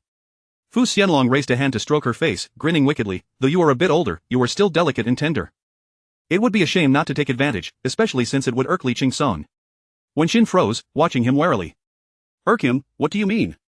Fu Xianlong, smiling, suddenly tightened his embrace around her, while his other hand pressed against the back of her head as he kissed her. Wenxin gasped, struggling desperately, but Fu Xianlong was far too strong for her to escape. His cold lips lingered on hers for mere seconds before he released her. All done, he declared, stepping back and turning to retrieve his jacket, speaking over his shoulder, Ms. Wen, do not blame me, I am merely fulfilling a request. If you must assign blame, direct it at yourself for stepping into this world. He waved dismissively as he turned his back to her, strutting away with an air of arrogance. Wenxin gasped for breath, glaring in disgust at the direction Fu Xianlong had gone, before retreating to the restroom to turn on the faucet and rinse her mouth vigorously. Having lived half a life, she never imagined something so repugnant would occur to her. Wenxin could hardly fathom that today's cleaning was merely a trap, a scheme meticulously devised by Fu Xianlong for her to fall into. Did Liang Qi know about this? Was Liang Qi an accomplice of Fu Xianlong or merely an unwitting pawn? Wenxin was at a loss, her mind too chaotic to pursue the answer. Unable to continue her cleaning, she unbuttoned her work uniform and threw it forcefully to the ground. She then retrieved her phone from the fish tank, wiping it dry. Her phone, a product from a certain brand, had been purchased with the assurance from Ziho that it was waterproof. She attempted to power it on, and to her relief, it functioned perfectly. It was a small consolation amidst this distressing ordeal. As she departed Fu Xianlong's apartment, Wenxin found herself entangled in a dilemma. Should she inform Li Qingsong about what had just transpired? Regardless of age or status, men possess zero tolerance for such matters. If she told Li Qingsong, what if he impulsively sought out Fu Xianlong for retribution, escalating the situation? Yet, if she chose not to tell him, and Fu Xianlong revealed it through others, it would be better for her to disclose it herself. Wenxin resolved to confide in Li Qingsong, not only out of fear of him misunderstanding but also to uncover the nature of the past between him and Fu Xianlong that warranted such animosity. Moreover, she needed to ascertain the truth behind Fu Xianlong's claims. Although she was still in the dark about many things, a sense of foreboding settled over her, as if her marriage to Li Qingsong had embroiled her in a perilous situation. Hastily, she left, unaware that in an office behind her, Fu Xianlong was toying with a video recording, watching her retreating figure with a faint smile. Beside him stood a woman clad in black, her hat obscuring much of her face, save for her exquisitely shaped chin. She scrutinized Fu Xianlong, her voice icy. What are you thinking? Are you reminiscing about that kiss? Surely, Mr. Fu, your taste cannot be this poor. Fu Xianlong averted his gaze, drawing the curtains, and glanced at the woman with indifference. My taste is none of your concern. Rest assured, if I had to choose between you and Wenxin, I would undoubtedly select her. The woman seethed in anger, slamming her hands on the table. Say that again, what makes her superior to me? Fu Xianlong appraised her with a dismissive smirk. To be frank, she surpasses you in every regard. She is gentle and kind, whereas you, a venomous vixen. No man would choose a woman like you. He recalled the furious expression on Wenxin's face as he held her captive, and licked his lips in reminiscence. Li Qingsong's woman, even if she is slightly older, deserves to know a taste of pleasure. Fu Xianlong, the woman seethed, glaring at him, do not forget our agreement. You would do well to temper your behavior. Fu Xianlong waved the USB drive in his hand nonchalantly. This video will be sent to Li Qingsong. Your objectives will essentially be fulfilled. However, the woman was unsatisfied. No, this is too dangerous. What if they reignite their relationship? For safety's sake, you must eliminate Wenxin, this ticking time bomb. Fu Xianlong raised an eyebrow. Please, Wenxin is a ticking time bomb for you, but for me, keeping her around is far more entertaining than disposing of her. When you sought me out, you merely requested I remove her from Li Qingsong's side, which I accomplished immediately, and now you wish to raise the stakes. Such business practices are unacceptable. Help me eliminate Wenxin, and after it's done, I will grant you 1% of the Li Corporation shares. Fu Xianlong scoffed derisively. You should think about how to return first. I doubt you will even acquire those shares. That is none of your concern, just tell me if you agree. The woman fixed her gaze on Fu Xianlong. Fu Xianlong smirked darkly. Not a chance. This is not abroad, killing someone domestically. Am I seeking death? The woman glared at him. It's clear you have taken a liking to Wenxin. You cannot bear to see her harmed, can you? And if I do? Fu Xianlong tossed the USB drive to her. I've already sent the video to Li Qingsong. Do not seek me out again, understood? With that, he turned and strolled away with panache. The woman clutched the USB drive tightly, her lips pressed in a firm line. Wenxin stood before the bus stop, taking a deep breath to calm herself. After living half a life, she shouldn't feel so distraught over a kiss, yet it had truly sickened her. The mere thought of Fu Xinlong's face made her want to retch. While waiting for the bus, she intended to call Li Qingsong to inquire about his finishing time so she could discuss the incident with him. However, before she could make the call, Zhao Peipei's voice came through on the line. Get to the hospital immediately. Zhao Peipei's tone was impatient. Yang Ziho has been in an accident and needs surgery. You must come to sign. When Xin's mind went blank in an instant. Ziho had been in an accident, the kind of surgery requiring a signature. Even Zhao Peipei wouldn't sign without hesitation. How serious could the situation be? Was Ziho gravely injured? Peipei, tell me which hospital you are at, I'll be there right away. Zhao Peipei relayed the address, and when Xin, in a daze, hung up the phone, no longer caring about waiting for the bus. She hurriedly hailed a taxi. Soon, she arrived at the hospital. Stumbling inside to find Zhao Peipei outside the emergency room, she rushed over, asking, has Ziho undergone surgery? How is he now? Zhao Peipei shoved her aside, disdainfully saying, stay away from me. Go sign over there with the nurse. When Xin chose not to engage in a quarrel, instead turning to find the nurse to sign the necessary documents, she soon learned that the surgery had been delayed, awaiting a signature. The nurse explained the situation. The patient had sustained severe injuries, unexplained internal bleeding, and a fractured femur, all potentially life-threatening. This surgery carries high risks. If it fails, he may face amputation or even death. In that moment, when Xin felt as if the sky had fallen. Trembling, she scrawled her name on the consent form. The nurse quickly entered the operating room to commence the procedure. When Xin returned in a daze, Zhao Peipei stood by the window, engrossed in her phone, dressed fashionably in a short skirt and high heels, her hair cascading in curls behind her, exuding charm and allure. When Xin approached her, Zhao Peipei had just silenced a video, pulling out a cushion to touch up her makeup. When Xin's breath was still hurried, her voice faint as she asked, Peipei, what happened? Why did Ziho have an accident? What about the driver? Zhao Peipei answered nonchalantly, he crashed while driving. What else with all the questions? When Xin opened her mouth to inquire further, but just then, the elevator doors opened, and two police officers stepped out, addressing Zhao Peipei, are you Ms. Zhao Peipei? Yes, I am, she replied. The officers flashed their badges and continued, we have completed the processing of the accident scene and need to understand the details of the crash. The owner of the vehicle you collided with states that you were driving at the time, is that correct? Your husband, in an attempt to protect you, swerved the wheel to adjust the angle of the collision, resulting in him taking the impact instead of you, correct? Zhao Peipei appeared somewhat guilty, yes. When Xin's eyes widened in disbelief as she stared at Zhao Peipei. The officer continued, you bear primary responsibility for this traffic accident. Fortunately, the other party is only seeking civil compensation. You should visit the police station at your convenience to discuss a suitable amount with them. As for the repercussions on your side, those are yours to bear. Okay, I understand, Zhao Peipei replied. The officers offered a few more admonishments before departing. When Xin bit her lip, stepping up to Zhao Peipei, her emotions boiling over despite her efforts to suppress them. Peipei, you were the one driving the car. You ran the red light. Ziho was injured while trying to save you. How can you be so indifferent? From the moment she arrived until now, Zhao Peipei had shown not a shred of concern. Not to mention her earlier reluctance to sign anything, leaving the responsibility to Wenxin. Ziho was her husband, yet she feared signing and taking responsibility, waiting for Wenxin to arrive. Peipei, he is gravely injured.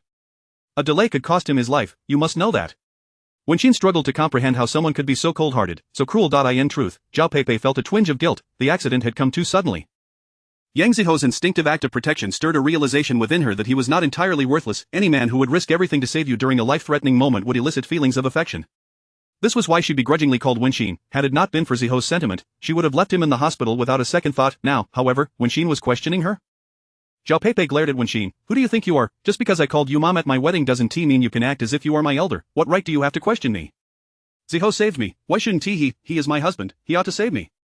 Wenxin stared at her in disbelief, her body trembling with anger. How could Zhao Peipei so shamelessly utter such words? Did Ziho know that the woman he loved was so selfish, indifferent to his well-being? Now Ziho lay in the emergency room, and though Wenxin did not wish to argue with her, she felt a deep sense of disillusionment towards Zhao Peipei. All along, she had hoped for Ziho and Zhao Peipei to have a good life together, constantly urging Ziho to be accommodating, never expecting that her forbearance and Ziho's patience would turn Zhao Peipei into a viper. At that moment, Li Yanfang and Zhao Deguang arrived. Upon seeing Zhao Peipei, Zhao Deguang rushed forward, asking, Peipei, did Yang Ziho really risk his life to save you? Zhao Peipei nodded, recounting the situation to her father. A glimmer of satisfaction appeared in Zhao Deguang's eyes. I knew I hadn't misjudged that boy, he truly loves you and is loyal to the Zhao family. Zhao Peipei had initially wanted to refute him, but recalling that Yang Ziho lay inside, uncertain of his fate, she swallowed her words. Li Yanfang glanced at Wenxin with disdain, scoffing, some people just sit around all day, not thinking about how to earn a living, yet when something happens, they come scurrying like rats. I am baffled. Our son-in-law is a son-in-law by marriage, his accident has nothing to do with you. Chapter 61. Utter disappointment. Wenxin clenched her fists tightly, her heart heavy with worry as her son Zihua lay unconscious in the operating room. She was reluctant to provoke the Zhao family, but the venomous words of Zhao Peipei and the taunts from Li Yanfang had frayed her already fragile temper. Zihua is my son, she thought with anguish. Taking a deep breath, she turned to Li Yanfang, feeling a deep-seated disappointment towards Zhao Peipei, yet, uncertain of Zihua's future decisions, she wished to avoid escalating the situation further. Mother-in-law, I understand that Zihua has become a son-in-law, and you may look down upon us, but given his critical condition, is it not entirely normal for me, as his mother, to come and see him? Her voice trembled slightly. Moreover, it was Peipei who called me here. Li Yanfang paused, glancing at Zhao Peipei, then snapped, "What were you thinking, calling her here?" Before she could finish her sentence, Zhao Peipei pulled her aside and whispered urgently, "Mom, when Zihua was on the brink of death, the doctor asked me to sign the consent form. I was terrified to do so. What if he died and Wenxin accused us of negligence? Besides, with his severe injuries, even if he survives, he will need constant care for many days. It's only right that she looks after her own son, isn't it?" Li Yanfang considered this and nodded slightly, refraining from further questioning, though her gaze towards Wenxin remained filled with disdain. Wenxin, possessing keen hearing, caught their conversation, and her heart sank further, feeling a chill on behalf of Zihua. She had hoped that despite Zihua's status as a son-in-law, the Zhao family would at least regard him as family. However, the accident had revealed the true nature of the Zhao family as disdain. As time ticked away, Wenxin paced anxiously, while Li Yanfang and Zhao Peipei sat idly, engrossed in their phones, seemingly indifferent to the gravity of the situation. Zhao Deguang occasionally made phone calls, eventually stating he had urgent business at the construction site and leaving without a word to Wenxian. Li Yanfang shot Wenxin an irritated glare. "Could you stop pacing? It's making me anxious. If he hasn't come out, he simply hasn't." Wenxin inhaled deeply, her focus unwavering on the operating room door, disregarding Li Yanfang's comments. At last, the light above the surgery room extinguished, and a nurse emerged, smiling brightly. The surgery was a success. He will be moved to a regular ward shortly. Wenxin sighed in relief, her legs nearly giving way as she steadied herself against the wall, following the nurse as Zihua was wheeled out on a gurney. He had just undergone surgery, still under the effects of anesthesia, and appeared to be sleeping peacefully, his body wrapped in bandages and connected to a respirator. The sight wrenched Wenxin's heart. She wished she could bear his suffering in his stead. Standing at the head of Zihua's bed, she gazed deeply at her son. The ward was a standard 4-bedroom, occupied by 3 other patients, each attending to their own matters, resulting in a noisy environment. Gripping Zihua's hand tenderly, her lips trembled with emotion. Just then, her phone vibrated. It was a call from Li Qingsong. "Hello, Qingsong," she answered promptly. Li Qingsong's voice was stern. "Where are you? Can you come home immediately?" Wenxin replied, "I'm sorry, Qingsong. I can't leave right now. My son was in a serious car accident, and I need to be here at the hospital for him." There was a pause before Li Qingsong expressed his surprise. "He was in an accident? How severe are his injuries? Please provide me with the address. I'll come right away." Wenxin relayed the hospital's address before he hung up. She was accustomed to his abruptness. In the early days of their marriage, he had been more courteous, waiting for her to hang up first. Now, he was swift to end calls, a habit she had grown indifferent to, as her feelings for him remained distant. Li Yanfang and Zhao Peipei arrived later, and upon entering the ward, Li Yanfang scoffed sarcastically, "A 4-bedroom. How could you be so careless, Wenxin? Zihua's status is far from ordinary. Do you think he deserves to be in such a mundane setting?" Wenxin, exhausted from explanations, replied, "I simply forgot to ask the nurse if there were any better rooms available." Li Yanfang sneered, "That's all you can say? You're an adult, yet you can't manage anything properly. How foolish can you be?" Zhao Peipei, after surveying the room, declared, "You can stay here with him. I have things to attend to. I'll come back when he wakes up." Wenxin was taken aback, incredulous. "Peipei, Zihua is your husband, not just a colleague or friend. He will surely be disappointed if he wakes up and finds you gone." Zhao Peipei's face showed disdain as she coldly retorted, "I have plans to go shopping with friends. Waiting here would be a waste of my time." With that, she turned and left. Li Yanfang added curtly, "You take care of Zihua, I'm leaving too." Wenxin could only nod in resignation. If she couldn't keep Zhao Peipei there, how could she possibly retain Li Yanfang? When Zihua was well, he was a competent and admirable son-in-law, but now, lying in a hospital bed, his future uncertain, he had become a source of embarrassment for them. Wenxin sighed heavily as she remained vigil at her son's bedside. Not half an hour had passed when Li Yanfang and Zhao Peipei returned. Looking defeated, Wenxin had intended to question their return but, disheartened by their previous confrontation, she remained focused on Zihua, ignoring their presence. Li Yanfang and Zhao Peipei huddled together, whispering. Wenxin overheard Li Yanfang mutter, "I don't understand why your father insists we stay here. What good does it do? If he is going to die, he will die regardless." Zhao Peipei nodded in agreement, frowning, "Dad is ridiculous. He thinks our presence is beneficial. I don't see how it's just wishful thinking." Li Yanfang sighed, "Let it be. Don't argue with your father, he must have his reasons. Didn't he say we could leave once he wakes up? We can wait a bit longer." Reluctantly, Zhao Peipei nodded. Wenxin absorbed their conversation, her resolve unwavering. Nothing mattered more to her than her son's well-being, yet Zhao Peipei would not let her be. "You, go get me a glass of water," Zhao Peipei ordered, eyeing Wenxin. "I came in a rush and am thirsty." Wenxin glanced at her but remained still. Zhao Peipei's irritation flared. "Did you hear me? I asked for water. Why are you staring at me?" Wenxin pointed to the thermos on the nearby table. "The thermos is right there, you can pour it yourself." Zhao Peipei was incensed. "Are you playing games with me? I've never poured my own water in my life. Now that I'm married to Zihua, I must do my own chores. Is that how it is?" Wenxin, already on edge, felt her patience thin. "Peipei, it's just a glass of water. It is a simple task for you. Zihua is still asleep. Could you keep your voice down? What if you wake him? Let him wake up. Li Yanfang interjected nonchalantly, casting a sidelong glance at Wenxin. My daughter, she has never done any work at home. Zihua married her, as his mother, shouldn't you be the one to serve her water? Wenxin felt cornered, unwilling to cause a scene in the ward. She didn't want to become the subject of ridicule or concern for Zihua when he awoke. She decided to get up and fetch the water for Zhao Peipei. Just then, the ward door swung open, and Li Qingsong entered, striding directly to Wenxin and placing a firm hand on her shoulder. He cast a fleeting glance at Zhao Peipei and Li Yanfang before stating coolly, if you have hands but choose not to use them, you might as well chop them off. Wenxin froze, bewildered. It was the first time she had witnessed him lose his temper. It was unmistakable. Li Qingsong was angry, and his mood was palpable. Zhao Peipei and Li Yanfang, however, were incensed by his words. Zhao Peipei stood up, glaring at Li Qingsong. Who do you think you are? Why should our family's affairs concern you? You're just a mechanic, and you dare to lecture me. Do you want me to smash your shop? Li Yanfang chimed in, exactly, what gives you the right to educate my daughter? You're just like Wenxin. Li Qingsong's gaze turned icy as he surveyed them, unyielding. If you have the guts to smash my shop, go ahead. But I doubt you possess the ability to do so. Zhao Peipei flared up at his challenge. Are you challenging me? Do you even know what you're doing? I'll call someone to smash your shop right now, and let us see how you make a living after that. Without hesitation, she reached for her phone. Li Qingsong showed no reaction, as if the impending destruction of his livelihood was of no concern. Wenxin felt the urgency rising within her. You must tell her you meant no harm. Urge her to refrain from making that call. If the shop is destroyed, how will you explain it to your boss? Noticing Wenxin's growing panic, Li Qingsong hesitated for a moment before responding stiffly, don't worry. Nothing will happen. Wenxin's brow furrowed deeper. How can you be so sure? Zhao Peipei could easily hire people to demolish the shop. If they set it ablaze, the consequences would be dire. Li Yanfang stood by, dismissively saying, Wenxin, if you can't fetch a glass of water respectfully and serve it to my daughter, perhaps she would be willing to give you a chance. Before Wenxin could interject, Li Qingsong retorted, if you wish to pamper your own daughter, do it yourself. Stop dragging others into your whims. Li Yanfang, incensed, shot back, who do you think you are? Do you really believe you're important? If Peipei smashes your shop, let us see how you cope. At that moment, Zhao Peipei's phone rang. She answered with a grin, oh, they're calling me back so soon, has the job already been completed? Send me some pictures of the scene. However, as the conversation progressed, Zhao Peipei's expression shifted dramatically. What? What did you say? Miss Xiao, that shop has strong defenses. The group I sent was apprehended, only I managed to escape, came the voice on the other end. There were too many inside, we couldn't even breach their defenses. Zhao Peipei was bewildered. How can this be? It's just a car repair shop. She shot a suspicious glance at Li Qingsong, wondering if he was somehow behind this, yet he had been standing there all alone. It was unlikely he had orchestrated anything. Perhaps the shop owner had some connections. The more she pondered, the more convinced she became that this was the case, for how else could so many emerge at once to thwart her plans? Miss Xiao, what should we do now? Came the voice, serious. You're the one who summoned us. If we don't manage this, it could come back to haunt you.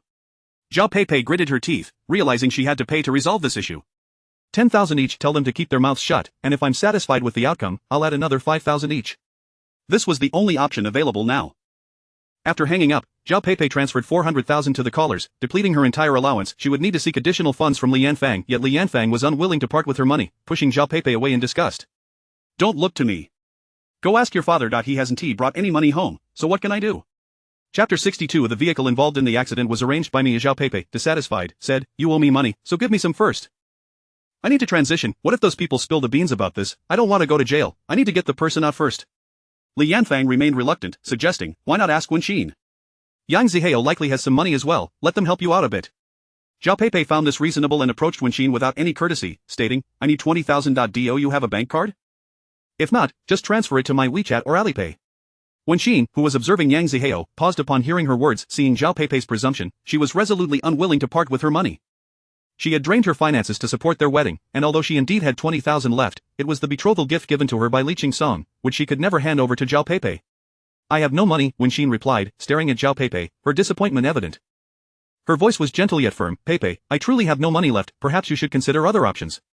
Zhao Peipei glared, then suddenly exclaimed, no money? Fine, just take a loan, it's very easy. Hand me your phone, and I'll handle it for you, the funds will be released quickly. Wenxin was aware of the dangers of online loans, where interest can spiral into astronomical figures. She was taken aback that Zhao Peipei could be so reckless, pushing her toward the fire pit for the sake of money. Wenxin's heart turned cold, and she was relieved she hadn't given Zhao Peipei the betrothal money. Such a daughter-in-law was no longer worthy of her heartfelt kindness. She shook her head once more. Peipei, think of another way. Zhao Peipei frowned, displeased. What do you mean? Just because you don't have money, you won't even consider a loan for me? Do you not regard me as family? Why are you treating me like this? I'm asking you for a loan, not that I won't pay you back. Her tone softened as she looked at Wenxin. Mom, please help me with a loan. I'll return it to you tomorrow, I swear, I just need a temporary fix. Wenxin had lost faith in her words, stubbornly repeating, Pepe, think of other solutions. Zhao Pepe could no longer contain her frustration and shoved her, exclaiming, what's your problem? Acting all high and mighty in front of me, I'm asking you for a loan because I respect you, hurry up and get your phone. Wenxin stumbled slightly, almost losing her balance. Just then, a broad hand steadied her shoulder. Li Qingsong had stepped out from behind her, positioning himself protectively in front of her, blaring at Zhao Pepe as he warned, if you want to throw a tantrum, go home and do it. When Li Qingsong unleashed his imposing presence, it exuded a tremendous pressure, causing both Zhao Pepe and Li Yanfang to instinctively take a step back. Wenxin was astonished as she looked at his back, feeling an unexpected sense of relief. Zhao Pepe, refusing to back down, retorted, you're new here, why do you feel the need to meddle in our family matters? I am asking my mother-in-law for a loan, it's none of your business. Li Qingsong scoffed, can't you get a loan yourself? Can't your parents help you? Asking your mother-in-law for a loan, does she even have a say in this? Zhao Pepe persisted, who do you think you are to make decisions for my mother-in-law? If you're so bold, let her speak for herself. Li Qingsong's gaze turned icy, and Zhao Pepe felt a shiver run down her spine, the inexplicable fear causing her body to tremble slightly. Wenxin, however, did not falter, standing up to Zhao Pepe, Pepe, I won't lend you any money, you should think of something else. Zhao Pepe was still intent on arguing, but Li Qingsong fixed his gaze on her, or do you think we should call the police? Zhao Pepe, already panicked at being caught after sending people to smash a repair shop, could not muster the courage to threaten with the police. She gritted her teeth, swallowing her indignation, and shot a fierce glare at Wenxin. Think carefully, if I leave now and Yang Zihao wakes up, even if you beg me to come back, I won't. Wenxin sighed softly, Pepe, you and Zihao are a couple. If you don't care about him, what more can I say? Zhao Pepe's expression shifted, realizing this was the first time Wenxin had spoken so firmly to her in 2 years. She was infuriated but, due to Li Qingsong's intimidation, turned away in defeat. Li Yanfang, witnessing this, hurried after her, blaring at Wenxin as she reached the door, Wenxin, you've gone too far. Helping an outsider to make things difficult for your daughter-in-law, let them spread the word, we're not afraid of you. Wenxin sighed helplessly, offering a bitter smile without responding, who was truly excessive here. No matter how one looked at it, she had never been as unreasonable as the two of them she had endured for Zihao's sake, but now felt it was futile. After Li Yanfang stormed out, Wenxin sighed again and sat by Yang Zihao's bedside. After a while, she suddenly remembered Li Qingsong, and quickly said, Qingsong, please take a seat, thank you for helping me earlier and for coming to see Zihao. Li Qingsong's expression shifted slightly, pausing before replying, it was nothing. His gaze scrutinized Wenxin, a hint of contemplation flashing in his eyes. He had received a video earlier, intending to confront her about it, but upon learning of Yang Zihao's accident, it felt inappropriate to bring it up now. He decided to wait until Yang Zihao was in better condition before addressing it, hoping she wouldn't disappoint him. Li Qingsong had barely sat for a moment when his phone rang. Wenxin quickly said, if you're busy with work, you can go ahead, don't worry about her. Li Qingsong's expression faltered slightly, worry about her?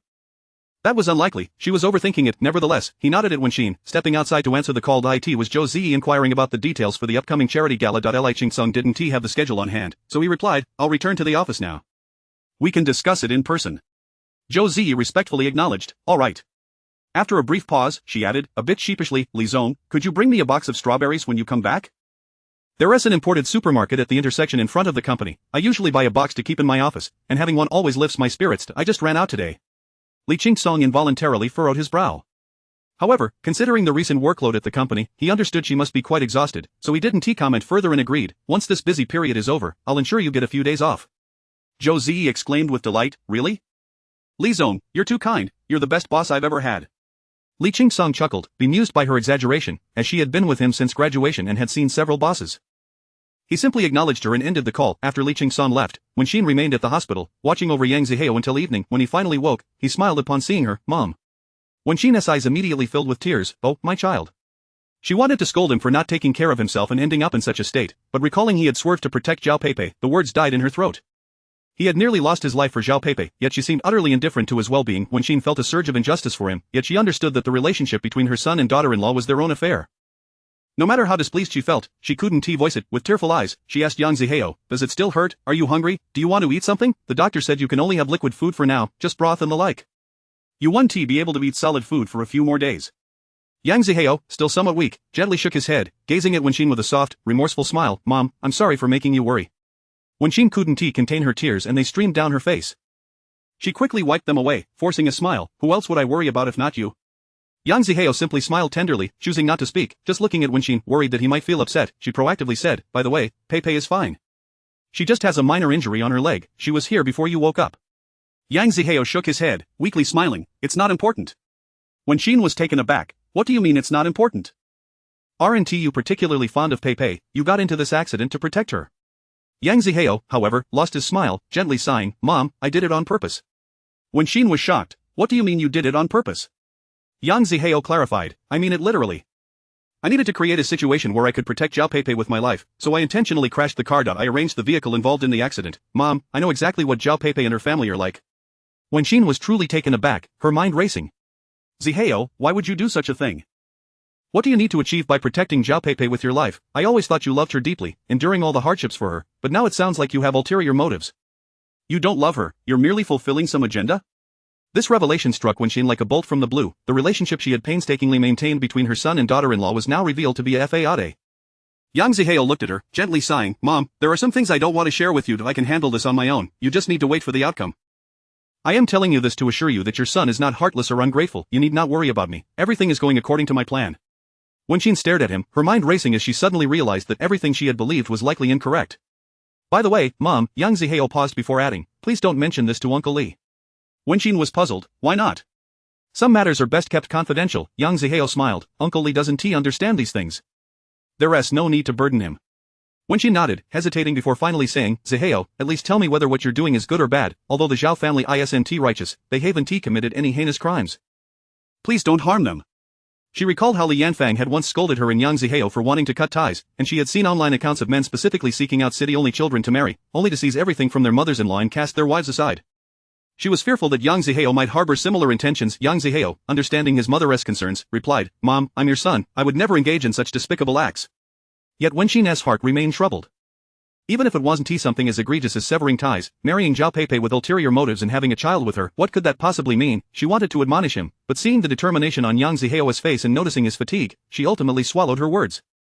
She was not an entirely selfless individual, she was simply a mother who wished for her child to live a stable life. As long as he didn't commit any atrocities, she would undoubtedly stand by his side. Yang Zihao, still weak, had spoken so much to alleviate Wenxin's worries, but after their conversation, he quickly fell back asleep that night. Wenxin didn't return home but sent a message to Li Qingsong, stating she was staying at the hospital to care for Yang Zihao. In the following days, she devoted herself to looking after him, taking a leave of absence from the housekeeping company and sleeping in a portable chair at night. It wasn't until Yang Zihao was ready for discharge that Zhao Peipei had yet to show her face. After completing the discharge procedures, Wenxin hesitated before asking, Zihao, are you going home? Yang Zihao smiled as if nothing had happened. Of course I'm going home, I haven't been back in days. I miss Mumu. Wenxin hesitated for a moment but ultimately refrained from asking further. She took a taxi back to the community, accompanying Yang Zihao to the house he shared with Zhao Peipei. She didn't go up but stood downstairs, watching Yang Zihao enter the elevator before sighing softly and turning to leave. Zihao had always been resolute, she had no idea what he intended to do. Since he didn't want her involvement, she would simply refrain from asking and act as if she were unaware of the situation. Upon returning home, Wenxin took a shower, changed her clothes, and it was nearly noon. After a light meal, she headed to the housekeeping company, arriving just in time for the 2 o'clock roll call. Su Chui, wearing a cleaning uniform, stood there, having returned from the hospital. Upon seeing Wenxin, she opened her mouth but ultimately refrained from approaching due to pride. Zhou Xiaoyan scoffed softly, criticizing Wenxin, I told you, she is ungrateful. Wenxin merely smiled faintly, not engaging. Zhou Xiaoyan inquired with genuine concern, you mentioned your son was in an accident, how is he now, has he been discharged? Wenxin nodded, yes, he has been discharged, otherwise, I wouldn't be here for work. Zhou Xiaoyan nodded sagely before linking arms with her, by the way, I have some juicy gossip to share. Our housekeeping company might be in for some trouble. Chapter 63 Coincidences as deceptive as lies. Wenxin felt a surge of curiosity upon hearing Zhou Xiaoyan's words. What kind of mischief was afoot? The proprietor of this housekeeping company had long been developing his business abroad. The company was primarily governed by the supervisor, and it was said that the owner had numerous enterprises and likely regarded this housekeeping venture as mere trifles.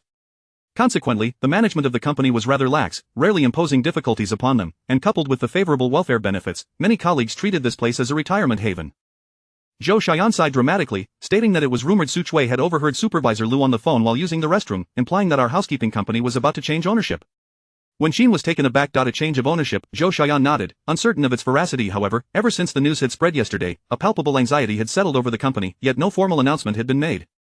Moreover, it seemed Supervisor Lu was also on the verge of departing, for reasons she could not quite articulate. An ominous premonition flickered within Wenxin's heart. After a brief silence, Zhou Xiaoyan sighed again, noting that typically, during such leadership transitions, the new management would adopt harsh measures against veteran employees to assert their authority. She hoped they would not encounter such a situation. Wenxin echoed her sigh, let us hope so. Just as she finished speaking, Supervisor Lu arrived, accompanied by a woman who left Wenxin momentarily stunned. It was Liang Qi. Supervisor Lu's eyes were slightly puffy, as if she had been crying, yet she smiled at the gathered employees, announcing that effective immediately, she would be reassigned to the nanny department, overseeing the arrangements for maternity nurses and childcare aides, while the cleaning duties would be entrusted to Supervisor Liang. It was evident that Lu was not departing of her own volition. Liang Qi wore a smile, politely greeting everyone. Hello, I am your new supervisor, Liang Qi. I will be responsible for your work arrangements and other matters moving forward. I hope we can collaborate harmoniously. Scattered applause erupted in the store. Liang Qi's gaze fell upon Wenxin, offering a slight nod and a smile as a form of acknowledgement. Wenxin reciprocated with a subtle nod of her own. Zhou Xiaoyan, taken aback, inquired, Xiaoxin, do you two know each other? Wenxin replied affirmatively, yes, she is Liang Qi from the other cleaning team at the Li Group's banquet. I mentioned her to you before. She even invited me to meet a few times. Remember how you warned me to be cautious of scams? Zhou Xiaoyan exclaimed, oh my, that day she was in a cleaning uniform. I hardly recognized her as a beauty. Liang Qi was indeed quite striking, with willow-like eyebrows, large eyes, and a high nose, her features exquisitely defined. Though her face bore the inevitable marks of time, it was evident she had been stunning in her youth. Moreover, today she wore makeup, her hair cascading freely, donning a khaki professional outfit and high heels, which lent her an air of youthfulness, rendering even her wrinkles less conspicuous. Zhou Xiaoyan leaned closer to Wenxin and remarked, while she is indeed beautiful, she cannot compare to you in terms of youthfulness. Her face has its creases, and she lacks your poise. This sentiment was heartfelt. Despite being 50, Wenxin had a fair complexion devoid of significant wrinkles. Her mid-length hair was tied back in a low ponytail, and she wore simple, light-colored attire that made her quite eye-catching. If one were to draw a comparison, Zhou Xiaoyan felt Wenxin resembled the actress Zhao Yaji, gentle yet steadfastly confident. Feeling somewhat bashful from Zhou Xiaoyan's compliments, Wenxin replied, I am well aware of my own merits. Please refrain from overly flattering me. Zhou Xiaoyan raised an eyebrow. How is that flattery? I speak only the truth. However, noticing Wenxin's embarrassment, she chose not to press further, as she was fond of her friend. After signing in, the cleaning staff began to leave the lobby. Just as Wenxin and Zhou Xiaoyan were about to depart, Liang Qi approached them. Wenxin, she said, smiling, it has been several days since I last saw you. I never properly thanked you for covering my shift. I transferred your wages the other day, why didn't you accept them? Wearing high heels, Liang Qi towered over Wenxin, and her composed demeanor, characteristic of a professional, should have exuded confidence. Yet, before Wenxin, there was an inexplicable air of condescension. Zhou Xiaoyan concluded silently, this Liang Qi was certainly not someone to be trifled with. Liang Qi exhibited no sign of unease, as though utterly unaware of the previous incident. Wenxin studied her for a moment, then offered a polite smile. It's nothing, I earned my wages, and there is no need for thanks. I may have neglected to accept your transfer, could you please send it again? Whether Liang Qi was acquainted with Fu Xianlong was no longer relevant to her. Even if the incident had no direct connection to Liang Qi, Wenxin could never return to the friendship they once shared. After living for so many years, she instinctively understood that some relationships were not worth pursuing if they left her feeling uncomfortable. Liang Qi scrutinized her, then smiled after a brief pause. Very well. She promptly took out her phone to transfer the funds. Wenxin accepted the payment in her presence, smiling back at her. All right, Supervisor Liang, we must be off to work now. Liang Qi nodded, of course. As Wenxin and Zhou Xiaoyan exited the establishment, Liang Qi watched their retreating figures for a moment before turning to take out a notebook, her finger hovering over Su Chui's name. Suddenly, her phone rang. She glanced at the caller ID and answered, hello. I understand, I won't act rashly. Do you think I lack the composure to handle this? I merely wish to assign her a different role. After that incident, Li Qingsong will certainly no longer protect her, even if she is tasked with arduous work. Who will support her? Rest assured, I know my limits. You wouldn't want to keep her around, would you? There are far better options. I am merely cautioning you, someone of your stature should not waste time on a mere commoner. Understood, just as you said. After hanging up, Liang Qi allowed a smile to grace her lips. In 20 years, she would soon acquire everything she desired. In another office, Supervisor Lu was choking back tears while on the phone. Secretary Zhou, please inform President Li that I was arranged by him, and I believe this matter requires his attention. On the other end, Zhou Ziyi paused, a smile creeping onto her lips. Little Lu, focus on your work for now. I will communicate with President Li. Even if we cannot reinstate you, the benefits I promised will remain intact. Supervisor Lu expressed her gratitude profusely. Thank you, Secretary Zhou, you are truly kind-hearted. Zhou Ziyi replied graciously, it is my duty. After ending the call, she hesitated momentarily before tearing up the event log she had just recorded. It was merely a minor personnel change within a housekeeping company. President Li was exceptionally busy and likely would not concern himself with such trivial matters. Unaware of the machinations unfolding behind her, Wenxin returned home that evening after getting off the bus, carrying groceries. She had assumed that with Li Qingsong's busy schedule, he would not have returned home yet, but to her surprise, he was indeed there. Wenxin set down her bag and smiled, you finished work early today? Li Qingsong merely grunted in response. Wenxin inquired, shall I stir-fry some greens for dinner? I'll add a couple of eggs as well. Li Qingsong gazed at her for a moment before nodding slightly, sensing something was amiss with him. Wenxin chose not to press further. After all, who was free of work-related troubles, she entered the kitchen to prepare dinner. The meal was simple, and within half an hour, it was ready. Wenxin placed the dishes on the dining table and called Li Qingsong to eat. As he silently consumed his meal, his thoughts appeared to drift elsewhere. Over the years, he had grown accustomed to dining out, and the elaborate dishes prepared by servants at home were a stark contrast to the simple home-cooked fare he was now enjoying with Wenxin. Yet, he found an unexpected fondness for these uncomplicated dishes. Was it genuine sincerity or merely a desire to appease her? As they dined in silence, Wenxin felt a sense of unease. She could feel Li Qingsong's unusual mood weighing heavily in the air. Several times she contemplated asking him about it but ultimately swallowed her words. After finishing their meal, Li Qingsong took the dishes to the kitchen. Once he had tidied up, he emerged, looking at Wenxin. "Xiaoxin, I need to ask you something, please come here." Wenxin was taken aback. "What is it?" Li Qingsong retrieved his laptop and opened a video, turning the screen towards her. 7 days ago, I received this video. Can you explain it to me?" His voice was steady and restrained, his gaze probing as it met Wenxin's. Wenxin looked at the screen and felt her body stiffen. The video depicted none other than the moment she was embraced by Fu Xianlong in his apartment. At that time, she had fiercely demanded Fu Xianlong to let go, yet he had clung to her, uttering numerous ambiguous remarks, even kissing her on the lips. The nauseating feeling that she had thought long forgotten surged anew. Suppressing her discomfort, Wenxin addressed Li Qingsong. "Qingsong, this is a misunderstanding." The video was particularly despicable. As it muted the audio, the visuals alone made it appear as though Wenxin was flirting with Fu Xianlong. She explained to Li Qingsong, "That day, I went to do some cleaning. I had no idea the apartment belonged to Fu Xianlong. I was simply working when he suddenly appeared, saying all sorts of ambiguous things. Qingsong, I assure you there is nothing between us. The moment he released me, I left immediately." Li Qingsong scrutinized her. "If I recall correctly, you were responsible for cleaning an office in a small company. How did you end up in someone else's apartment? Moreover, that small company is one I arranged for you. I am well aware of the intensity of your work schedule." Wenxin clarified, "I was recently introduced to a friend who cleans at Fu Xianlong's place. She had an emergency that day and asked me to cover her shift. Look, here is the payment she sent me that day." Wenxin pulled out her phone and navigated to her chat with Liang Qi, showing Li Qingsong the most recent record of a transfer, 100 yuan. She had even updated Liang Qi's name in her contacts to Supervisor Liang. Li Qingsong remained unconvinced. "You helped her with a task 7 days ago, yet she only transferred your payment today?" Wenxin suddenly felt a prickling unease. She had no explanation for why this straightforward situation had become convoluted. Despite her ability to clarify matters, it felt as though she were fabricating excuses. The coincidences lined up too perfectly, as if they were contrived. She could only explain, "When she sent me the payment, I was already agitated due to the incident with Fu Xianlong, and on top of that, Zihao had an accident that day. I had intended to tell you about it, but I forgot."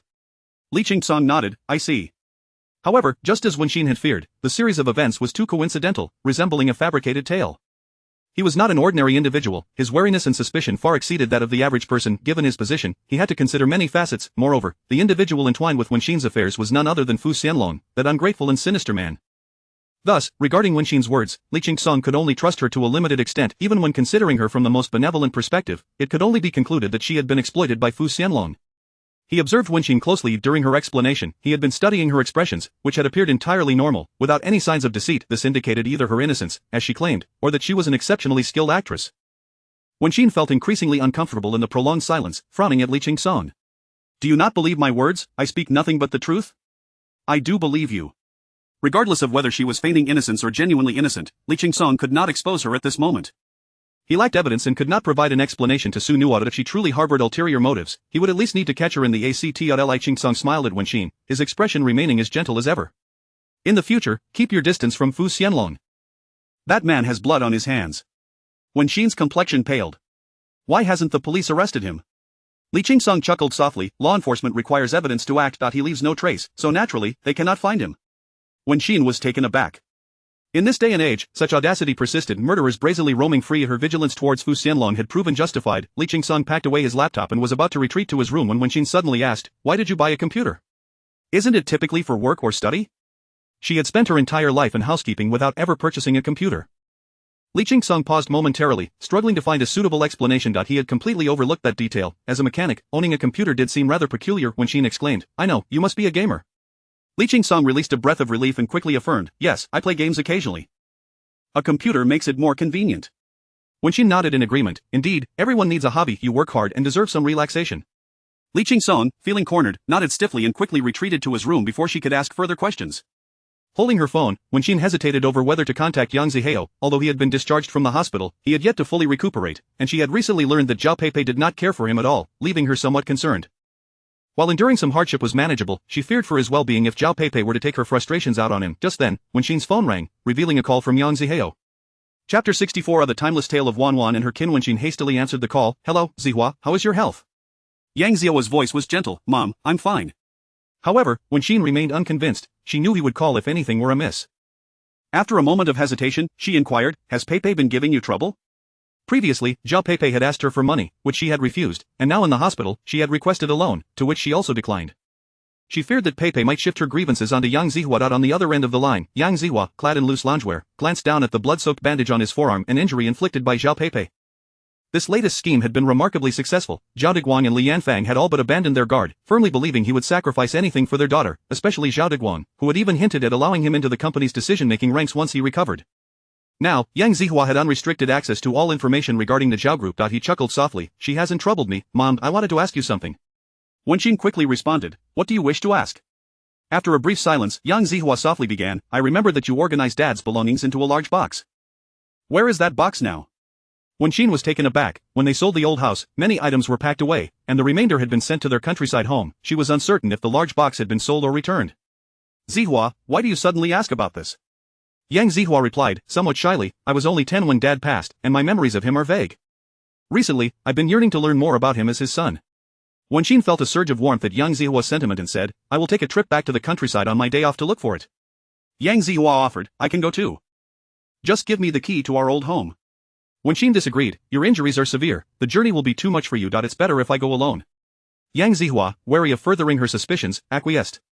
After a few more exchanges, they ended the call with this phone call. Wen Xin felt a sense of relief and returned to her room to rest. The next morning, she awoke to find Li Qingsong had already left. This puzzled her. He had been home for breakfast consistently. Even if he skipped it, he would always inform her. Did he still harbor resentment over her encounter with Fu Xianlong? Uncertain, Wen Xin hastily had a light breakfast before heading to the housekeeping company. She was aware that a new manager typically comes in with vigor, but she never expected it to manifest so swiftly and directly onto her. Liang Qi, having reorganized the day's tasks, approached with a smile. "Any questions? If not, let's get to work." From a distance, Su Chui observed Wen Xin, hesitating before approaching her. Zhou Xiaoyan immediately eyed her suspiciously, coldly stating, "What do you want? Have you come to gloat after stealing Xiaoxin's job? It's disgraceful, especially after Xiaoxin helped you during your perilous time." Just moments ago, Liang Qi had switched their assignments, and everyone knew that Wen Xin's current task was less laborious and more lucrative, which had sparked envy among her colleagues. Su Chui hesitantly replied, "Wen Xin, I wanted to explain that I didn't steal your job. I was unaware of Manager Liang's arrangements beforehand. If you feel this is unfair, I can speak with her to revert the changes." Wen Xin was taken aback. She, like Zhou Xiaoyan, had assumed Su Chui had employed underhanded tactics to seize her work, given Su Chui's history of such behavior, yet, seeing Su Chui's demeanor now suggested she was indeed unaware, leading Wen Xin to suspect it was Liang Qi who was orchestrating this. Just then, Liang Qi approached, first apologizing to Wen Xin. "I'm sorry, Wen Xin, I just joined, and I needed to establish authority. However, I didn't wish to offend anyone, and you were the one I felt closest to, so I had no choice but to make you the scapegoat." "You wouldn't hold it against me, would you?" Wen Xin was increasingly convinced that Liang Qi's intentions were malicious. After years of speaking the same language, they could recognize sarcasm and insincerity when it surfaced. She decided not to escalate the situation. Protesting would be futile, as Liang Qi had evidently made up her mind to target her. Even if Su Chui insisted on switching back, Liang Qi would surely concoct numerous excuses. Thus, Wen Xin merely nodded, responding politely yet distantly, "We should follow Manager Liang's assignments. There's no need for apologies." Su Chui quickly added, "Manager Liang, I'm willing to switch back with Wen Xin. Let me return to my previous assignment on the commercial street." With a slight smile, Liang Qi replied, "Su Chui, you know the company has its regulations, and I have my considerations. It's not as simple as you saying you want to switch. However, if you refuse to exchange with her, I can arrange for someone else to take your place." Wen Xin found this all too familiar. Su Chui, reluctantly silent, seemed to prioritize her own interests over fairness, opting to ensure that the opportunity didn't benefit someone else. Liang Qi, satisfied, declared, "Since there are no objections, you all should get to work." Wen Xin arrived at the commercial street where Su Chui had previously worked. A section of the street served as a night market, the ground perpetually filthy, making the cleaning task arduous. She toiled for the entire morning, barely making a dent in the mess. After a quick lunch, she didn't dare take a break. She resumed cleaning, her back aching from exhaustion when suddenly, a hand reached over and snatched the broom from her grasp. Wen Xin was startled, looking up to see Su Chui. "What are you doing here?" Su Chui, looking somewhat sheepish, replied, "Your task is too easy, you hardly have anything to do, so I came to check on you." Wen Xin was astonished. Having worked alongside Su Chui for years, she had always perceived her as aloof and indifferent. This display of concern was unprecedented. It was indeed concern. Despite Su Chui's usual demeanor, she would not have come if she weren't genuinely worried about Wen Xin's workload. Wen Xin felt a genuine happiness swell within her. She had only offered help to Su Chui out of conscience, regardless of how Su Chui treated her previously. It mattered little now that Su Chui was worried she might not finish her work. It reaffirmed her belief that good deeds do not go unnoticed, that one reaps what one sows. Su Chui took the broom and began sweeping vigorously, albeit rather carelessly. Wen Xin, unable to watch her haphazard efforts, followed closely behind to correct her mistakes. Frustrated, Su Chui admonished her, "This is outdoors, it doesn't need to be pristine, just sweep enough to get by." Wenxin glanced at her and remarked, now I understand how the night market became so filthy. Su Chui felt a twinge of guilt under Wenxin's gaze and retorted, they've been setting up stalls here for years. Even if you clean it perfectly today, it will be filthy again tomorrow, why not spare yourself the trouble? Wenxin admired Su Chui's frankness, yet she was unable to accept that perspective. To her, any work assigned to her, no matter how dirty or laborious, must be completed to perfection. An hour later, Su Chui resignedly took a mop, spraying the ground with a cleaning solution while scrubbing vigorously. Ultimately, she couldn't dissuade Wenxin from her determination to work. They labored until sunset, and finally, they beheld the tidy street before them. Wenxin, filled with a sense of accomplishment, having worked there for over half a month, she had never seen it so immaculate. Suddenly, she comprehended the sense of fulfillment Wenxin had mentioned. Thanks to Su Chui's assistance, Wenxin felt less exhausted that day. After tidying up, she bid Su Chui farewell and took the bus home. Upon reaching the entrance of her community, she unexpectedly encountered Liang Qi. Liang Qi appeared pleasantly surprised. Wenxin, is that you? Do you live here too? Wenxin was taken aback. She hadn't realized Liang Qi resided in the same vicinity. Liang Qi nodded, smiling, what a coincidence. Wenxin, wishing to avoid further interaction, exchanged a few polite remarks and intended to leave, but Liang Qi followed her, exuberantly suggesting, let us walk together. We can commute to work together in the future. Wenxin politely declined, I leave early in the morning, and you might prefer a more leisurely schedule. Liang Qi disagreed, saying, not at all, I've just resolved to wake up early and sleep early, and you'd be the perfect motivator. Wenxin instinctively scrutinized Liang Qi's expression, searching for ulterior motives, but found none. Liang Qi's demeanor was warm, as if they were old friends, yet, when she knew it was anything but genuine, she bit her lip, offering a polite smile, we'll see about that. Uncertain of Liang Qi's motives, Wenxin felt that everything that transpired today was overly contrived. If someone were to tell her that Liang Qi had been assigned to target her specifically, she would likely believe it, yet, she couldn't fathom why. As they walked further in, Wenxin reached her building, only for Liang Qi to exclaim, oh, how fortunate. I live in the adjacent building, this will be much more convenient. Wenxin smiled and nodded before retreating upstairs. However, Liang Qi did not leave. She sat on a bench amidst the greenery, thoughtfully gazing toward the entrance of the community. It wasn't until she spotted a tall figure that she finally stood, lowering her head and striding purposefully toward him. Unexpectedly, she collided with someone, and with a startled gasp, her coffee tumbled to the ground.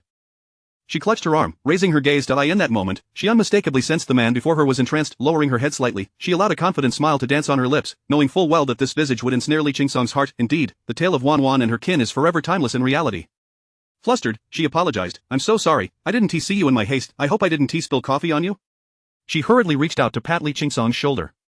It was only then that Li Qingsong snapped back to reality, stepping back and responding with restrained courtesy, it's fine, I'm unharmed.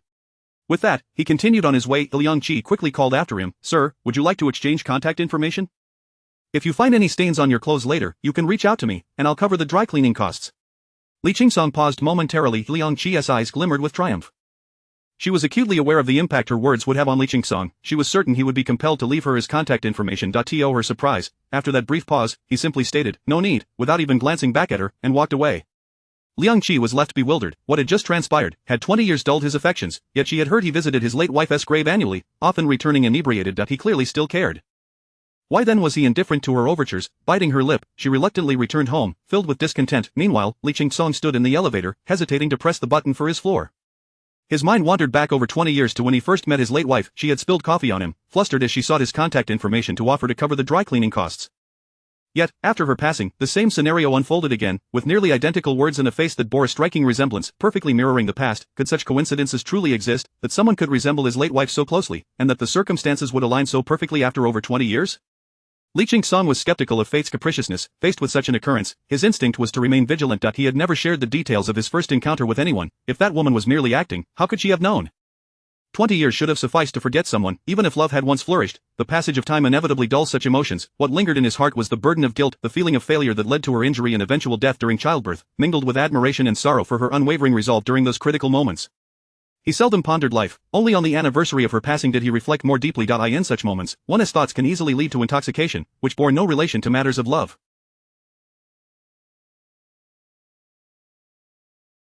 Yet he would not tolerate anyone attempting to exploit his late wife's name for nefarious purposes. To draw near him, after standing in the elevator for several minutes, he finally pressed the button for his floor, watching the numbers flicker as his heart calmed. Upon returning home, he found Wenxin had prepared dinner. Seeing him, she offered a gentle smile, you're back, wash your hands and join me for dinner. Her warm smile and soft gaze seemed to soothe all his inner turmoil. Chapter 65:3 cups of milk tea. Li Qingsong acknowledged with a sound and stepped into the restroom. As Wenxin carried out the dishes, she remarked, in a few days, when I have a day off, I'll be heading back to my hometown. The journey is quite far, so I won't be able to prepare meals for you in the morning and evening. Would it be too much trouble for you to eat out? Li Qingsong paused in his motion of drying his hands, looking at her in astonishment. Hometown? Aren't you a native of Rongcheng? Wenqing shook her head and explained, no, I come from the countryside on the outskirts of Rongcheng. After my ex-husband passed away, I couldn't make a living in the countryside with just my son, Zihao, so I came to Rongcheng to seek a better future. Li Qingsong was even more taken aback. He recalled Wenqing mentioning that she sold the old house where she had lived to marry off young Zihao. If what she said was true, she had managed to work in Rongcheng and even earned enough for a small apartment? Even if the house was old and dilapidated, it must have been worth a considerable sum. Could she really earn that much as a cleaner? Wenqing seemed to sense Li Qingsong's doubts and smiled, saying, I was just fortunate. When I first arrived in Rongcheng, the housing prices hadn't soared yet that time. I had my ex-husband's compensation money and a bit of savings, so I spent 300,000 to buy a small apartment to live in with Zihao. After 2 years, the housing prices suddenly skyrocketed, and my little apartment increased several times in value. I sold it for an 80,000 profit, and then used that money to buy a slightly larger, albeit old and shabby, place, just in time for the second wave of price hikes. Since then, housing prices have soared like an airplane, and I haven't had the chance to upgrade again. She spoke of this with genuine joy. Even so, that old and shabby place had multiplied in value upon selling. Otherwise, she wouldn't have been able to afford a home in this neighborhood for Zihao and Pei. Li Qingsong was genuinely stunned. He had always presumed Wenqing to be a native of Rongcheng, lacking in education, toiling away as a cleaner, living a hard life. He never expected her to have successfully capitalized on 2 waves of rising housing prices, turning an initial investment of 300,000 into several million. His corporation owned a real estate company, so he was acutely aware of how booming the real estate market had been in recent years.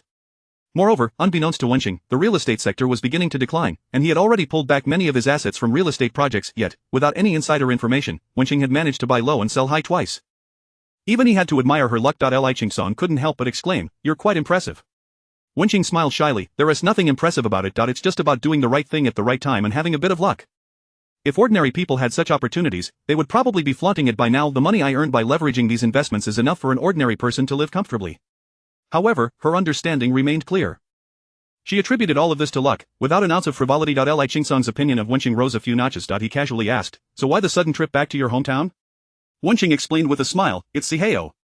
He said he doesn't have many memories of his father since he passed away, and now he wants to learn more about him. So he asked me for some things that belong to his father, which I left in my hometown. I'll go back and find them for him." Li Qingsong paused momentarily. Yang Zihao wanted items belonging to his biological father. This seemed like a commonplace matter to Wenqing, but to Li Qingsong, it appeared somewhat suspicious. He had had someone investigate Yang Zihao for a while. The young man was not an open book, concealing many secrets. Did he truly just wish to reminisce about his father? A glint of sharpness flickered in Li Qingsong's eyes as he promptly asked Wenqing, "When do you have your day off?" "The day after tomorrow," Wenqing replied. "How coincidental. I also have a day off then. How about I accompany you back? I can drive, which would be more convenient," Li Qingsong suggested. Wenqing hesitated for a moment, wondering if it would be too much trouble for him. Li Qingsong smiled and shook his head. "Not at all. I've been quite exhausted from work lately. It would be nice to accompany you to the countryside for a change of pace." Wenqing couldn't help but marvel at the sophistication of city dwellers. Even though they were both from the lower class, he carried himself with a certain elegance, ready to go to the countryside for leisure. She felt nothing but gratitude towards her rural home. Considering the conditions back at her hometown, she hesitantly said to Li Qingsong, "The environment there is a bit rough. Can you accept that?" Li Qingsong was unconcerned. "It's fine." He was only interested in the items Yang Zihao wanted. Since he had said so, Wenqing did not refuse again and nodded in agreement. "All right, then we'll head back together the day after tomorrow." After finishing their meal, Li Qingsong washed the dishes while Wenqing said nothing. In the beginning of their cohabitation, Li Qingsong would cook a few meals, but over time, Wenqing discovered that he was often too busy with work to cook, so she took it upon herself to handle the cooking. After all, whether cooking for one or two, it didn't require much effort. However, Li Qingsong was considerate. Since she took over cooking, he handled the dishwashing. They had never discussed it, yet they worked in perfect harmony when it came to household chores. Wenqing was exhausted from work today and quickly washed up before heading to bed. After Li Qingsong finished washing the dishes, he intended to discuss household expenses with her but saw that she was already asleep. He decided to transfer 10,000 yuan directly into the card intended for her betrothal gifts. He found it somewhat strange that such an easy job could leave her so fatigued, but he didn't dwell on it and returned to his room to continue working. The next day, Wenqing prepared breakfast as usual and headed to the housekeeping company. Liang Qi, concerned, asked her, "Wenqing, how did it go yesterday at the shopping street? Was it too tiring?" Wenqing politely replied, "Manager Liang, I did. Thank you for your concern." Liang Qi scrutinized her for a moment, seemingly trying to gauge whether her words were sincere or feigned, yet, Wenqing's clear gaze revealed no trace of resentment, which left Liang Qi feeling inexplicably displeased. It felt like delivering a heavy punch, only for it to land on cotton. Quite frustrating. She smiled at Wenqing. "As long as you're managing, you can continue cleaning the shopping street today." Wenqing accepted without any bitterness, nodding, "All right." Zhou Xiaoyan opened her mouth, wanting to speak up for Wenqing, but ultimately swallowed her words. As the lowest-tier cleaning staff, they had little room to question the leadership's arrangements, as it could lead to unintended consequences. She had a family to support, so she could only watch Wenqing with guilt and say, "I'll come over in the afternoon to help you." Wenqing quickly replied, "You should do what you can." Don't overexert yourself. Zhou Xian smiled, don't worry, just be glad you're not upset with me for not speaking up for you just now. Wenqing chuckled, I didn't say anything, why would I Upon arriving at the shopping street, Wenqing began her work just as she had the day before. Since she had been meticulous the previous day, the ground was not very dirty today, allowing her to clean much faster than before. This was also why she aimed to do everything well. This approach made tasks much easier in the long run. After lunch, Su Chui arrived silently, taking her broom to help Wenqing. Thank you, Wenqing said, rubbing her sore shoulders and lower back, grateful for Su Chui's assistance. Su Chui maintained her stoic demeanor, focusing on her work, but upon closer inspection, one would notice that every step she took was in accordance with Wenqing's instructions from the previous day. She was not slacking off at all. Wenqing observed this and kept it in mind. Su Chui, though cold in demeanor, was warm-hearted, and she realized that her previous judgments of Su Chui had been somewhat biased. After a while, Zhou Xian arrived and, upon seeing Su Chui, exclaimed in surprise, the sun must be rising in the west today. She is here to help you? Su Chui ignored her. Wenqing quickly pulled Zhou Xian aside, explaining, Su Chui helped me out yesterday and did a thorough job. We were too prejudiced against her before. Zhou Xian raised her eyebrows in astonishment. She can be so nice? Really, Wenqing emphasized, if it hadn't been for her help yesterday, I would have been working until midnight. Zhou Xian clicked her tongue, now looking at Su Chui with newfound respect. She picked up her tools and began working alongside them. The three of them collaborated, and when they finished cleaning the street, it was only 4 o'clock, 2 hours earlier than the previous day. Indeed, many hands make light work, Zhou Xian remarked. We finished early today. What shall we do next? With an hour and a half remaining until quitting time and needing to return to the housekeeping company to clock out, they couldn't head home just yet. This unexpected hour and a half of leisure made all three of them feel relaxed. Wenqing glanced at a milk tea shop on the shopping street and proposed, how about I treat you both to some milk tea? I haven't tried this trendy drink yet, have you two had it? Zhou Xian shook her head, her curiosity evident as she gazed at the milk tea shop. I haven't had it either. Su Chui also shook her head, never tried it. Thus, the three of them decided to indulge in this new experience. Initially, Wenqing had offered to treat them, and neither Zhou Xian nor Su Chui objected. However, upon entering and seeing the price list, Su Chui's face instantly stiffened. She pulled Wenqing aside and said, let us not drink. Let us go. Zhou Xian's eyes widened as she exclaimed, 24 for a cup of milk tea, that is outrageous, a cup of milk is only a few bucks. Wenqing was also taken aback by the prices. She had seen milk tea online and knew it was popular among young people, but she never imagined it would be so costly. And nevertheless, since Su Chui and Zhou Xian had helped her so much, and she had already voiced her intention to treat, her curiosity prevailed. With a determined heart, she told the server, we'll have 3 cups of milk tea. The server glanced at their cleaning uniforms, a hint of disdain flashing in her eyes, but she still asked, would you like large or medium cups? Wenqing was having already committed to the purchase, she decided not to quibble over the 2 yuan and cheerfully replied, we'll have large cups. Would you like to add any toppings? Wenqing was caught off guard again by the question.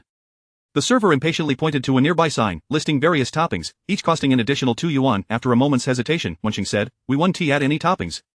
Would you like it iced, at room temperature, or hot? Hot, please. In no time, the 3 cups of milk tea were ready. They settled on the steps outside with their drinks. They were perceptive enough to notice that not only did the server seem dismissive of them, but the other patrons entering and exiting the shop looked at them with peculiar expressions. Not wishing to disrupt the business, they chose to sit outside and enjoy their drinks in peace. Zhou Xian and Su Chui felt uncomfortable letting Wenqing spend so much and insisted on transferring her money, but Wenqing firmly declined. I said I'd treat you. I mean it. Su Chui pursed her lips, you earn less than 200 for a day's work, and you just spent 80 on milk tea, that is a whole day's pay. Wenqing laughed, it's not that exaggerated. It is just half a day's work, and you two helped me out, so it's like we saved that much, right? Seeing her insistence, Su Chui and Zhou Xian reluctantly abandoned their intentions to pay her back. Zhou Xian cautiously took a sip, her eyes widening in delight, this is delicious.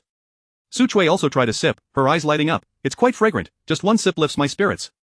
Wenqing bit into a pearl and suddenly felt a wave of relaxation wash over her. We worked hard our whole lives. Today is a moment for us to enjoy. Su Chui and Zhou Xian nodded in agreement, smiling. A 26 yuan cup of milk tea was a luxury they had never truly savored in their lives. At that moment, the sound of high heels clicking against the pavement approached. A woman hurriedly walked by, and upon hearing the sound, Wenqing turned to look, momentarily stunned. The woman in a chic tweed suit, carrying a handbag and wearing high heels, was none other than Secretary Zhou. She was chasing after a man dressed in a sharply tailored suit, who walked leisurely ahead with a sly smile dancing at the corner of his mouth. Wenqing recognized him instantly. He was Zhou Xiaochuan, the man who had given her his business card during the networking event with Su Nuo. How did they end up together? Zhou Xian and Su Chui also noticed the scene. Zhou Xian asked Su Chui in confusion, is that your daughter? Is that her boyfriend? Su Chui replied, no, Xiaochuan is my nephew, Ji's cousin. Previously, my brother and sister-in-law hosted a meal for them, and I thought Ji had never met Xiaochuan. I didn't expect them to connect privately. Although she was unsure what they were joking about, seeing the smile on Zhou Xiaochuan's face, Su Chui speculated it was likely a playful exchange between siblings. Zhou Xian looked at her in surprise, aren't you going to say hello? Su Chui withdrew her gaze and shook her head. With how I'm dressed, I'd only embarrass the kids. Her words were simple, but Wenqing and Zhou Xiaoyan felt a pang of self-consciousness, recognizing their own insecurities, and thus remained silent.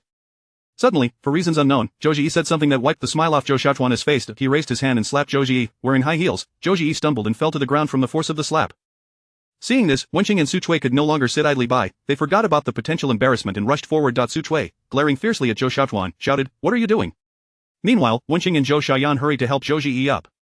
Chapter 66. Returning to the countryside, Zhou Ji bore a clear handprint on her face. As Wenqing and Zhou Xiaoyan assisted her to her feet, her body trembled slightly, her gaze fixed intently on Su Chui, a glimmer of panic flashing in her eyes. Su Chui, with her fierce and formidable disposition, could not tolerate her daughter being bullied. Even if the perpetrator was a relative, she lunged at Zhou Xiaochuan, tearing into him with fury. Zhou Xiaochuan, caught off guard by this unexpected turn of events, was struck on the head twice with a cup of milk tea that Su Chui wielded, causing the beverage to splatter all over him. Fuming, Zhou Xiaochuan forcefully pushed Su Chui away, spat disdainfully, and glared at her, exclaiming, "Do you want to die, you filthy woman?" Su Chui shot back, "What are you hitting Ji for? You, a man, hitting a woman, do you even have a shred of decency left?" It was only then that Zhou Xiaochuan seemed to recognize Su Chui, and he laughed mockingly. "Ah, so it's my aunt causing trouble. What's the matter? Are you upset seeing me teach your daughter a lesson? You're not aware, but I am Zhou Xiaochuan." Zhou Ji interjected sharply, fixing her gaze on Zhou Xiaochuan. "If you want my assistance, then shut your mouth." Su Chui's expression shifted multiple times as she grasped Zhou Xiaochuan, demanding, "Clarify your words. What have you done? Have you been bullying Ji? Mom, it's not what you think," Zhou Ji rushed to explain, grabbing Su Chui's arm. "Cousin has joined our company, and we have some professional disagreements. Don't worry, everything is fine."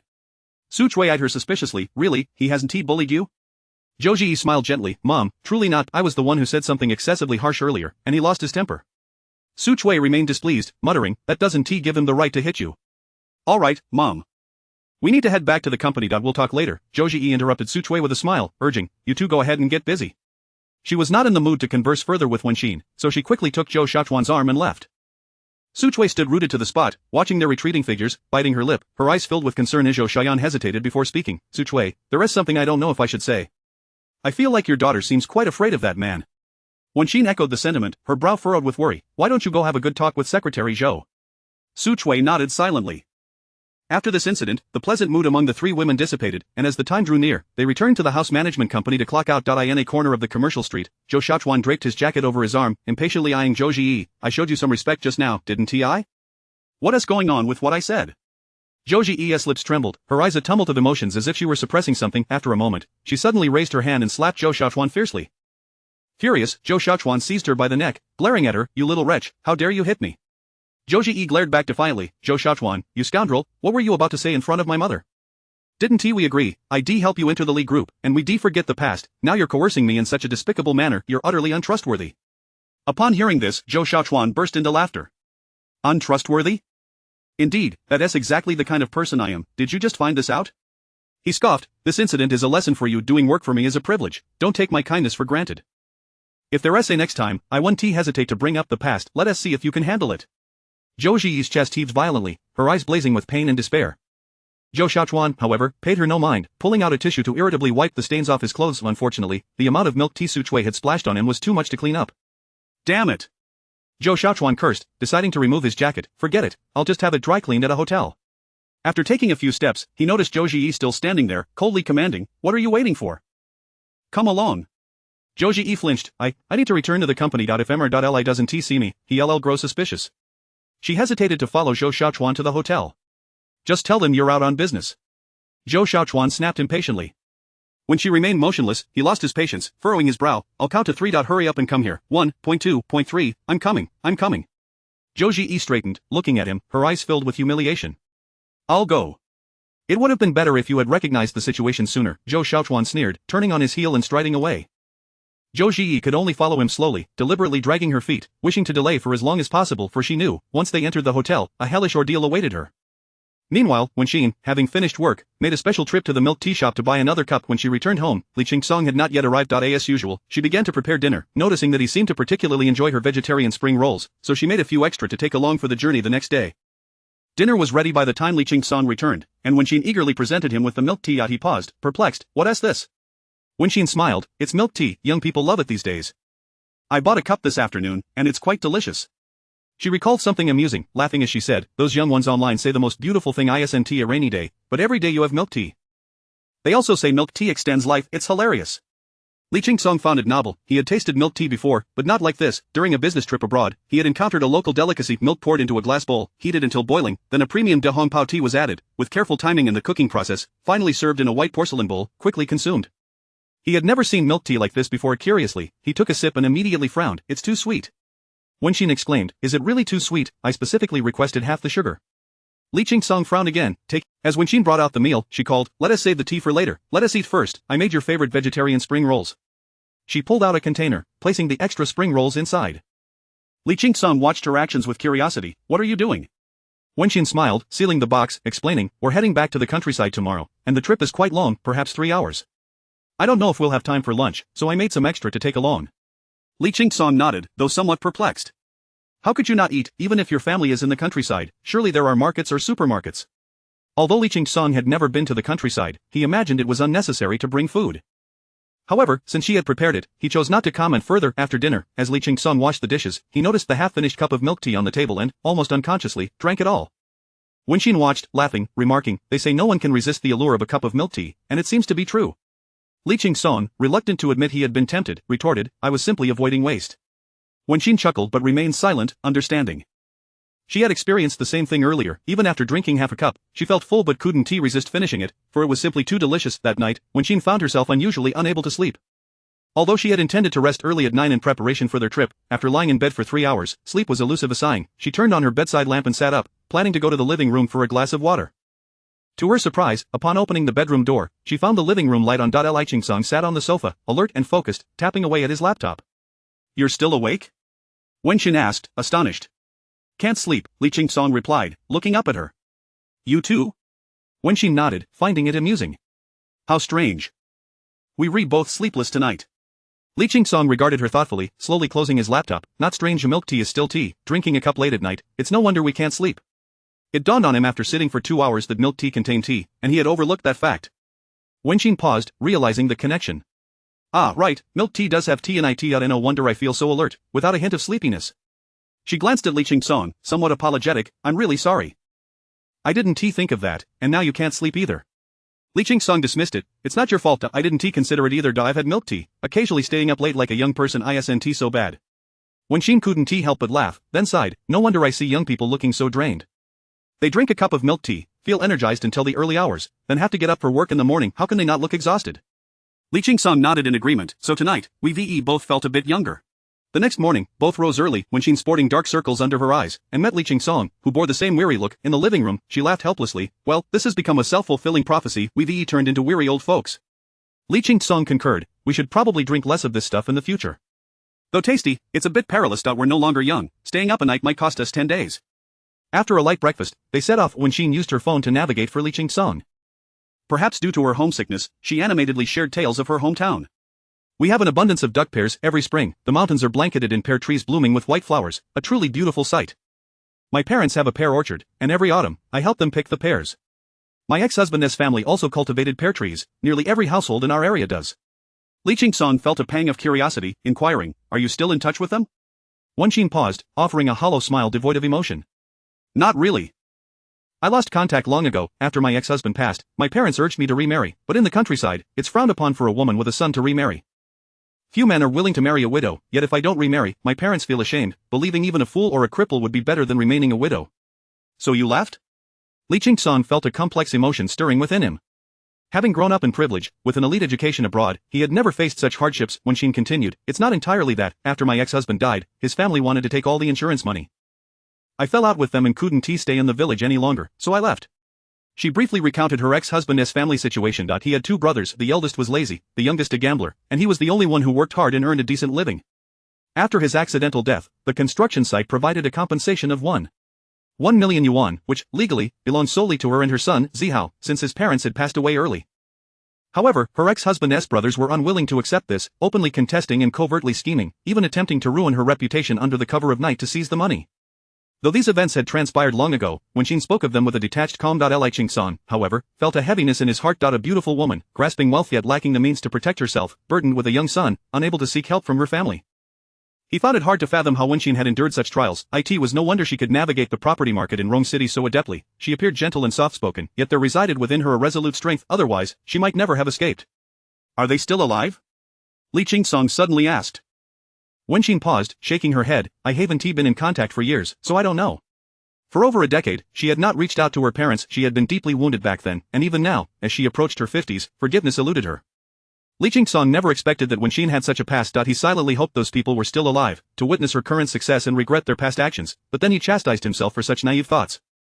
He had come today primarily to investigate the items Yang Zihao requested for any anomalies, yet, in the midst of their conversation, he nearly forgot his original purpose, even considering stepping in to support her, a laughable notion. Shaking his head, he cast aside such thoughts, focusing on the road ahead. The journey was quicker than Wenxin had anticipated. The once difficult mountain roads had been transformed into wide asphalt highways, making the travel smoother and shorter. In less than 3 hours, they arrived at their destination. Chapter 67. Seizing the courtyard. As I approached the village, a grand and towering archway greeted me, emblazoned with the name of the village. Xiaoshui Village, being a rural area nestled in the mountains, the presence of a road did not guarantee that every household owned a vehicle. A few elderly men, lounging in the sun and engaged in conversation at the village entrance, cast curious glances at the unfamiliar vehicle entering their domain. Wenxin directed Li Qingsong, who continued forward until they reached a dead end, directly opposite her former home. Li Qingsong parked the car at the entrance of her family's alley, and Wenxin exited, pointing out, the second house, the one with the wooden door, is my home. Li Qingsong scrutinized the door. Its wooden surface, long neglected, had lost its original hue, and the planks were either missing or decayed. He mused that he could easily kick the door down with a single blow. Furthermore, he had overestimated this place, initially believing there would at least be a supermarket, but upon entering, he noted the absence of even a small convenience store. It was clear that Wenxin's preparations for sustenance were indeed prudent. He had never ventured to such a locale, which only deepened his curiosity about Wenxin's past. Wenxin approached and unlocked the main door, gently pushing it open. The courtyard, paved with bricks, was overrun with weeds due to her prolonged absence.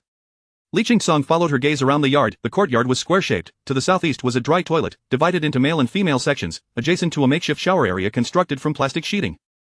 To the south, a 2-meter-wide plot appeared to be a vegetable garden, though it was now choked with wild grass. Directly to the north stood several dilapidated brick houses, their doors and windows faded, with some panes shattered. Wenxin opened the door to the house, quickly wiping down a chair and inviting Li Qingsong, please, come in and sit for a moment. As he entered the aged dwelling, he observed the outdated and rudimentary furniture, separated from other rooms by fabric curtains. He had never imagined that such places still existed in the world. Wenxin resembled a phoenix that had risen from these ashes, having strived to leave this place and establish roots in Rongqing, a testament to her resilience. Feeling a bit embarrassed, she remarked, the conditions here are rather poor, please wait for a moment while I find the items Zihao requested. Li Qingsong stood and replied, I will help you look. If he couldn't personally find those items, his visit would be in vain. Wenxin exchanged a few more polite words with him, and Li Qingsong smiled, saying, why do you always forget that I am your husband? Wenxin paused, a flicker of unexplainable emotion crossing her mind. She smiled and replied, very well, then, come with me. She had previously organized her ex-husband's belongings into a box, and now she simply needed to retrieve it. The inner room contained numerous large boxes filled with items she had sorted through before, things she no longer needed but couldn't bear to discard. Together, they moved aside several boxes until, amidst a cloud of dust, Wenxin exclaimed in delight, I found it, this is the one. She bent down to lift it, but the weight was too much. She called to Li Qingsong, Qingsong, come help me, it's too heavy, I can't move it. Li Qingsong hurried over to assist, and together they placed the hefty box of documents onto the bare floor. Wenxin quickly checked it over, affirming, yes, this is Zihao's father's belongings. Li Qingsong inquired, aren't you going to carefully sort through them? If Zihao sees something that triggers a memory and you're unaware of it, it could deeply wound him. Upon meeting Wenxin's stunned gaze, an inexplicable sense of guilt washed over Li Qingsong. She was so innocent, while his intentions were far from pure. Wenxin, persuaded by his words, nodded, alright, we still have time, let me take a look. She began to sift through the contents of the box, revealing a family portrait of the three of them, her ex-husband's worksite records, and a drawing of a father by young Zihao. Ultimately, she picked up a small booklet and opened it. Inside were various medical examination reports from when Zihao's father was hospitalized. She sighed softly, it's been over a decade, I didn't expect to still have these. Li Qingsong asked, did he undergo a lengthy rescue effort when the incident occurred? Wenxin nodded, no one could bear to give up on a living person. We held on until it was clear there was no hope left. She pulled out a paper tucked within the last page of the booklet, laughing softly, this is the compensation list from the construction site. The total amount exceeds 1,000,000 yuan, I had completely forgotten about it, yet here it still is. Li Qingsong paused momentarily, discreetly taking the paper from her hand. It was a sheet torn from a notebook, handwritten rather than printed. In addition to the compensation amount, it bore the official seal of the accident party, which Li Qingsong examined closely. The responsible party was the Rongqing Qingda Development Company. Wenxin then retrieved a photograph, excitedly pointing out one of the men, this is my Li Qingsong glanced at it. A burly man stood out among a group of others. Who are the people beside him, he asked. Wenxin replied, they are his workmates, close friends with whom he spent all his time. Li Qingsong nodded thoughtfully. Wenxin then pulled out a small notebook, smiling as she said, I loved this notebook back then, it's our family's phone book, containing the contact details of those workmates. I suppose it's of no use now. Li Qingsong had a strong intuition that Yang Zihao's interest in this little notebook and photograph was the reason behind his desire for these seemingly insignificant items. But what was his purpose? Was he merely seeking to reconnect with his biological father's old friends, or had he sensed something amiss? Could it be that his father's death was shrouded in mystery?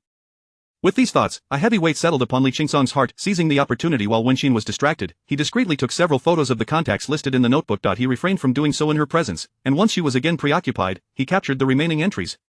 He subsequently sent these images to Feng'an's, composing a message requesting that he investigate the owners of these phone numbers for any leads of concern. Feng'an's responded promptly. Li Qingsong stowed his phone away, resuming the pretense of aiding Wenxin as he restacked them. Just as they were about to depart with their findings, a commotion erupted outside.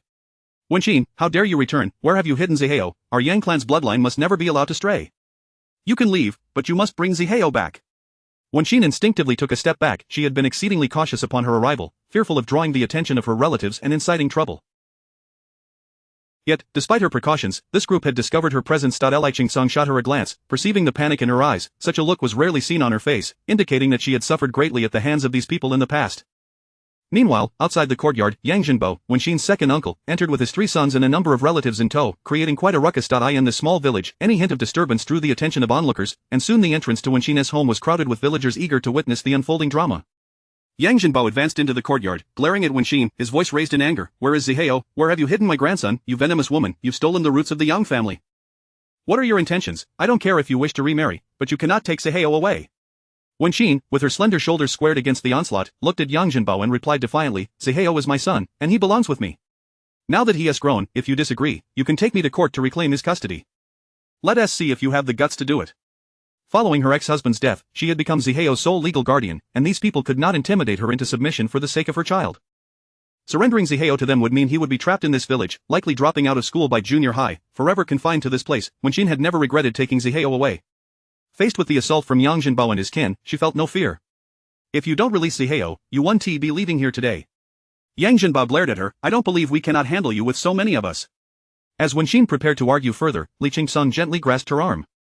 Stepping forward, he addressed Yang Jinbo and the others, ladies and gentlemen, Yang Zihao is now a grown man. If you wish for him to return, you should at least consider his wishes. Yang Jinbo furrowed his brow at him, be quiet. Our family matters do not require the input of a mere outsider. When did you and Wenxin become involved? Wenxin's face flushed with anger, and Li Qingsong pressed his hand reassuringly on her shoulder before continuing to Yang Jinbo, Wenxin and I are legally married. This declaration sent a ripple of astonishment through the onlookers, particularly the women. In the village, if a man passed away and his widow remarried, it was considered disgraceful, a stigma that would follow her for life. Yet, Wenxin not only remarried but also returned with her new husband. This audacity was quite shocking. However, they could not deny that the man she had chosen was undeniably handsome and poised, shielding her protectively, a stark contrast to the men they knew. Yang Jinbao's face flushed with a mix of anger and humiliation. Whether you are legally married or not is irrelevant. What right do you have to stand in the Yang family's courtyard, let alone meddle in our affairs? You are unworthy. Whether I am worthy or not is not for you to decide, Li Qingsong retorted with a smirk. I am in Wenxin's home, not yours. Yang Jinbo shouted, you're being absurd. What do you mean Wenxin's home? This courtyard belongs to the Yang family. A woman who runs off shortly after her husband's death and remarries has no right to stay in our house. As he spoke, a thought struck him. He turned to Wenxin, saying, since you are back, you should transfer the ownership of this courtyard to me. As an outsider, you have no right to cling to the Yang family's property. Wenxin could no longer contain herself, this entire courtyard is mine. What era are we living in that you still believe in clan ownership of property? The land deed is in my name. Yang Jinbo retorted, but you have left and remarried, this courtyard should rightfully return to the clan. Wenxin gritted her teeth, that is impossible. If you pursue this matter, I will have no choice but to call the police. Call the police? Yang Jinbo laughed heartily, the police won't concern themselves with such trivial family matters. They won't even bother to respond. I suggest you heed my father's words and quickly transfer the property title to him, otherwise, do not blame us for being unkind. Li Qingsong grasped Wenxin's hand firmly. With each step forward, he exuded an overwhelming presence, even causing those unfamiliar with him, including Yang Jinbo, to falter momentarily.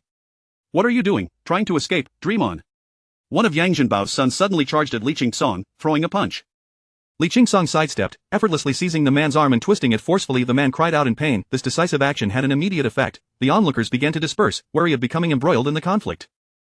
Yang Jinbao and his entourage glared at Li Qingsong, while an impulsive man, seeing his companion injured, rushed forward to confront him. But in less than 3 seconds, Li Qingsong subdued him, pinning him to the ground. Why you?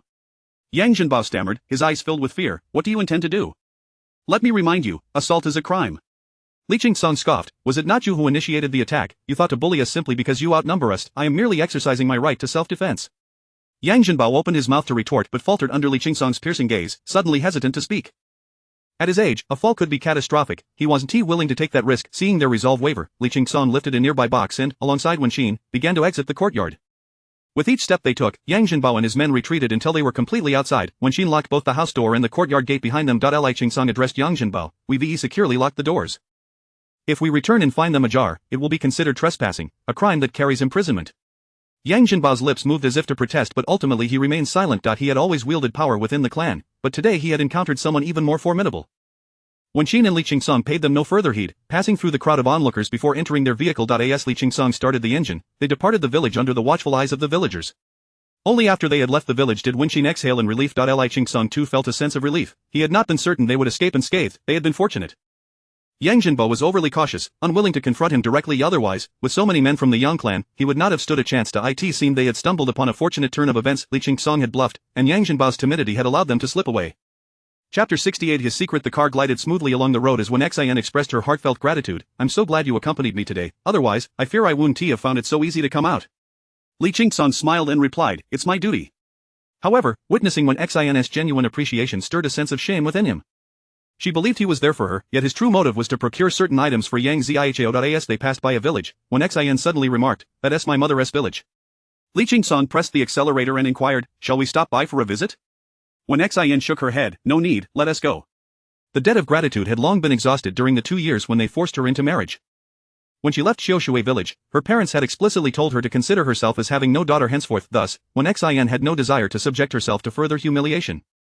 Li Qingsong nodded, refraining from asking any more questions as he drove past. After more than 2 hours, they finally arrived home. Wen Xin called Yang Zihao to ask him to come over and help with the move, providing him with the address of the same building in their complex. Yang Zihao was taken aback. Mom, how come you live in the same neighborhood as us? Wen Xin was momentarily surprised. She had assumed Zhao Peipei would have informed him, not realizing he was still unaware. She quickly clarified, your uncle Li's house is right here, I hadn't mentioned it to you. Yang Zihao understood all too well that it was not forgetfulness on his mother's part. She likely feared Zhao Peipei would disapprove and thus remained silent. I'll be right over, he said before hanging up. Living so close, he arrived in under 5 minutes. Standing beneath the small villa, he was momentarily taken aback. He had previously considered the villas in this complex, which were priced at double the cost of his own apartment, not to mention they were more spacious. By his calculations, Uncle Li's property was worth at least 4 times that of his own. A mere mechanic, Yang Zihao's lips curled slightly in a smirk. Though he had been unable to unearth any details about Li Qingsong, sometimes the absence of information was the most alarming. He simply could not fathom what a man like him could possibly want lurking so close to his mother. It was only due to his mother's innocence that she believed everything she was told. Had it been anyone else, they would have sensed something amiss long ago. When Xin noticed Yang Zihao staring blankly at the house and asked curiously, Zihao, what's wrong? He snapped out of his reverie, shaking his head, nothing. He took the large box from her, saying, Mom, let me handle this. When Xin expressed her concern, can you carry it? Yang Zihao smiled reassuringly, no problem. Considering his injuries and the box's weight, she suggested, how about I walk you back? It's not far. Yang Zihao firmly declined, Mom, I can manage this box isn't heavy for me. Though when Xin harbored deep concerns, she relented, allowing him to do as he wished. Once Yang Zihao disappeared from her sight, she ascended the stairs, unaware that he had loaded the box into a vehicle and driven off. Yang Zihao owned a property on the outskirts of Rongqing, a secret known only to him. Neither the Zhao family nor even his mother had a clue. This was his most deeply hidden secret. He drove directly into the underground parking garage, parked, and carried the large box into the elevator. The apartment had been purchased with his savings from college, supplemented by what he had managed to save after starting work. Following his marriage to Zhao Peipei, he had embezzled a considerable amount from their shared finances, allowing him to pay off the remaining mortgage in one go. The apartment was modest, a one-bedroom unit with a simple bed, pillows, and blankets in the bedroom, while the elongated living room served as his makeshift study. He placed the box on the floor and began rummaging through it until he uncovered a photograph of his father with his co-workers and a small notebook left by Wen Xin. He finally breathed a sigh of relief. Opening the notebook, he examined the phone numbers written within and retrieved a backup phone he had kept at this apartment, dialing each number one by one. Unfortunately, most of the numbers had long since become obsolete, but eventually, one call connected. He looked at the name in the notebook and asked, in a youthful tone brimming with curiosity, is this Mr. Wang Lu? Meanwhile, when Xin returned upstairs just as Li Qingsong finished a phone call, the more he contemplated the compensation list, the more suspicious it became, prompting him to instruct Fengans to investigate the Chengda Development Company in Rongqing. Just as he hung up, when Xin entered, and an inexplicable tension surged within him, he smiled and asked, "Did you give the items to Zihao?" When Xin nodded, "Yes, I gave him everything." Li Qingsong acknowledged with a nod. If he had acquired something useful, this trip would have been worthwhile. When Xin thought little of it, cheerfully stating, "It should be useful, he simply wants to learn more about his father." Li Qingsong chuckled but chose not to elaborate.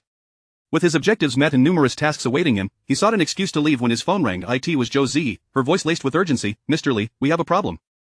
Just now, Zhongzheng Company called, claiming Li signed a contract to purchase 600 million worth of goods from their factory."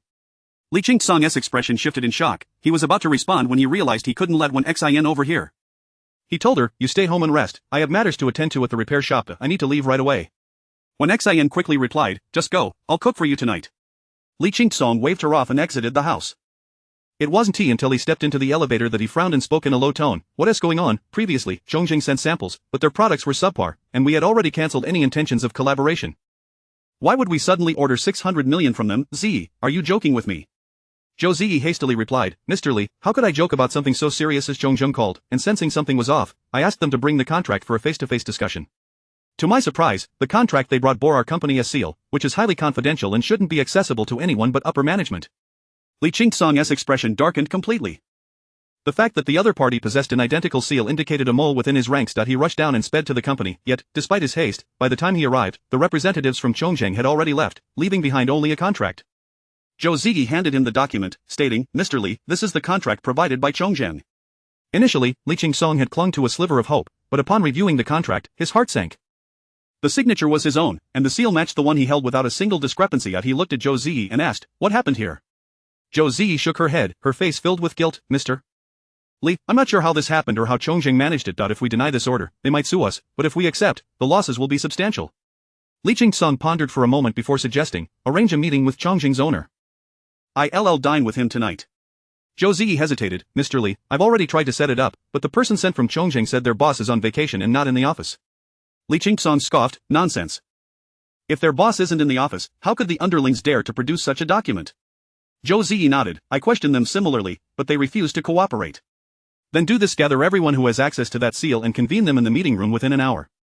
I'll identify them all, and afterward, I'll personally call Zhongzheng," Li Qingsong commanded. A fleeting look of guilt crossed Zhou Ziyi's face before she regained her composure, nodding professionally. "Understood, Mr. Li." Li Qingsong felt an inkling that he had overlooked something important, but for the moment, he pushed it aside. Concurrently, in a 13th floor office of another iconic building nearby, Fu Xianlong was in a rage. "What do you mean by synchronizing efforts? Do you have any progress on your end? It's one thing to complicate matters for Xin. After all, you explicitly stated that a beauty trap would work on Li Qingsong. What's wrong? After 20 years, has your face lost its charm?" Across from him sat a woman clad in black, her wide-brimmed hat obscuring her features. She chuckled lightly, adjusting her exquisite jawline. "Why the rush? If my progress is a bit slow, what of it? I need to ensure that Li Qingsong lowers his guard. You understand his temperament, don't you? Upon encountering a woman who bears a striking resemblance to his ex-wife, he is bound to suspect my intentions. Give me a few days, and I assure you, I'll have him wrapped around my finger." Fu Xianlong smirked, studying her. "Everything is progressing smoothly on my end. I've successfully entangled the Li group with Zhongzheng's ship. They must supply the goods to Zhongzheng, otherwise, they'll face a lawsuit. These materials are critical for military use, and if Li Qingsong complies, the implications could be dire. Even if he refuses, once Zhongzheng takes legal action, the military will catch wind, and they will no longer consider working with him. That lucrative opportunity will naturally fall into my hands." He looked at the woman. "But if you're not pulling your weight, all my efforts will be in vain. Do you understand?" The woman smirked. "Don't be so self-righteous. Our goals have never aligned. I'm merely cooperating with you. I'm not your subordinate. As the future MRS.Li, the benefits I'm granting you now are already quite generous." Fu Xianlong's expression darkened as he stood. "Do you think having revealed your face to Li Qingsong gives you the audacity to challenge me? Don't forget who rescued you from that man. Don't forget who brought you back and gave you a chance to start anew. Or do you consider yourself an ungrateful wretch?" He glared at her hat, enunciating each word. "Ms. Liang?" The woman abruptly removed her hat, revealing a face identical to Liang Qi's. "I told you, I will do my utmost to cooperate with you. All I ask is to return to his side as soon as possible. I want everything that belongs to me." Liang Qi glared at Fu Xianlong. "You don't need to be so sarcastic." Fu Xianlong smirked. "Sarcastic? Am I wrong? Your acts of ingratitude have occurred more than once." Liang Qi's expression darkened. She coolly replied, "There is no need for sarcasm between us. I never claimed you were his defeated foe." Fu Xianlong's demeanor grew cold as he ominously stated, "That won't be the case for long." When Xin felt an unsettling sense of foreboding.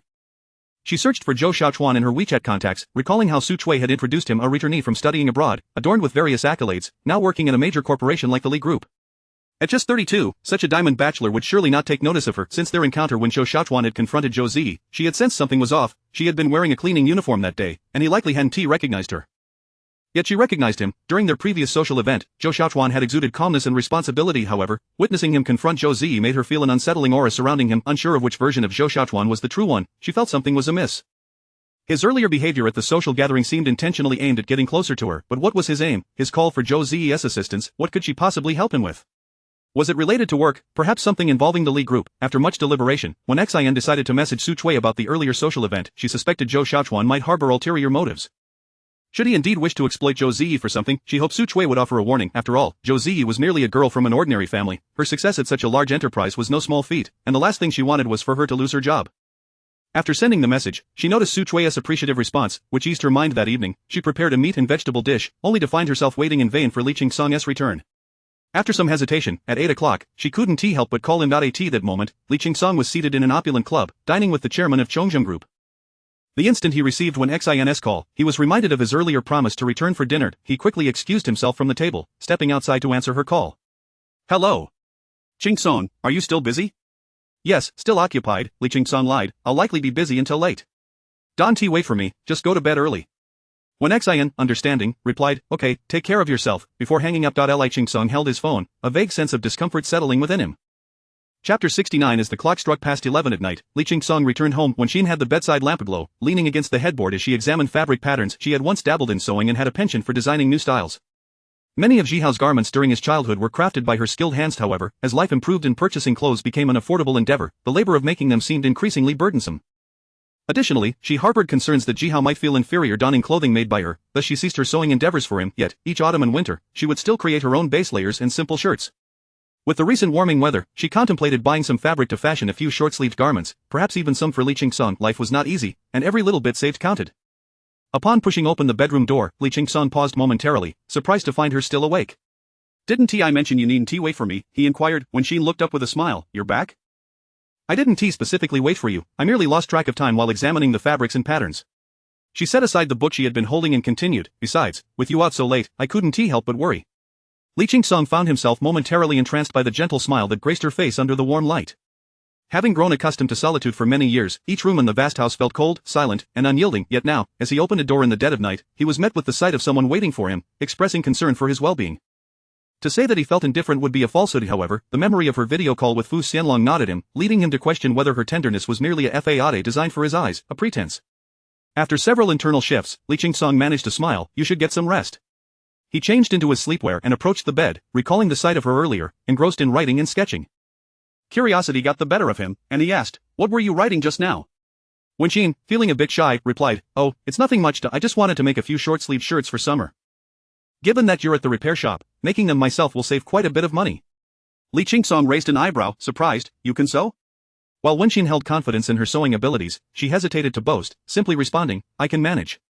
He nodded slightly, assuming she could only manage simple designs, and did not dwell on it further. Rest now, he said, extinguishing the bedside lamp. Wenxin soon fell into a deep slumber, while Li Qingsong found slumber elusive. The troubles at the company were neither trivial nor monumental. The crux of the issue lay in the fact that the company's seal had been surreptitiously misappropriated, a serious concern. The upper echelons of the company were predominantly individuals he had cultivated himself, and after scrutinizing the list throughout the day, he found no suspects of the contract presented by Chongzheng Company requested a batch of military-grade products. Should they be sold to Chongzheng, the military would not take it lightly, resulting in significant negative repercussions for the company. During a dinner with the chairman of Chongzheng Company that evening, no matter how he probed, directly or subtly, the other party showed no intention of rescinding the order. Even his offer to compensate for any breach of contract was met with refusal. Li Qingsong felt a headache coming on. Aside from uncovering the individual responsible for the seal's misuse, the company was bound to face turmoil. Shipping was out of the question. Military products could never be allowed on the market. Ultimately, they might have no choice but to await a lawsuit from Chongzheng Company. This was a predicament he felt he could navigate. It was well past midnight when Li Qingsong finally drifted off to sleep, only to be awakened by the ringing of his phone. He reached for it, propping himself up in bed and putting on a shirt, asking, what is it? On the other end, Feng Yan's voice came through, Mr. Li, we've traced the Qingda Development Company. It's a small development firm that went bankrupt over a decade ago. The owner, Wu Dali, made his fortune in the underworld, and after a few years in business, the company collapsed. His whereabouts are currently unknown. The cause of bankruptcy was a broken financial chain. Over a decade ago, can you be more specific? Li Qingsong inquired, his brow furrowing. Feng Yan's replied, it should be around 15 or 14 years ago.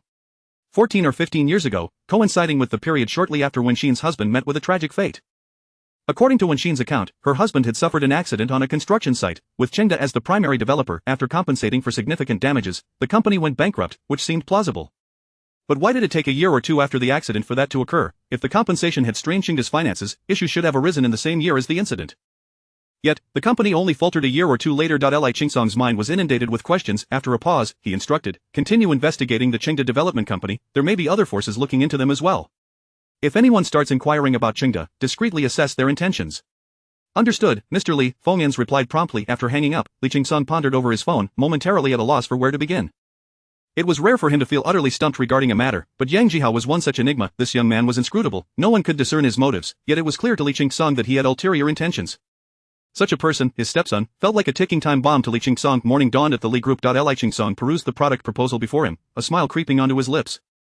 This proposal was exceptionally well crafted. Typically, he would clash with his senior executives over proposal issues, yet this was the first time he encountered such an impressive document within the company. Flipping to the front, he noted the signature Zhou Xiaochuan. The name seemed vaguely familiar, but he could not recall where he had heard it. Zhou Ziyi cautiously interjected, Mr. Li, Zhou Xiaochuan appears to be a newly recruited intern from the marketing department. Li Qingsong paused, surprised that an intern could produce such a noteworthy proposal. Zhou Ziyi nodded. It is said he returned from studying abroad, possesses high intelligence and strong capabilities, and adapted to the marketing department's rhythm almost immediately. The marketing manager previously asked me if he could be promoted to a permanent position ahead of schedule. Li Qingsong's expression shifted, a hint of suspicion dawning on him. You seem to know this Zhou Xiaochuan quite well? Zhou Ziyi quickly shook her head. No, not really. I just overheard stories about him when I visited the marketing department. Li Qingsong nodded slightly. In that case, let him be promoted ahead of schedule. Zhou Ziyi eagerly replied, I'll notify the HR department right away. Very well, Li Qingsong said, returning to his paperwork without further thought. Zhou Ziyi watched him for a moment, noting no unusual expression on his face, before retreating with a sense of relief. Just as she returned to her office, a figure suddenly emerged, startling Zhou Ziyi, who instinctively gasped. Before she could utter a sound, the individual covered her mouth. Zhou Xiaochuan lowered his voice, coldly stating, It's me. Regaining her composure, Zhou Ziyi glared at him, then swiftly approached the door to check for eavesdroppers, locking it behind her. With anger simmering, she confronted Zhou Xiaochuan. What are you doing in my office? Do you realize how many eyes are on us? If someone sees us together, not only will your prospects be ruined, but I could lose my job too. Zhou Xiaochuan scoffed dismissively. What are you afraid of?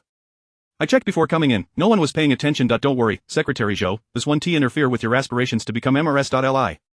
Zhou Ziyi's expression darkened. Don't speak nonsense. He chuckled. I'm not speaking nonsense.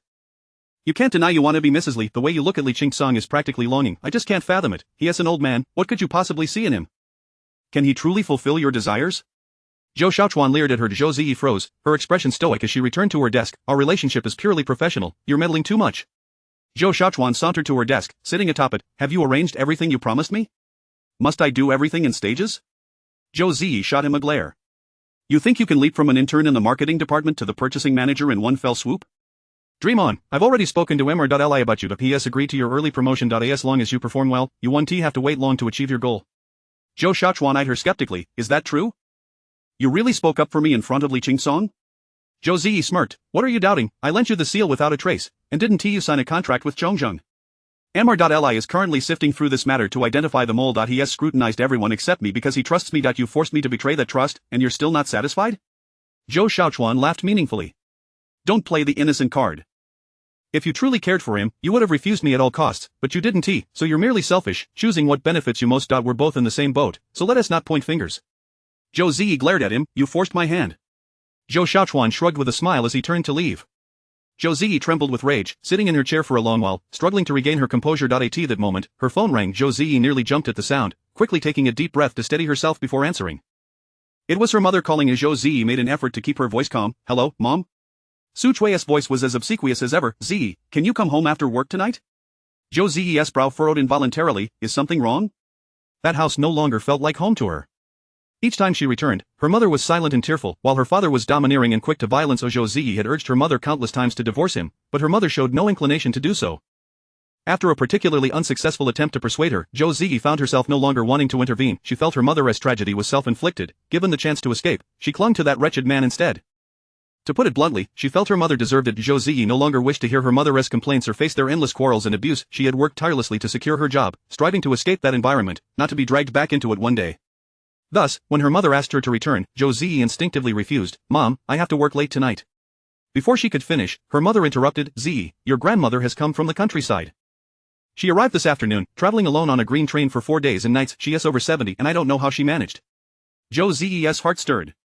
Her grandmother was a distant yet cherished memory. She recalled her as a kind and gentle person, having cared for her during her childhood. Zhou Ziyi had always respected her grandmother. In her school days, she made it a point to visit home twice a year to see her.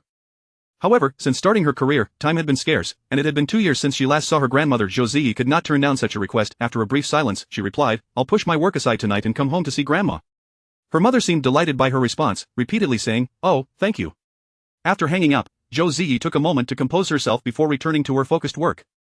Wenxin continued her cleaning duties on the commercial street as usual, but today she encountered a few troublemakers. Just as she finished tidying up the floor, a man casually tossed his packaging paper onto the ground. Without a word, she went to pick it up, yet the man spat on the ground again, unable to hold back. Wenxin stepped forward to remind him, "Sir, for your health and that of others, please refrain from spitting on the ground." To her dismay, the man was obstinate. Despite her polite tone, it only incited his rudeness. He sneered, "Humph," and spat again. "I'll spit if I want to. What are you going to do about it?" He advanced a few steps, forcing Wenxin to retreat.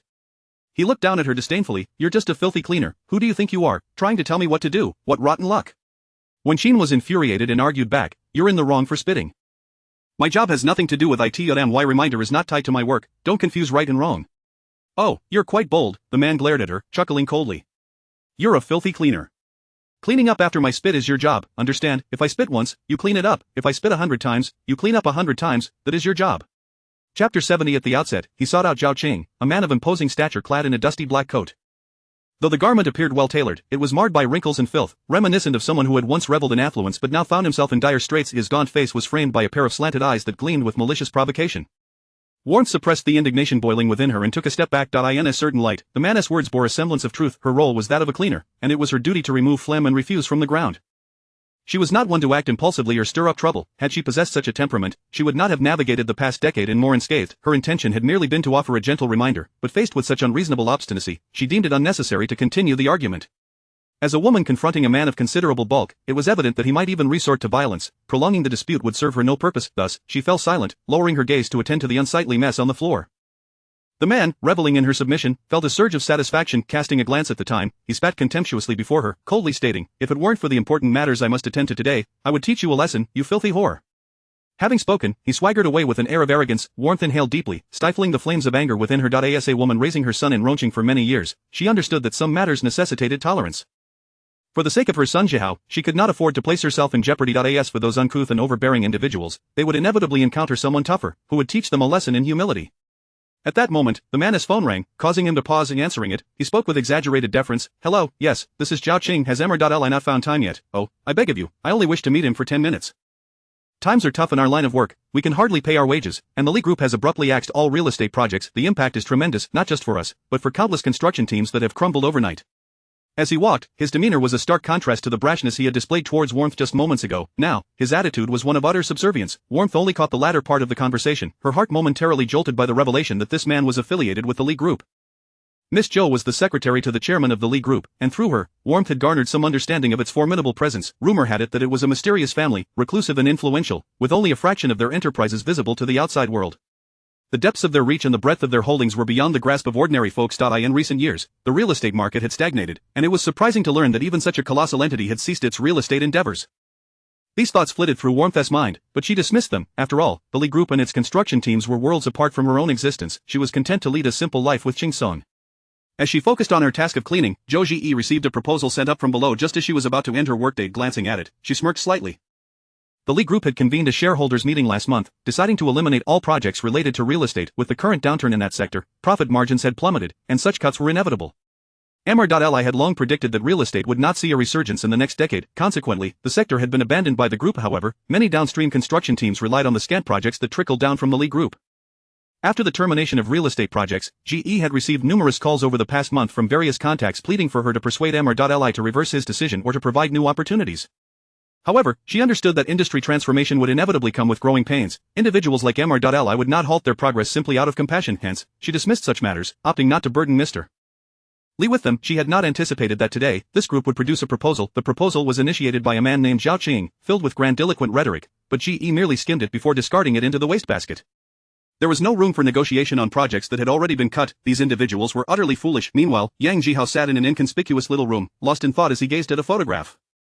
This was a picture from a box of items Warmth had unearthed earlier, depicting his biological father alongside some of his former co-workers. Among the old acquaintances listed in the small notebook, there was only one named Uncle Wang Lu. They had arranged to meet next month, as Wang Lu was now retired and lived in a rural area of another province. A round trip would take at least 2 days, and Jihao feared raising Zhao Deguang's suspicions, hence he had postponed his visit.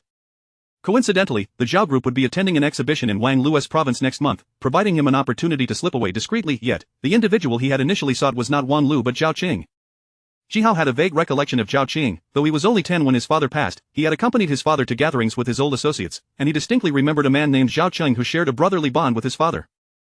Some matters might remain obscure to others, but Zhao Qing could very well possess the knowledge he sought. In other words, if Zhao Qing was unaware of the information he needed, then seeking others would likely prove futile. Regrettably, Zhao Qing's number had been the first he dialed, only to discover it was no longer in service. Staring at the photograph of the robust man standing beside his father, he sighed softly. Time had indeed elapsed far too long, and piecing together the fragments of the past would not be an easy endeavor. Nevertheless, he had chosen this path. No matter how arduous the journey, he must persevere. One must have something worth holding onto in life, for which he was willing to relinquish the success he had once envisioned for himself. Checking the time, he deemed it appropriate to gather his belongings and stealthily exit the small house.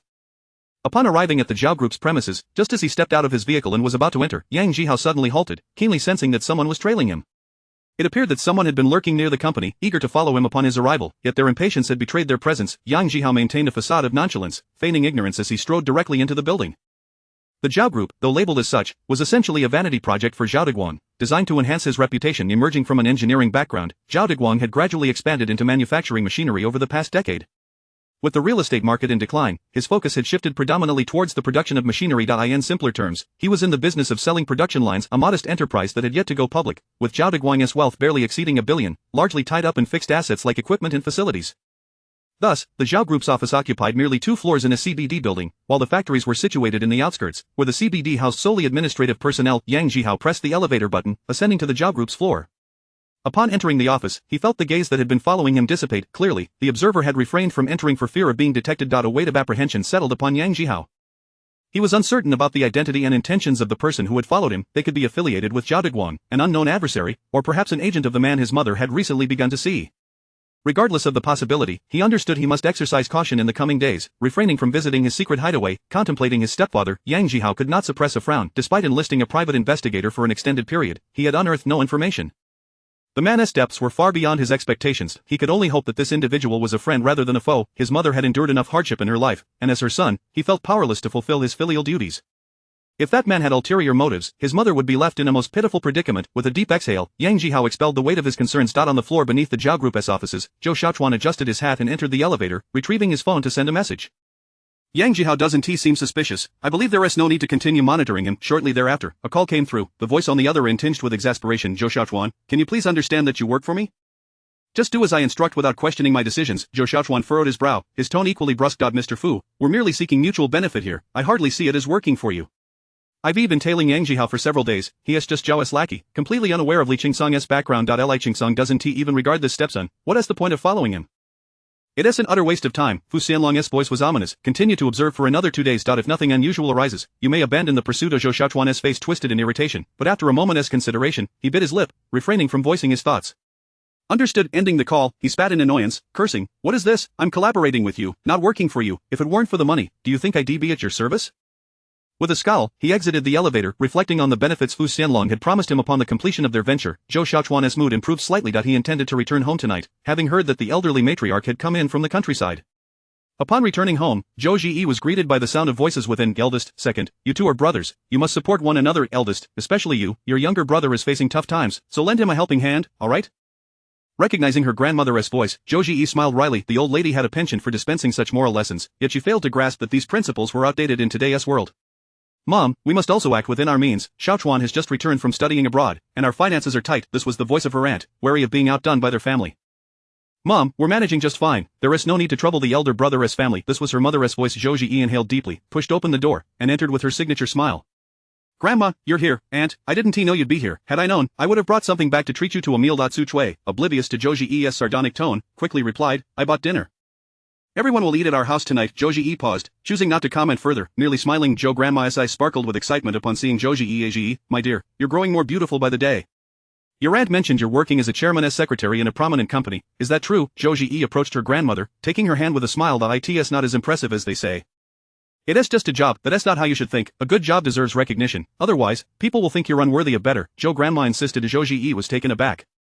Who should know about it? Of course, the matchmakers and those suitors. Zhou Grandma frowned. You're not a child anymore. You're nearly 30, and according to traditional counting, you're 31. You mustn't linger.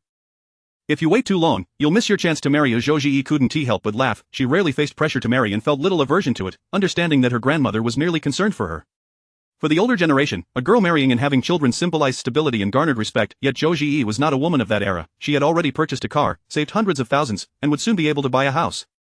Her salary far surpassed that of the average man, rendering her uninterested in ordinary suitors. Moreover, her heart was set on an exceptionally admirable man. Zhou Grandma was dissatisfied with Zhou Yi's avoidance of the topic, grasping her hand and reiterating, you must pay attention. Do not miss out on a good opportunity. Alright, good men must be seized. You need to take the initiative. Zhou Yi chuckled, but before she could respond, the door swung open, and Zhou Xiaochuan strode in, grinning.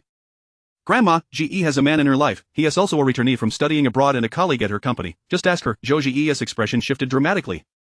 Zhou Grandma's curiosity was piqued. Oh, has Ji truly found love? What is his character like? How does he treat you? You must bring him by one day. I have an eye for these things. Zhou Aunt regarded Zhou Yi skeptically. With such good conditions, how could he possibly be interested in you? Su Chui felt a mix of sadness and excitement. Her emotions tangled. Her daughter, who should have been closest to her, had grown so distant that even news of her romantic endeavors reached her through others. Zhou Xiaochuan wore a faint smile, seemingly eager to see how Zhou Yi would handle the situation. Chapter 71. A toast to you. Zhou Zi's complexion appeared somewhat pale as she forced a smile and replied, he is not my boyfriend. He is merely a colleague from work. We were just having a conversation when my cousin saw us together and misunderstood. Aunt scoffed disdainfully, I thought a foreign exchange student had taken a liking to you. Turns out he is just a colleague. You must have overestimated your appeal given your family's circumstances. Finding someone in Rongqing is no easy feat. Su Chui concealed the bitterness in her eyes and retorted, our Zi is exceptionally talented. She doesn't need to climb the social ladder. Nowadays, even young boys have difficulty finding partners. Zi simply chooses not to pursue anyone. If she decides to look, she could have her pick. Aunt chuckled sarcastically, yes, your family doesn't need to aspire to anyone. But no matter how outstanding your daughter is, she pales in comparison to my Xiaochuan. Su Chui, unable to contain her anger, interjected, Xiaochuan may be good, but my Zi is no less impressive. Must you belittle one while elevating the other? Aunt's ire flared as she was about to argue with Su Chui when Grandma Zhou interjected, enough, why must you all bicker? Isn't it better for a family to gather in harmony without all this fuss? Despite the shortcomings of their husbands, both women showed respect to the elderly matriarch, who held sway in the household. Though Aunt remained displeased, she begrudgingly fell silent. Grandma Zhou took Zhou Zi's hand, sighing, oh, my dear girl, you've always had such a stubborn temperament ever since you began working. I worry daily about you facing hardships outside. What if someone bullies you? Thankfully, you seem to be adapting well, which puts my mind at ease. Zhou Zi felt a pang of emotion. It was only in the presence of those who genuinely cared for her that her defenses crumbled. Grandma, I'll be fine, she reassured softly. You needn't worry. Grandma Zhou nodded with a smile and earnestly advised, don't neglect the matter of finding a partner. You must seize the opportunity. Good men are to be fought for. I told you during your university years to start looking early, otherwise, it would be even harder once you entered society. See, I was right. Zhou Zi could only respond with a wry smile, I'll keep that in mind. From the side, Zhou Xiaochuan chimed in with a grin, Grandma, don't just remind Zi. You should give me some advice too. I don't have a girlfriend yet. Zhou Zi stiffened at his words. Grandma Zhou smiled and inquired, what kind of girl do you like? Tell Grandma, and when I return to my hometown, I'll see if I can find someone suitable for you. Before Zhou Xiaochuan could respond, Aunt quickly interjected, Mom, a girl from the countryside won't do. With Xiaochuan's background, he should find a local only child from Rongqing. Grandma Zhou frowned, that's prejudice. Finding a partner should depend on what the children like. Xiaochuan, what kind of girl do you prefer? Zhou Xiaochuan cast a deep glance at Zhou Zi and replied, someone like Zi. I think she is quite wonderful. Zhou Zi's face stiffened. Aunt scoffed, what is so great about her, always looking down on others? Xiaochuan, you mustn't pursue someone like that, she can't even take care of herself. Your mother has worked hard her whole life, and now she is counting on a daughter-in-law to help. Zhou Xiaochuan merely chuckled without retorting. Grandma Zhou, undeterred, remarked, what is wrong with Zi? I think she is marvelous, beautiful and educated, capable of managing both household and social affairs. Whoever marries her will be fortunate. Zhou Zi was momentarily taken aback by her words, sinking into contemplation. Was she really that exceptional? Would Mr.Li consider marrying her a stroke of luck? Su Chui went to the kitchen to prepare a meal, while Aunt lingered in the kitchen, pretending to help but merely observing. Grandma Zhou, having traveled for 4 days and nights on the green train, was exhausted and dozed off with her eyes closed. Zhou Ziyi's father, Zhou Jie, and Zhou Shaochuan's father, Zhou Bang, had yet to return. Zhou Ziyi had not been home in a long time. This dilapidated house had only 2 bedrooms, one for Su Chui and Zhou Jie, and the other, which used to be hers, was now a storage room filled with clutter. In the storage room, Zhou Ziyi sifted through her old belongings, memories flooding back. Though there had been warm moments throughout her life, she had never regretted leaving this home. Just then, the door creaked open behind her. Startled, Zhou Ziyi turned to see Zhou Shaochuan had entered without her noticing. Closing the door behind him, panic surged within her as she took a step back, eyeing Zhou Shaochuan warily. "What do you want?" Zhou Shaochuan maintained his disarming smile, his handsome face now marred by an inscrutable expression that sent chills down her spine. As he approached, Zhou Shaochuan calmly stated, "Of course, I'm here to chat with my cousin." With nowhere to retreat, Zhou Ziyi felt cornered as he pressed closer, lifting her chin, his eyes cold and indifferent. "Aren't you fond of Li Qing Song? Why not tell Grandma? She would be overjoyed, and your whole family would benefit." Zhou Ziyi bit her lip, glaring at him. "What does it matter to you? He doesn't like me, let go of me." Zhou Shaochuan suddenly laughed, "So you're aware you have no chance? I thought you were already preparing to be MRS.li.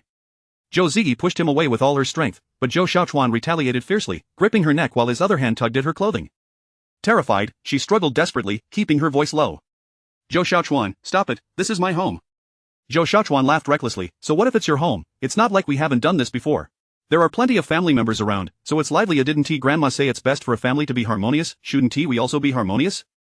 Zhou Ziyi was no match for him, and fearing that someone might overhear, she succumbed to his advances. Tears streamed down her face as her body swayed, silently pleading for release. Unable to make a sound, the adjacent room housed her parents. Outside were the living room and kitchen. She dared not utter a word. 3 years ago, when he went abroad for studies, she had believed it was finally over, yet now he was back, and she found herself plunged back into hell. Though she had contemplated reporting him or escalating the situation, she was still just a girl, despite her professional demeanor. She feared the judgment of others, the reproach from her family, and most of all, the discovery of her lost purity by those she cared for. As the ordeal neared its conclusion, Zhou Shaochuan's phone rang. He only answered after finishing his outburst, and Zhou Ziyi, close by, overheard a voice on the line asking, "Is there still a chance with Wenxin?" Her expression froze. Wenxin? How did Zhou Shaochuan know Wenxin? Zhou Shaochuan quickly pulled up his trousers and, phone in hand, exited the room. Zhou Ziyi was left bewildered, pondering what Zhou Shaochuan intended to do with Wenxin and what his schemes entailed. She rummaged through a drawer, retrieving some tissue to clean herself up. Hearing Grandma wake and inquire about Zhou Ziyi's whereabouts, Zhou Shaochuan shrugged, saying he didn't know. Grandma, puzzled, remarked, "She was just here." "What's wrong with that girl? Why didn't she tell me when she went out?" Zhou Ziyi's tears fell anew as she composed herself, took a deep breath, and grabbed a book from the drawer before stepping outside with a smile. "Grandma, I was looking for a book in my room, one I loved as a child. I can't believe I found it today." Grandma Zhou beamed at her words. Ziyi has always loved reading, but that's why she does so well in her studies." Zhou Shaochuan watched Zhou Ziyi silently, a smile on his face. Zhou Ziyi felt a shiver at his gaze but forced herself to act as though nothing had happened. After a while, Zhou Jie and Zhou Bang returned. Upon seeing Zhou Ziyi, Zhou Jie approached her like a cat spotting a mouse. He had been struggling financially and immediately sought money from her. "Ziyi, you're back. Have you had a raise recently? Your mother and I raised you with great difficulty. Now that you're earning, you should repay us. Give me 20,000 yuan, I'm a bit tight on cash." Since Zhou Ziyi had dared to return, she felt emboldened, quickly retreating to Grandma Zhou's side. "I just graduated 2 years ago. How could I have any money? My salary is low, and expenses are high, I'm broke." Zhou Jie didn't believe her, frowning. "You're a secretary at a big company, how could you be broke? You just don't want to give me any. You ungrateful child, I provided for you, and you've turned into a white-eyed wolf?" Grandma Zhou glared at him, "You're half in the grave, still asking your child for money. Have some decency and leave." Zhou Jie, despite his faults, was a dutiful son and dared not anger Grandma Zhou. He resolved to seize a piece of Zhou Ziyi's flesh when Grandma wasn't watching. Finally catching her, he couldn't let her escape easily. Zhou Ziyi sighed with relief as Zhou Jie left. Had it not been for Grandma's presence today, she would never have returned. The last time she was home, Zhou Jie nearly assaulted her and her mother over 5,000 yuan. At that moment, she overheard Aunt asking Uncle, "Have you found out anything? There's got to be some news about our family's sudden bankruptcy." Zhou Ziyi froze. Zhou Shaochuan's family had gone bankrupt. No wonder they had returned from abroad so abruptly. Zhou Shaochuan noticed her gaze and his smile faltered. If it weren't for their family being targeted by an unknown force leading to bankruptcy, he wouldn't have returned to help that person. With a heavy burden of debt looming over them, repayment was inevitable. Zhou Ziyi suddenly recalled Zhou Shaochuan's earlier phone call in the storage room and the request he made for her to steal the seal and forge a contract.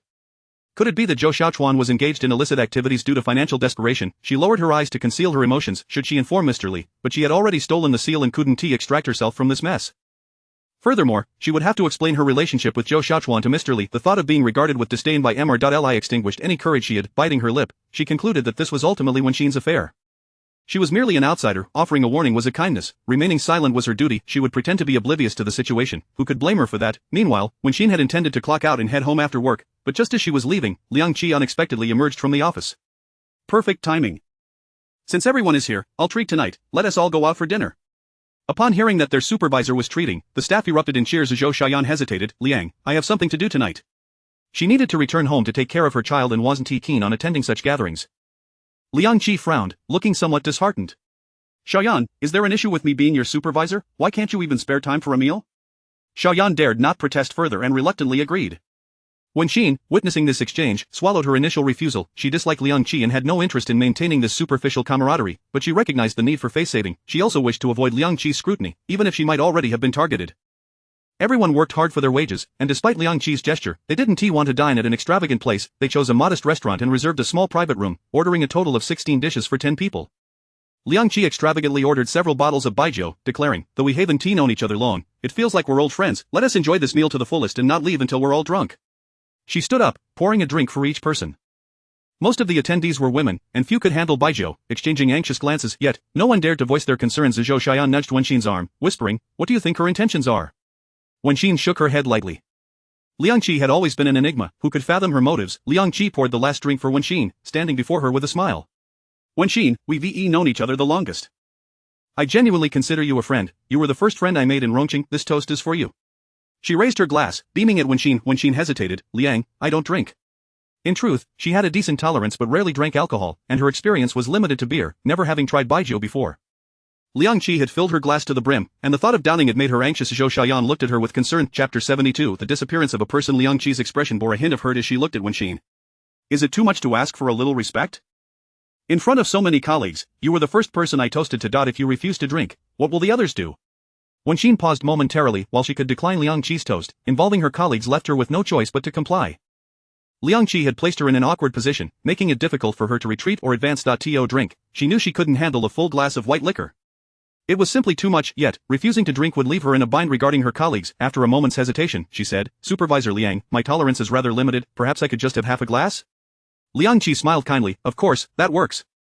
I'll toast, and you may proceed as you wish.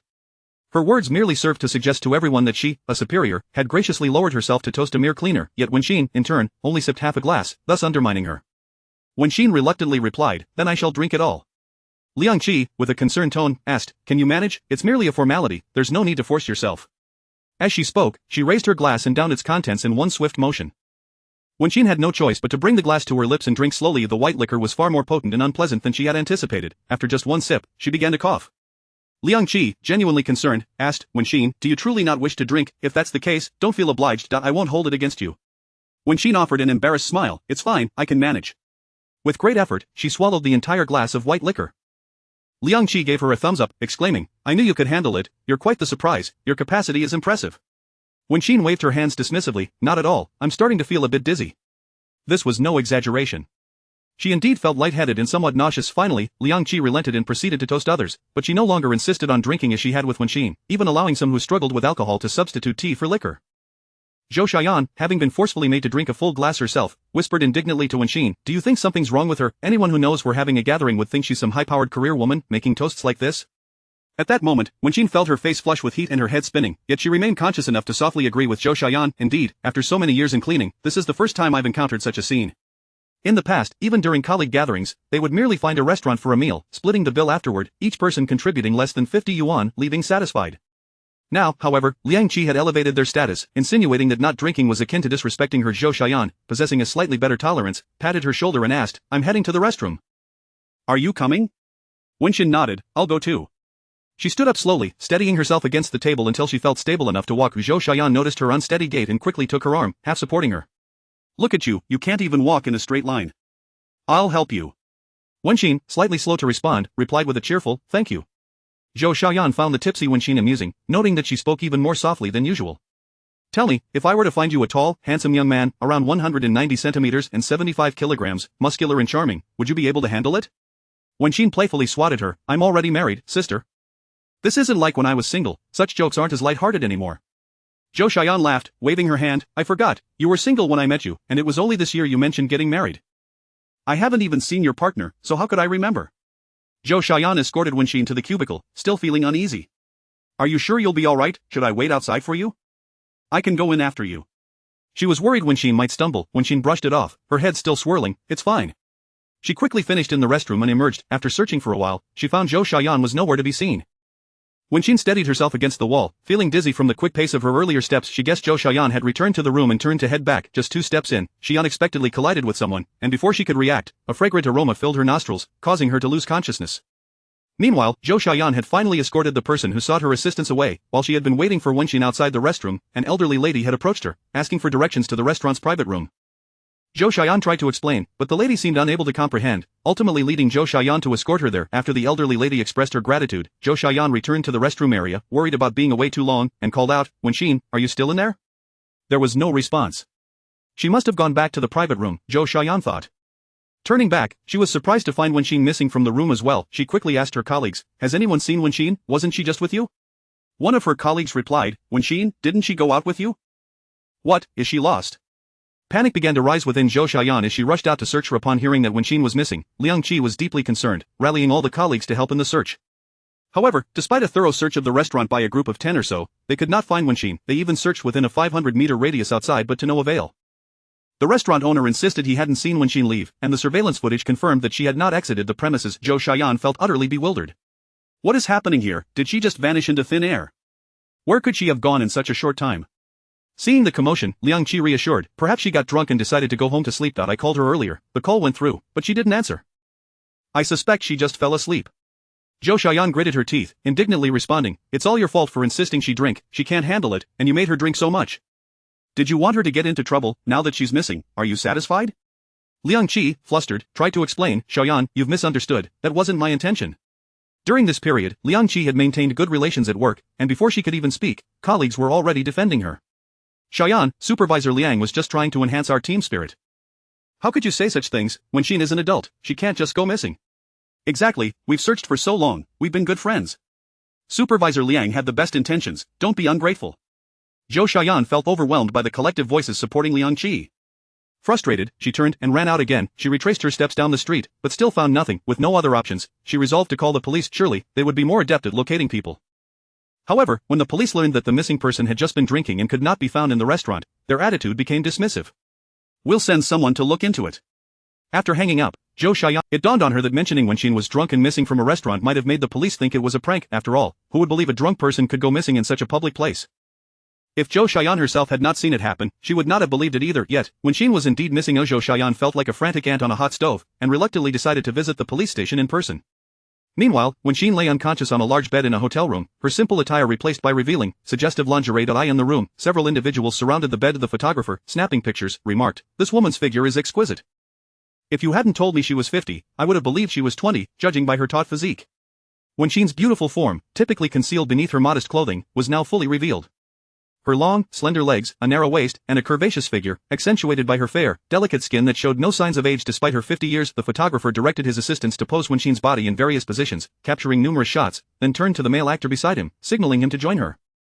The actor, following the photographer's instructions, kept his face hidden while engaging in various suggestive poses next to Wenxin. The photographer continued to click away, and finally, after completing the shoot, he suppressed his own desires and told the actors, alright, that's enough. Let's go. One of the male actors, reluctant to leave, said, bro, are we really just leaving like this? We can't touch her. The photographer frowned and warned him, don't say I didn't warn you. This woman is not someone you can mess with unless you're looking for trouble, understand? The actor nodded reluctantly, casting one last longing glance at Wenxin before departing. After they left, another group entered, dressing Wenxin back into her clothes. When Wenxin finally awoke, it was past 11 at night. Blinking blearily, she took in her unfamiliar surroundings and sat up abruptly, her head pounding. The effects of that glass of white liquor lingered heavily. But where exactly was she? Furrowing her brow, she threw off the covers and stepped out of bed. The decor suggested it was a hotel room. Just as she was about to step out and inquire, there was a knock at her door. Who is it? She called out, but there was no response. Reluctantly, she approached the door and opened it, only to find Fu Xianlong standing there. She instinctively frowned. What are you doing here? Dressed in an elegant light gray suit, holding a glass of red wine, Fu Xianlong smiled leisurely. I came to check on you. After all, when I found you, you were completely out of it, and I was worried you might get into trouble alone in the room. Wenxin was taken aback. You found me? Where? All she remembered was Liang Qi forcing her to drink, downing an entire glass of white liquor, and then going to the restroom with Zhou Xiaoyan. The events that followed were a blur. A sense of alarm gripped her as she scrutinized Fu Xianlong. She was no fool. The restaurant where she had dined did not align with his status. He would not have been there. So how had he found her? Fu Xianlong chuckled. I found you by the roadside, completely inebriated. I feared you might catch a chill lying there, so I kindly brought you to the hotel and booked a room for you. Wenqin pressed her lips together. How much is the room? I'll pay you back. Fu Xianlong waved the glass of wine in his hand and replied with a smile. The cost of the room is trivial, no need to be so formal. If it's possible, I'd rather hear you say thank you directly. Wenqin felt compelled to thank him. Thank you, but it's late, and I should be heading back. As she reached for her bag, Fu Xianlong grasped the other end. Why the rush? It's late at night. It's unsafe for a woman to be out alone. Why not stay here for the night? Wenqin would not agree, insisting, it's fine, there are plenty of subways and bus stops. It's convenient and economical for me to head home.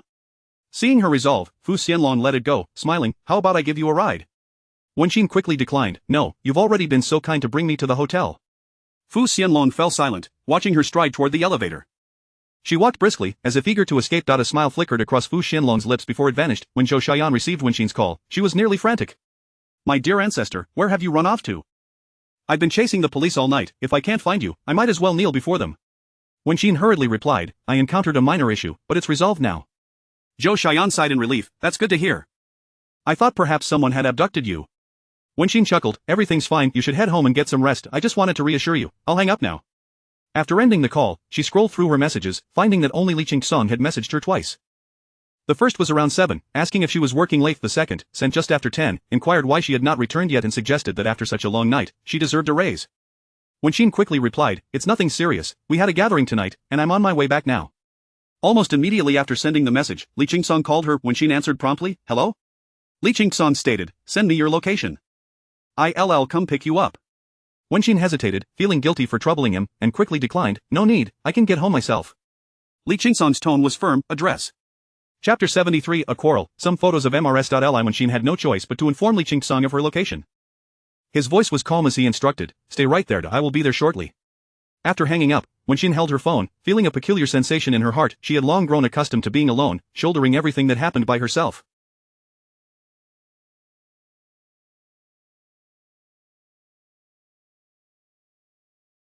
She never anticipated how delightful it could feel to have someone to rely on, someone who genuinely cared. Though she sensed that Li Qingsong's tone lacked tenderness, it still warmed her heart.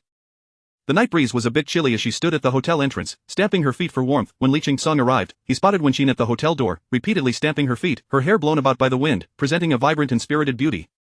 He realized she must be cold. Half an hour had passed since their phone call, and with the strong evening wind and her light clothing, it was only natural for her to feel the chill. He glanced at the back seat, retrieved an old coat of his, got out of the car, and approached Wenqin. Put this on first, he said, handing her the coat. Wenqin quickly expressed her gratitude, thank you. Wrapping herself in his coat, she felt considerably warmer. Li Qingsong, with an impassive gaze, glanced at the hotel sign and said, get in the car. Wenqin nodded and opened the car door to enter. As the door shut, Li Qingsong did not start the engine but turned to look at her, inquiring, weren't you out for a dinner with colleagues? Why are you at the hotel in trance? He had already scanned the area and found no restaurants nearby. Mentioning this made Wenqin feel inexplicably guilty. I need to tell you something, but please don't be angry, she prefaced.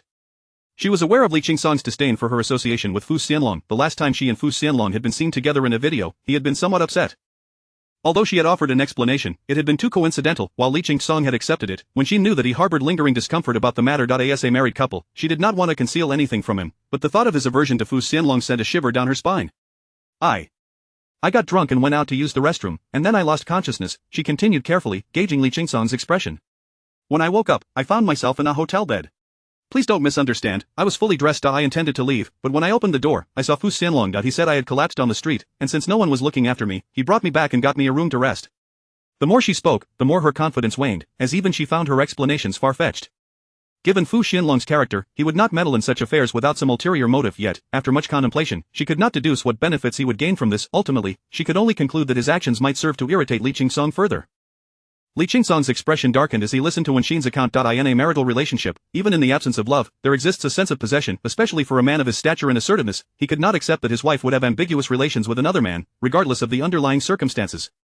The previous video incident and now this hotel occurrence had only deepened his suspicions toward Wenqin. Despite feeling guilty, Wenqin remained composed, for she was acutely aware of her innocence. Qingsong, if you're concerned, we can report this to the police and request to view the hotel corridor's surveillance footage to see if Fu Xianlong entered my room. She was fully aware of her own body and could differentiate between any suspicious occurrences. Furthermore, Fu Xianlong seemed to be doing well for himself. It was improbable that he would be interested in someone in her position as a cleaner. After hearing Wen Qin's words, Li Qingsong maintained his stony silence for a moment before finally saying, "Drink less in the future." He did not elaborate further, merely turning to start the car. Wen Qin had prepared herself to lay everything bare and clarify matters, yet she was taken aback when he did not even ask a single follow-up question and let the matter drop. His cold and distrustful demeanor stung her. She felt a sense of injustice. Tonight was supposed to be a work-related gathering. He had not inquired whether she enjoyed such occasions, nor did he ask why she had consumed so much alcohol, or how she had managed to slip away from the table. He seemed indifferent to her confusion upon waking up in the hotel bed, or the fear she felt upon encountering Fu Xianlong. It appeared he had already made up his mind about her having an undisclosed relationship with Fu Xianlong. Upon hearing her explanation, he displayed a look of disbelief, even dismissing her with no inclination to probe further. Wen Qin did not expect him to be overly considerate or sympathetic. She merely hoped that, as a married couple, he would at least engage in communication, rather than leaving the conversation abruptly without a word. Ultimately, she remained the more composed one, recognizing that maintaining this standoff was not productive. She took the initiative to ask, "Qingsong, is it because of my association with Fu Xianlong that you are upset?" Li Qingsong, focused on the road ahead, paused briefly before responding, "No." Wen Qin felt a lump in her throat, her temper rising. She had done nothing wrong. Her proactive communication had yielded nothing but his cold response, which was understandably infuriating, yet she patiently explained, "I know you have a history with Fu Xianlong. You warned me that he is dangerous and advised me to keep my distance. I took your advice to heart. However, I did not seek him out this time, and I have no idea how all of this transpired. That's why I suggested we call the police." Before she could finish her sentence, Li Qingsong interrupted. "I said, there's no need. If she were truly colluding with Fu Xianlong, reviewing the surveillance would likely reveal nothing. Furthermore, if she had ulterior motives, she would not have volunteered Fu Xianlong's name, which would only raise his suspicions." Thus, while he was displeased, he found himself leaning toward Wen Qin's side this time. His wariness and vigilance were at odds within him, leaving him unsure of what precisely he was angry about. Wen Qin, however, believed he still did not trust her, even seeming disinclined to hear her explanation. After a moment of silence, she swallowed her words back down. The journey home was shrouded in silence, and not a single word was exchanged until they reached the community. Li Qingsong parked the car and stepped out, not waiting for Wen Qin, who followed behind him at a leisurely pace. Fortunately, when they reached the elevator, Li Qingsong waited for her to enter before pressing the button for their floor. Upon returning home, Li Qingsong walked straight into the bathroom of Wen Qin, noticing the cold stove and unprepared meal on the table, initially considered asking if he had eaten dinner and offered to cook him some noodles if he hadn't. However, seeing Li Qingsong's silent retreat into the bathroom, she opened her mouth to speak but ultimately swallowed her words and returned to her room. When Li Qingsong emerged from the bathroom, he found Wen Qin had already fallen asleep, which only served to aggravate him further. She had not returned home that night, had not replied to his messages, and he had not eaten a single bite of food. Having driven a long distance to bring her back, he expected her to show some concern for him, perhaps prepare him a meal, yet she had gone straight to bed instead. Li Qingsong was uncertain why he felt displeased. After all, he was not even hungry. If he truly were, he could easily cook for himself or have Zhou Ziyi order something for him. It was not as though he had to eat only what Wen Qin prepared, yet he was inexplicably irked. The following day, Wen Qin rose early, prepared herself a meal, and left for work after eating. When Li Qingsong eventually awoke, he discovered that the usual breakfast she had laid out was conspicuously absent, causing him to grind his back teeth in irritation. This woman had the audacity to sulk. He had yet to express his anger over the fact that his wife was at a hotel with another man, and here she was, the first to be upset. Very well. He was not typically prone to fits of rage, but for some reason, this incident gnawed at him. Li Qingsong decided to avoid the situation altogether and skipped breakfast at home, opting to buy something on the way to the office instead. It had only been a little over a month, and Wen Qin had already gone on strike for breakfast twice. As he sipped his purchased porridge, he fumed inwardly, reflecting on how she had grown so bold. When Zhou Ziyi entered, she found Li Qingsong irritable while consuming his porridge. She paused for a moment before asking, "Mr. Li, did you not have breakfast today?" Li Qingsong grunted in response, his expression stern, offering no explanation. He finished the porridge quickly and discarded the packaging into the trash. Having learned from past experiences, Zhou Ziyi refrained from probing further, instead adopting a casual demeanor to ask, "Mr. Li, Zhongjing Company has filed a lawsuit against us, and we have received the summons. Should we go to court?" Li Qingsong's expression darkened as he replied, "Just send a manager. We won't win this lawsuit. In the end, we will just have to pay the fine. At worst, we will settle for the breach of contract penalty." Zhou Ziyi's concern was evident, but won't this affect our existing cooperation with the military? Li Qingsong pondered for a moment. Schedule a meeting with the military's procurement team. I will speak with them personally. This situation was not something that the Li Group had desired. This day, Li Qingsong had not discovered who had misappropriated the company's seal. They could only consider themselves unfortunate. Fortunately, the penalty was not exorbitant, only a few tens of millions, which was negligible compared to the military's collaboration. With his previous connections and partnerships with the military, he believed there would be no significant issues. Nonetheless, to be safe, he intended to make a personal visit. Zhou Ziyi quickly responded, "All right, I will call to arrange it right away." The military's management was strict, and time was of the essence. In the end, Zhou Ziyi successfully scheduled a meeting for Li Qingsong to meet with them this weekend at noon. With 2 days to spare, the court date for the Zhongjing Company's lawsuit had yet to arrive, allowing ample time. Meanwhile, Wenxin continued her cleaning duties on the pedestrian street, not far away. In a gray Porsche, a man sat in the driver's seat while a woman in a large hat occupied the passenger seat. Fu Xianlong observed Wenxin, diligently at work, and chuckled softly, noting how carefree she seemed, completely unconcerned about the previous day's events. Liang Qi smirked. I told you so, foolish people do not deserve to be my opponents. With Wenxin's intellect, she cannot possibly outsmart me. A hint of pride flickered in her eyes. I told you, there is no intimacy between them. Wenxin has been toiling under my direction for days, and there has been no reaction from Li Qingsong, not even upon the transfer of Supervisor Lu. He simply does not care about her. Fu Xianlong lit a cigarette and remarked meaningfully, I hope your confidence can last a bit longer. You know, the more confident someone is, the more easily they crumble when reality falls short of their expectations. Liang Qi shot him an annoyed glare. You needn't make snide remarks. If I were to fail, how would you achieve your objectives? Instead of mocking me, you should pray for our success. Fu Xianlong narrowed his eyes, a hint of disdain flashing across his face. He held Liang Qi in contempt, viewing her as a foolish woman who took advantage of others' affection to act recklessly, only to scurry back like a rat to the gutter when faced with adversity.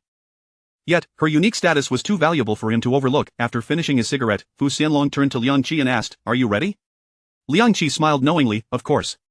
The two of them had gathered here today for a grand performance. Fu Xianlong smirked coldly and turned to the reporters seated in the back, tossing one of them a notebook. Open this notebook. When I make the call, speak exactly what's written inside, understood?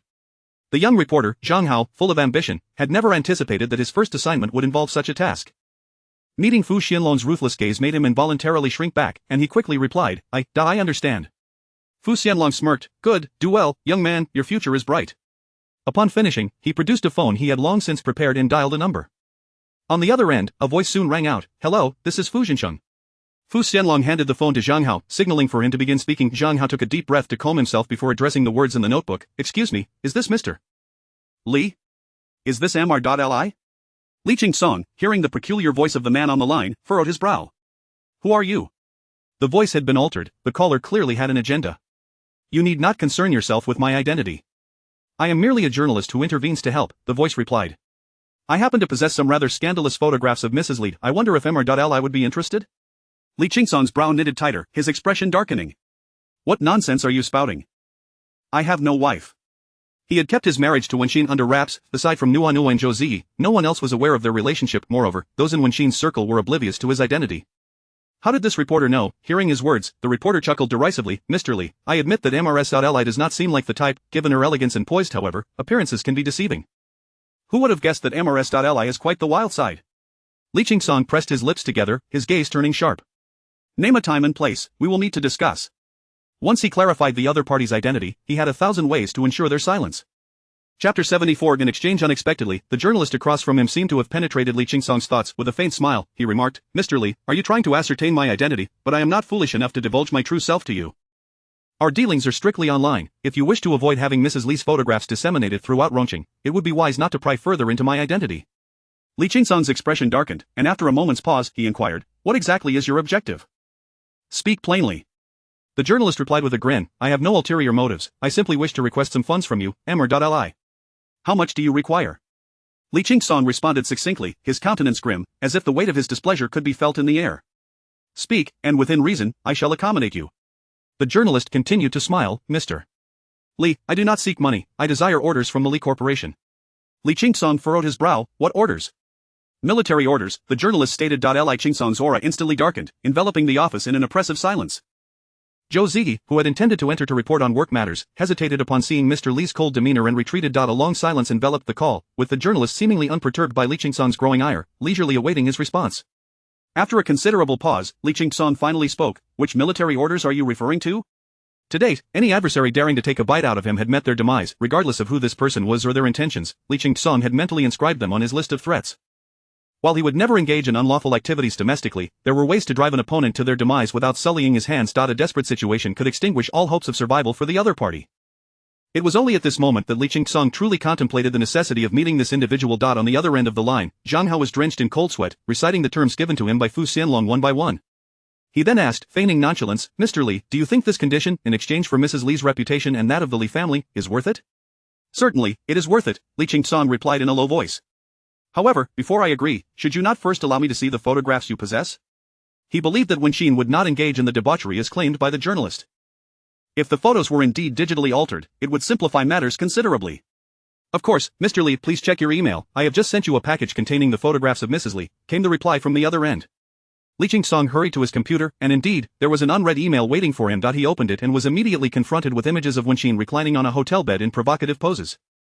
Her figure was already enviable, her skin fair and taut, adorned only in a revealing set of lingerie, yet, Li Qingsong found no joy in admiring the sight. He flipped through the pages of photos, anger surging within him. Without needing a professional's analysis, he recognized that the images were not digitally manipulated. Wenxin bore a red mole on the right side of her chest and a small scar on the outer side of her left thigh, details he had inadvertently noted when he had once seen her wrapped in a towel. The person in the photographs was undoubtedly Wenxin. She either posed seductively or embraced unfamiliar men, exuding an unmistakable aura of intimacy. This was on a bed. What had she done behind his back? Li Qingsong's fury erupted. Even if he harbored no feelings for Wenxin, he would never tolerate her betrayal during their marriage. On the other end, Zhang Hao was met with an unsettling silence. Feeling anxious, he activated a voice modulator, nervously asking, "Mr. Li, have you finished viewing the photographs? What are your thoughts?" Li Qingsong's mind raced, strategizing. His first instinct was to divorce Wenxin and disregard her fate. This was the instinct of a businessman, to weigh the pros and cons, and at that moment, Wenxin was deemed more of a liability. However, inexplicably, as the thought crossed his mind, he recalled the night of his late ex-wife's anniversary, when he had been inebriated. She had never been particularly articulate but had been gentle and considerate, ensuring everything was taken care of. Many mundane actions, when accumulated, could leave a profound impact on one's heart. Taking a deep breath, Li Qingsong's gaze fell once more on the photographs on his screened eye. In every image, Wenxin's eyes were closed. This implied that if she were not feigning ignorance, she was, in fact, innocent. As a businessman, Li Qingsong had never gambled on a 50-50 chance. Such risks were beneath his consideration. After all, how could he offer substantial benefits to protect a woman with even a 50% chance of ulterior motives? Yet, at this moment, the calculating Li Qingsong found himself leaning towards Wenxin. "The orders are far too extensive. I cannot acquiesce to your request," Li Qingsong stated solemnly. "I will offer you 300 million to buy out those photographs." "Li, you jest. The orders I seek are valued at over 10 billion. You propose 300 million to buy out my leverage? Do you take me for a beggar?" Li Qingsong's expression darkened further. 500 million. "If you cannot accept this, then let it be." Surprisingly, the other party appeared astonished. "MR.Li, do you truly not care if Mrs. Li's photographs circulate widely, even if you disregard MRS.Li? What about the reputation of the Li family?" Li Qingsong smirked slightly. "At a time like this, I have better alternatives. Offering 500 million is already my goodwill. I am a businessman. Anything beyond 500 million is simply not worth my while. I could easily divorce her, could I not? I refuse to believe that these scandals could tarnish the Li family's name." On the other end, Fu Xianlong's expression shifted, and he quickly signaled Zhang Hao to comply. Zhang Hao, following Fu Xianlong's cue, responded to Li Qingsong, "All right, 500 million is agreeable." Li Qingsong inquired, "What is your account number?" Zhang Hao provided a Swiss bank account number. Swiss bank accounts are protected by Swiss law, a haven for criminal enterprises and money laundering. Li Qingsong knew he could not trace the individual through a Swiss account. On the other end, Li Qingsong had no expectations of capturing the person through a mere account number. Once the account details were shared, he hung up the phone. He held the piece of paper for a moment before summoning Zhou Zi, handing her the account number, and instructing her to transfer 200 million to that account. As for the remaining 300 million, it would only be dispersed once the photographs were completely destroyed. Such destruction was typically done in person to ensure absolute security. This was also the reason Li Qingsong had readily. He would inevitably confront the other party face to face. Once the individual revealed themselves, there would be a chance to apprehend them. In Portia, Zhang Hao respectfully returned the phone to Fu Xianlong, cautiously asking, "Am I free to leave now?" Fu Xianlong's expression was grim. After a moment of pause, he replied, "Not yet. Wait until this matter is thoroughly resolved, and I will reward you handsomely before you depart." Zhang Hao felt disheartened. He was merely a journalist wishing to report the news. Now, he found himself embroiled in extortion. A misstep could lead to imprisonment. However, Fu Xianlong's refusal to let him leave left Zhang Hao with no choice. When Fu Xianlong had approached him initially, he had threatened his family. He could not afford to cross such a person. Fu Xianlong ignored Zhang Hao further, his countenance dark as he sat in silence. Liang Qi glanced at him, a bemused expression crossing her face. "Are you truly vexed? You should have known he was not someone you could manipulate. Although you failed to secure those military orders, at least you obtained 500 million, did you not? Cheer up." Fu Xianlong could not muster any joy. He had anticipated a near-certain acquisition of the military orders from Li Qingsong, yet he had not foreseen that Li Qingsong would prefer to divorce rather than expend effort to protect Wenxin. He scoffed, "It seems I overestimated Wenxin's significance in his heart." Liang Qi, idly toying with her nails, replied dismissively, "Of course, you overestimated. What is Wenxin? Merely a substitute, an object. Do you truly believe he holds her in high regard?" Fu Xianlong remained silent, his expression darkening, yet, Liang Qi suddenly became intrigued, her enthusiasm evident as she proposed, "What if we were to eliminate Wenxin? After all, she has become superfluous." Fu Xianlong let out a cold laugh. "How many times must I remind you, we are in our own country, murder leads to imprisonment." Unperturbed, Liang Qi countered, "Just be discreet about it. You have done it before." Fu Xianlong's demeanor grew icy as he warned her, "What was done before is in the past, the present is different. The prevalence of surveillance cameras is now ubiquitous. To eliminate someone without a trace, especially Li Qingsong's wife, is a fool's dream." Liang Qi scoffed, but she said no more. Opening the car door, she declared, "I shall take my leave." Once Liang Qi had walked away, Fu Xianlong's expression remained grim as he moved to the driver's seat. Turning to Zhang Hao, he warned, I will escort you back to your media department. If even a single word of today's events leaks, consider your consequences. This warning was both vague and explicit, leaving ample room for interpretation. Zhang Hao's face drained of color. I won't breathe a word, I assure you, he stammered. Fu Xianlong was satisfied with his response. Wen Xin was diligently working when she heard the sound of high heels clicking closer, only to stop just behind her. Surprised, she turned to see Liang Qi standing there. Momentarily taken aback, she asked, Supervisor Liang, what brings you here? Liang Qi smiled, I am conducting my routine inspections to assess your work ethic. Her gaze swept over the area Wen Xin had cleaned, a flicker of disdain crossing her eyes. Though the space was tidy, it revealed Wen Xin's own standing, a diligent cleaner hardly worthy of the world's most outstanding man. In Liang Qi's eyes, Wen Xin was no rival, she was unworthy of competition. Pointing to the area beneath Wen Xin's feet, Liang Qi remarked, though this has been cleaned, the discoloration remains, contrasting with the surrounding stone. Did you not think to scrub it? Wen Xin blinked, hastily explaining, that is grease. I intended to clean the area first before focusing on the oil stains, as they are more challenging to remove. If I tackled the grease first, my efficiency would suffer. Liang Qi's face hardened as she retorted, I discovered this. Had I not, you would not have offered that excuse. Wen Xin, I have always regarded you as honest, yet I am disappointed to see you resort to such petty tactics. Wen Xin felt wronged. Supervisor Liang, I did not. Liang Qi dismissed her explanation, her expression cold as she declared, since this is your first infraction, I shall impose a fine of 200. Be more vigilant in the future, do not assume that being far from the housekeeping company means you are beyond reproach. Wen Xin could only murmur, I understand.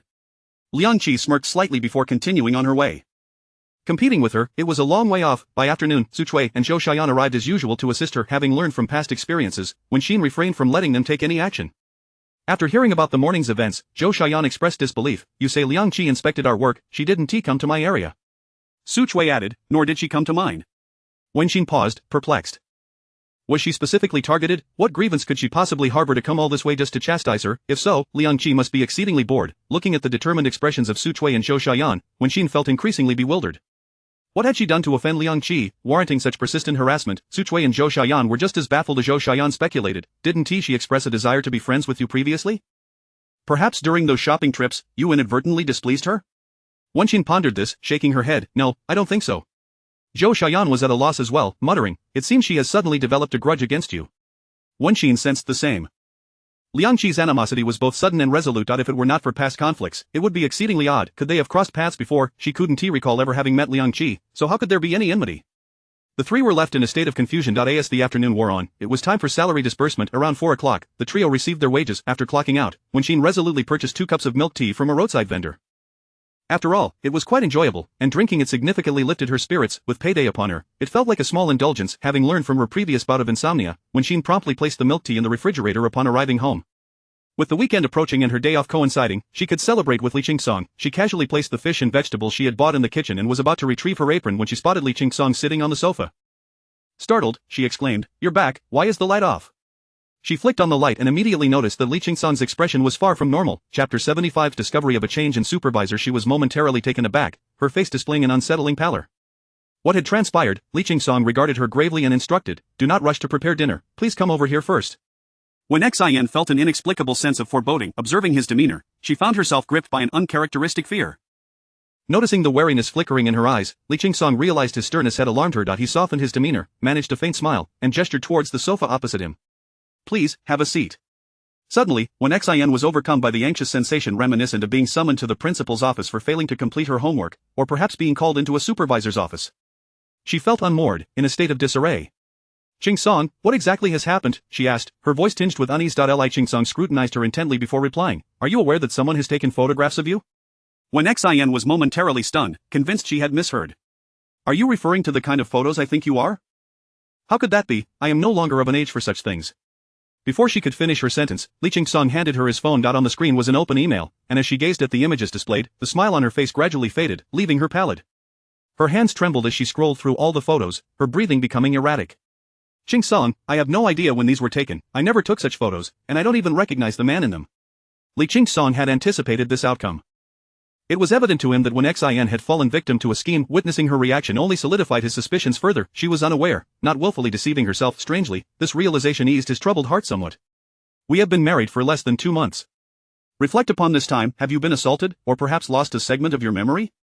His expression remained inscrutable, his tone exceedingly calm. Think carefully. When Xin furrowed her brow, pondering for some time, when suddenly a light of understanding flickered in her mind. That day, I was intoxicated.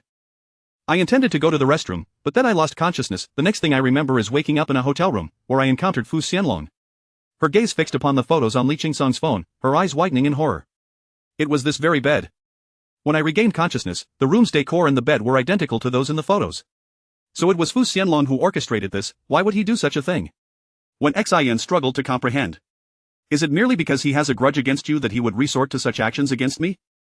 This is illegal. Li Qingsong's expression darkened, his anger palpable even though he had already considered this possibility. Fu Xianlong. When Xin bit her lip and declared, Qingsong, I want to report this to the police. She had been forewarned by Li Qingsong numerous times about Fu Xianlong's dubious character and had remained vigilant. Yet, she never imagined he would dare to abduct her in broad daylight and capture such images. Such vile acts warranted police intervention. Li Qingsong regarded her with a hint of surprise. If you report this, it will escalate the situation. Are you not concerned about the potential embarrassment? When Xin shook her head defiantly. I am not the one who has committed a wrongdoing. Why should I fear embarrassment? After a moment's pause, she realized, unless, of course, you believe that this situation's escalation would cause you to lose face, in which case I will refrain from going to the police. Though she regretted not being able to bring Fu Xianlong to justice, when Xin understood that Li Qingsong was troubled by this situation. Any man would be distressed by such an incident. Aware of this, she willingly chose to take a step back. Li Qingsong, however, smiled faintly. I have already reported this to the police on your behalf. I believe justice will soon be served. His words were a ruse to placate when Xin. Fu Xianlong was cunning enough not to leave a trace, rendering a police report futile. Still, he could initiate an investigation, and if any clues emerged, he could dismantle Fu Xianlong's network of influence. Yet, he could not disclose this to Xin, so he opted to mislead her with the notion of a police report. When Xin was taken aback, her eyes lighting up. Really? She had not anticipated that Li Qingsong, as a man, could endure such pressure. Even she felt a sense of admiration towards him, having never reported a crime before. When Xin was unsure of the process, she imagined the police would summon her to the station to take her statement, incessantly questioning her. Thus, when Li Qingsong mentioned it, she believed him. Thank you for believing in me, when Xin said earnestly, expressing her gratitude to Li Qingsong. Thank you for helping me report this. I never expected you to be so magnanimous. Li Qingsong, when Xin rose from her seat. I shall go prepare dinner. I received my salary today, and I bought a fish for us to stew. As she tied on her apron and headed to the kitchen, she added, oh, I also bought some milk tea, which I put in the fridge. We can enjoy it together in the morning. Li Qingsong watched her retreating figure, a subtle smile playing at the corners of his mouth. Buying fish with her salary was a simple pleasure, and despite the last time they had milk tea resulting in a sleepless night, it was still delightful enough for her to purchase 2 cups once more, cleverly setting them aside for the following morning. The mundane yet hopeful life when Xin brought him felt unexpectedly pleasant. When Xin worked swiftly in the kitchen, her heart brimming with gratitude. Although Li Qingsong was merely a mechanic, he was handsome, filial, considerate, and neither smoked nor drank excessively, surpassing the majority of men in the world. She genuinely felt as though she had struck gold. In good spirits, when Xin prepared the meal with a lightness in her heart, before long, she emerged with the stewed fish and a bowl of rice, one placed before Li Qingsong and another before herself. Let's eat. As they dined, when Xin casually remarked, if we are to have a long-lasting future together, it would be best to manage our finances jointly. Perhaps we could each contribute a portion of our monthly salaries to a shared account as our savings.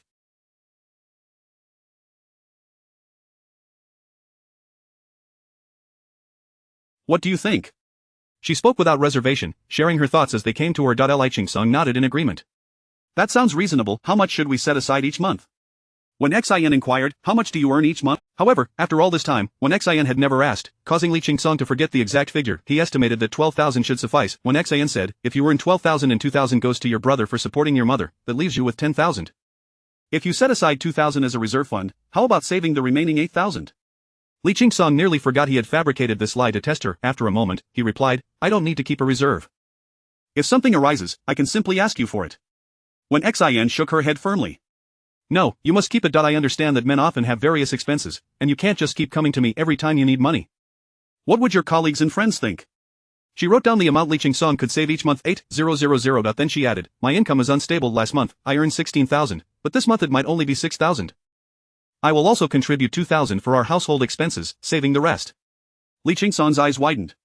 You earned 16,000 last month but only 6,000 this month. How is that possible? He had arranged her job for her, and she should be earning at least 16,000. Was she deliberately withholding information? If she reported a salary of 16,000 while pocketing the 10,000 difference for herself, Li Qingsong felt a twinge of discomfort, yet he recognized that he had not been entirely forthright either.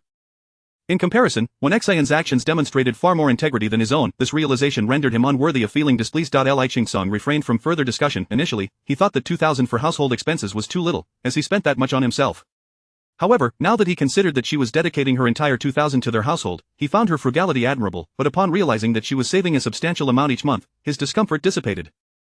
After all, she was far more resourceful than he had previously given her credit for, having already arranged a safety net for herself. What was he worried about? Moreover, he had no interest in the trifling sum she might have saved.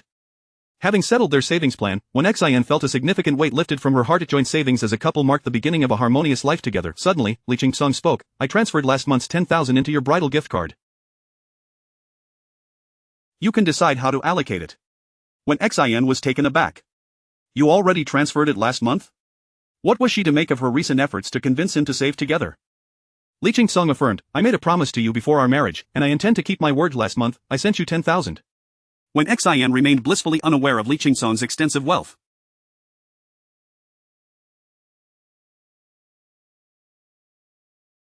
At that moment, she felt elated by his commitment, her earlier words ringing true. She had indeed found a good man. Her innocent satisfaction stirred a hint of guilt in Fu Zhenqiao, who, observing from the sidelines, felt a twinge of remorse. Yet, guilt aside, deception must continue. Just then, when Xin suddenly remembered something. "By the way, Qingsong, you mentioned that Fu Xianlong took the photos. During dinner that day, Supervisor Liang kept urging me to drink. I usually have a low tolerance, and after she convinced me to consume a large glass, I lost consciousness. Is it possible that Supervisor Liang colluded with Fu Xianlong?" Although when Xin found the idea somewhat far-fetched, she recalled the previous incident where Fu Xianlong had embraced her on video, which had only occurred because Liang Qi had asked her to help clean. Having harbored suspicions about Liang Qi already, it was natural for her to connect Liang Qi with Fu Xianlong. Li Qingsong, however, was taken aback. "Your supervisor's surname is Liang?" He had previously arranged for a supervisor with the surname Liu. When Xin nodded. "Yes, Liang. How long have you been under her supervision?" Li Qingsong inquired, feigning indifference. When Xin, completely unguarded, shared details about her work. "It has been upon her arrival, she swapped my duties with another cleaner, and now I am assigned to clean the pedestrian streets night market. It's tiring, and the pay is only 6,000. Li Qingsong recalled his earlier suspicions that she was deliberately underreporting her income to conceal savings, realizing how misguided he had been. She was not hiding money, her salary genuinely was that low. Upon realizing she was truly contributing only 2,000 to their household expenses, he felt a pang of empathy. "Why didn't you tell me about the changes in your job?" he asked. When Xin smiled lightly. "I figured I could manage. Before my stroke of luck, I had always worked like this. Now, I just consider it as my luck running out and returning to my previous situation." "You are so busy with work, I didn't want to burden you with my concerns." Li Qingsong replied, "You can tell me in the future. Even if I can't assist, at least you can share your thoughts with me, and it might lighten your heart." When Xin found his advice reasonable and nodded in agreement. Li Qingsong spoke with sincerity, "I should receive a raise next month, bringing my salary to 15,000. From now on, we can allocate 5,000 each month for household expenses." When Xin was taken aback. 5,000? That seems excessive. Li Qingsong reassured her, "If you don't spend it all, you can save it." When Xin chose to remain silent, saving what she didn't spend was no different from putting it aside. As long as Li Qingsong did not insist she spend 5,000 each month, she was content. With their financial arrangements settled, Li Qingsong refrained from further discussion. He still needed to investigate matters concerning the housekeeping company. Why had the assistant Xiao Lui sent been replaced? Who was this new supervisor Liang? And what was her agenda in making things difficult for Wen Xin? This was information he could not share with Wen Xin, so he returned to his room and called Zhou Ziyi. When Zhou Ziyi received the call, she had just gotten out of bed with Zhou Xiaochuan. Upon seeing the incoming call, she cast a wary glance at him. Zhou Xiaochuan scoffed derisively and turned to exit the room, his bare body exposed. The living room's curtains were drawn, and with the lights on at night, Zhou Ziyi dared not imagine how revealing it appeared from the outside. She hurriedly threw on a garment and stepped outside to close the curtains. Zhou Xiaochuan retrieved a bottle of wine from the fridge and settled on the sofa to drink. Zhou Ziyi, disinterested in him, retreated back to the bedroom. The room was dark, and she approached the window, opening it. A refreshing breeze swept in, dispersing the chaotic atmosphere within. Zhou Ziyi felt somewhat better and took out her phone to return Li Qingsong's call. As soon as the call connected, Zhou Ziyi said, "Hello, Mr. Li. I was just doing some cleaning. There's something you need?" Li Qingsong's voice came through the receiver. "Ziyi, has the new assistant Xiao Lu assigned to the housekeeping company contacted you recently?" Zhou Ziyi's previously relaxed expression froze at his question, suddenly rigid.